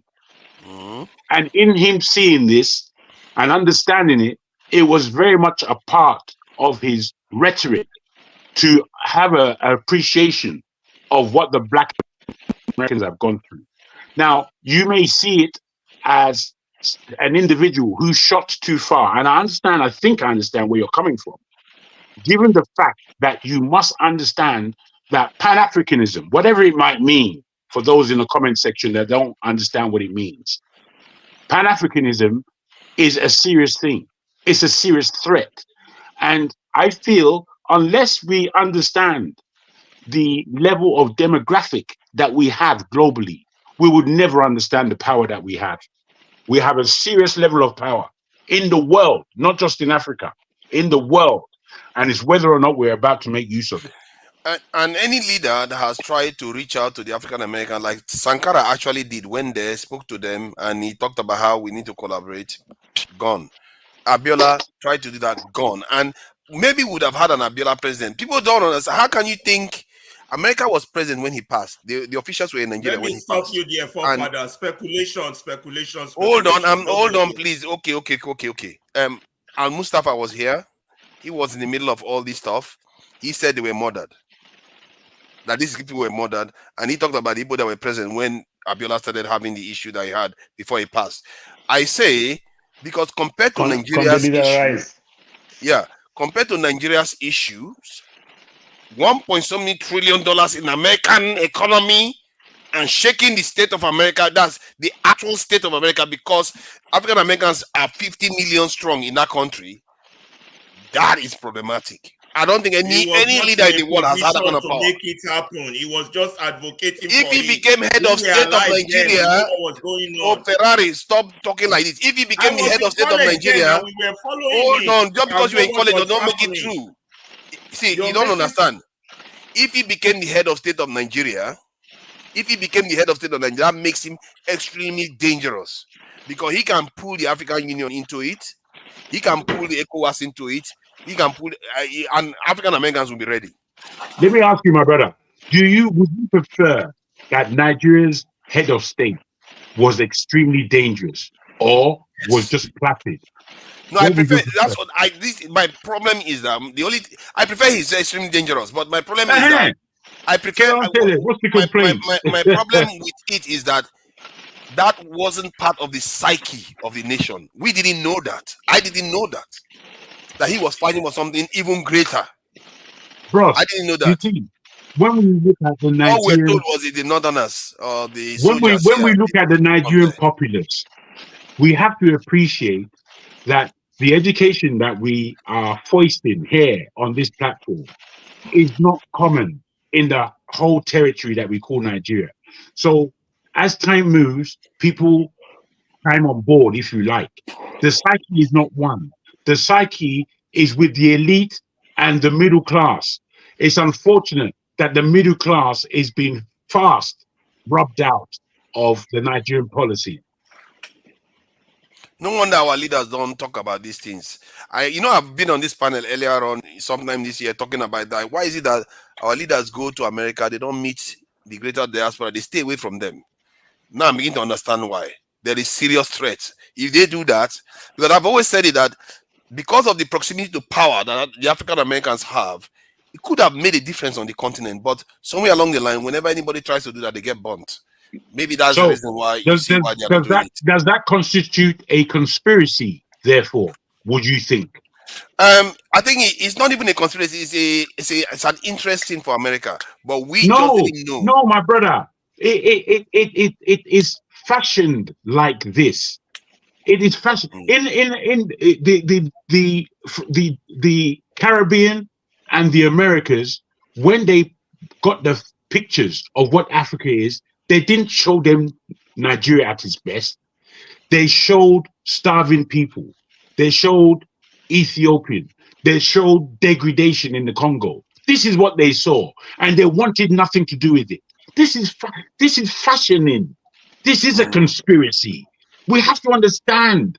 We can't forgive everything. We have to understand that. Is it a conspiracy or deliberate kind of? The word conspiracy. The word conspiracy, unfortunately, the word conspiracy, unfortunately, has been maligned. It actually has a meaning. It means if 2 or 3 peoples or groups are gathered together to design umbrage, that is a conspiracy. Now, when we have whole groups of people, does that not include secrecy? Or it does include secrecy. It does. And right now, we are in the so-called age of Aquarius. The age of Aquarius says this is the time that secrets are going to be revealed. And as the revealing is taking place, we as a people need to take serious action, especially if we're on the side of truth. And this is where individualism comes in. There is individualism, and then there is nationhood. And as an individual, you have to take responsibility for the truth in order to build a nation. Ended. I don't know why people just assume that I know everything. I don't know that much, The ones I know, I just stick to what I know. I didn't know about this Abiola thing. Because for me, if I had known that, I would have factored that into the reason why he passed. We know, but it has nothing to do with Abiola. But you see, that's why your problem is that you reach wrong conclusions. Oh my God, this guy. You reach wrong conclusions even when you see the facts in front of you. Literally, sometimes you see 1 + 1 is 2. You will just go and choose Abiola straight. died from Nigerian politics, not international politics. Oh my didn't God! have an influence If you believe that, you believe anything. Issue. Well, you believed it yesterday. Don't bring theories and speculations. Since then, we have had a Southwestern leader. We have had all kinds of leaders in Nigeria, even South. All of them are acceptable, but Abiola somehow is the only unacceptable one. Abiola problem is his problem with Babangida. Just to let you know, Abiola declared himself as a president in Washington, D.C.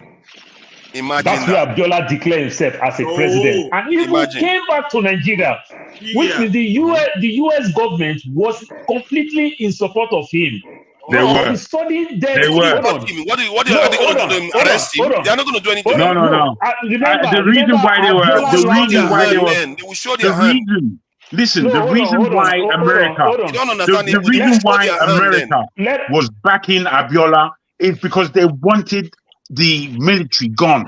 Simple. What? So you don't have to go so far as to look for more conspiracy. That's exactly what I'm saying. When Abiola ran away, Abiola was in Washington, D.C. If it was me, I don't care about Forefather, hold on. Forefather, let me say this part so that you can also attach it to your military aspect. Are you not a Nigerian? Every Nigerian knows this. I know about everything else other than about Abiola. Forefather, that 92-93, when Abiola ran away, he ran to the US. He was in DC, not any other state, where he declared himself president. That is what, when he came back to Nigeria, that is what they used to arrest him. That is the excuse that he declared himself as a president. But the sudden death of Abacha, you understand? So now there's a whole problem and everything. Yeah, we all understand that Condoleezza Rice was in Nigeria as at that time and everything, that Abiola died. It's a whole lot of conspiracy, which I don't know. You understand? But was it Condoleezza Rice or Susa Rice? Who is NS? Sorry. Thank you. You helped me. You helped me on that one. You're right, completely. So that's the thing. But calculate how many years it take Abiola to even died in prison. That is Abacha literally keeping there till the demise of Abacha. You understand? And to the north and until they can get to him to end the chapter once and for all. Otherwise, if they were so much of a Democrat, they would have done everything to release him and make sure that guy survived. I am telling you this: if there's more reason for him to fall, I don't think it's because think about it. No, think about it rationally. Babangida that didn't want Abiola to become president allowed him to join the race when he could have easily isolated him and told Abiola, "Don't do it." They are all friends, so they did all this to the end. They somehow it turned on him. It doesn't add up. It doesn't add up. How will you believe? It was the last minute that they cancelled Abiola. Trump twisting Nigerian history. It's like Paul. I know you now. Hold on. Nigerian military boys. Hold on now. See. Don't come here and tell us stories we know. Come on now. No, listen, Ferrari. Let me talk. You can't just be talking over people. Ferrari. You don't have, this is a mute point. You just have to allow forefather. Don't come to the end and we move on because we can't be stuck here. Let's not be stuck here. This is my own gripe here because please don't repeat yourself, Paul. Can you let me talk? If you don't want to listen, if you don't want to listen, close your ears, put headphones, whatever. No, but don't repeat yourself, bro. You can play Abba. Let me talk. Because you can say 1,000,000 times. He's not going to convince anyone. You're not letting me talk. Forefather, now that you want to talk. I'm not here to convince you. Maybe viewers, even if one person believe me, maybe that's better than nothing. Forefather, put it this way. Abiola ran to the US and came back to Nigeria. I bet go and sit down with all that. What is wrong with you now? Why do you always have to make things personal? Move on. No, I'm not making things. I just don't want to get stuck. You're not letting me talk. See, let me exchange with Paul on this. My take is that if I know you, and I barely even know you here, but compared to Abiola, to Babangida and Abacha and all of them, they are almost like the same period. They've been around with each other for more than 10, 20 years. They know each other. They're all friends. As a matter of fact, they have relations within their families. And then they allowed him to go and run. Do everything. Then at the end, pull everything down from under him. That doesn't add up. Don't you think that doesn't add up? It doesn't start like that. IBB don't want to. Remember Abiola that sponsored Babangida school? Do you know it was Abiola that sponsored Babangida school? You just don't know nothing about Nigeria, forefather. You don't know shit. It was the military boys backed by Abacha that said they don't want Abiola. You got to go. You don't know Nigeria. Hold on. Let's be rational. Let's be rational about this. Don't be stuck on this. Why did those military boys not stop him from running in the first place? Where are we going with this? Ferrari. Now you are the I want to make this thing continue. Jagun, come on. It's not fair. No, it's fair. You are actually being disrespectful to other people's time. It's not nice. No, honestly. Respect yourself. Okay, have your say. If I want to talk about something, I really am interested in this. I didn't know much. I want to understand more about this because understand something now. Understand something. The first primaries that they did, kind of out on ZDB, won that primaries.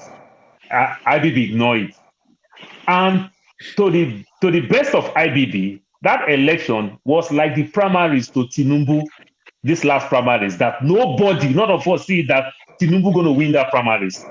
On that day of that primaries, it looked like coup to us. We all don't believe that Buhari is going to give Tinubu with all the insults and every other thing. That was how that 1992-93 election was. No, And yet, Abiola Buhari gave was it to very, Tinubu. very popular. But saying he's going to win the election is far from it. Yes, his popularity is there, clean. We all understand. But saying he's going to win the election like the way he won the election, like it's too clear to read. Then they just come up with another excuse. And Yes, Abiola ran to the US. After the election. So with your conspiracy theory with the US, because my take to this election, after the election, when Abiola see what is going on, then he traveled to the US, not any other state. He traveled to what we call the Federal Capital Territory. He traveled to Washington, D.C. It was D.C. that he declared himself president. You understand? And somewhere along the line, he that ran away, that sneak out of the country, on his own again, find his way back to Nigeria. Yes, sir. You understand? Because he was the reason why I say this, the reason why I laugh at it is that maybe he's like many Nigerians. We are very, very gullible. He went there. He didn't even understand what the forces that he was tampering with. Okay. Clearly, it's now clear to me why our leaders don't even dare go near African Americans. And these are our families. I was discussing with some of them. Many of them have majority Nigerian genes, but they don't interact with us because for some reason our leaders have an invisible wall not to interact with them. Father, you don't know who you don't know. Father, hold on now. You know the way Nigeria is in the US. You don't live in the US. Follow the money. Father, if you know the way Nigeria is in the US, you will not say so. Let me tell you, in the US here today, between Africans, I can confidently tell you that people of the Americas, African countries in the US criticize we Nigerians. The disparity. Do you know that 53 out of 54, I can say they criticize we Nigerians in the US. And when they criticize us, oftentimes the way a Nigerian should stand up to argue with a white man, to argue with any other person, another African will say it's a Nigerian. That's how they behave. That's how they do things. Let's not confuse these things work against us. Wait, let's not confuse the issue too much. Let's not try. The disparity between Africans and the black people of the Americas began a long time before Abiola's entry into this game. It happened very much a long time ago. And if you think, then you'll realize that be the truth. So the conspiracy is an American conspiracy or Western conspiracy. They know what they're doing. You understand? It's nothing to do with Abiola as such. In my view, we don't need to go on about this, I don't think. Nelson Mandela, he said Nelson Mandela was also pro-American, pro-African. America did not take him on because he conceded ground. He said he was going to work with the Rainbow Nation and do all the things that he wanted to do. But if it was going to cost America almost $1 trillion, that is a lot of money. Even if it's $500 billion, it's $200 billion is a lot of money. For what Abiola was going to support. There's some system that is scratchy. There's a scratchiness. Let me see when I take care of Dexter. Dexter, yeah? Yeah, Dexter. It sounds like Dexter to me. Yeah, that's him. So for me, I really think Ferrari. You see, I think we see things, and sometimes we don't necessarily. We are very, very trusting. I don't know why. You are willing to trust that somebody that wants to go to America, want to support African Americans, that will bring the continent. I'm sure if he had been the president, with the money Abiola had, with the power of the Nigerian state, he will pull the African Union. And if I was the one analyzing it from the other side, he will pull the African Union, come with African Americans, and if that guy unites with African Americans, there is no turning back for the black race. There's no going back. Just doesn't have that pull. He can't pull. Then you don't understand power then. He doesn't. He can't. He was just talking about reparation. It was a popular pro-African talk. Yeah, but if he had Ferrari, Ferrari, if he all had these your succeeded. conspiracy theories doesn't do. Ferrari, Speculation. hold on now. Let me just say, if he had just managed to support them, do you know what that means? The So support what's is your not argument? let me explain it to you so you understand what is gonna happen. If he had supported I hope them, you know. I hope you know as of then, can the I African please let me Americans just are finish just my point? Let me coming just. on board to even start voting in America. It's not going to They take 10 just even seconds for me start to finish my almost statement. started Jesus voting in Christ! America. See, if he had just supported African Americans for that reparation, the biggest advantage would not have been the reparation itself, is the coming together of both sides. That is the thing they fear most. If African Americans and Africa work together, there is no looking back for the entire black race. Who do you think will stop us then? America is by far the most powerful country in the world, and they make up well over 10% of that population of that country. You see what I mean? Hence, stop it before he even got far. And people just think friends decide to sabotage each other and kill Abiola somehow. And when Abiola died, African Americans were there. Man, I don't trust that, man. I just think people should consider it, because there's a lot more at stake on that side than on the Nigerian side. I don't even know where to start. It's not people like Louis Farrakhan have more pull than African relations. It's your choice, I guess.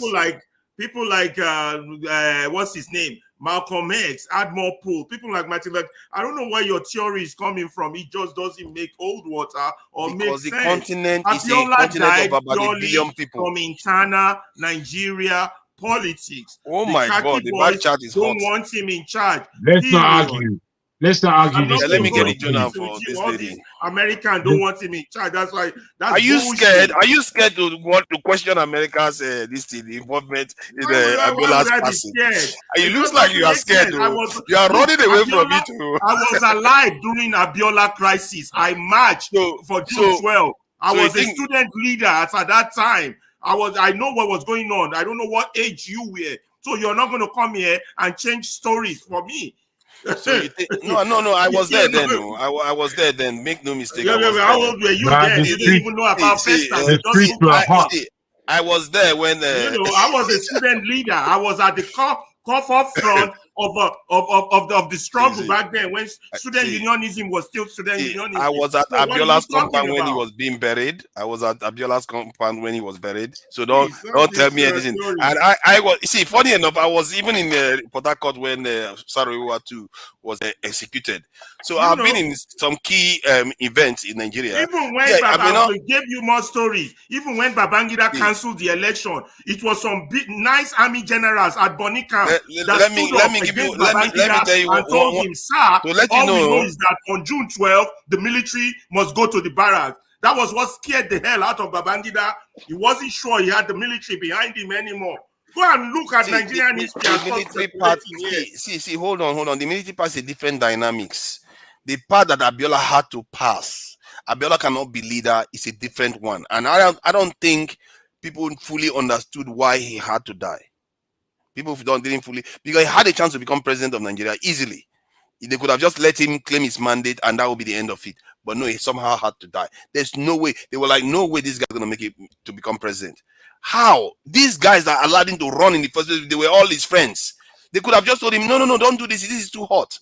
Maybe probably somebody warned him not to do that stuff with African Americans. They are friends of convenience. They back each other when they need it. You wash my hand, I wash your hand. Abiola and Babangida were friends, but not friends like that. Vatsa was his best man at his wedding. The man still killed Vatsa. Go and read Nigerian history. Mama, you don't know anything. I did tired to teach you. Why do you keep insulting me? That because you're talking things that don't make sense. We were there. Because your own argument is based on just because human nature. You think you understand human nature. I can tell you that what drives human nature more is profit and funds. If you are going to take money from them, and not just money, actual power. Abiola was threatening something that I'm not sure he understood it. Because how can you go and say you want to bring African Americans close to Nigeria in such a way? I want to put something to you. I want to put something to you. I know that you wouldn't have allowed this to go on as long if it wasn't the point you are making. This is a moot point. It doesn't have to last an hour. This back and forth is wasting our lives, because what you have just happened upon isn't that interesting to most of us. It's only interesting to you. You understand? So please, let's move on to the next subject, Joe. See, Because Jagon, let's move on. Let's move on. This is I'm not going to healthy. say Hold this. on, hold on. You can say your piece. Hold on. Okada. See, I reserve the right to moderate. Jagon, if you want to talk about your own topic that you really want to talk about, you know, electricity hosts shows all the time. You can host shows. Nobody's stopping you. Bro, You know, I'm here. hold on. I need to have my say on this because Okay, what you but are you're going doing, to end. You're going to end by being very saying, if I don't want to be here, don't be here. No, I'm not going here. to say that. I'm not going to say that. I'm saying that you are actually not being respectful to yourself and to everybody else. You are not even being respectful to me. For you, Bro, it's okay to disrespect me all you like because you feel like you can just say whatever you like to me. But I don't do that to you. You have to be fair and show some integrity because your behavior my utterance just there. My utterance just there was about fairness. It wasn't about me and you. It was about fairness. And if something is strong, so if it's when you were talking about tribalism, it's okay. When you were talking about tribalism, it's okay. So I cannot talk about something that I find important too. Don't shout over me. When you were speaking, I didn't interrupt. I came in at the end of what you said. I came in at the end of what you said. When you're speaking about respect and all these things, you just use them as words.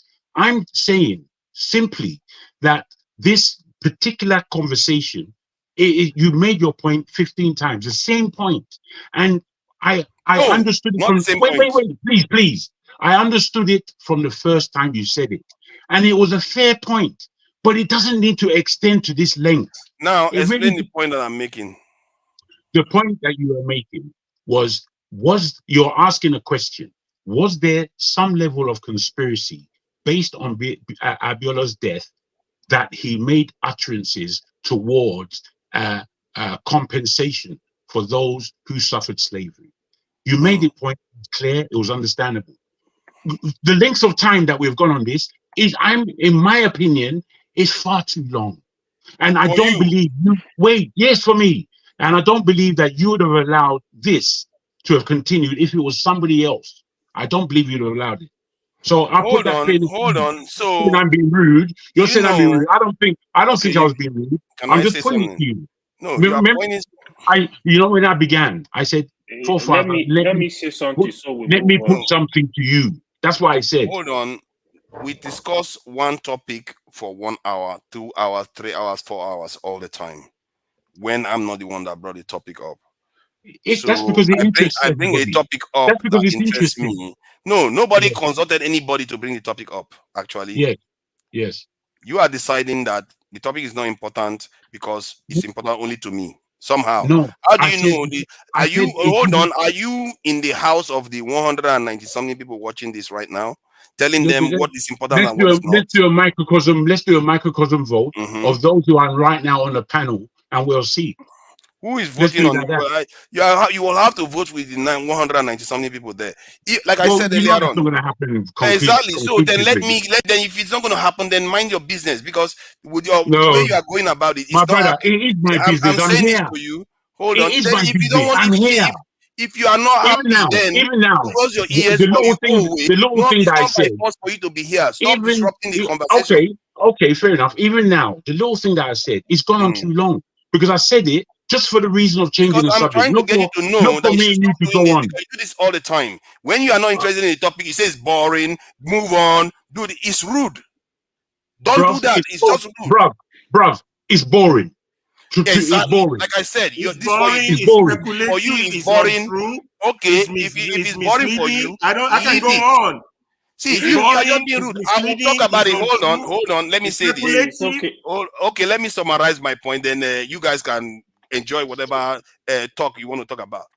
The point I'm making here is that apart from some people that don't want to get it, if you don't like to hear the truth or potentially, who told you it's the truth? I told you I got your point. Who told you that it's the truth? Can you let me talk? What for? I thought you want me to go to another topic. I'm asking you two simple questions. Who told you that you're speaking the truth? Let me say what I want to say now. And did I not already say I heard your point and I understood it? Okay, fine. See, the point I'm making here is that it's quite important that people understand this, and I hope the viewers understand. Is this one of your distraction? Come on. Stop now. Okay, they are being rowdy now. If anybody that does it again, I'll just put them back in until I finish saying what I want to say. It's just not being fair, and people don't call them out. Instead, they will encourage them to get away with it. And yeah, it's just one of those things. Anyway, what can I say? The point I'm making is, I grew up thinking that the reason why, as a matter of fact, I still don't even understand fully why this in Babangida didn't hand over to this in Abiola. Even when they interview him, he's not very clear on why he didn't hand over to Abiola. Even Abacha just used the technicality to say because he declared himself president and held him indefinitely. And then for him to be released, they held him for, I think, almost a month. Abacha wasn't in office, so they still held him in prison until he died. More than just about a month, just because he died almost exactly a month after Abacha died. He didn't release him. This is not Abacha holding him. This is Abu Salam and UN and this in US holding him. And Shonikon was in power. Shonikon was before this in Abacha. So it was Abu Salam that was in office after Abacha passed, and they held Abiola. Abacha was dead for 1 month. Abacha was dead, and they still held Abiola. They could have released him, but they didn't. So I feel like there's something more to this that we didn't check. And when I looked at what he planned to do, and it was exactly just 1993 when he canceled the election. It was during that period he was really hitting on this issue, and they canceled the election. For father, why Shonikon didn't release him as his own brother, his own kingsman? They're from the same state. Maybe he too has read maybe he too has read the runes and said, I value my head. They are mixing a lot of things. There's an interview fully granted by a major player in the whole of that. His name is Major Mustafa, of how everything that transpired, how everything went. He has given a full account. There's a video evidence of it. You can listen to him. I get to know what you're saying. What you're saying is a bit off, but I don't want to go into that because, like I said, it's not going to help any of us. It has happened. KJ, what did he say now? I would like to hear what he said. KJ, do you? I watched that interview. Do you really think Mustafa he's the wrongest person? Yeah, will be the wrongest person. Very biased. Because that guy, he was involved in all this crime, man. Like not even involved. He served Abacha directly. Let's even claim from everything. He served Abacha directly. So he should be the wrong person to even talk about it. Let me say this to you. Al Mustafa in the Nigerian army remains one of the most loyal officers. That's what you I see. it again. Al Mustafa in the Nigerian army. To his boss, no, right? even to the system. Because let me give you two reasons. One, when Abacha passed, no other general knew about it. Nobody. I know. Okay? Two, he invited all of them into Aso Rock for a meeting. If he was a cruel army officer, all of them will have resigned before leaving there. Anybody who does not resign will leave, and he will declare himself president. Mm-hmm.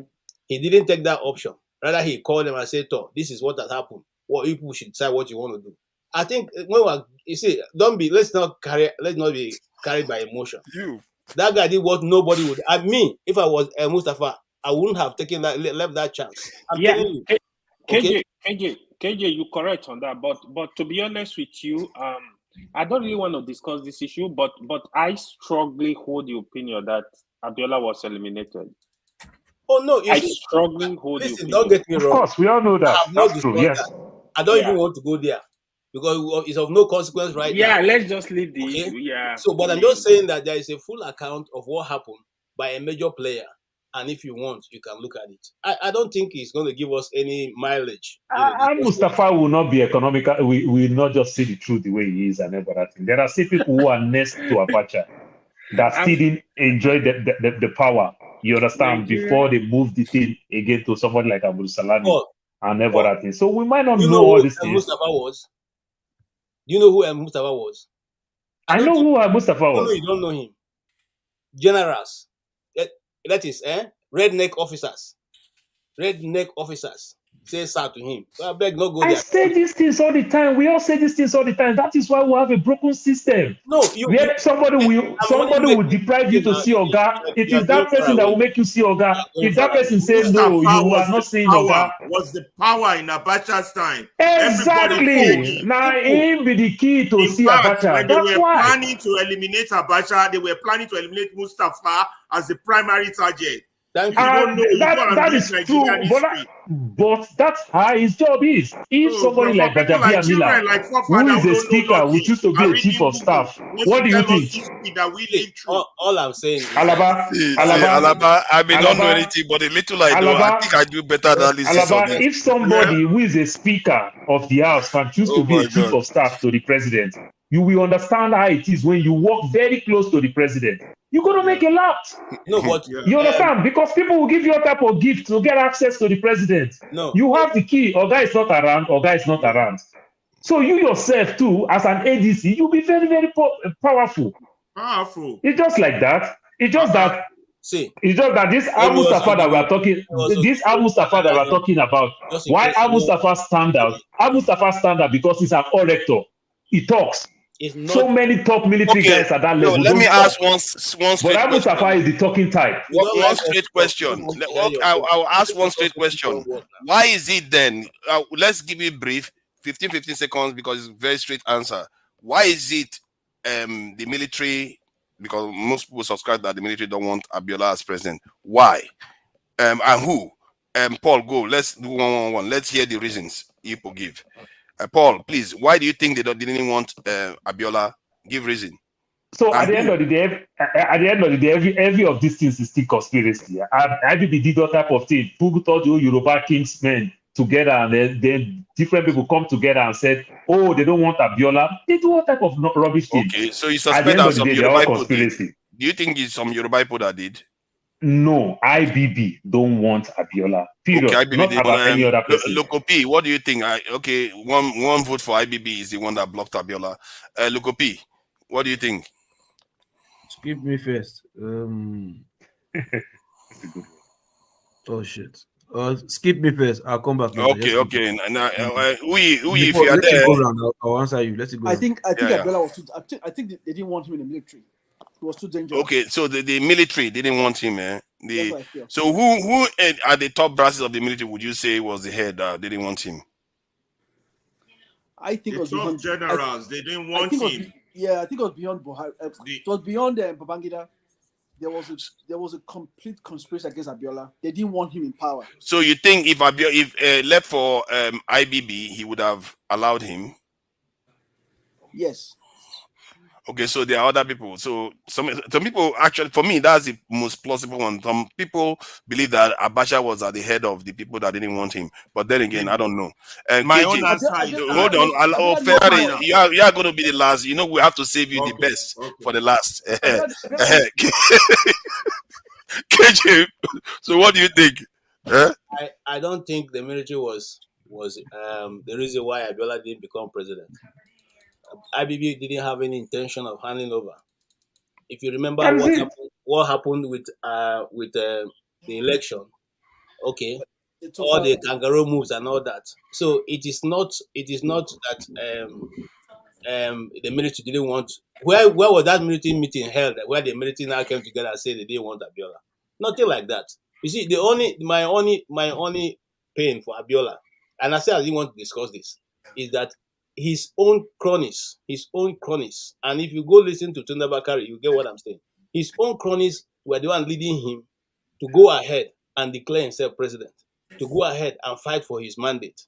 And that's his own cronies also were the same people who first left him in the rain. Yeah. Who first left him in the rain, took positions in the government that he was fighting against. So for me, Abiola's case is a lesson for me as an individual. Okay? Because in the first place, some people come and they are pushing you, they are telling you, hey, big masquerade, dance.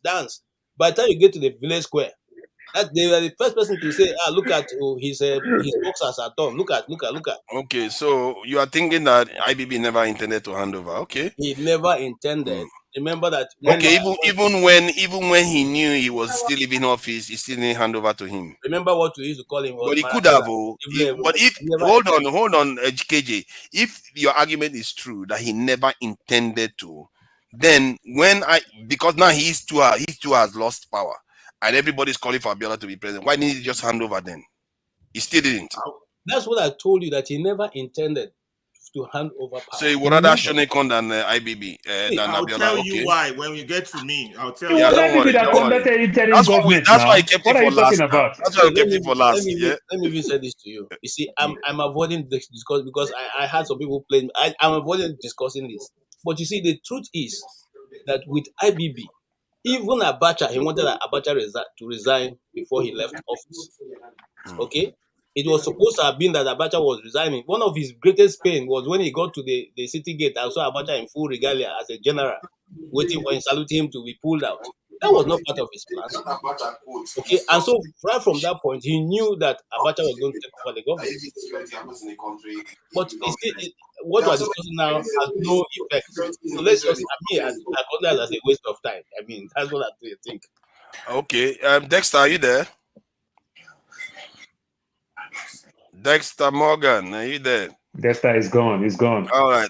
AY. So why do you think Abiola was completely blocked from being head of president? For me, I think it's only IBB that can answer that question.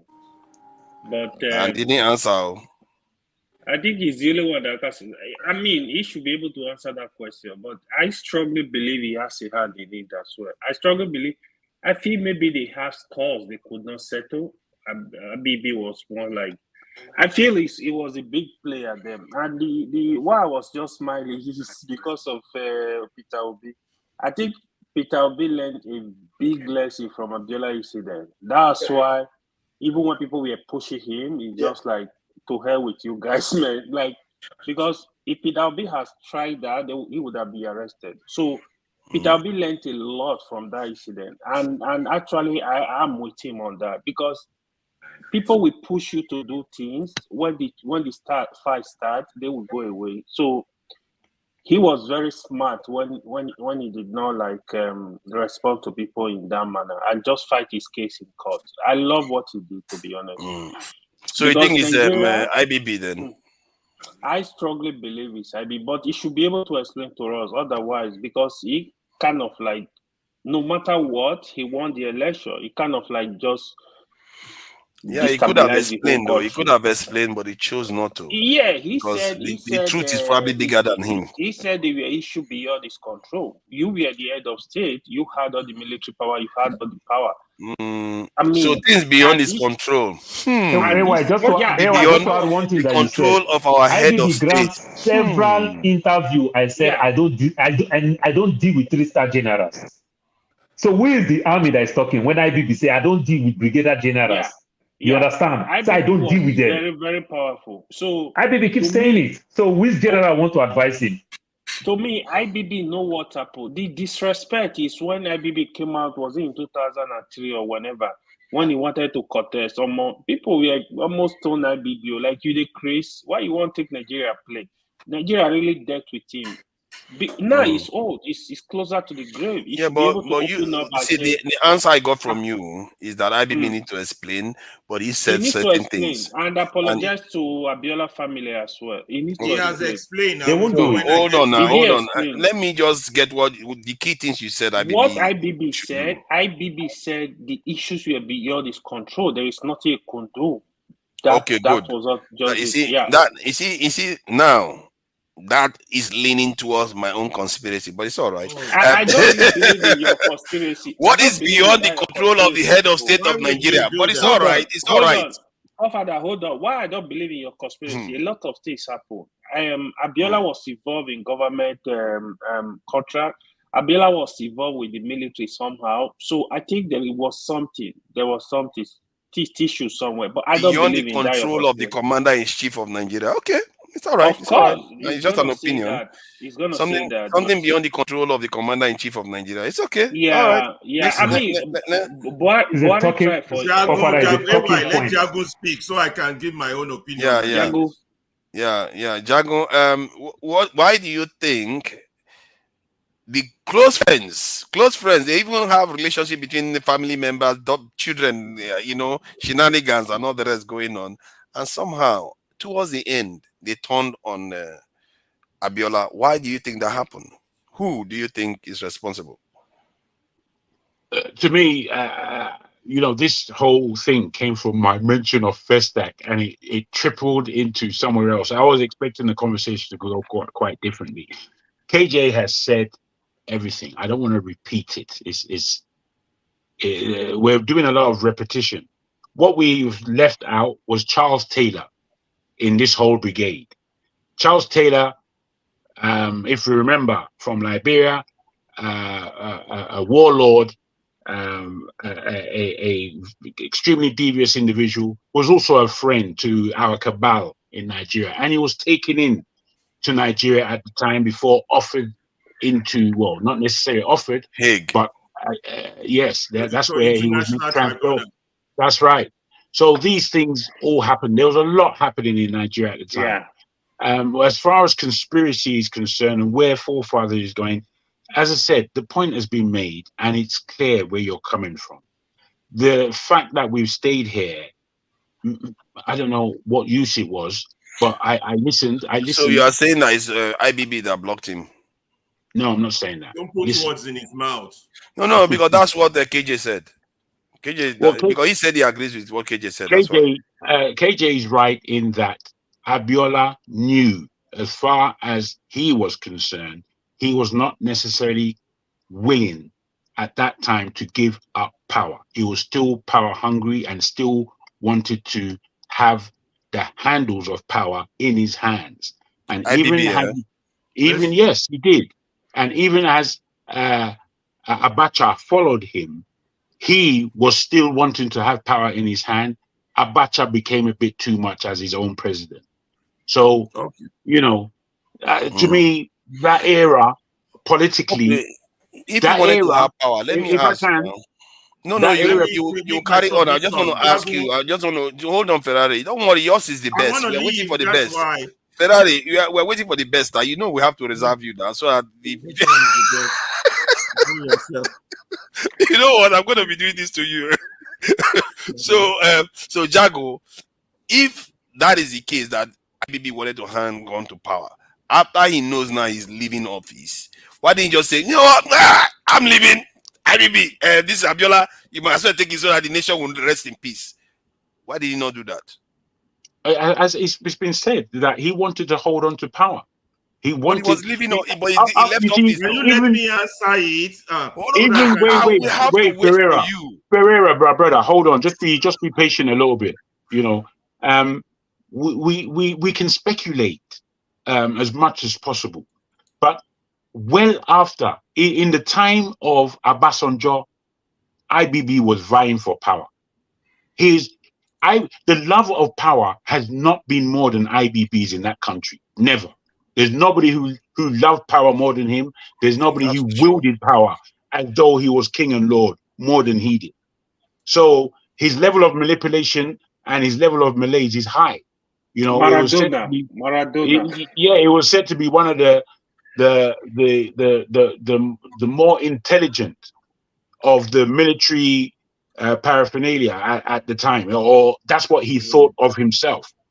I really hope somebody looks more into this, because just in case anyway, you know how cold cases are reopened. It's in Tel, it's in all the Nigerian news. If you read, you would know. Now this is what happened, and I will not come to this topic again. When Abiola himself said it, the question that if you have a friend like IBB, you don't need an enemy. Yes, they were friends. But what happened was that IBB was still very much interested in holding on to power. That was why they call him the Maradona. During IBB's time, you will see at the National Stadium where there's a football match or anything, there will always be quotations from IBB. It will be this, IBB. this, IBB. He was throwing out those political quotations. That means he was running in that election without actually running. So he had no intention of handing over, number one. Number two, his own boys, like the Abachas, the military intelligence, and all the boys that brought him to power, those two were ambitious. You understand? They were waiting for their turn. So those who coined the word turn by turn in Nigerian political contest, they were not joking. You see, his boys were also waiting for their turn. So when IBB decided that, okay, he's going to annul this election, he filed on the excuse that his own boys didn't want him. At least that was the excuse he presented to the military. But So, where but the game the don't get question comes, the question tell you. arises. Let me ask you then. Wait, let me tell you now where the If they didn't want him, why did they let him run then? You will cut me off in the most important I'm part. trying to ask the you story a now question. got K-leg. Listen. When the military was discovered to be divided, how did they discover that the military was divided? There was a meeting at Bonny Camp where IBB called all the military commanders to explain on why they annulled the election and why there's a need for the military to hand over. I mean, to continue. Now, some of the military generals who were determined to retire or didn't give a damn what was going to happen to them, and IBB has never, all his days, has never seen such type of resistance, stood up at Bonny Camp. One of them was General Williams. Go and find out about him. He says, sir, all we know is that on June 12th, the military will go back to the barrack. At that point, it was clear to Babangida that his Maradonic move can no longer go forward. So therefore, he has to make a decision to step aside. That was why he said he is stepping aside. And that's why they called all this Shoneko move and all that. And that was perfect for his own boys like the Abachas who want to who also say, okay, we'll still stay to teleguide this interim government. That was what happened. Go back. It's in Tell. There's another news magazine that used to bring, everything is there. And IBB said it. He said, I was under immense pressure, was why he didn't hand over. So it was when he saw that the military, which is why Obasanjo said, you got to follow Nigerian history, young man.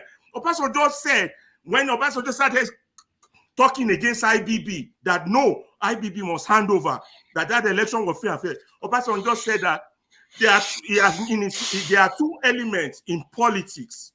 One is greed, the other one is fear. That what pissed him the most, what makes him mad the most against IBB was the fact that he possesses both.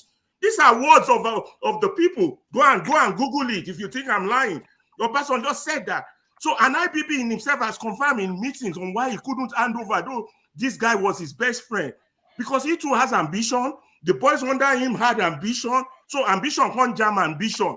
Let me tell you, when it comes to ambition, ambition goes no further. Ferrari.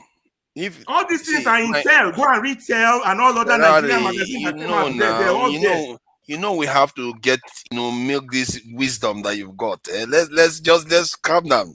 The question I want to ask is, if this was the case that they didn't want Abiola in that position at all to even remember the military is splintered now. Yes, those who were but before those soldiers, people, those people already knew they didn't like Abiola from the beginning. So not them, the Abacha boy, the Babangida boys. Yeah, but the people that didn't want Abiola already knew they didn't want Abiola from the very get-go. Yes. So why did they leave it for him to start from the primaries and even announce that he was running? That was when people like Bola came in. Go back to Nigerian history. When the whole shenanigans started, people like Bola Ige, they've seen through it. I don't know how they did. Bola Ige said he would just sit down and look. Bola Ige never participated in all their shenanigans. Why the likes of them, Jack Onde, went to go and participate? You got to go back into that. Yeah, but why did the people that stopped him in the end, why did they not stop him then?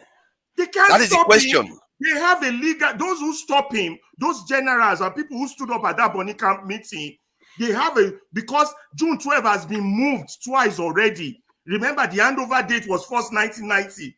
before Yes, IDB yes. shifted back to Yeah, 1992. twice, yeah. So it's beginning to make the military look bad. And there's some professional cadre people in that military and brave men. They even ignore the brave first Nigerian farmers, the men. one with Atom Zeribe and the likes. Oh, Otto Ezeribe was a fool. Otto Ezeribe was the one getting arms for them. He was like a propaganda ministry. Because I'm just trying to add to what you are saying. All the play that they are fooling us. Yes, there are people like Otto Ezeribe giving us propaganda. Ezeribe was a foot soldier now. Foot soldier, yeah. My concern is that so many people were banned from running for office. I think some people were prevented from running for office again during that time. Just a few but somehow they allowed. But somehow they allowed Abiola to That's run. exactly what Alaba is telling you. IDB still want to make himself look like a good man, but he's doing all wrong. Yeah. You know, he was Maradona now. He would tell you this. He will promise you this. He will tell another person that. The same thing he promised you, he will promise another person. He was good at that game. You know, Arkham Razor. You know what they call Arkham Razor. Yeah, that the simplest explanation is often the correct one, and the one that where you follow the money is often the correct one. All these things you are talking doesn't make Arkham Razor. It's too complicated. It's not complicated. That's pure Nigerian politics. It's up to you. The Nigerian mafia that controls Nigerian power then didn't want Abiola, period. The only resistance they met everything is complicated. What is right is what forefather is telling us. We agree. We agree, so we can move on. Yeah, it's better. It's better. You know, I accept your surrender. You're welcome. So, what next? Dangote. Seriously? No, what is next is for you to go and read more about Nigerian history. You know nothing don't about worry, Nigerian I will read history. more. See, let me say something. You know, funny enough, when Abacha passed, I was one of those people on the street jubilating stupidly that day, and I ended up on the face of Tell magazine. Maybe if you search it, you'll find me there. So, really? to be acting as if I wasn't present in Nigeria. Don't worry, I'm making it up. How many times have I come here to lie to you? I'm telling you what I know. So we are in Lagos. Then we are this. We stand in this newspaper stand. Having arguments about Nigeria and all the rest of that. When Abacha died, I was in the football field with my friend. We were playing football, man. Then people were jubilating. I regretted in a way. I regretted it actually because we were just running. You know, people were just on the street. Just Abacha is dead. They just took pictures. Jubilate you, to be honest. So. Yeah, people were jubilating. I didn't like Abacha then. I'm not sure I like him now. But my point is that I would have been a little bit more circumspect if I knew what I knew now about what was going on in Nigeria then. But it was an interesting period, and I hope that people, really dig deep into this thing because some of the stuff I'm hearing about Nigeria is not the history that we think we know. I'm sure you knew about all this history. Nobody brought this as one reason why somebody could be gotten rid of. How can something that worth almost $1 trillion not be a reason for getting rid of somebody? I can't. Why would you completely rule that out as a potential reason? That's a strong reason. It's a big motive. Like we said, you are right. Let us move on. You are the one that brought it back again. You are right. You brought it back. Move on. You brought it back. Paul said Dangote. Okay. Let me see what topic we should talk about now. Well, for me, it's 5 o'clock, and we've had a good conversation. Oh my God! In London, yes. Oh my God! I should be shutting down now. I should be shutting down. All these Americans, they don't want to go home. You let me. I'll just come in. You see, for me, I don't know. I think this is the first weekend that we've had a conversation, and I've watched all day, and things have been interesting and slow. Things have raced on, and we've had peaks and troughs as per normal. But for me, first week of the year, 2024, I can only say mine is to be extremely positive this year. We may not all have the same emotion, but I have to look at the positive natures of who we are and how that can roll into a strength and how we can really, sometimes I think because of how we speak, we kind of miss the target on a weekly basis. And then we veer further and further away from what we should be looking at. And I think we shouldn't make a mistake this year of not being proud of who we are, of not being energized, of not being renewed in our mind, of not looking for better examples, and of not arguing nonsense. If we have to argue, let's argue serious points. Sometimes when we argue moot points, it's like, my goodness gracious. And we speak all these words, myopic and this and that, and we say all these things, and yet we are doing it here so commonly. Mine is just to hope that this year is encouraging for everybody on the platform, on the comment section, viewers, and roughly I see that we get about 500 under. I haven't seen us above 500. Maybe we have 600, maybe, but I haven't really seen us above 500 in numbers when we are being watched. And I feel when I look at other places where they're looking at 1,400, 14,000, and I look at, isn't our problem deep enough that all of us aren't gathered here or gathered somewhere that is propagating movement? And mine really, as we end, or I don't know what's going on, but mine is that positivity, focus, and being real, not pedantic. Sometimes we get to this pedantic level where we have to stay with our head in the ground for hours. It's like, man, come on, man. Being real. Let's be real. So we gather pace, gather energy, gather responsibility, gather truth. Sword fencing sometimes is done, and we're no good at sword fencing. Me as a Jaguar, I'm a shogunist. So my own sword fencing don't different to, I'm here to slice. Jagumolu. Jago, this is your closing remark or what? That's the closing. Now. You can't have any other. So who next? Paul or Ferrari? Ferrari, you want to start since you are the best? Go and change your ways. Nigeria has serious problem. All these deflections, Nigeria has serious problem. I'm not deflecting anything. And all this representing the status quo is not going to work. Some of us are brave. How? Okay. See, hold on, please, people. How am I representing the status quo? We'll talk about that on another day. That will be 12 hours. My brother. Yeah. Because he keep accusing me of that every time, but there's nothing I say that represents the status quo. I don't know why he keep doing that. The only man I have misjudged and I apologize to him in front of everybody is AY. AY happens to have great brain and he cares about that country.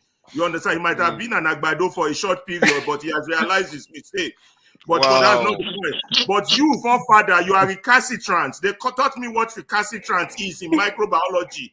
That's the chemical that would not change. And we need change. Even if it's little, if it's small. Maybe if I'm correct, why should I change if I'm correct? You've not given me any reason to change. If you give me a reason to change, and everyone else is wrong. Look at me now apologizing to AY because I've seen more of Don't worry, maybe someday you are going to grow on. I'm going to grow on you. I'm going to apologize to me too. Maybe someday I'm going to grow on you. I'm going to apologize. See, if you gave me a reason to change, I will change. You've not given me any logic that is superior to what I've got. The pains of our people. The death, you think you feel pains more than I do? I mean, if anybody is not empathic to what is going on, I don't know what we will be. I'm 55 years old. I'm going to be dead. Maybe God knows, maybe 10, 15 years. What would I contribute before I leave? This matters to me. If you feel the pain, if you feel the pain of our people. When I was a student at Luther, this was the age Gani was, and he wished he was my age. So if we can use this medium to bring new leaders, people who have this country, what we have there is not what we want to hand over to children. Although my own children are born here, but still, I shouldn't even be participating. But the pain, the phone calls that are coming, the phone calls that are coming with people telling you their problem. That alone, the phone what are we doing? From Nigeria. And we are here speaking Oyibo every day. He talk Oyibo, pass English, man. Yes, he talk Oyibo, pass American, man. The kind of Oyibo, they speak, come on, man, no feed, no. You know, but we have to try, even if we fail. That is the yeah, we have to try, even if we fail. The black man is not inferior, and there's no problem in this world that we can't solve. We just have to put heads together.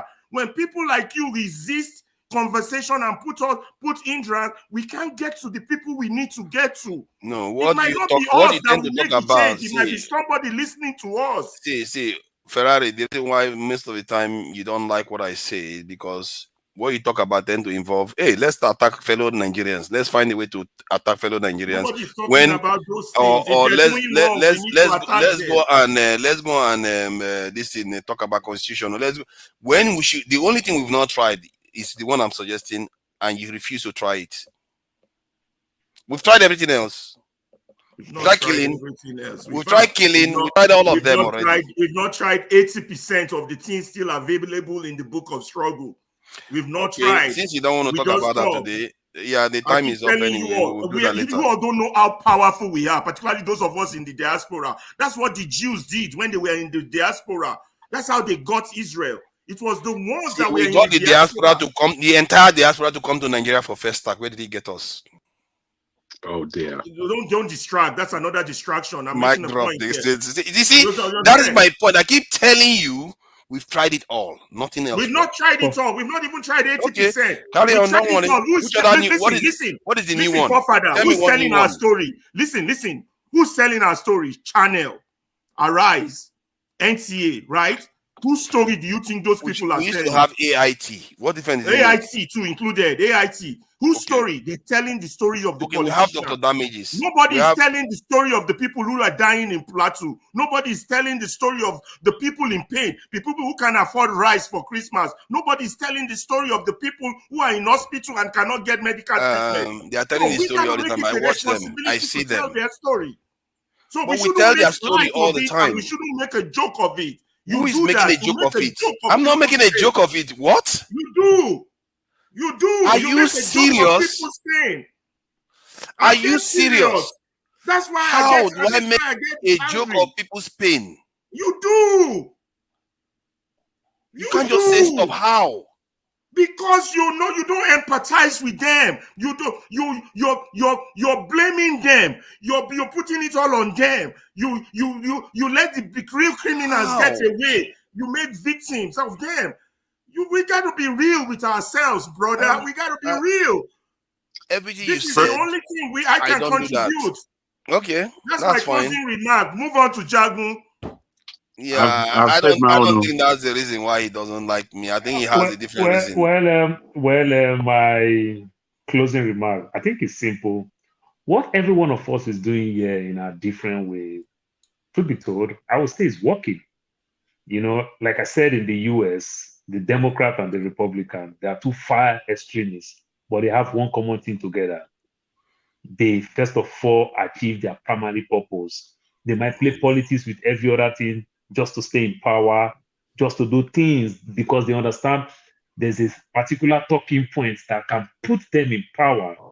That is not even good for us to listen, but their daily duty, they achieve it. That's why the system is still working. So when we say all those things, some persons that believe in the way I think might also want to try what I think, and if you work, it's a plus to the system.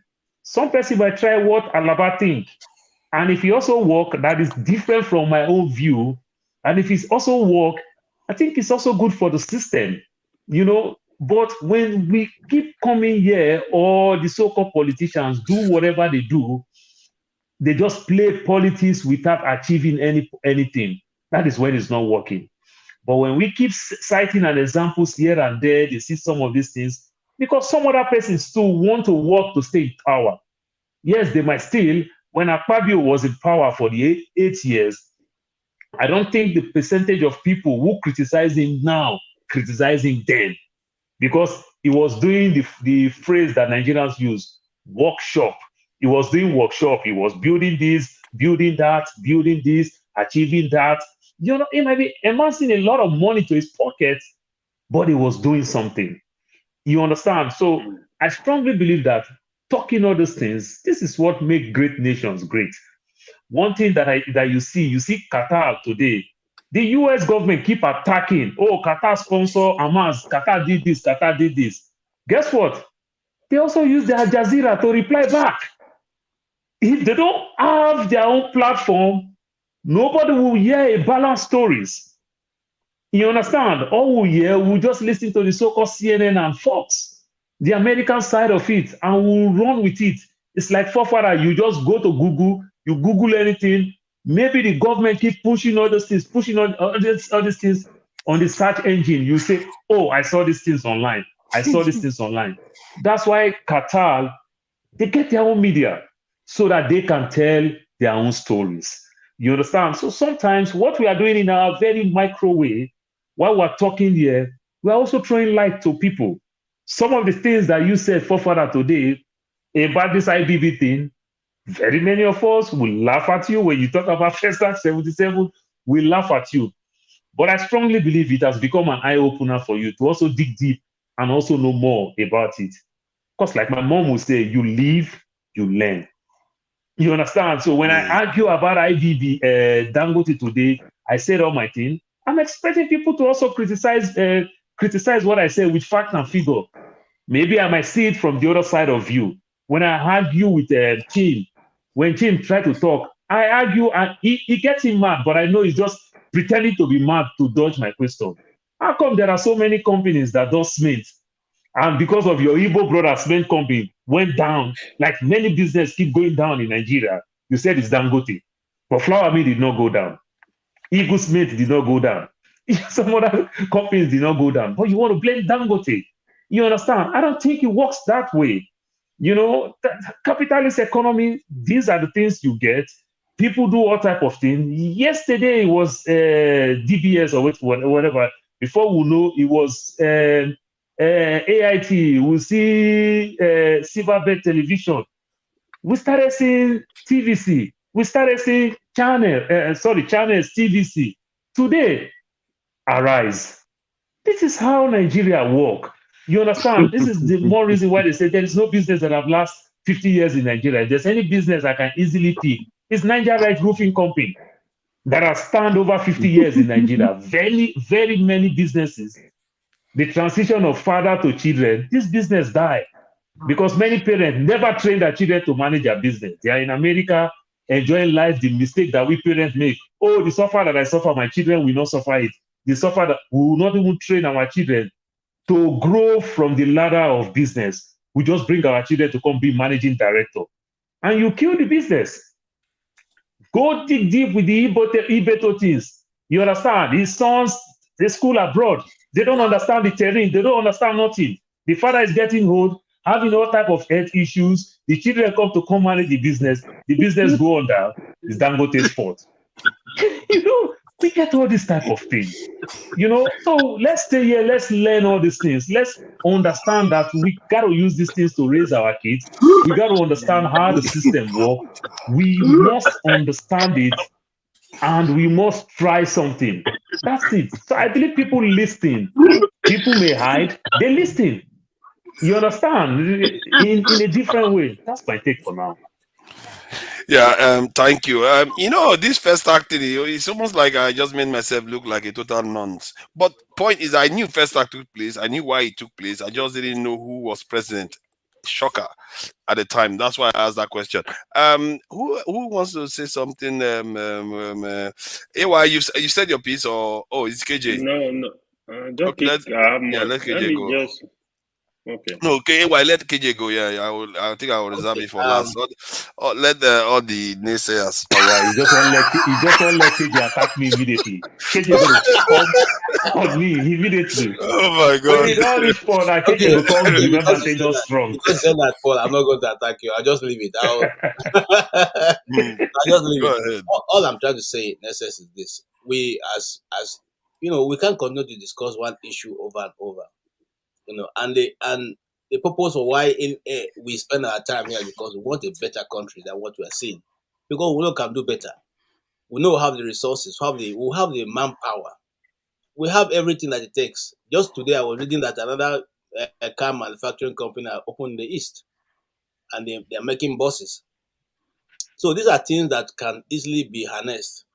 And I keep saying about my Benin people, if we put money on the ground, we will have no reason whatsoever to go out to look for food from anybody in Benue and Plateau. Those two states alone, you know. But we are not ready to do that. You know, instead, a governor is using 32 billion to build a church. You know, if you had, in fact, I would have even been happier if you had taken that money and built low-cost houses for people who didn't have houses and give it to them. God will even be more happier than for him. Because God is not going to go and live in that place. What kind of house is it? That building better than that of St. Paul's Cathedral, the St. Peter's Basilica? It's not. So what are we saying here? I'm simply saying that we can do better. But because the people have used hunger as a strategy, okay, and poverty against the people, so everybody's looking for how to just survive instead of thinking of what to do. If not, I don't think we will be allowed to come to this level where we are right now. And something just got to give. So when I'm on this platform, I'm looking for how to be able to help those who are looking for how to make progress, just in case they don't have ideas. If they come to this program or their aides come to this program, they will have enough ideas to go feedback their masters on what to do in each place, whether it be Sokoto, whether it be River State, whether it be Lagos. There are people with great ideas here that can be harnessed and used to develop those states. And I think that's where I rest my case. Unfortunately, well, let me leave it there. I think that's where I rest my case. I think Nigeria can actually lead Africa. I think if we go back to the spirit of Festac and revamp it, we can actually still achieve what we wanted to achieve with it in 77. Because that way we'll be rallying, it will be a starting point to rebuild again. Thank you. Yeah, thank you. Yeah, we succeeded. You see, that was at the height of Nigeria's power. 75 was when Nigeria created ECOWAS, first start 76, but from since then, and there is a reason for it, but nobody will believe me. It's all right. Anyway, go ahead. Local P, senior meal. Local P, can I go ahead? Yes, sir. May you know, say I no get respect here. Thank you, sir. Yeah, to add to what KJ said, I don't really have a lot. One thing that is quite important to me, to be honest, I think we should try and stay on issues instead of dividing ourselves more. The truth is, I don't actually believe anybody on this panel should have the same views as like me. Even if you don't, I know I will learn something from what you're talking about. I will listen to you. If I find your view more superior, I will take it immediately.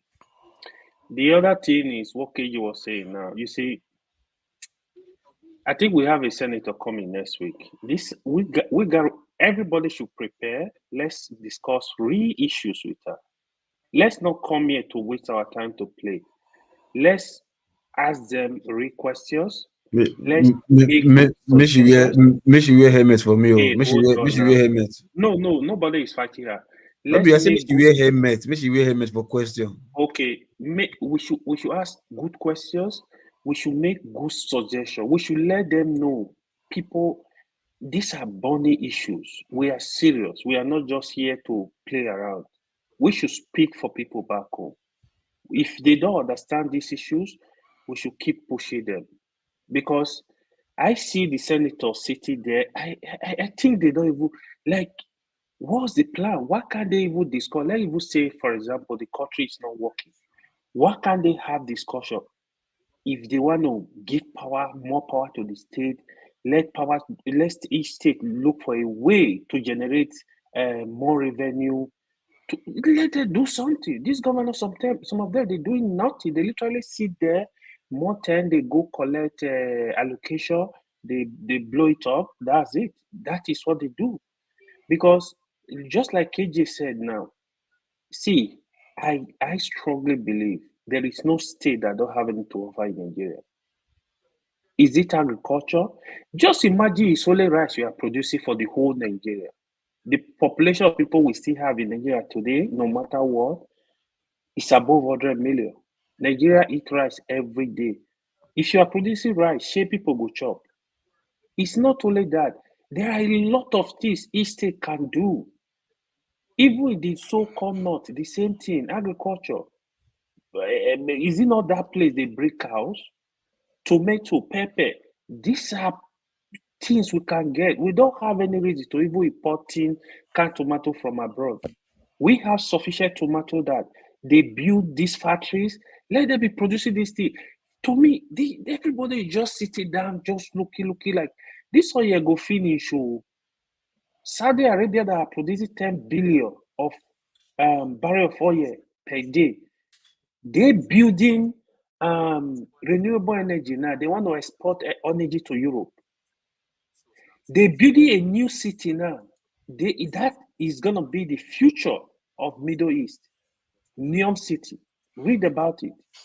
The money they pop on that city, the job that they do on that city. Because they're going to make money from, what's it called, excursion and all that. Because what are we doing? Okay, look at Tinapa, for example. Me and my friend came to visit me last week. I took him to Guardian of Light. You know what is there? We pay literally like $100 or something. What is there? Just flower with light connected. We're just walking around. I'm just laughing. I'm like, we have better place than these places. Governor of Cross River, Donald Duke tried to build something. He spent a lot of money on Tinapa. This next government come, they will just go asleep. They forget about it. Can you imagine? We have a place called Tinapa, have enough security, build 10,000 hotel rooms there. Instead of people going to Dubai, Africa and Nigeria will be going there for excursion, for vacation and all that. But they don't think, because we just wasting our time, wasting things like what is going on. It's not only that, even in the so-called north, Yakari Game Reserve, all these places are there. People can really visit in return and enjoy themselves, spend money. But again, each state, they just looking at the oil, they go to Abuja, they share allocation, they go back home, spend the money, they tell you there is no money. So we and the population is getting bigger. We have to plan. Today, we are waiting for only federal government to build all the federal roads across Nigeria. Because if you really have states that are fortunate, let each state deal with their roads. There is nothing like federal. Your border is your road. Forget about this federal road. We need to, we can't still remain where we are, still be thinking like this will change. Nothing is changing. Let each state provide their security. If that is the case, if that will work, let people sit down and have the discussion. Anything that will work for Nigeria, let it work. Forget about if you have anywhere you need to put a rail line, let it go there. Anywhere you need to put ports, let it go there. Anywhere, develop the country at massive rate. Open up the everywhere. That's the only way we can survive. Because if we remain like this, time will come. Nigeria is they borrow every day. Government borrow. They don't even borrow to do anything good. They borrow to waste. And children unborn, they will pay this money. These old men, some of them, if they're not going to live 20 years or more, the children unborn will pay this money. That is what is going, because they are not building anything for them. They are not building factory for them. Even common electricity. Last time I went home, I was sitting in front of my house, my family house. Children are shouting up NEPA. I almost cried, no joke. I'm like, I was sitting here over 30 years ago shouting up NEPA. Like, we still shouting up NEPA till today. It's very disgraceful, to be honest. So thank you. Thank you. Thank you. Well said. When they were selecting, I think panelists of the year or something like that, all these year people, none of them picked you. I was the only one that picked you, and I gave a good reason for it, because you tend to remain objective, non-tribal, not non-partisan, and not religious kind of. You don't let your religion define you. So I hope KJ no choose me. Oh, KJ will choose you when he's really choosing Kano. I know and, that. I'm just kidding. Why did people Father choose me? Because I think I the only reason why I didn't choose you, because you tend to slant into tribalism, and sometimes the negative aspect. Tribalism is good, but the negative aspects, that's the only. Because I felt like AY was the only one, and I think did I mention Paul? Because Paul, they never deviate. They still maintain even kill. You know, they never switched to this in becoming tribal. So, and he's maintained that it takes discipline to maintain that. You think he doesn't have tribal instincts? He does.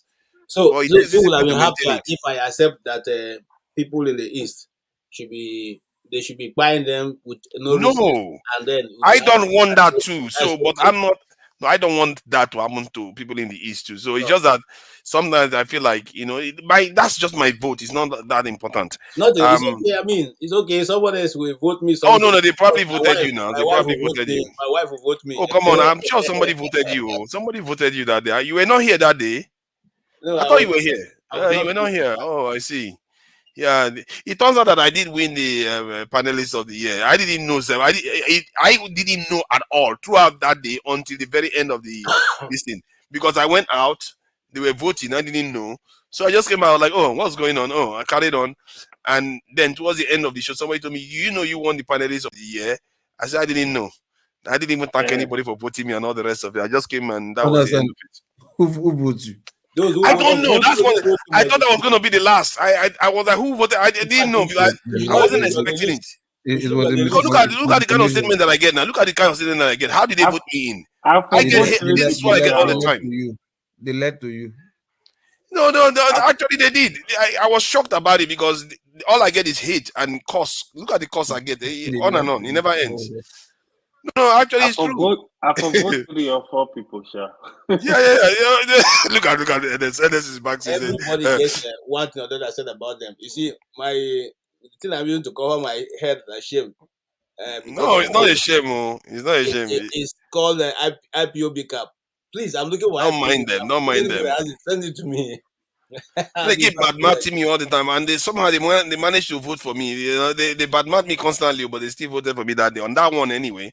But AY, I thought AY was the most balanced, but a lot of people got votes. So I don't know whether you guys missed it. A lot of people got votes.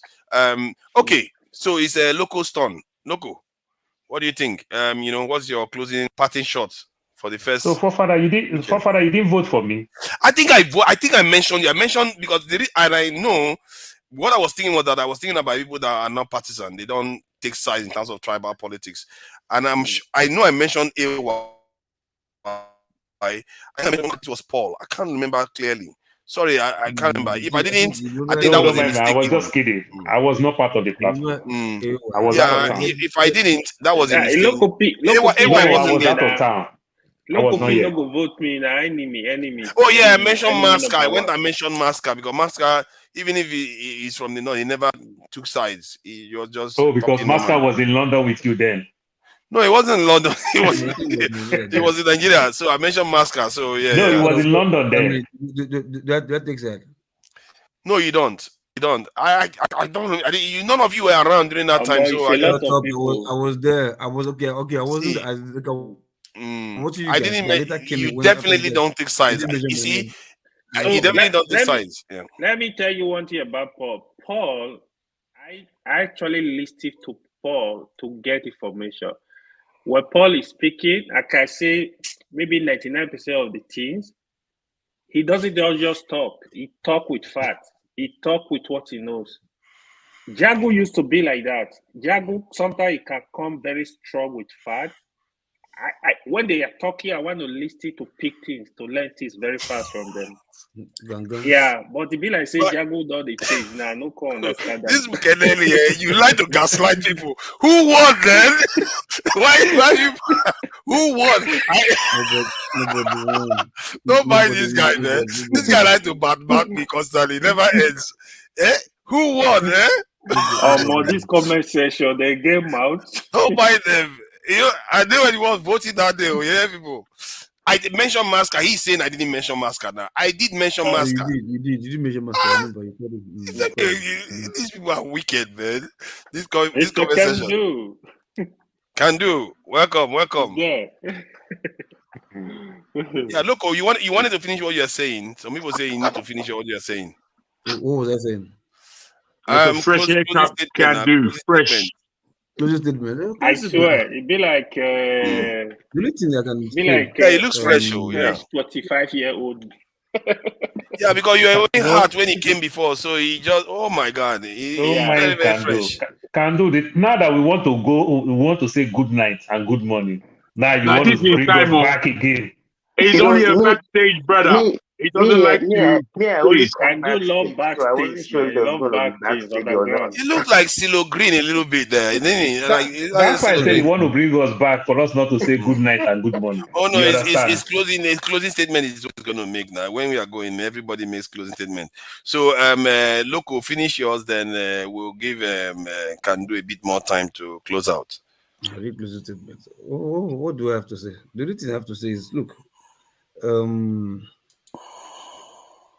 if I say we should be confrontational with our Nigerian leaders, right? Because that is for me. But we just beat them. Exactly. See, look, because you know what I talk to. See, my brother. Look, somebody is deciding not to do anything, right? And you are here telling the person, no, you're supposed to do it like this. As if there's maybe he told you somewhere that he doesn't know what to do or he cannot do it. These people know what to do. 100, in fact, 200%. They know they know the right buttons to press. The first step to take, they know. But somebody's deliberately not doing it. So if you like, we come here, talk from heaven and earth, nothing will happen. You have to, like, take the bull by the word, like it's being confrontational. You may not be violent. Like I said, we'll say the senator will come here tomorrow. What am I comment? Make sure you wear helmet. Next week. Oh, next week, or okay. Make sure you wear helmet. You understand? Because she go collect. Not in a like violent way or disrespectful way, like in a more like you go exam hall, so she'll be in a hot seat. She go sweat for you, because to be political, except we want to look fine face. I think it's not Akpoti, it's not Natasha Akpoti. Yeah, Natasha. Except we don't we'll see fine woman. But not if you ask question again though. People like me, if I go blast you away, because it's like I'm testing you to see if you're supposed to be the real senator that you're supposed to be, or that you claim you are. So you should be getting fires and brimstone from people like me. You understand? So I will indulge you guys to look like, in as much as we are here. Do you think we should organize our questions so that when this one asks, this one rapid fire, one after the other, the similar questions? Now, no, hold on now. I think she's going to dodge a lot of things because she just came into the house not so long. She'll use that as an excuse. Who? He said he's going to dodge questions. Paul, he just came in not so long. Paul, when you were outside, you were saying things. Now that you're inside, will you say you were blind inside now, or you were blind when you were outside?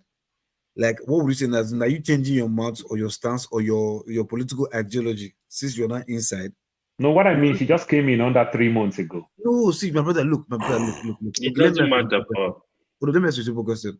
You are here complaining about your president said we should adjust our bets. And you said, okay, yes, it's the president. I want to support what he said. We should adjust our bets to help the country. Then somebody, they now give you 106 million amount to buy car for just bulletproof, not bulletproof, to pass bad road. And you are a good person and you accepted the money.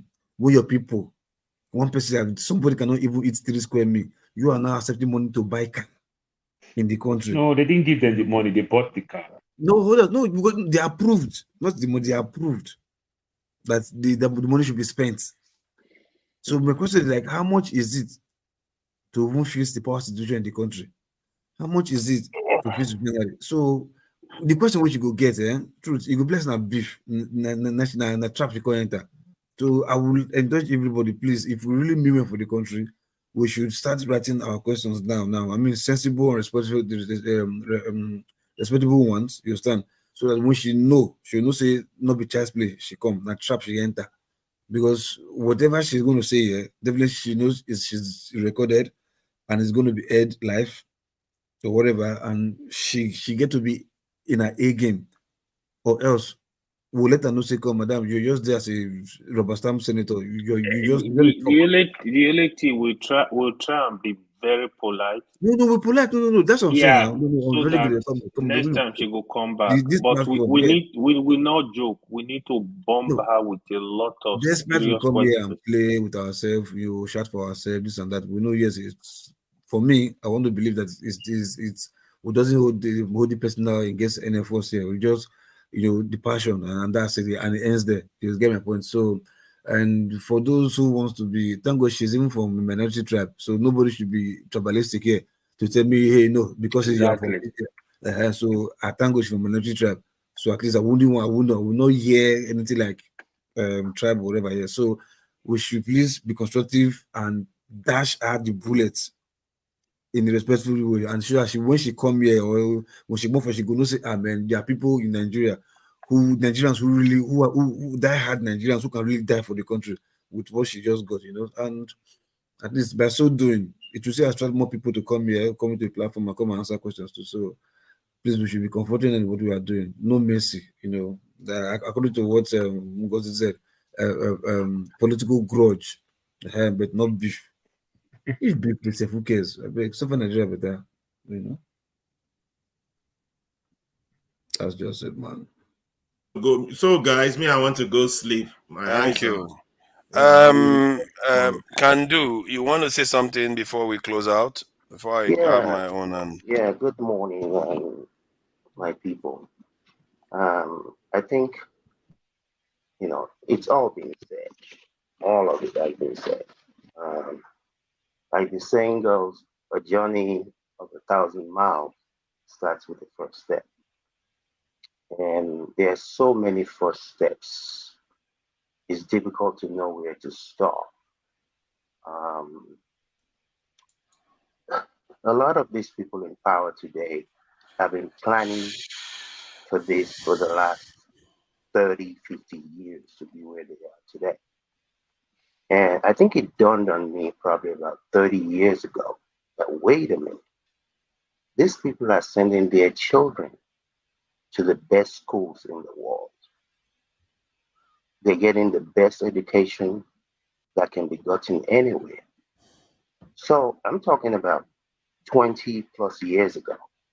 So that 20 years later, today, and another 5, 10 years down the road, when the minister is needed for health, it's going to be their children.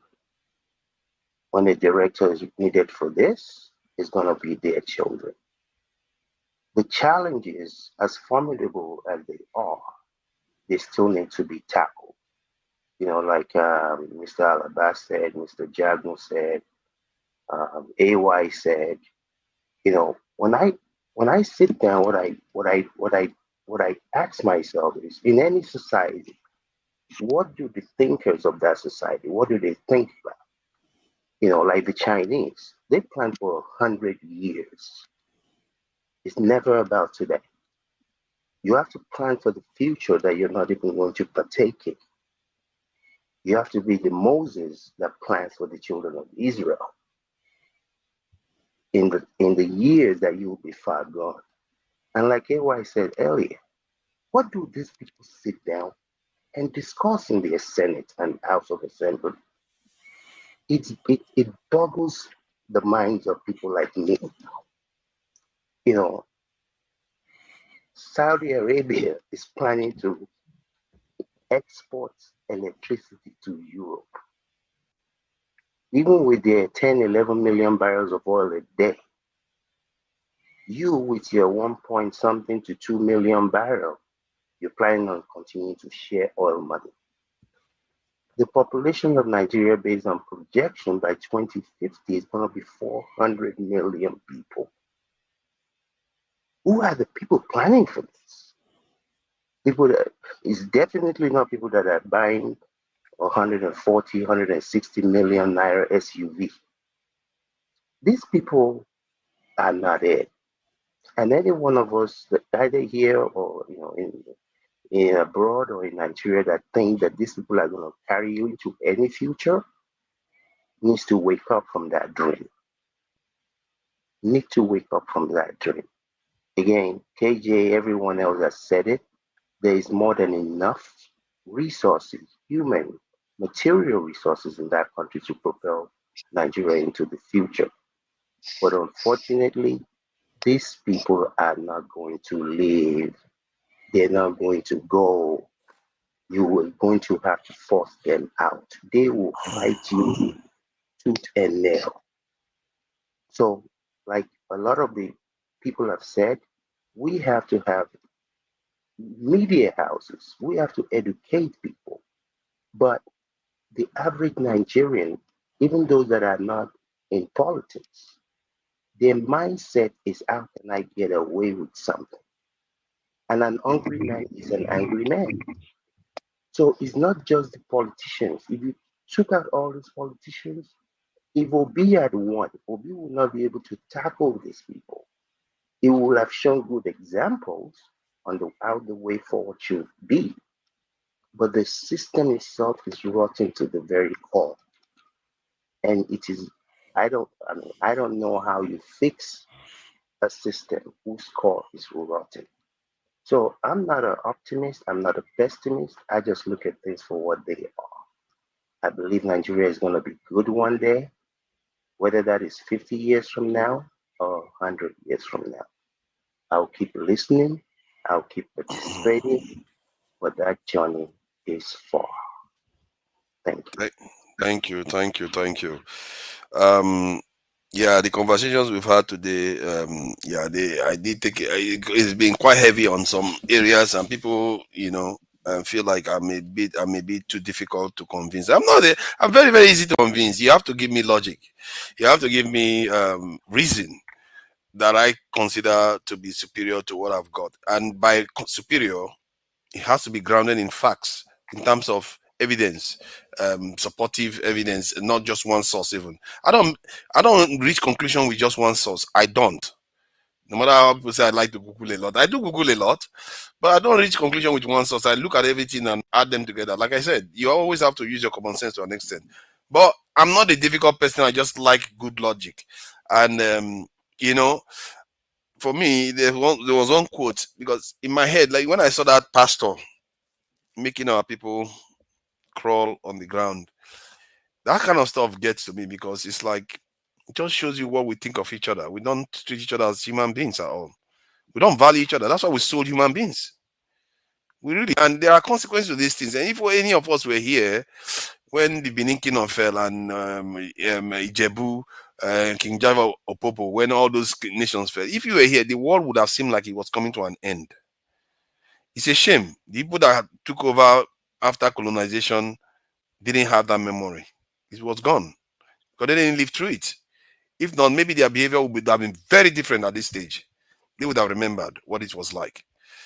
And somebody once said, there was this quote. He said, when overcome with fear, even atheists will make up gods to pray to. I assure you, their prayers will go unanswered. Because in life, it's not about whether you pray or not. And the day of reckoning, when it comes, even the Bible talks about woe unto the woman with child on the day of reckoning, because the judgment has already been cast at that time. Personally, at that time, I won't cry anymore. It's over. Someone like me, I will stop. It's over. It's done. Move on. Because this is my own morning. If I complain, when I complain, it's because of those things I fear. I have my own fears. I'm not into politics. And maybe that's what people hate me about, because they think I am here to talk about politics. I'm not talking about politics. If you look at me, my obsession is our health in terms of ability to survive in this world. That is my own. It really that's the one that bothers me the most, because you have to be alive to play politics. Actually, you have to be alive to do anything else. If you don't have alive, all is lost. There's no point. I've seen our girls all over the place getting treated badly. You get to Haiti, our people are treated like dirt everywhere. And we say we care about this, and yet we want to talk about politics. Why don't you ask yourself, why are these things happening everywhere? You think it's just politics that's causing it? You have to play a different game that meets that challenge. That young girl that is crying about what we've done to people in this world while we are being treated like animals, and like I'm tired of watching our women weep. Our black women are weeping from Africa to this in Brazil. They are crying every day. Nobody is defending them. Nobody. That's why we're talking about our economic strength. You understand? So economy is what you're going to use to defend them. Our economic strength is very, very important because our economic strength puts you back home. It doesn't take you outside. You understand? It gives you some level of respect. You know, I easily see racist. You know why? Because I'm not one of them. Sometimes what we call racist might just be ignorant. You understand? But because of I find myself in this part of the world, it makes me see racists too many. But if I'm in Nigeria, just like as every one of us will say, when we're in Nigeria, we don't see color. We see tribe. You understand? Not until we find ourselves outside Nigeria, that's when we started seeing colors. You understand? So I may not experience it more whenever I am doing video calls, anything. My Nigerian friends, my childhood friends, they see me, I'm talking to a Mexican, a white person, whatever person, they are just happy for me. Man, I need to talk to you, you run things with them. They don't even understand that I enjoy myself more. You said They don't understand that I enjoy myself more when I in America here, when I go to my Nigerian party. Yeah, when but I you said see my own economy. people. Let's go back to the key point. Be like when This they is take when I see you snap picture with snow. This is why I Exactly. need. They don't know what you are going through. This is why I say I need convincing you. This is why if you have been when you said economy, you backed it up with clear evidence why economy is superior to protecting yourself more. I will agree, but there's no evidence to that. Forefather, I know we don't want to go back to this economy of first military. And then let me finish my statement. Then let me finish my statement.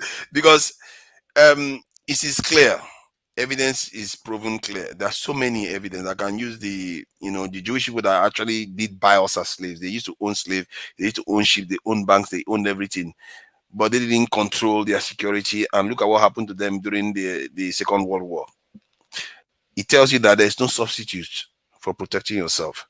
You have to be alive. That's why economy is important. We need to grow both paripasu at the end of the day. If our economy is doing well, we invest more on our security. But why would you say that when I just gave you that they had economy, but they didn't have security and they lost? They lost a lot. Okay, we've learned from that part. Then you want to go for security first. No. Wait. Is that not what it's telling you? No, I said we've learned from that part, so we can build our economy to improve our security. Forefathers. We have economy, 500 billion. Hold on, forefathers. This is not the 40s.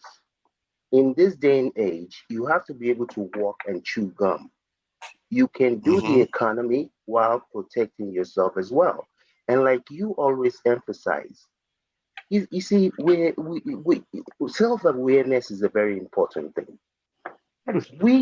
Our entire budget, 37 billion. It is the same value as the police and fire department, not the entire New York of New York City. So look, we're going to protect ourselves. We're going to recruit more people into the security forces, but we need to be able to. There is more than enough land, just like AY said, to be able to feed ourselves. While we're doing that, we can be exporting some of that food, not just only to Africa, but to other places, and defend ourselves at the same time. But don't ever dream of saying you're going to protect yourself like America or China. You don't have the money. You just don't. Okay, see, let me say this. What you said just now, they've been saying this in the 1980s. 2009, we'll keep repeating the same thing. I grew up hearing this and I thought it was true. I really believed it until I observed that all the evidence points to the contrary. I don't blame me for believing it because I believed it till just about 2 to 3 years ago. But Pakistan also has nuclear power. Where is Pakistan today? Who is invading them? Who is telling them what to do? They have nuclear power. What is their economy? They are migrating everywhere. Let me They are migrating everywhere. They are crying. See the way they are rubbishing themselves. They are but at least they are alive. Don't you understand? At least they are alive. See, tomorrow they have a chance to recover because they are alive. That's why I'm telling you that when you talk security and you don't talk economy, it doesn't work. General Electric, their profit for 1 year is more than Nigerian budget. Apple. Let us keep counting companies. I can't see why this conversation hasn't ended with what Kandu Why just is said. it that everything we talk about you Wait, leave me alone now. Leave me alone. I'm listening here. I'm here as well. I can't understand. You are Jago. You guys have become. No. Wait. I'm here. Jago, I don't know, man. This is getting out of control. Just let it go. Wait, let me just say have something. A conversation without you getting involved. I'm not going to be like that. Listen, I've been listening to everybody. I'm thinking we're doing closing statements. I began my own closing statements. I'm here just being polite, if you like, before we actually close. Thinking, okay, you're having dispute about this commonly. We forefather. You must understand. We've understood your point of view where this security thing is concerned. It can't be hammered all the time. By the time, wait. By the time until everyone else starts doing it. By the time Jago, are you sure forefather is not CIA? Just trying to get words from our mouths. By the time why would I want to do that? Said that you to be able to chew gum and walk at the same time. These are pleasant ways of assuading some of our thought processes, but we don't take them on board. We just go over them like it wasn't said. I don't know. I find it. I get what you are saying. That is the best thing I've ever heard that Kandu just said. You understand? We can grow the economy. The proceeds that comes out of the economy, we can use it to build our security. Jago, don't do this. Don't be interrupting people like that. I think somebody is telling me I have a communication problem, but and I'm sure it's true because I do have it. If I was so clever at communication, maybe everybody would have gotten me by now. But what I decided was that I've never been a good speaker anyway, that's for sure. I decided I would rather make a fool of myself and say what needs to be said than act timid. And because if I try to pretend that as if I'm a good communicator, I will fail. So I will just say what I need to say. And if you have a better argument, just present it. I will accept it. I don't want to accept wrong information. It's not going to do me any good. That's for sure. I understand that. It's clear in my own mind. My point is that if all the example is pointing to the opposite, why are the other people holding on to that argument? Why is it? I know it's fair, but again, we are a $500 billion economy, and whilst that may seem like a big number, China is 17 trillion compared to our 500 billion. It's so far away. It's not even a joke. We're not going to have the kind of ammunition. Singapore is not.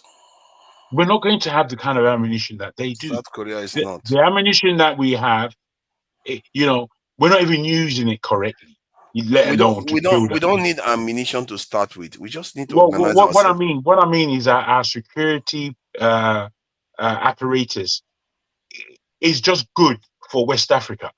It's not good in terms of. It's only good for people that are waiting to be exterminated. I can assure you that is not going to save you. Again. Because if you leave yourself that vulnerable, that is what you're asking for. And I'm just saying that, look, we can talk about this security issue till we're blue in the face. The country still. I was having a closing statement, but it don't. That closing statement, it don't go foul. But it was almost done. It was almost done. It turned into a full-blown discussion. It was a full-blown discussion. I just wanted to close out on this point. Forefathers, you're the one that, the way you do your closing statement, you employ people to have to say something. Because why? You don't have to. Wait. When you start saying all listen to him, bro. Listen. When you start saying all these countries are smaller than China, it's like you're trying to justify. Actually, that's the way I perceive what you're saying. Because again, those other countries are not Nigeria. We're 200 or so million people. It's like when people compare Saudi Arabia. I've said this to people a long time ago. They have 10 million barrels of oil a day for 37 million people. You don't 2 understand million it well. barrels for 200 million people. 1.1 million. You're not on 1.1. the same. This is where they say level past level. You're not on the same planet at all. Kandu, another phrase I will give to forefather again. China is the second richest economy in the world. India is the 5th richest economy in the world. Go and see the proliferation of China and Indian migrating to the UK and to the US. Do you know why? Because by the time you base your GDP, you understand, per head, it doesn't trickle down to everybody. So at the end of the day, you still see people are still suffering in China that want to do everything within their reach to find themselves in the US or to find themselves in the UK. 1.4 in the Indian. But you see somebody from Saudi Arabia who ship his Ferrari by air to the US just to go for car race for 2 days. We do the same thing in the UK. You understand? And they will enjoy themselves and they will get back to their country. But you see the Chinese people are immigrating, travel all the way to Mexico and jump to the border in Arizona to come and seek asylum to come to the US. level of what they spend is in the millions. But this China that you are talking about and India, it's like their spending security apparatus I was at school with all these boys, I was at school with the best Saudis, security. China and India that you are talking about, Chinese, but if the economy is bro, not good, it will still affect the people directly. That's you all I'm don't saying. understand. You don't understand where we are as a people. You think that we just have money to throw away. We ain't got that kind of money. Brother, hungry they catch I was people. at school with these people. This is in the 80s. I mean, yeah, early 80s, 70s, 80s. I was getting £5 a week pocket money. Outside of this school, it would have been all right for me. When I got to the school, I was seeing boys, 13, 14, 15, gold Amex card. That's what they were getting for their pocket money. My brother, I learned skills, because the difference between them and I was completely beyond. There was a guy in our school, it was Iranian, head of school, 16 years old. He used to have a brand new Mercedes 500 SL parked outside the school. I'm not kidding. You don't understand. And this is in the 80s. We're now 50 years on. You don't know what kind of money these people have. What kind of debt. Bro, 80 is too far. In 2012, 2013, when I was still doing my master's in Canada, there was this Chinese student, undergraduate, young boy, like 20s. He ordered a BMW $120,000 from Germany directly. I'm talking at school. If you come to Windsor then, you BMW, Mercedes, SUV, S5, S6, brand new. When you look inside, if they are not Chinese, few times you see they are from UAE. But Chinese, that's when I knew Chinese. These guys, they are in money. Like I saw kids using money. Even Nigeria students, they also had money, but Nigerian money they learn. Politicians. That was after the hard work they've already put in. But that same Chinese that you are talking about are also paying $30,000, $40,000 just to migrate to the US. Do you know why? Because they still people survive. Many of my family members or childhood friends have seen me survive, see my kids the best of life that they are living. They're ready to sell all their family property to migrate here. You understand? But you won't see anything of such from somebody from Saudi Arabia, from somebody from the UAE. Do you know why? Because the country is rich. But in China, they didn't start off rich. They laid the foundation that we are not laying. So all I'm saying is that's why I said what Kandu said. I respect that word so strong that we can grow it pari passu. You understand? We can work on our economy and at the same time the proceeds to also build with our security at the same time. What it is, That's all if I we're can saying. quickly jump in, you see, if you're talking about the Arabs and the Arab nations, largely God gave them their wealth. You understand? They then from there capitalized because they had so much wealth, and their population wasn't as great as you know, back in the day. There were only 2 million Libyan people. That one, me, I can run that country if you want. 2 million people, I can run that country with the oil that's coming out of the ground. You understand? 2.5, 2.7 Qatar today. Come on. 2.5, 2.7 Qatar. Dubai, today. you think that Dubai is a piece of history run? Because most of the people there are foreigners. The majority of they are foreigners. When you talk about Saudi Arabia, who are bringing out the most oil in the world, now God give them their wealth. When it comes to the Chinese, let me just say this: when it comes to the Chinese, when it comes to the Chinese and those of the Far East, the Japanese, the Koreans and such, they use their brain. I was at school with these people, and in English they failed miserably, but in maths, chemistry, physics, all of the sciences, don't play with them. It's not you. Why are you joking? The only thing in my school, it was a serious barometer I don't for think me. we are ready. Someday we'll wake up to this reality. Don't worry. No, hear this, brother. In time, maybe in my lifetime, we'll wake up to this truth. I'll be in my school, let me just land on this. I'll give up and go away for the night. In my school, across the board, you could not be Nigerians in the school and black people per se, because we were great right across the board. If it's English or maths or physics or it doesn't matter. You give us the subject, we'll eat it and spit it out at you, and then we'll be first, second, and third place. Because our school didn't play, which with the place where you get, they go announce them for the whole school. So if you fall below 15, now done should be, and we'll be throwing stones at you anyhow. You understand? So I'm saying that we were on par, if not better.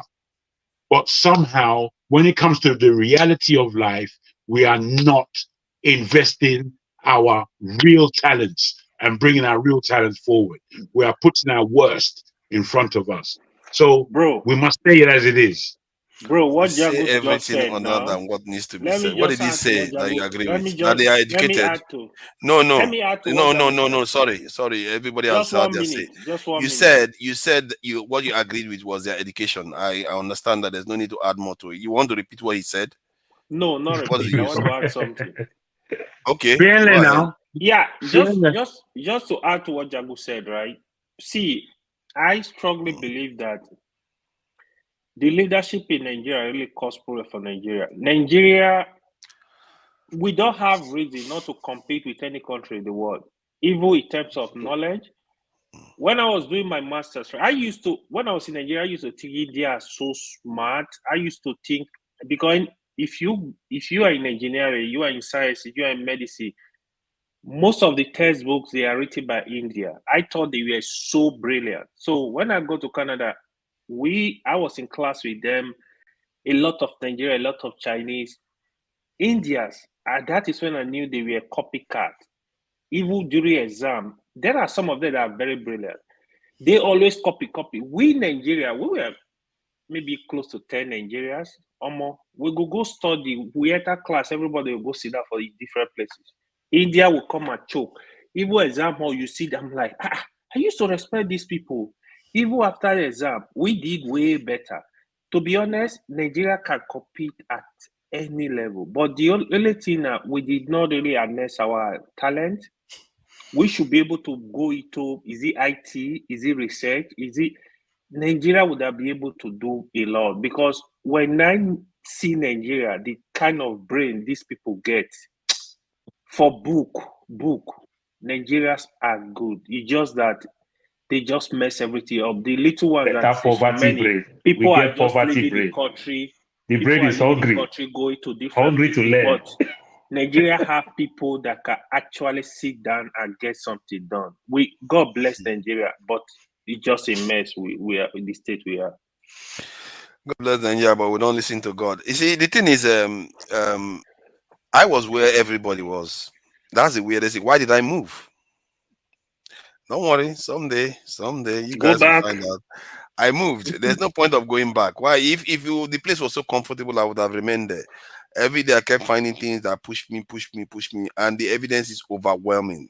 The fact that we reject it is because maybe we're Father, waiting are for you something sure else to you are happen. not CIA? We don't know You you. see, call me Just tell me that CIA you all just you want to do. want. You want to move word out of our mouths. No. Are you sure? Why would We I don't know see? you.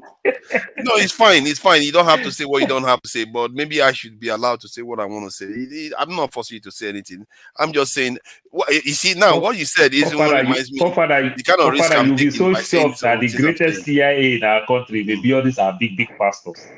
You see them, Of they go course. talk in Congress, they go talk this, they go talk that. This is how it works. Like Yeah, you now that we let me don't finish know my at all. point now. You There are is a reason why distracting we me. don't know you. See, you like to distract me from my point. Every time I'm making my point, you come. I don't know why. Maybe you are the CIA. I don't know why. You don't want people to know. I don't know. And I Because some expose people, myself.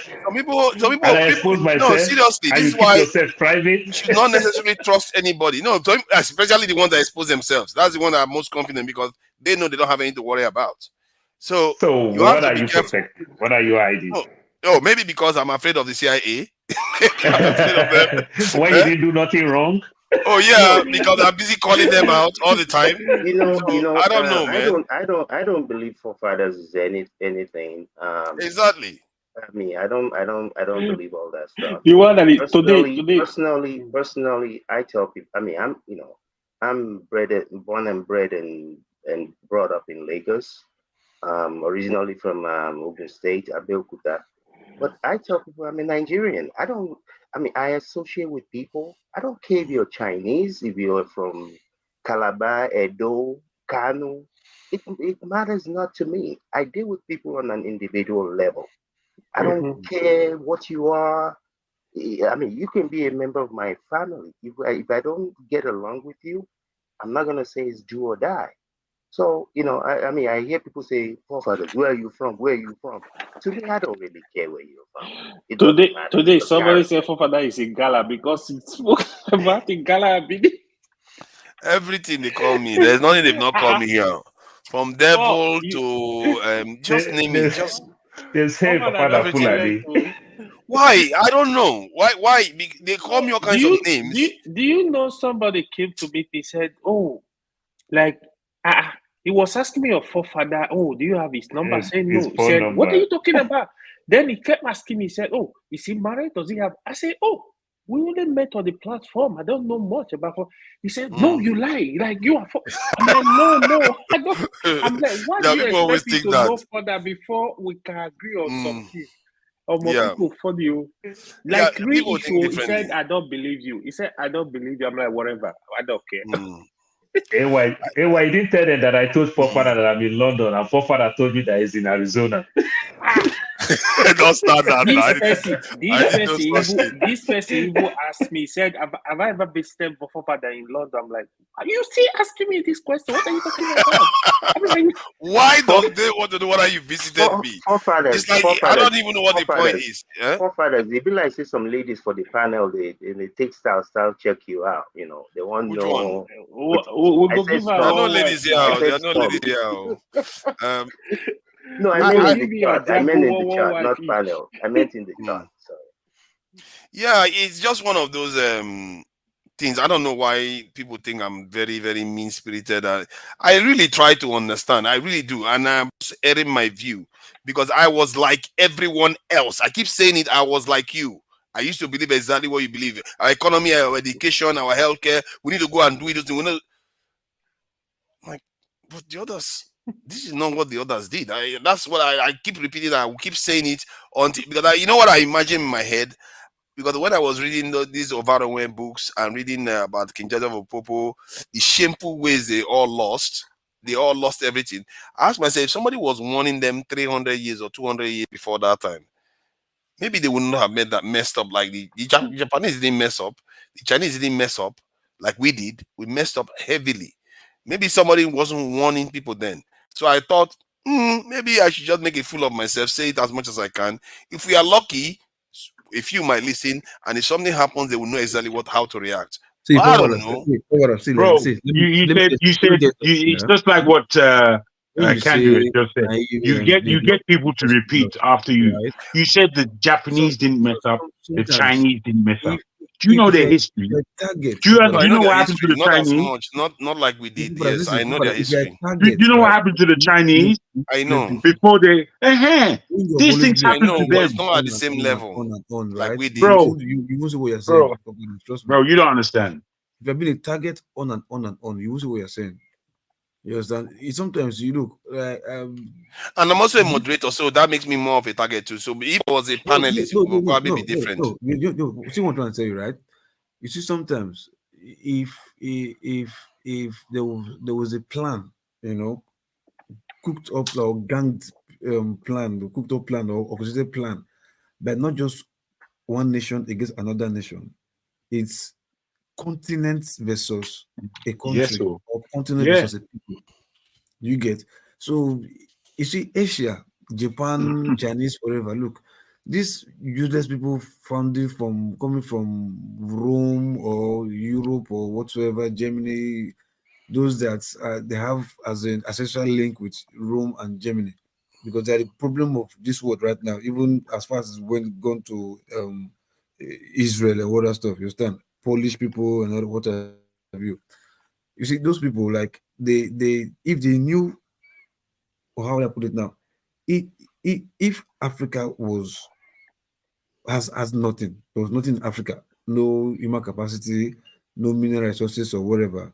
Trust me, these people would have turned their energy to Asia, and what Asia is experiencing, what Africa is experiencing today would have been what Asia is experiencing. But I'll tell you this: like these guys, they saw the potential of Africa. They saw the historical. You're saying the right thing, but you're saying it inaccurately, if I No, may hold on, say hold on, so. and hold on first. Okay, Let me you're finish saying it now. very You inaccurate. do it first now. I agree with you. You win, but let me finish. You win the argument, but let me finish. Okay, thank you. You win the argument. Just let me finish. Thank you. So the thing is, these guys over and over and over and over again, for others, they've strategized.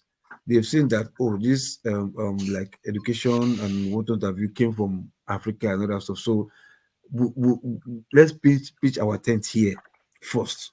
The Asia and Chinese you're talking about was they wanted to try additional to expand, and later discovered that this place as they have nothing is going to come out from there. So let's just remain where we are. So that's why the target have always been also saying that we did not win, or we failed as in terms of Nigeria or Pobo and maybe Overam or whatever. We fought. You get my point? We fought. But fathers, when you sit in your house and the devil leave his own place to come and meet you. You sometimes the devil not get joy. It mean you. He ready to do anything to make sure they capture you. There's nothing little that you can do. You only defend yourself.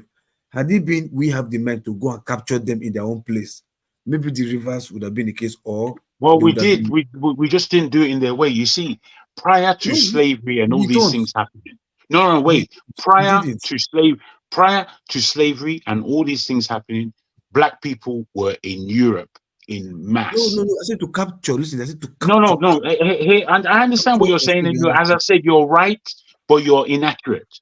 The fact is, from 700 AD, we were in Spain, Portugal, south of France, most of the Mediterranean, and then they had acolytes in Germany, the Moors. UK, Vienna, all over Europe. We were The there. Moors. Now, yes, the Moors and many more, and we were there in terms of presidency. We weren't there in terms of any limping jackass. You understand? So what we were doing there was enlightening Europe at the time. Now, this enlightenment took on a lot of I jealousy. didn't say So capture. wait, let me land. Took on a lot of jealousy. During that time of 800 years, we had them under our thumb, but not in that way. We were educating them. We were showing them means. The majority of people that came over were Islamic and Jewish at the time, yet Christian and Christendom wasn't put under the thumb of these people that came into Europe. What was happening at the time, however, was the Chinese Silk Road was getting products from the whole of Asia into Europe. And these products were essential as far as the Europeans were concerned. And they were looking at ways of cutting out the middleman and going directly to where that source was. This time they knew of Africa, especially North Africa, but they were afraid to go into the interior. So what they did, starting with the Portuguese, they started circumnavigating Africa in order to get to Asia. So in this climate now, they stopped in Accra, they stopped in Lagos, they made Angola a home state. Then they stopped in Madagascar and some of the East African coastal nations, including Tanzania and Tanganyika and all of this. From there, they entered Europe and looked at the Spice Islands, as they were called. This movement had them investigating Africa. All of a sudden, they saw that what was coming out of Africa was more intrinsic to their growth than the spices that they were getting from the Far East and the Silk Road at the time. Now, when you look at gold, silver, and bodies, slavery took place. I am being quick, bro. Slavery and the palm oil that was coming from Nigeria. These things became more important than anything that they were getting in the Far East. And then they launched. They launched positionally. They launched with an agenda. So there's a lot of things that, because our history is dire to look at for many of us and it's not really understood, we begin flagrant shame for ourselves. We have nothing to be ashamed of. We were there, we were doing our thing. There was no one supposed to come and take over anybody's land. We didn't understand that human beings were like this until we came across the European. If we had lauding it for the European making bombs and all these wonderful things that kill people, I'm sorry, that's nothing to laud. That's nothing to laud at all. All that shows is that there's a big bully. All that shows is that there's a big bully in the park. Yeah, bullies get dealt with all the time. Personally, I don't know how you're letting your bullet. I believe that the Asians, they went there and left Africa the way Africa is because we didn't pose any threat to them. Whenever there was a threat, they knew how to suppress us. They went to Asia because Asia was posing a threat to them, like it is doing now. And as a matter of fact, you didn't listen to anything. You didn't listen to anything I just said. Fine. Let me just say my piece, please. It's not the reason. But where did it come from? Where did it land? I just think this is what you just said. I don't think that they went to. You didn't let me Africa. finish. How can you know? Yeah, because you're talking nonsense again, bro. And it makes me sick. I've just spent time breaking down the reasons why sound like I'm that uneducated. Why do you just do that, bro? How can you say I've just finished here and then you went? Can I talk, please? You have had your say. You know me. You must understand that Why do you always so you know the meaning of nonsense and rubbish? It comes out of your mouth easily. Can you just hear me out? Why do everybody always nonsense and rubbish? Okay, fine. Yeah, it comes out easily, just like the way I would say "fuck." See, when I see, maybe 4 years ago I would have said some of it. Like I said, the reason why they went to this in Asia is because Asia was posing a threat to them. Asia is basically on the same landmass as Europe, and Asia. Bro, can you give me a time? Yes, you can. Can you give me a time period of what you're talking about? Because I don't know where you're coming from with your statement. Okay. Can you offer us a time period? After our independence. Okay. That's how far back you want to go. I don't want to go that far back. I'm talking about where they are now. I just wanted to know where you're coming from. This is why they are not coming for us right now, because they've already dealt with us. They won the colonization wars and they groomed our leaders like, I don't want to use those ways. You know how some people groom people in the West. I don't want to use it. And they groomed them and got them to love them, and that was the end of it.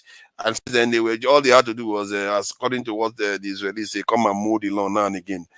But the Asians were posing a threat to them, hence they remained there. They invested there. They stayed there.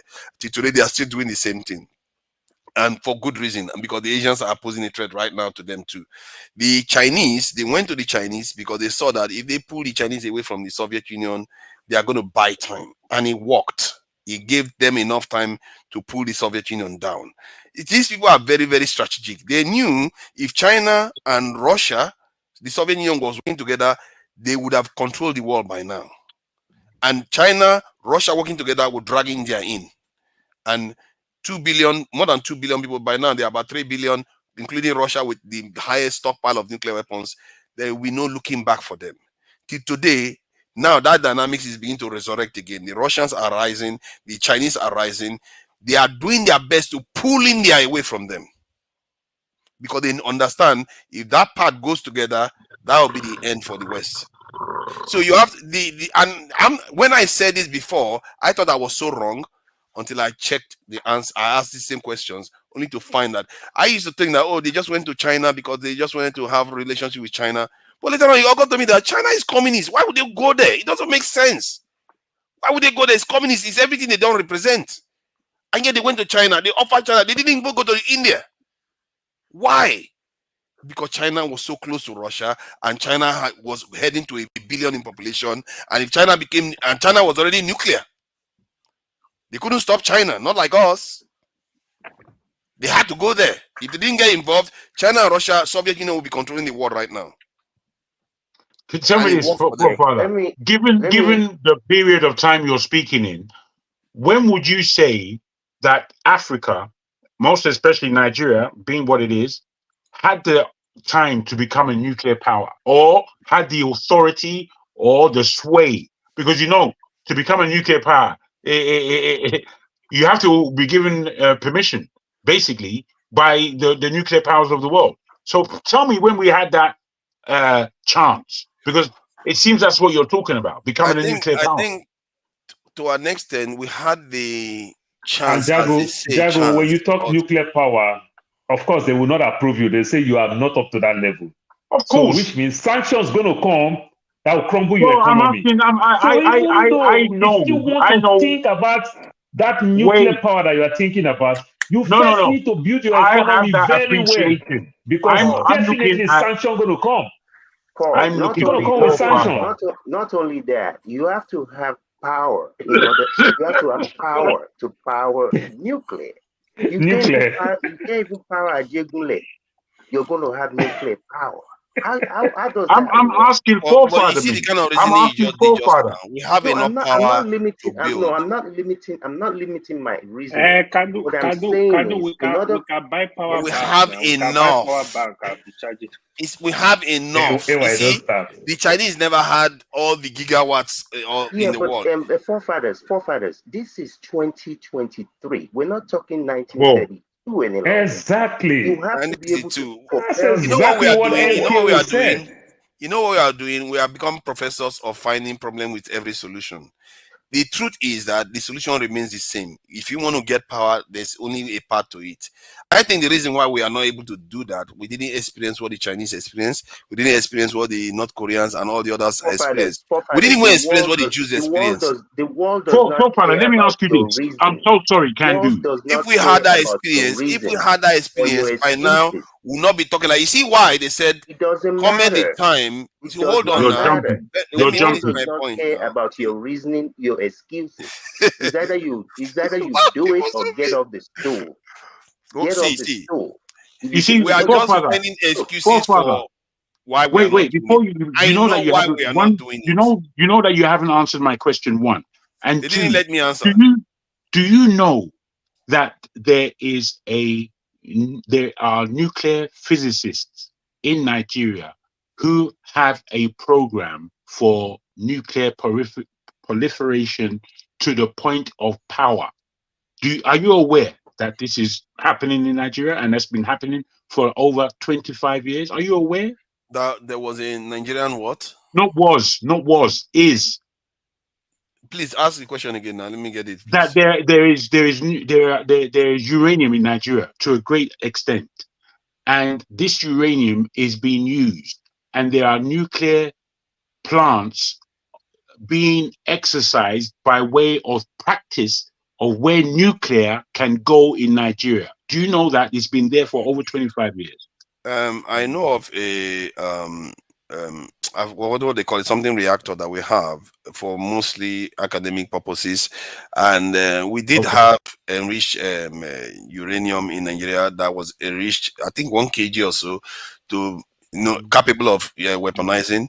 But we gave it away. We handed it over to No. others. We did. It's a Well, fact. I'm not quite sure about that, but We handed it 2017 there or is an 2018. educational plant in They replaced that with the type you cannot weaponize. They brought a type we cannot No, weaponize. we're Back not to at Nigeria. I've listened to the professor at this facility, and it's not that they cannot weaponize; they can go either way, but they want to use it for power, and they're obviously for power, and it's been running for a long time. It's again another thing that the government don't really look at in terms of putting any real political energy behind, but it is there.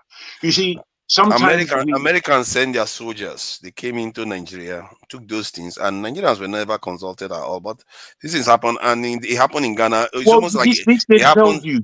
Can These hold on levels now? tell Let you. me No, just try to share this. I'm forwarding with you. Sorry for the education Yeah, because misbalance. there are two sides. I'm trying to paint a pattern here. In Ghana, it happened around 2017, and in Nigeria, it happened around 2018. It could be vice versa. But the question you have to ask is why did it happen so rapidly?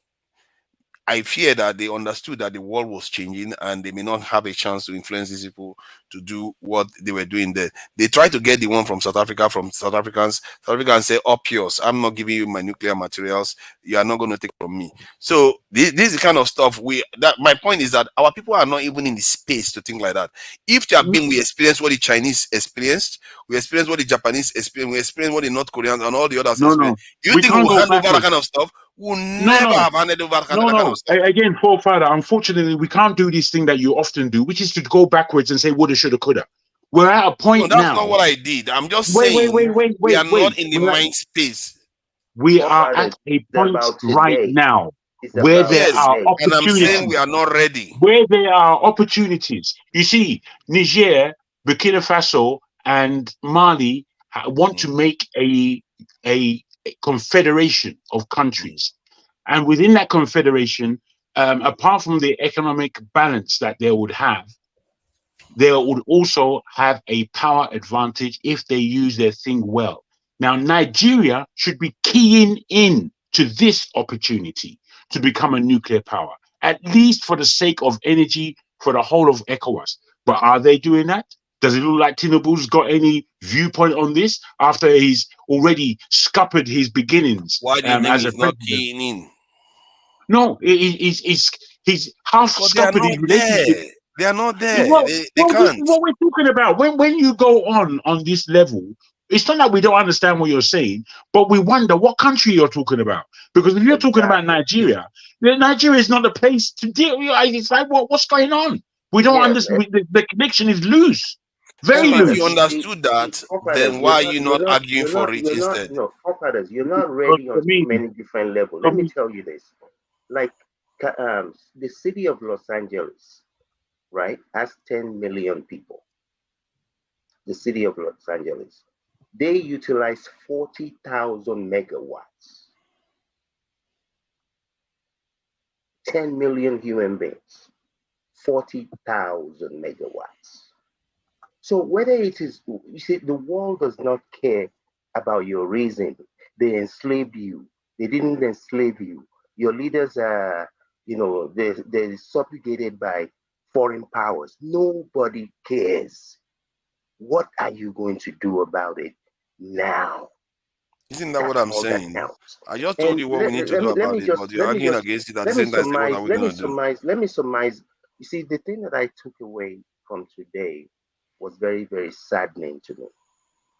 I've been listening in the background like I normally do all day. And the majority of the people that talked about this 32 billion to build a church in Nigeria, that talked about it that way in Nigeria, on the panel and the charts room, did not see anything wrong in it. And that's saddening. Again, that goes to the mentality. I've been saying this for ages. You see, these people, I don't really understand what they do. If they take their church money and employ, create factories, businesses, you'll be employing your church members. They will be able to come and bring you more money every Sunday. You see your frustration with them? That's how I'm frustrated with you understand the guys. thinking behind it. Just as you are frustrated with them, that's how I'm frustrated with you guys. You think you are seeing better than they are. I'm thinking you are not even seeing as well as I am. That's how we all think. To take state money to build a church, because one governor built a mosque in some other state, so it's okay to use money. 32 billion. It's their money. They prefer it. They don't care about your economic plans. They care about their religious plans. Stop calling people from Nigeria and say things are hard. See, let me tell you how they are thinking. They care more about going to heaven than they care about your epoxy economic plan. They don't Just care like about I going care to more heaven. about security than you care about the economy. More than I care Everybody about have different ways of thinking. Everybody have different ways of their thinking. thinking is warped. That's what it is. It's a warped mind. I can say your thinking is warped from my point of view. Just imagine how much these people put in Tony Elimelu and Jim Ovia, Ike Mokode, their bank every Sunday. Yeah. You understand? Then when they put all this money in the bank, then in return, we're going to hate these so-called rich men. And we are so gullible. Let me just find out something, Paul. When you're in Nigeria, I don't know how you probably grew up Christian. I take it you grew up Christian. So would you say you could possibly have been one of those members in those clubs, or at least your family members that you grew up with would be like some of the members in that church?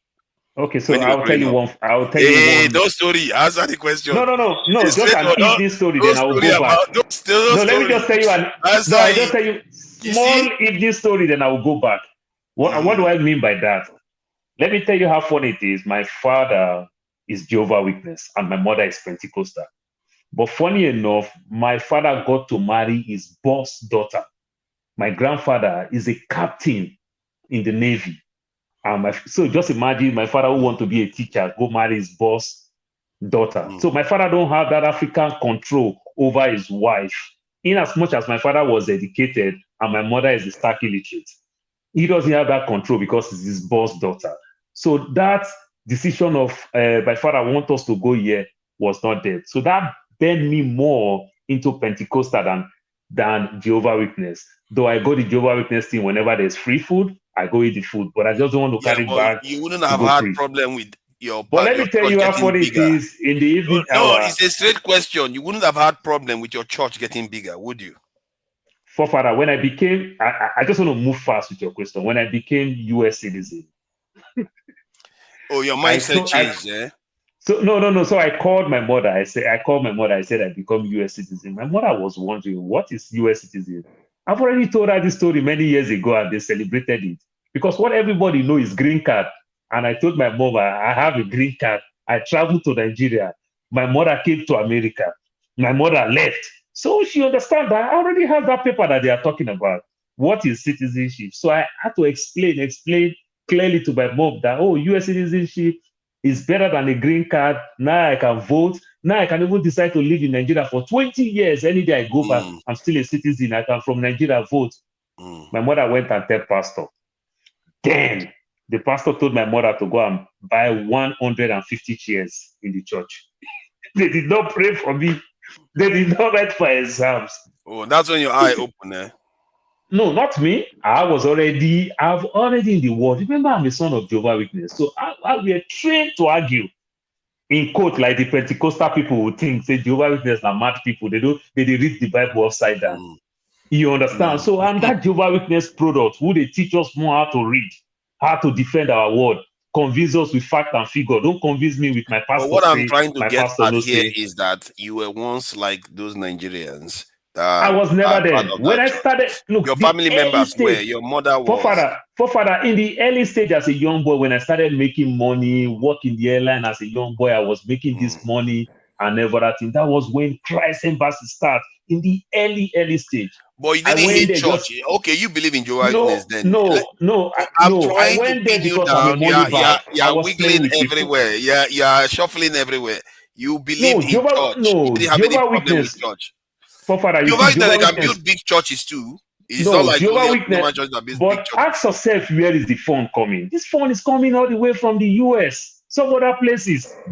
Yes, the fund is Forefather, why not don't you coming give like us? the way they take But he's from the not Why answering don't the you? question now. I think you are wiggling around the question. The point is, if Why that fund is, don't you admit your own level? hold What on level of now, let me Christianity are get to you the. now? You don't want me to pin him Why do you down. want to pin him down? I want to Why do pin you want him. to argue? I want to pin him. That's why we beg him Why? for mercy. Hold Forefather, on, What for? because to Your make a own, you point, don't don't know. Forefather, I want to I make a may point. not know the Bible. I may not know the Bible, but anybody that will convince me as a Christian, the way we are trained in Jehovah's Witness, convince us with the Okay, Bible. so Don't convince me with your pastor the reason saying, why you are okay for do them you to build a understand me bigger now? church. So No, if I anybody want will to restrict it convince to me, that if you church can't building convince me with aspect. the Bible, See, then Kandu. sorry.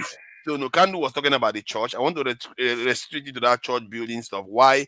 So the mentality of the people there. That's what I It want. never No, worked. for Remember, in my Hold own on time, in now. my own time, Hold on, please. Hold on. I'm trying to.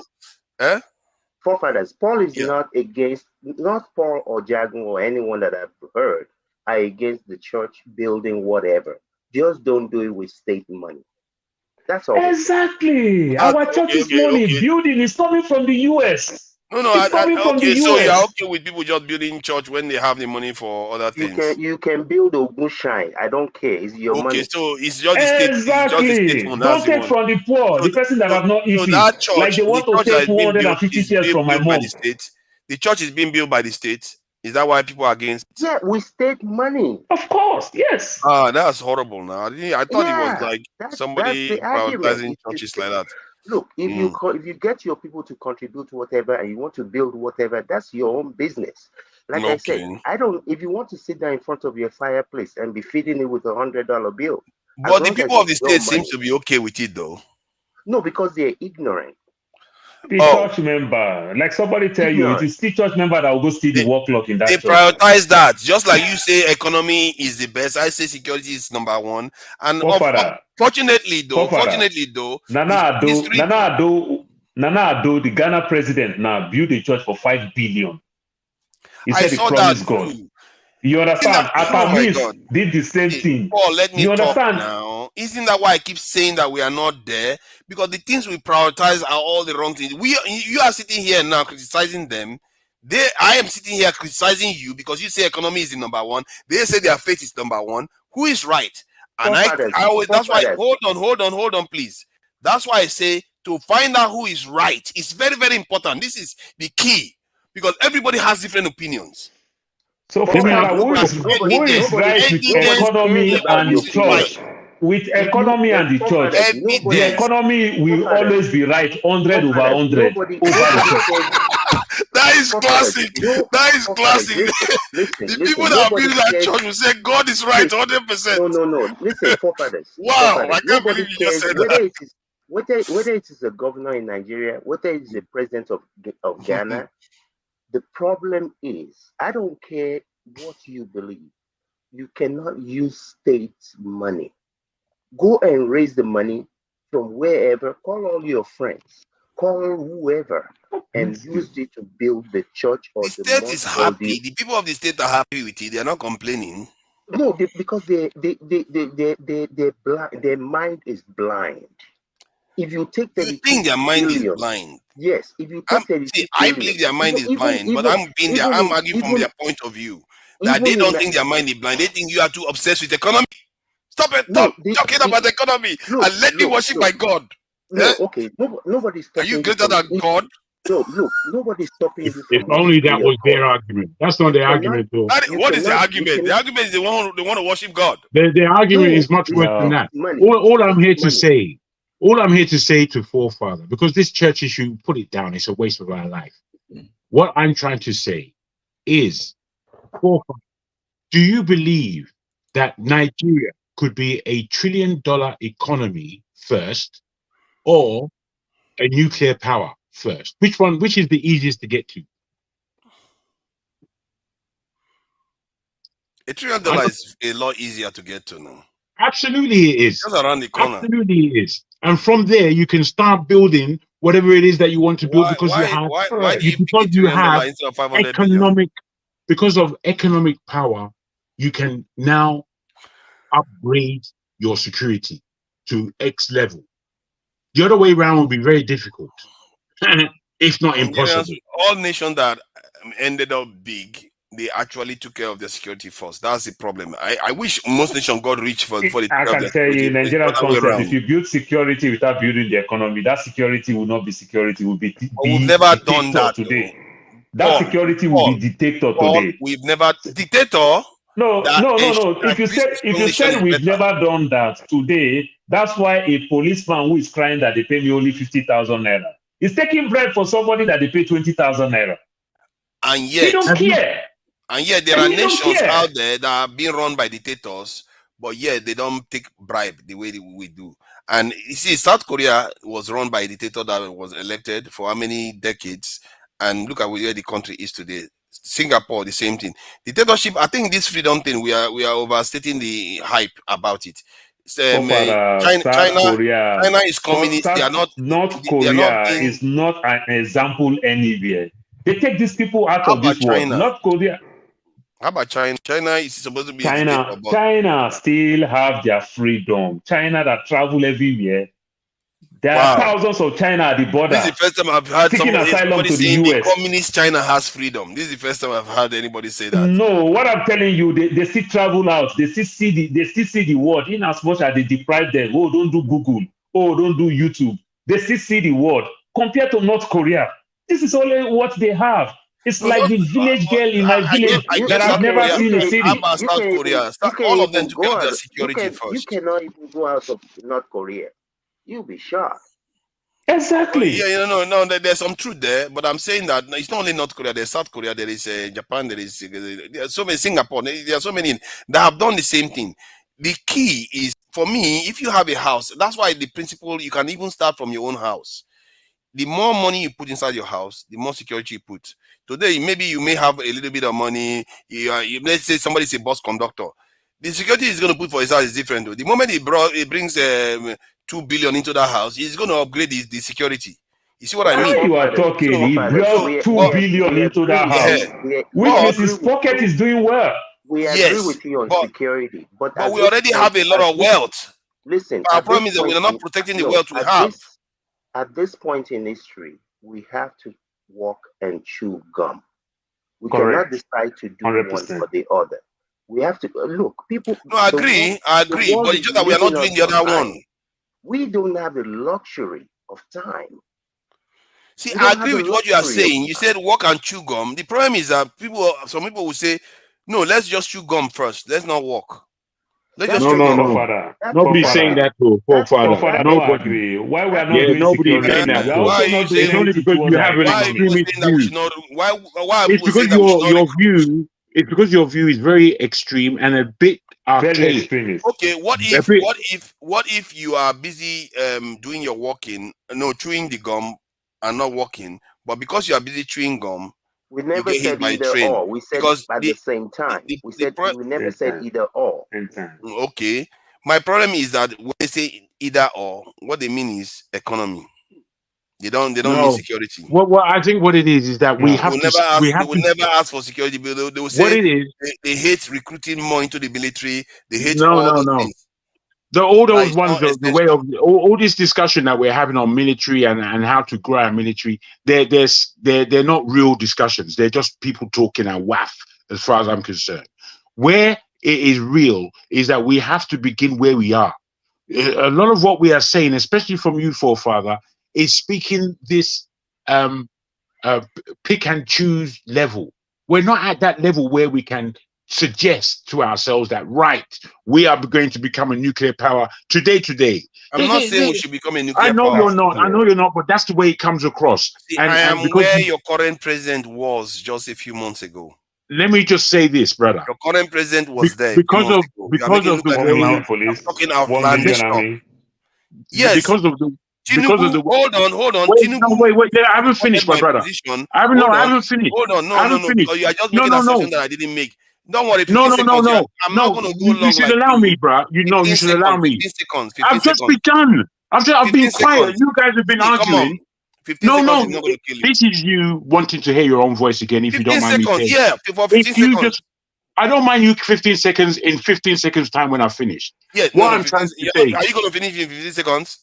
more or I know less, you're not. what I'm trying, all You're you not. have to do is you have to Okay, be 15 patient seconds, I'll like the rest stop you of us. then. If if you're not going to finish in 15 seconds, I'll stop you. You have to be patient like the rest of us. So you want to go more than 15 seconds for a minute or 2 or 3 or 4, but you don't want to talk for 15 seconds. No, that's But ridiculous. what I can tell you is that you're disturbing me now in my time to speak. You are the one that is not letting In me my time to speak. But you interject people all the time. I do, but in my time to speak, Then I'm let not me allowing interject you. for 15 seconds. No, I'm not allowing you to interject. Okay. I'm not allowing it. Let me I'm just say not what I wanted to say. What I wanted to say was Bro, that you're very unfair at this thing. Because you are have the the one that power is of the not being button. fair. You wanna talk for 5 It's minutes. Why you won't Bro, let somebody talk for it's 15 seconds? only because you have the power of the button that you are No, doing you this. want to talk for 5 Because minutes. You won't let me just, talk for 15 seconds. let me finish what I have to say because did I Interjected start somebody. Hold on. put You this to interjected let me put somebody. this to you. Did I begin speaking before you? No, yes, you started talking before me. Please let me finish So there. when you interject me, it's okay. Next time, you know what I'm going to do now, Jagon? If you Next don't time, want me to, never you interject me again. I will never let you interject me. Do you understand that? no, I If don't this is your understand. attitude. Right, you're No, I'm not threatening going to me. let you. Why No, are you if this is your threatening attitude. me? No, because I'm not going to let you. I'm not threatening you. I'm not going to let you interject me again. All right, Paul, shut up now and let me speak. Okay, now Jesus. go ahead. You know what is Because you're not interesting? being gracious, I will We not have let spent you more than You're 20 never interject me plus again. gracious. arguing That about word should 15 never come seconds. out of your mouth. 15 seconds. Greatness. Okay, You have no Fofana, 15 grace. Fofana, We have spent more than Fofana, 30 go back to seconds the You time. should arguing Go back about to never the 15 time. interject seconds. me again. Ever. Fofana, go back All to the right, time. all I will right. never let you interject Now, me again. order. Thank Me, God. I'm going to do what I do. You do Thank what God you you do. interject me all the time and I will never let you interject me again. You do what you do. I do what I do. Yeah. Okay. All this level that you're bringing to the table. Right now, I'm going to begin a war with you. Forget that rubbish. Who's got No, time? I'm not. Listen. No, you wouldn't let me interject All you. right. I'm saying Remember the I'm not going rubbish. to let you Remember the interject rubbish. anymore. So Put the you rubbish on keep top of going. your head like Agbeko and I will carry it keep up and down.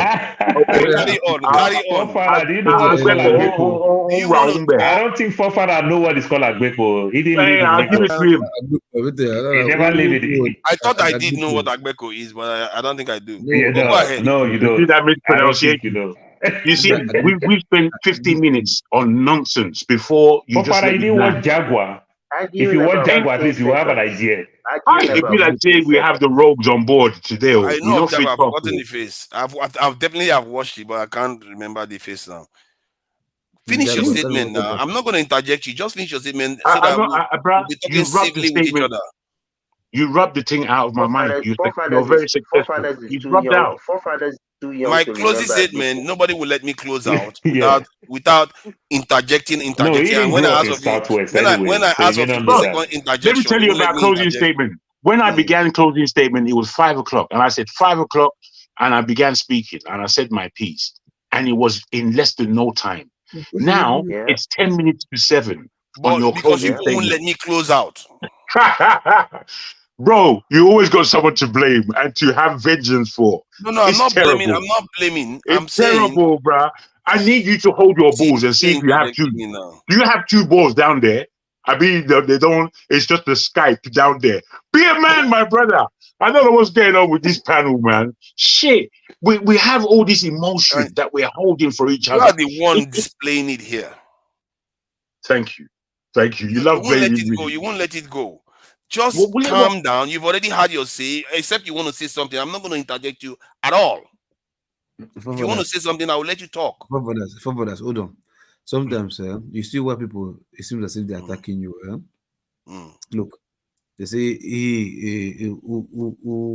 no, say on easy wears lies the head that wears the crown, or something like that.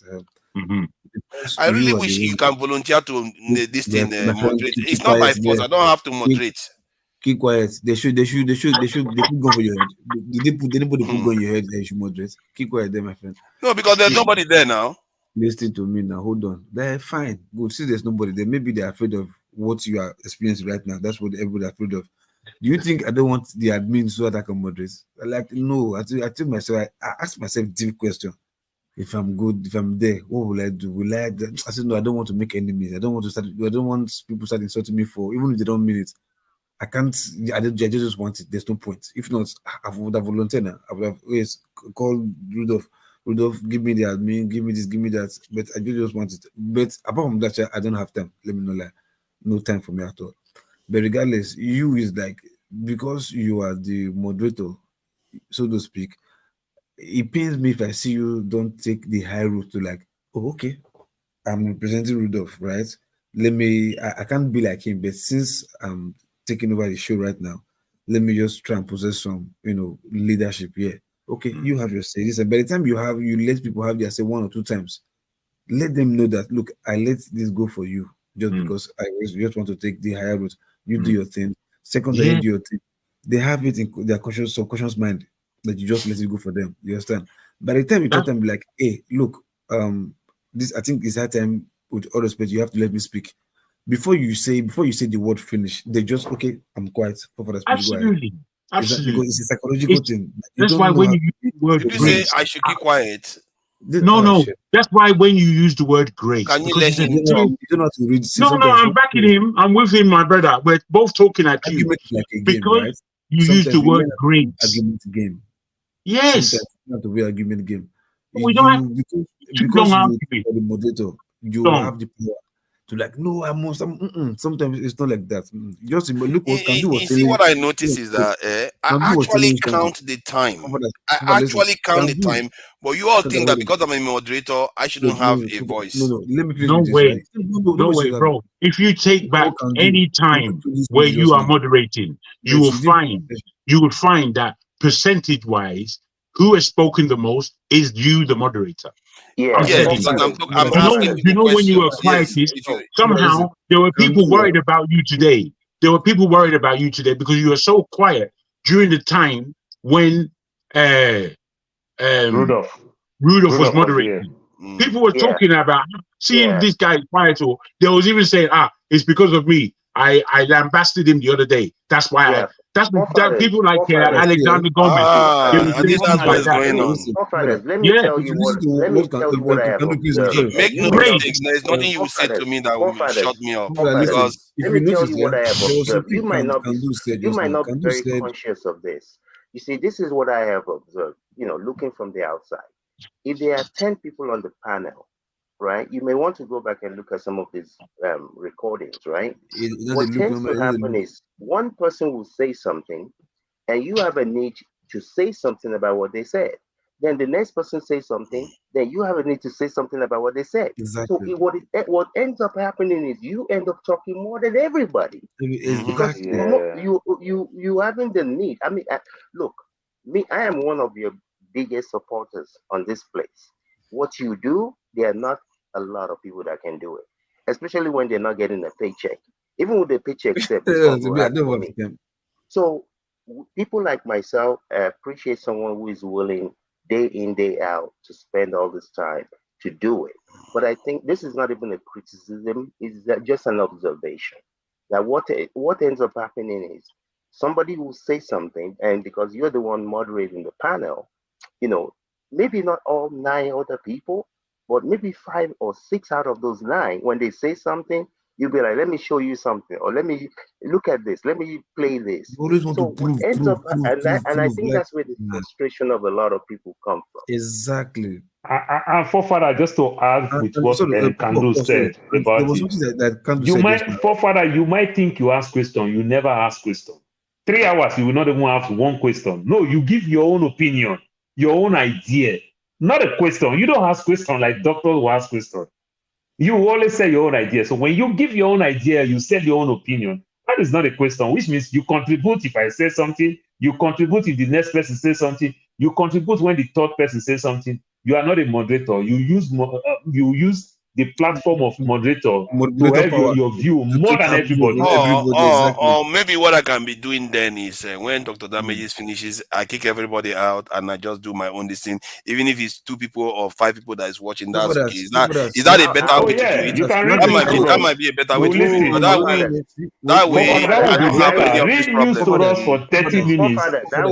Read news to us. Let's watch for 30 minutes. Then you leave the rest of us. I will be here to listen to you for 10 hours if you're doing a solo program. I'll be here. Yeah. No, but what we're talking about is not a criticism. Maybe that's what I should do, because all these complaints will go away and nobody will Honestly, be bashing me. no, The ones that want to honestly, listen will listen. The ones that don't want no, to you can just You go have away. your you channel, just need to right? you just need Go to to your change channel things a and little do bit. that. Let them talk more. That's all. That's all you need to do.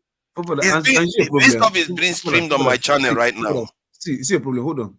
Just now, when you argue with Jago just now, about for 15 seconds, but you didn't realize it was foolish. You understand? You were using more than a minute, almost like 2 minutes, to argue for 15 seconds. It didn't occur to you, man. I mean, this is stupid. Like, man, come on, man. It's better for you to just mute him and say your thing. Listen to me. Just mute him. You didn't tell yourself, like, if I have kept quiet now, 15 minutes would have been gone since how many years? But yet you're arguing, trying to put your foot on the ground that no, this is that, and you did realize 15 seconds was gone. So if you're You not know what? asking, what are Hold you on, fighting? hold on. I think I'm getting fed up of being patronized. See, let me say this. No, you're not advising me. You are basically telling me to swallow rubbish constantly. Let me say this. Because you watch people, hold on, let me say this. You watch him insult me repeatedly. It's okay. No, please. Don't take it to insult. Nobody's talking Begin about to. insult. I think sometimes people think I'm not a human being. I'm like a pin cushion. People can be picking anyhow they like. I shouldn't be able to reply because I'm a moderator. So be it. Maybe you should come and take over moderation so I can have my own say. For your mind now, all of us know your guesses. For your mind, Forefather, nobody is taking it. You didn't sign contract like a footballer for 3 years. There's only one person. Stop this minute. Forefather, this minute you can stop. You didn't sign contract that you say you are breaking contract. Do you see? There's only one person I know that calls people out as they see it, like Tone and AY and who else? John Abba and a few other people.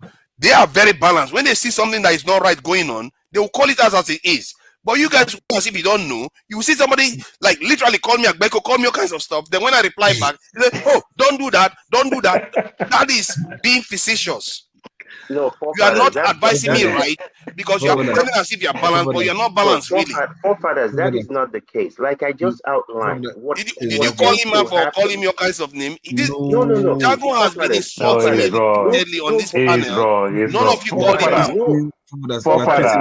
Even when I see your forehead, you can't be Agbeko. When I see your forehead like you can't be Agbeko. Why was my name? Why was my name? I wasn't even here. I was listening just there now. I wasn't even here when you know I was going round and round. Why did you call my name? Ask yourself, did you have this type of terrible argument when Rudolph was here? When I'm speaking, I'm accurate, bro. You get the point? Nobody was arguing with you because since what's it called, Rudolph was there. Nobody had this argument with you because you were like every one of us right now. You understand? So you can have your Actually, say. they did. They did.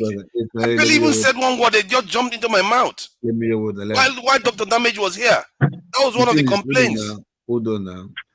No, Forefather, today, the only time you argue, it was you that spiked Chim, and Chim had to fight back.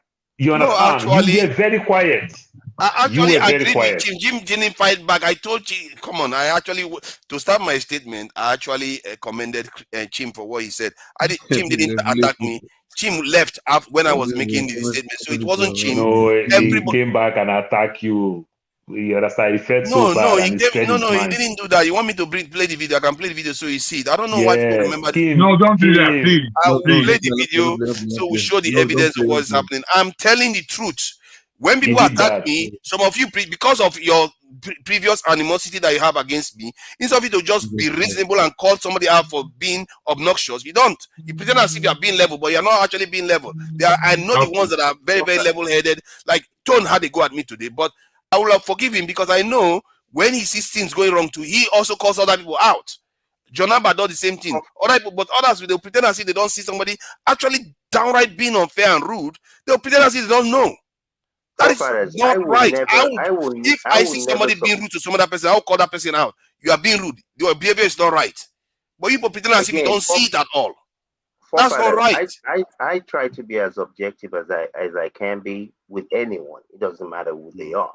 All I said, I was not criticizing you. I'm just telling you objective view. Listen, I listened to you on one man's panel as well. So I see this. You may not see it. Actually But get a lot better treatment there. Unbelievable. No. Look, I'm not talking about the average person. I'm just telling you. Unbelievable that on one man's channel, I actually get a better treatment than anywhere else. Yeah, but what I'm saying is, this is not a criticism. It's just an observation. Because you obviously, look, no two people are going to be alike.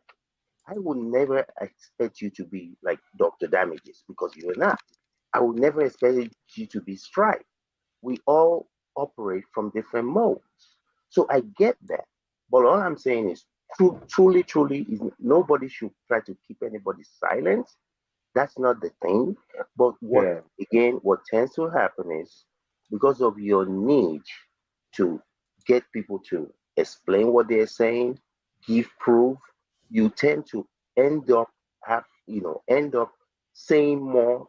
Out of 9 other people that are on the panel, maybe 6 of them will say something. Even when you say, okay, you go first, you go second, and all whatnot. Your need to either let them explain. You know what I'm gonna do? Do you think it will be okay then? Before the show starts, I say these are all the things you should expect to see. Please, if you are not very happy with it, you should know this is what you are expecting to see. So it's up to you to decide to stay on or come on the panel so that they know, because maybe they don't know. Maybe the end of every hour. Maybe the end of every hour. Say like 11:55. Let us go on break. You play some commercials. Now, since it's not commercials, you play some research that you did and everything. Everybody will probably understand. But what we are telling you is that you respond to everybody that comments. You understand? And not normally, like Dr. Damages, we use it to ask questions. But it is not question. You are giving your own opinion. You understand? That's what we're saying. I do. Okay, I like to think that you are saying that I give too much opinion compared to the question, because I do ask questions, but I understand that you're saying that I do give too much of an opinion. But what I'm trying to get at is that maybe the opinions I give, there are many of them, but shorter, because I'm using it to allow the speaker to go on or go to the next person. You don't understand. If Loco finish and the next person is me, I'm expecting myself to talk. Then, Father, you just shut me down and you say, hold on, you want to respond to Loco. You understand? And from your response to Loco, it put me in some type of way that this guy just gagged me now. Now that is my turn. Guess what? Now, as I'm finishing again, Kandu is expecting to also talk again. You respond again. Kandu will say, this guy just gagged me now. What do you think? 2 of us will fight you. For how long? That's exactly what is going on. I didn't respond for long. I tend to respond for very, very short period of time. You don't see it. It is all that see. I will check it out. Respond at all. Let me simplify this. Not all the time. It's not fair. When I was timing, I wasn't responding all the time. I was just calling next. Okay, Father, I'm going to say good morning. Finally, I myself too have entered good morning. But let me tell you something. Exactly what you are doing all the time, that is exactly what I did just yesterday. When I keep responding back to Chim, when we are talking about Dangote, this one say this, I ask question. You understand? Some of them feel bad because they keep hearing my voice back to back to back to back. You understand? So they keep hearing my voice. At the time, I just felt, no, these guys are not really giving facts and figures. I take myself interrupting him. There's a difference there. Mine is when the person to some extent, I take myself out of the platform. Let it not look like it's all about my voice. Forefathers, let me explain it this way. If there are 10 people on the panel, including you, right? If the first person speaks for 5 minutes, right? And you say after they're done, you say, let me say this real quickly. And you talk for 2 minutes. No. Right? No, hold on. I'm just trying to give you an idea. And you talk for 2 minutes, right? 2 times 9, right? The other 9 of that 9 people is 18 minutes. So you have now ended up talking more than all the 9 people. Because each one of them is talking for 5 minutes, even if you put it at 5 minutes, like if you try to put a time clock on it. So what ends up happening is that people see that maybe not all 9, maybe 6 out of 9 is that this guy is talking a lot. Nobody should guide you. Look, I enjoy whether you're doing solo moderation. I will listen in the background. I'm a busy guy, but I keep it going in the background. I can always hear. So this is not a criticism at all. I think it will help your flow. Whether you, I mean, obviously, if you're doing Yeah, a solo, I get what you are saying, and I appreciate the fact that you are even willing to listen to a solo this thing one. So that gives me a little bit of. oh yeah, I will absolutely. be willing and I will I enjoy enjoy it too. hearing. Father, I tell you, I will be willing to listen. Yes, if you do that for just like Dr. Damages, we all know that. For example, I will say in my time zone, it started 8 a.m. I know the program starts 8 a.m. But before we come in, it's 8:30. He runs all his commercials, some of his videos, any other thing that he want to do before we start bringing people in. If you come in and say from commercials, you sell, talk whatever you want to talk and everything, but when the platform starts, you understand, then you reduce yourself more, ask those questions or follow-up questions like Dr. Damages will do. I'm not saying be Dr. Damages. Then let me tell you this thing. Father, I'm not telling you because of you and I are seeing ourselves right now. I enjoy your program more than even electricity. You understand? Because sometimes the banter that we give ourselves, it keep the fire burning. It make me want to go online. It make me want to do something to prove a point and everything. I enjoy it. You understand? That's all I would say. That does not mean that electricity perfect shows will let you talk, will do this, does not interject or every other time and everything. But I enjoy it. Let us just do it and everything. You know the funny part of it? When I do all these things finish, when I go, somebody will knock me on my head. Somebody will tell me, go do laundry. You understand? I think don't start finish. That they will remind me to go do laundry. They will remind me to go wash plates. You understand? Because of you. But electricity, I have never stayed in electricity platform for 1 hour. I'll quickly go. Nobody will knock my head. Nobody will tell me go do laundry. So, but when I waste all the time, I already know that to compensate is to beg somebody that, okay, let me go do the laundry. You understand? I think my approach is very, very different from Dr. Dame. Dr. Dame doesn't ask anybody for evidence or anything. Mine, one of the things I believe is that we need to try to upgrade the quality of information and decision making that we have. Clearly, something is wrong. So I feel like we need to be more accurate. And every day I'm learning more and more how vital that is, because that's what makes the key difference in the West. They tend to use very quality information and it sets them apart. Look at what they've accomplished in the last 400 years alone. And so I feel like we need to get good at doing that. Hence why the format is slightly different. That's why sometimes I will say, okay, what did you just say? The evidence that you said didn't back it up. It might look like I'm trying to humiliate people or something. I get that. I get that. I'm very annoying. I get that. But please, I always plead, I don't know, maybe I will put this thing, try to be scrolling. Please understand that I'm just trying to get to the truth, to a higher quality, a better quality information. That's what I'm trying to get. If I can assist, you said earlier that maybe I'm not a good communicator, which I don't think is accurate. You were talking about yourself. I don't think it's accurate. What it is, I don't think you're a good listener. I think you can talk and talk. You said maybe I don't communicate well. And by that, what you meant is what you put out there. Now, what you put out there can be very controversial at times, as all of us. We put out statements that would have people stand aback. Your issue for me is you don't seem to listen, and it's like you're not a good listener. And in communication, there is that. And I've said it to you several times, 2 ears and 1 mouth. If we operate in that proportion, we'll do fantastically well, if that helps. You just said that I'm not a good communicator. That okay, maybe guys, I think love you am. guys. I can repeat I gotta almost go. everything you I don't said have those just now. strength like you guys to stay all night. It's 12 a.m. I need to go sleep. Yeah, thank you for coming in. Thank you for coming about up in London, bro. Look at Bansad asking for a link. Bansad, there's no link. We are going this thing. So we will tell you now. We not know what they do. My brother, I don't get to that power. All these London people. I don't get to that saying power. I should not host this thing. Bansad, if you want to come and host, come and host. Nobody's stopping you. So I do listen. People think I don't. I really do listen. Like I can literally, maybe I don't understand. I can literally repeat what people said verbatim, what they've said, because I'm paying attention to what they are saying. It's not easy to do that, but I do. and then I try to respond. But maybe I don't know. Maybe they are not listening to me. No, That's forefathers, the maybe, difference. I mean, you might want to consider this. You might want to consider this. Let's say there are 9 other people on the panel, right? When this one is done talking, maybe you just write down what you want to say about it, and then maybe wait for 5 people to go in a row without responding or trying to.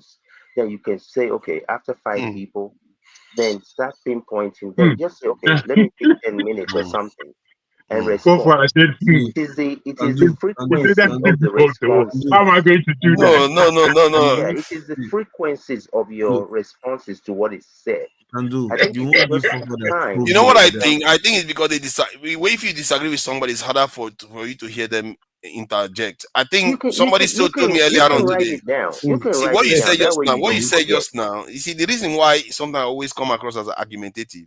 What you said just now, somebody accused me of the opposite earlier on. Was it righteous man? He said you can be very. Hold on now, Jesus I want Christ. to say something now. No, I won't let me just say what righteous man said. Then it's 15 seconds. It's not going to be long. Pastor and Steph, they ask for a link. Pastor and I don't want to let him. I don't want. Who is Steph? Oh yeah, Steph. Steph is my bad. Steph. Oh my God, man! I didn't want to let Pastor in, but I want to let Steph in. That's just mean. Some of us have to go to church. Bring Pastor from. We're gonna be here till in the afternoon. I just found myself being kind It's of not easy. right now. You see what you just came across there, bro? Yeah. That is real life. That is real life, what you just mentioned. And we're all like that. You have to understand. Myself doing it, though. No. Myself doing it. You have to understand that we are all like that. However, if given a certain position, you have to raise your game up to another level where you're not scrapping for crumbs like the rest of us here. You can't be behaving like us. Why not? I'm like everyone else. Well, you can, but then you get what you get. No, that's fine. See, righteous man accused me of being very patient. He said it today. See, I'm very patient. That I wait for my turn. Then when I say I come out with. You are very dangerous. Yeah. Now, what he meant by that, what he meant is that for you, and we all appreciate this. You don't understand how we appreciate this, and you don't understand when people fight for you. When people fight for you, I fought for you many times, and you won. And upon that fight, you've never said, "Well done, Jagon." For you standing on that level. There was a time when somebody was being extremely rude to you. You spoke to him and he ignored you. I said, no, don't do that. You have to ignore the brother. Doesn't matter what. But you were there. You took it on board, but you let it go. You don't remember that. The only thing you remember are when people offend you. That's only. I don't remember when people offend me. I didn't judge you. I never judged you. It's today that you didn't let me finish 15 seconds. I said, okay, then you two are not going to interact on mine. And then you pulled out vengeance against me. You won't carry sword. Because I have to do back to what you did to me. Now you were 15 seconds. You couldn't spare me. Forefathers, not necessarily. I mean, I watched that interaction about 15 seconds. We spent 4 minutes arguing about who can talk for 15 seconds. Yes. How come? You see what you didn't do? How come you didn't ask him? Why can't he not just spare 15 seconds? No, I'm not saying. Would you have accepted if he said, forefather, let him speak? No, I'm not. Why would he have been? Why have allowed you to talk? At times I allow. At times I don't allow. It should be up to the speaker. We spent 4 minutes arguing about what people have been allowed. It should be up to the person speaking. I do it many times. Okay, that's why I reserved the right now to hold on to mine next time, because I know I have allowed you to interject me many times today. Vice versa. Well, you only want to remember this time.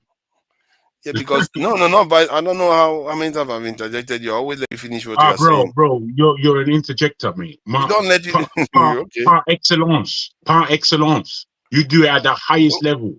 And if you don't like it, you just press button, make you blow up someone, make you come out. You just like to drag me left and right and everything. Mind them. They don't know you're the one in charge of the controls. They don't understand. Don't mind. No, I hardly resort to that. I really hate resorting to that. I really hate resorting to to controlling people's mic and all that stuff. It's when somebody doesn't let me talk. It looks like it's unfair now. You wouldn't even let me talk, but you can talk. That's when I resorted to this thing. If you let Steph and Pansat on now, they will just abuse you. Finish. Yeah, it is the frequency of the let me talk. It no go easy. Yeah, that's what it is. At all least these, that's what I have observed. all these chat people. I don't know each other. Bro, it's hardcore out there, bro. Boy, you people, what you have been doing to me on the chat? Don't worry. When I'm not here anymore. Let's see who you're gonna be. Let's see who you're gonna be harassing every session. Every session, constant insults. It's all I get. You know, when you go to other channels, like Mayegun, almost all his commenters are backing him like it's like a cult. All those people, they back each other. These ones, they just from beginning to the end, they are insulting me. Like what kind of chat people are these? They are just constantly insulting you constantly. Like you're asking for it. Mayegun show is very different than this. And Mayegun, he holds authority over the whole show. And he is the main personality on that show, if not the only personality. So there's a wide difference how they take it. And our people like that kind of stuff. They like all those strong men. Hold position. Well, maybe that's a good thing. Maybe that's why I should. When you look at it, it's good to have different levels. But you see, there's a difference between this show and one man show. And when this show seeps into one manness, I don't like it at all. I think is one man is he live right now? I think he's live right now. Yeah, it should be live now. Maybe it should be running down now. I know that. I don't even know what time. I don't even go near there. It's just they are quite intellectual. I think there was a time maybe that you could accuse them of that. They are quite intellectual these days. Some of the things I found out the last session was, oh my God, when I was there, it was actually quite powerful. The African Americans, because it was being streamed on my channels, African Americans came in and it became a whole discussion about slavery and who sold who, and you need to see the detailed history that was coming out from the Southwest. And somebody was also telling the story from the Edo Kingdom, some of the things that was done. And then Pansat was there. I was like, Pansat, come on, what happened in the South? Pansat didn't have much to say other than resorting back to Fulani and all Fulani and all the rest. It's like you see, because we don't talk about these things. You see, that's why I don't restrict myself to just one area. Because you get it, like where did you think I found out about the Agwin Rosie this thing decree that he passed? It was on one man's show I found out. So it's not always, and this thing that we think that we are a kind of repository of knowledge is wrong. We need to start questioning things and trying to push for more sharp and more accurate information. Because I believe that's the part. I think I'm beginning to almost think that that's the whole purpose of life. That's how important it is. Because the people that did it, look at how far they've come. They didn't do it based on religion. They did it based on science. The truth. Science, you can't lie. You lie in science, you fail. Period. It's almost the purest form of truth in existence. A lot of people say that. But I always think, fair enough, science is magnificent. But I think we laud too much with science and science mentality, because science, we have to understand that as much as there are scientists and people that find out things that are already laid down, I don't know why science has to go to the point of discounting the God figure. And so many people who come from a pseudo-scientific point of view seem to lambast the spiritual realm up until physical, what's it called? Something physics. Up until the point of astrophysics came about. It was then that science had taken a whole step round where they now were able to cool down their temperature a little bit and understand that all science does is prove God's existence. That's all it does. It's nothing more, because it says what's already there. I don't think science said God did not exist. I think not you, but in the mainstream, science is looked upon as a definite appreciation upon the God matter, an uplift, a higher way of thinking. And I don't follow that. I don't follow that. We are closing out to just in case Pastor Four wants to. fathers, why are you closing out? So just saw me now. We are closing out in 15 hours. That's why I'm I've been closing out. watching you since morning. In on my 15 hours platform now, you'll be TV. watching now. You see that we have been tossing all over the place, left and right. We are supposed to close 13 hours, and now it's 10 hours because everybody keeps interjecting, and this is where we are again. Forefathers has been talking about closing out an hour and a half ago. For 2 hours, I've been talking about closing out. Yeah. Hey, Pastor has come with music. Even Jagu said he was going to sleep at 5 o'clock. Now it's 7. Yes, It's 7, almost it's 7 7:30. o'clock. Yep, we are all missing our sleep now. Pastor, you want to play some music? Yes, so make it cool down the temperature. Forefathers. Yes, welcome, Steph. You're doing a good job. Let's Pastor give us the closeout music. Let him give us the closeout Let's hear from Steph first now. Let's hear from Steph. Forefathers is doing a good job. Thank you. Thank you. But he lied. I know the bus is coming. Nobody nominated him best Oh my God. Yeah, nobody did that. What did they nominate me for then? You rigged it.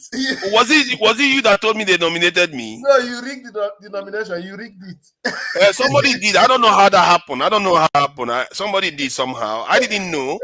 And then somebody told me, "Oh, you are nominated." But these chat people said nobody nominated me. They said no. I don't know who. Maybe it's for moderator or maybe it's moderator panel. One of them. It looks like somebody nominated me. I don't know. It doesn't even matter in the end. I didn't even know. Somebody told me at the end. The reason why I decided to come in is when you guys were having the argument to and fro. It reminded me what happened in the background. That was some weeks back when you asked. We had a conversation at the back end, and we're almost about to close. You then asked this guy. What's his name? Oh my God! What's the name of this guy?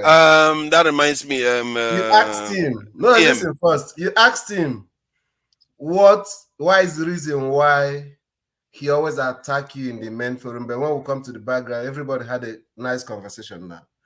And he told you his grievances, and then the whole thing ended in quarrel. So what happened now that reminded me that thing? You created a forum where people that were together with you trying to show you some blind spots, and you started arguing with them. It should have been when they finish saying whatever they want to say, you say, okay, within you know whether you're going to pick something out of it or not. Jesus himself asked his disciples at a particular time, who do people say that I am?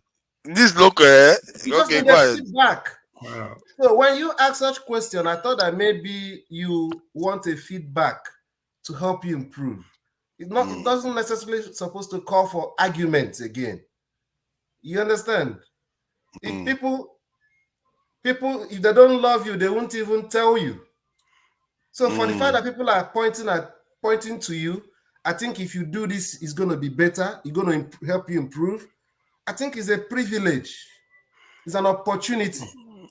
You understand? Because sometimes I do see that, but you have to understand that sometimes when you see somebody like, let's say you now, you are somewhere and somebody is attacking you, especially when you believe it's unfairly, and then the person that was watching that happen allowed that to happen, then later on say, you know, because you are fighting, let me advise you what is going on. You'll be asking yourself, why? Then the person goes on and tells you, you should do this, you should do this. But nothing for the other side that just was attacking you. He was not there to defend you. He didn't even admonish the other side. He just telling you what you need to do. You will have to ask yourself the question that when this stuff was happening to me, one, they didn't defend me at all. And other people come to defend me sometimes. And now you're telling me all the stuff that's wrong with me, not saying, okay, what is wrong with the other people that are present even on this and that. Maybe you shouldn't be attacking the moderator like that. Not once did anybody ever say maybe you shouldn't be attacking. The job is difficult for the moderator. He's just trying to do his best and stuff like that. So No, nothing like that. All is about me and them watching other people attack me. I've seen Tom come here very angry that why people attacking him like that. I think I've had you do the same thing too.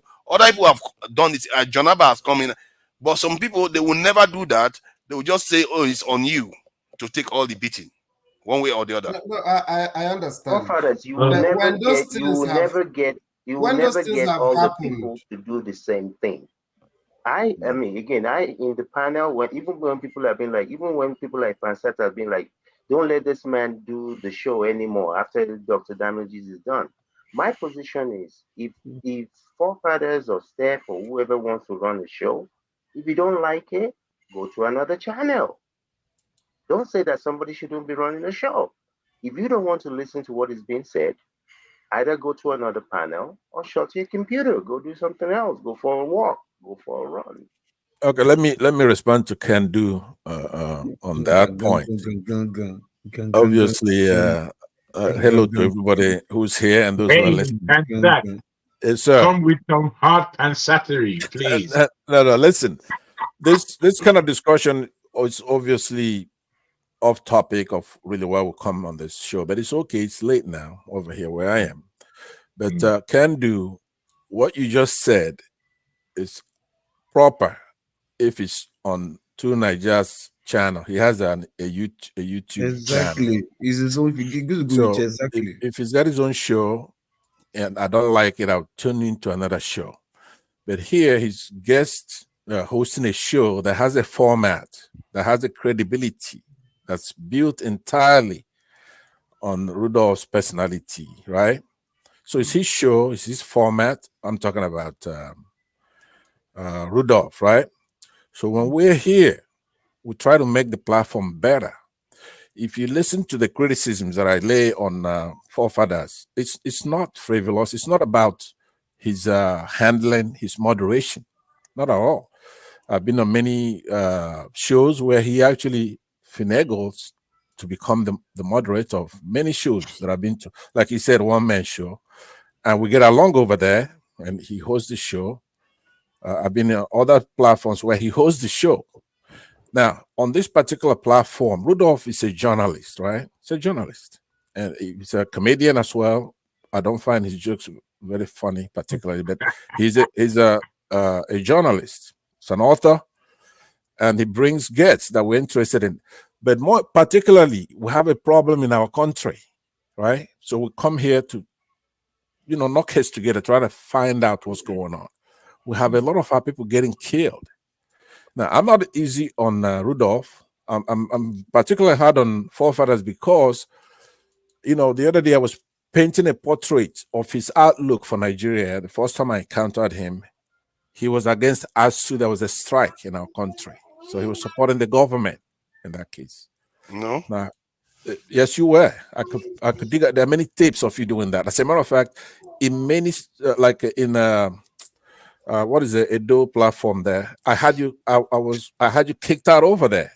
I've been menacing you in many platforms, including one man's platform, for the last 8 months at least, because of these positions that you hold. Now, some of them are worse than others, right? The ASU one, somebody could support the government, but it's because of the way you do it. Do you understand? Now, let me tell you, like tonight, virtually everybody here has been trying to admonish you. For some reason, people like you, right? To me, I don't want to correct you. I want you kicked out of the show. Here's why you lay no foundation. You don't have a for a show like this, right? Hear me out. This is not being what do you call it? I'm not trying to be facetious. Facetious or insulting to him. I'm trying to say, let's hear me out. You only have 100 people listening to you. What's 100 people, right? So now what I'm saying is that we're here on a serious note discussing very serious issues. He's a journalist, Rudolph, but he wants to be a nice guy and let you host a platform. So to continue that, you have to lay a foundation. You have to show your name, right? You have to show your background. You have to show, when you're giving all this stuff about security, you have to show the research you did, or you have to cite serious primary source material. The follow, I don't know if you understand what I'm saying. So you have to come clean out. Everybody. Can I just ask you a question, forefather? And do you ever get tired? You know, I mean, physically, emotionally, whatever, tired of, you know, throughout an 11-hour pitch? Do you want to just not moderate sometimes and just be part of the panel? I mean, how did it come across? No, but he's a fair host now.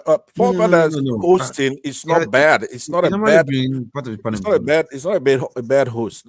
Just hear what I'm saying. The point I make is this can do. Is he a doctor? Does he come with another name? Doctor somebody? I don't know. There's another guy that looks like him that comes in as doctor.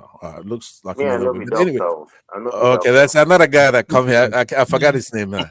But you know, tonight, let me show you some of the symptoms that you have exhibited as people are talking to you, and I was listening. Right? You showed excessive need for admiration.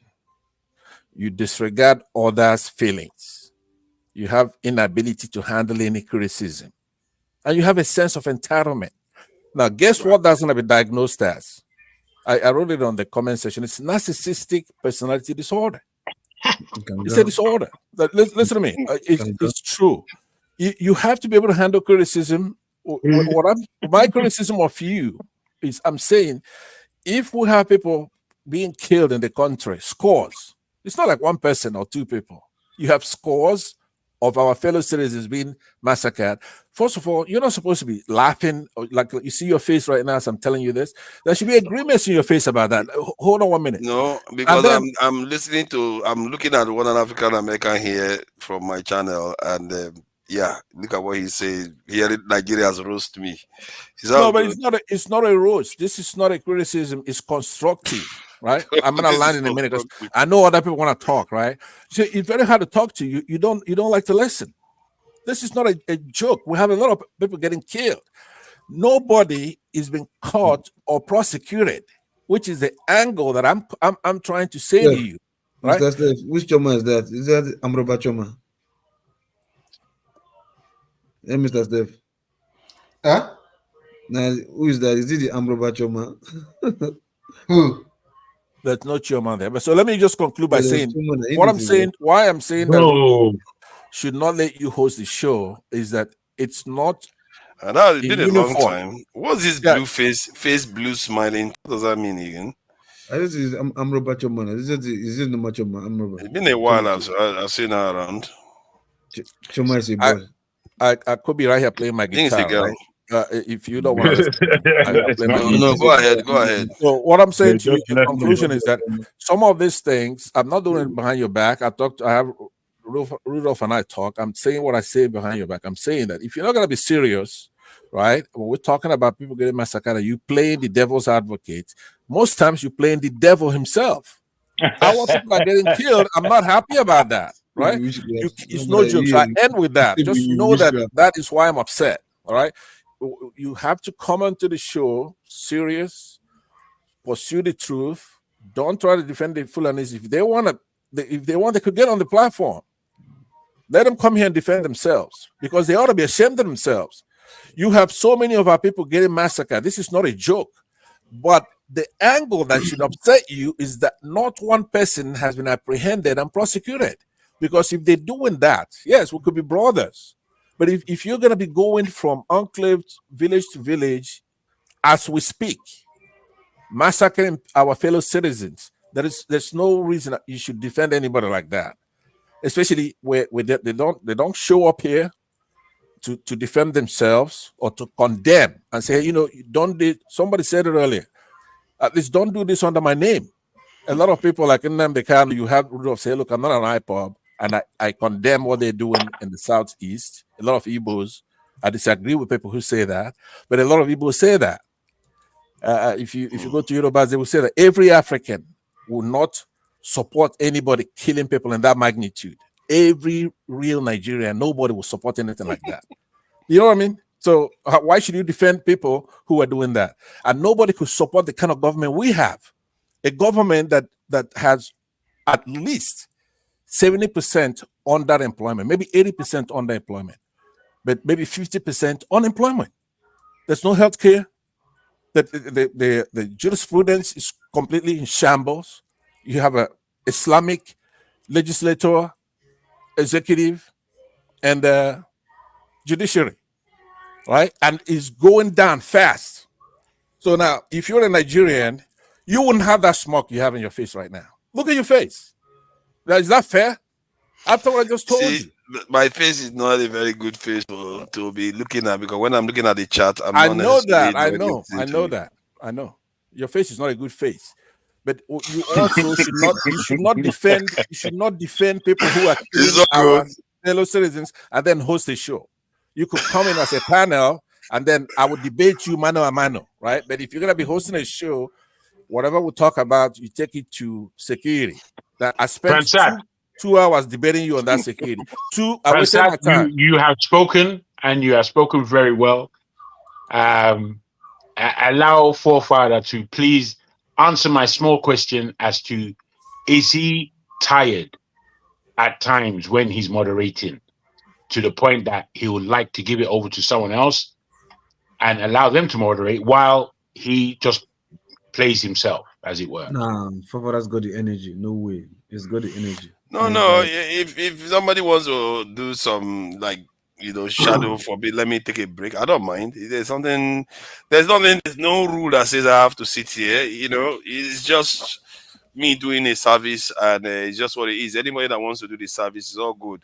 The only thing I care about is quality information and us uplifting each other. That's all. Nothing. Well, I think that's wonderfully. I think that's wonderfully said. It means that you know what you're doing, which is to say, you are offering service, and in as much that word service needs to be underlined and respected.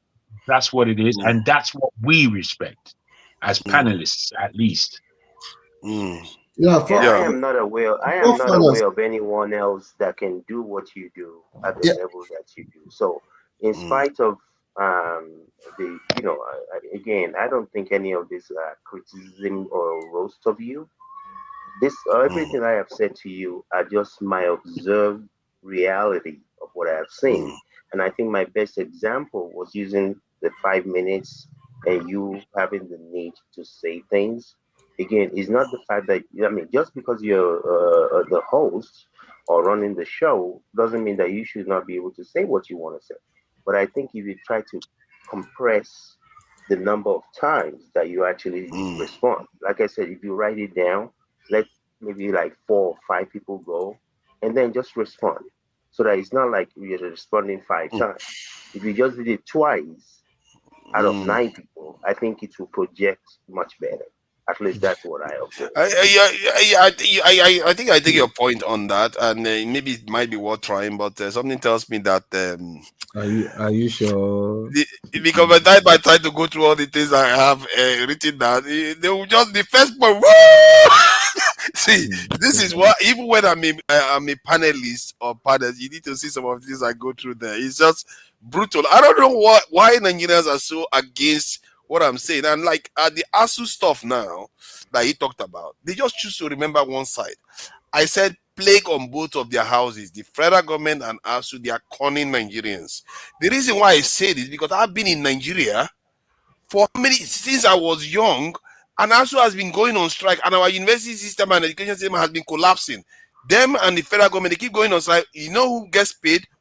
Both of them get paid. Who is suffering? The poor man's children. And some of those soldiers that are dying in fighting Boko Haram, their children are probably sitting at home for 9 months while ASU is going on strike for money. So I don't sympathize. Okay, hold on. Let me ask you something. The poor people's children are the ones that are dispossessed. The rich people's children go to private universities, but the poor children are the ones that they are targeting with this nonsense that they are doing. Both of them. I got off what I had in my chest. So I also said by anybody that turns on our people, those are the. See, I see things slightly differently. My only focus is on the people, especially the ones that don't have any opportunity. You say you care about them. You are busy fighting for ASU lecturers that get thousands upon thousands, and they get paid after they go on strike, and they go on strike for 9 months. What is that? You're killing the nation. Hold on now. What I'm saying is that You're killing the nation. I don't believe in that kind of nonsense behavior. Listen to me. I said you're a good host. I don't have any qualms with you hosting a show as far as being able to let people in, have people speak. You do a decent job of that. There's nothing wrong with that. But you see what you're saying. I tried to the other day give a synopsis of your worldview. Now you tell me where I'm wrong. Right now, you want in Nigeria. Yeah, but you mischaracterize me regarding us too. No, okay. So let's set that aside right now. Okay, you want our country to be guided by real politics, where you have a Machiavellian kind of person, country, where they don't care about doing the right thing. You want a leader who only cares about his survival. For example, The Prince is a book by Machiavelli, one of his Machiavelli books, is limited. I'm not that limited. The only thing I took from what he said, most of it was about preparing for this in danger and always putting security first. He said, when you have security, good laws inevitably follows. Okay, That's could you hold on, please? Because many people are not privy to.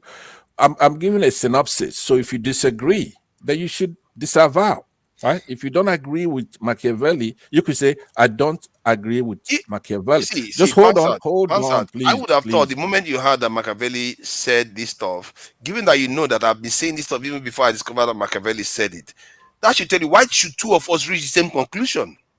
Why not? Why should I reach the same conclusion as Machiavelli? It doesn't mean that Machiavelli is agreed upon by everyone on the panel. I know Machiavelli. I've read his books. I know what he's about.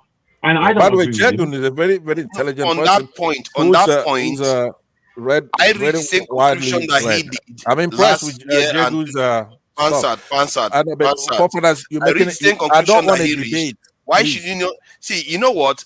I said I'm going to give you a synopsis. Why don't you get the synopsis first? You've already given me one. And go ahead. No, I gave you two. You disagree with us two. We'll put it aside right now on the Machiavelli. When I get the nutshell, not all his sayings, wise sayings, right? I mean, that's not well, I agree with a lot of his sayings, by the way, for his time.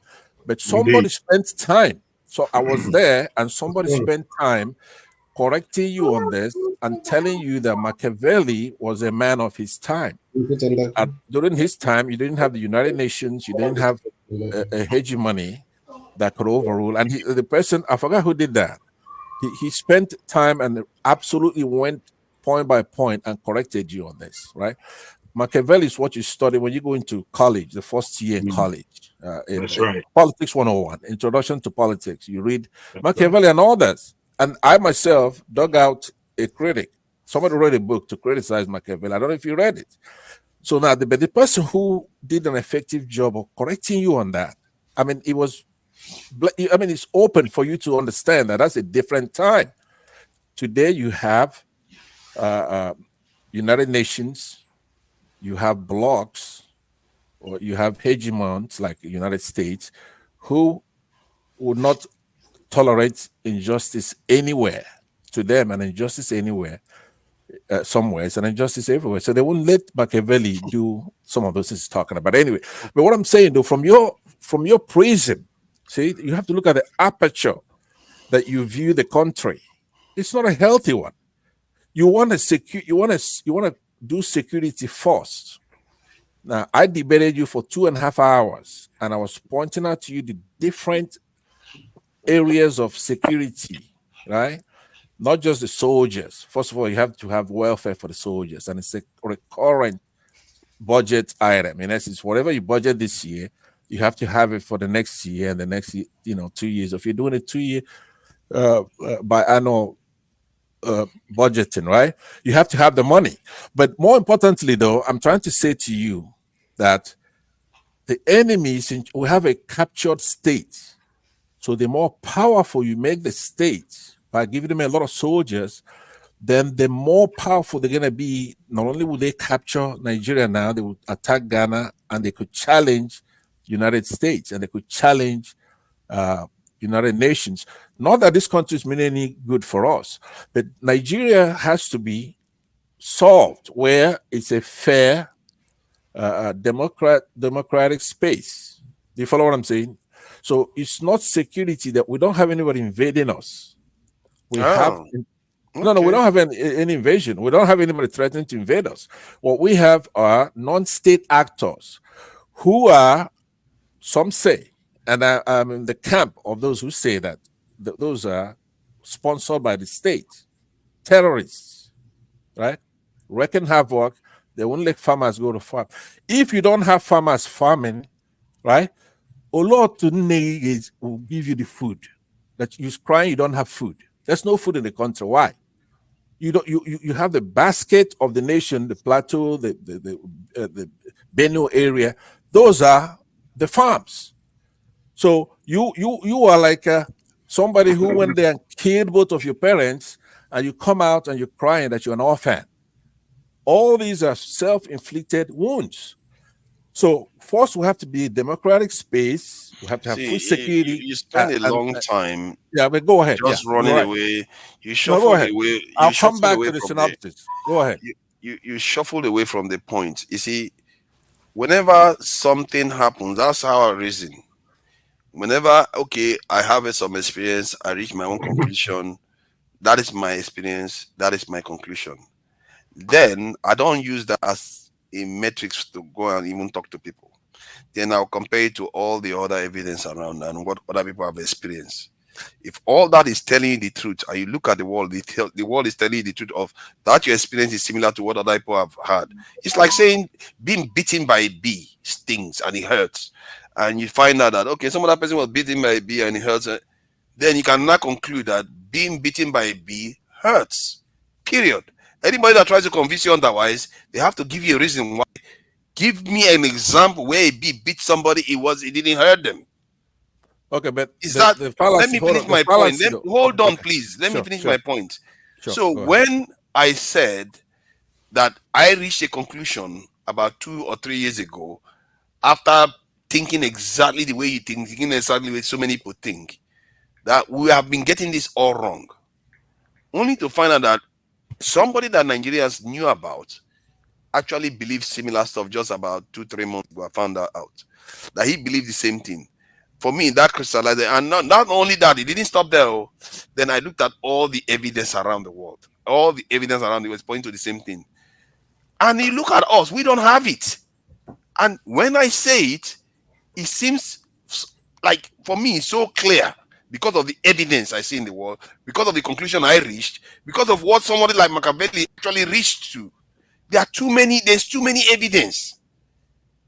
And we keep pretending as if that is not the truth. But it's okay. I can't force you to accept it. Forefathers, I don't understand why, I'm not saying you should change your viewpoint of the world, of the country, if you don't want to. But you trying to force it down the truth of other people, is what really baffles me. No, I just said I can't force anybody. I can't force anybody to accept it. I just have to say it. Yeah, and that is important. Because we are talking about reality. If we're talking about abstract things, we could say, okay, he didn't understand it. We're talking of reality. Those countries you are talking about, they used money to build those security, right? Where did the money come from? So it means that there was economic activity, there's a progress in the economic sector, which is being used to develop the security sector, or is it not? Steph, when the Chinese did what they did, they were living on food rations, like literally on food rations. They used money, no, right? their economy was agrarian. They were growing crops. Yeah. And they lost, in the middle of all this, they lost about 50 million people.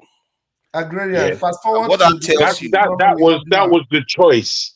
That was the choice that the Chinese government look at them took. today now. Look at them today. Yes. What I'm telling you, because somebody said the time it wasn't easy. The time that Machiavelli was writing. Look at our Nigerian economy today. Do we have potentials to grow economically and be developing our security at the same time? Yes or no? Yes. Then what are we arguing? We have the ability right now to grow our security. We'll probably have more than the Chinese had then. No, to develop the economy, because we have the potentials to develop the economy. But why do you think why do you think we are failed till now? I'm coming. We have the potential presently to develop the economy and at the same time be building on our security.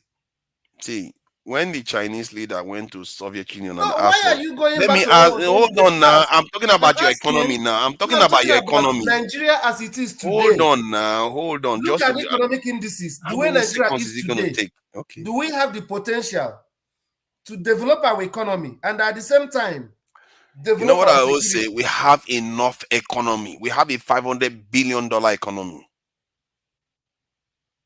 Okay. 500 billion. It's not zero. We are not starting from zero. We should shut down the economy and No, build security. the security is very going to cost you $5 billion to recruit. Okay. As a matter of fact, the number we calculated was around 2 billion. It's going to cost. I heard you. What a minute. Steph, let me come in more soldiers. It's not taking anything away from building our economy. Steph, even inflation is wiping that away annually. That's how wasteful we are.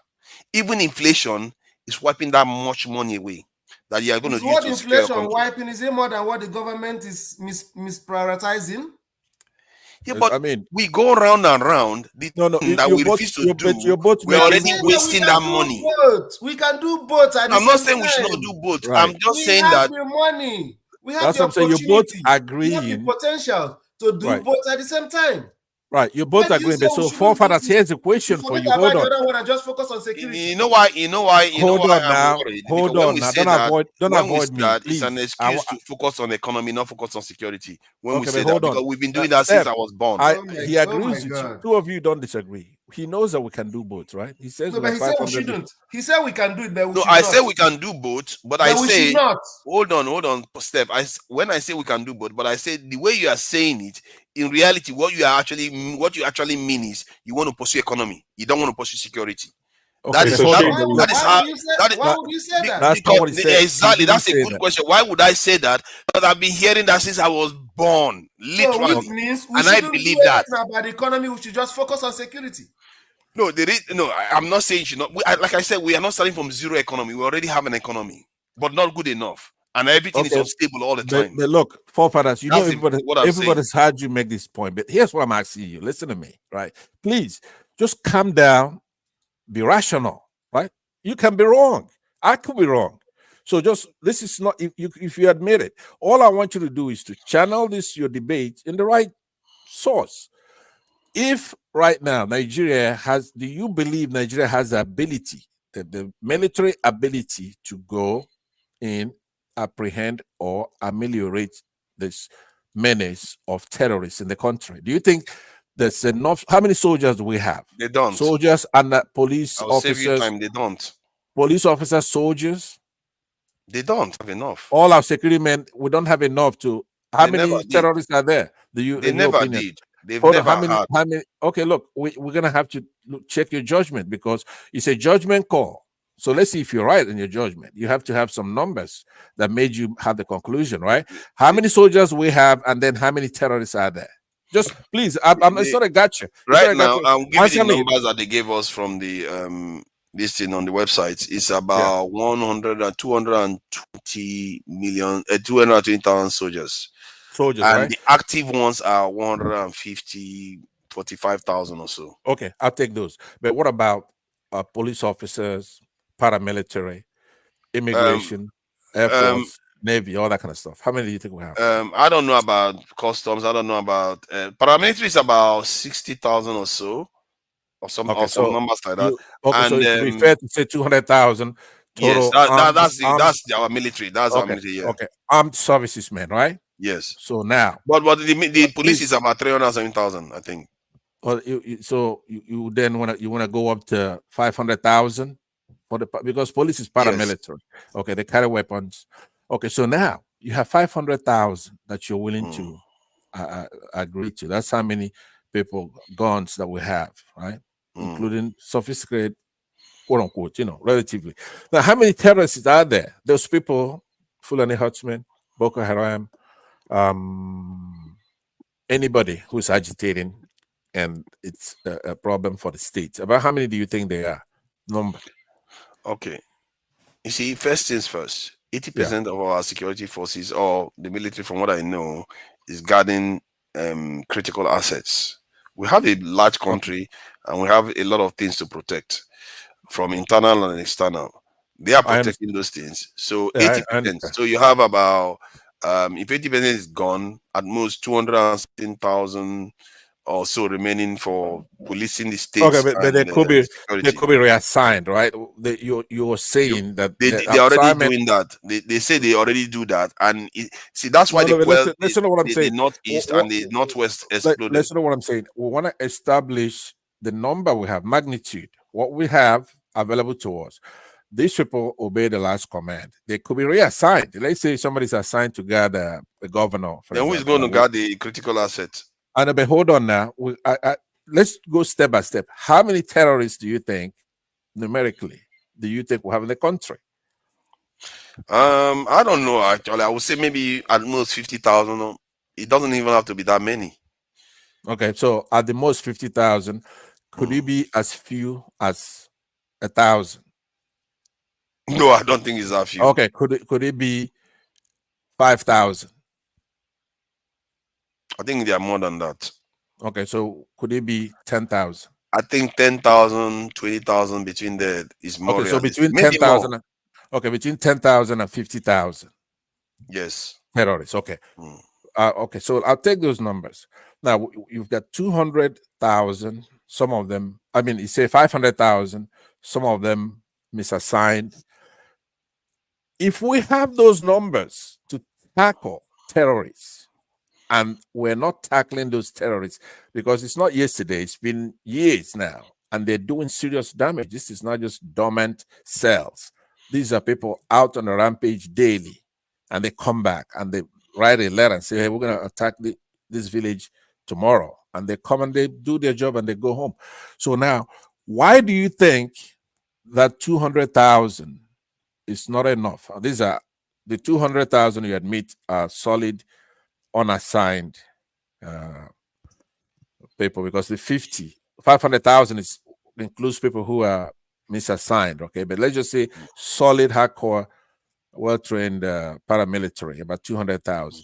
Why do you think the 200,000 is not able to apprehend people to even prosecute one? The 200,000, I've told you the 200,000 that you are talking about.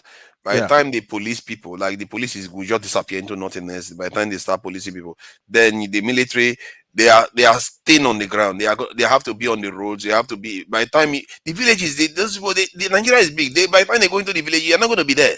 They just go do whatever they want to do. It's not because the soldiers cannot get there, but the soldiers get there just after they've left, or maybe 2-3 hours after they left. You cannot make up that time. Okay. So now remember, I want you to widen your aperture, right? If you are to know now that that is not the way the military posture for the defense of a country doesn't work with, you make a phone call and you call the police or the army and then they show up, that a country is supposed to have intelligence. Maybe 70% is intelligence, right?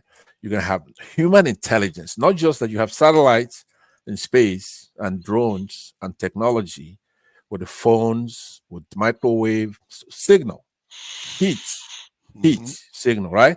Tapping phones, but more important, they have human intelligence. Among those Boko Haram cells, you're supposed to have our people in there. Do you see what I mean? You're supposed to train them. So it's not the number. You have to defeat them with technology and intelligence. There are drones that could hang in the air for months, right? Not just days, months, weeks. And Kolata. Follow me. No, I say Kolata. Pansa, if that was the case, America would have defeated the Taliban. See, human beings are very ingenious, especially when at war. They think the best. And they will figure out a way to frustrate whatever technology you put in place. Look at Israel. With all their weapons, they are still struggling with Hamas today. They've literally flattened the entire place. It's not, people don't understand security for some reason. For me, I don't even need to understand security much. What you should be asking yourself is, America with all their weapons can barely control most of the territories they go into.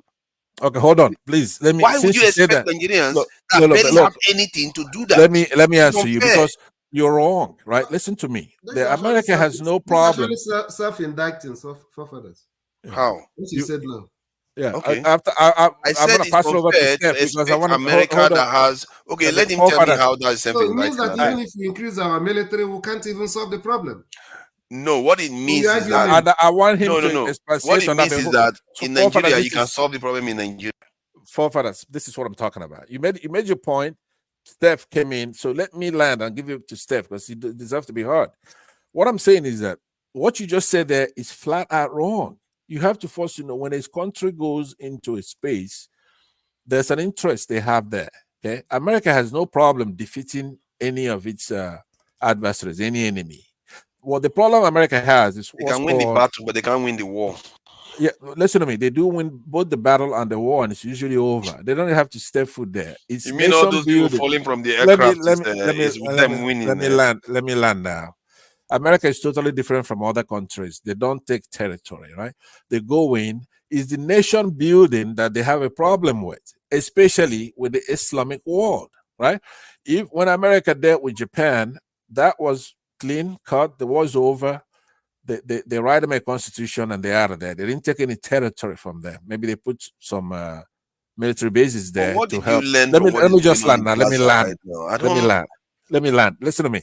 Now, when they did it in Germany, the same thing. Germany was divided, and then America helped bring them together. America didn't take territory from them, and they went off to the races. The Let's only not talk problem they about have. territories. Okay, Gaza, but listen they to what I'm literally saying. have them fenced in. Israel has some of the most sophisticated weapons America can. America gave them $14 billion worth of weapons, and they've defeated. Hold on, they still can't finish them now. Hamas. No, they Hamas defeated is them. still very much there, No. causing Listen, trouble it for them. depends on what is the mission. See, their mission right there. It's not just to defeat Hamas. They've done that. They literally fenced them in Nigeria. They didn't fence them in. I know, but hold Nigeria on doesn't now. even have a border. Hold on. I said that when you're talking security, you have to listen to the terms I'm using. It's not fair. What is the mission? Wait a minute. What is their mission there? What is the Israelis' mission? Listen to me. If you're Their a Nigerian mission soldier, what you are is to asking a take. Nigerian soldier to Listen be able to now, do, I beg, you hold can't on. do it. Israel's mission is diabolical. To destroy Hamas. They've done that. What they're trying to do is to take that territory, right?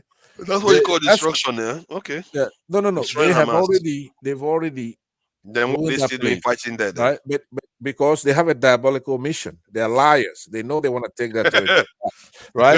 They want to take the territory from them. Okay. But as far as going in there, smoke them out, blow them to smithereens, they've done that. But right now, the United States is trying to say to them, hey, look, we want you after the war. What the scenario they want is for another maybe Palestinian Authority to take over. Right? So Israel, if they listen to the United States, they could end that war right now because Hamas has been destroyed. Infrastructure, whatever. I mean, the people, the citizens are getting the brunt of this. Still taking casualties. Yeah, you take casualties, but you have to look at what the mission is. With the United States, if the mission is to just go there, remove a regime change, and they go there, remove the regime, and they don't give a hoot about that civilian population, and they pack up their bag and go home, the United States could destroy any place, any day. So you are saying that they don't want to rescue their people. Steph, they deliberately don't want to go and rescue their citizens from Hamas. That's what you are seriously arguing. No, but it cannot be 100% now. I mean, if it's unfortunate. You said they've defeated Hamas. Yeah, they've defeated them, but those they can't rescue 100 and something hostages. These are not easy to hide, though. 100 and something people are not easy to hide. And yet they can't rescue 100 and something people. But in your country, Boko Haram, a non-state actor, goes into Chibok and take 299 girls, right? Put them in a van and they're gone forever. There's no prosecution up to today. Nobody's even looking for them. And we have the soldiers to look for them. Listen to me. We have this. That's my question to you. It took America 10 years or more to find Osama bin Laden. But they were looking for him. I don't know why right? Were they looking people for are him? not looking for him. Shekau is dead. Shekau is dead. How do you know? How do you know? How do you know Osama is dead?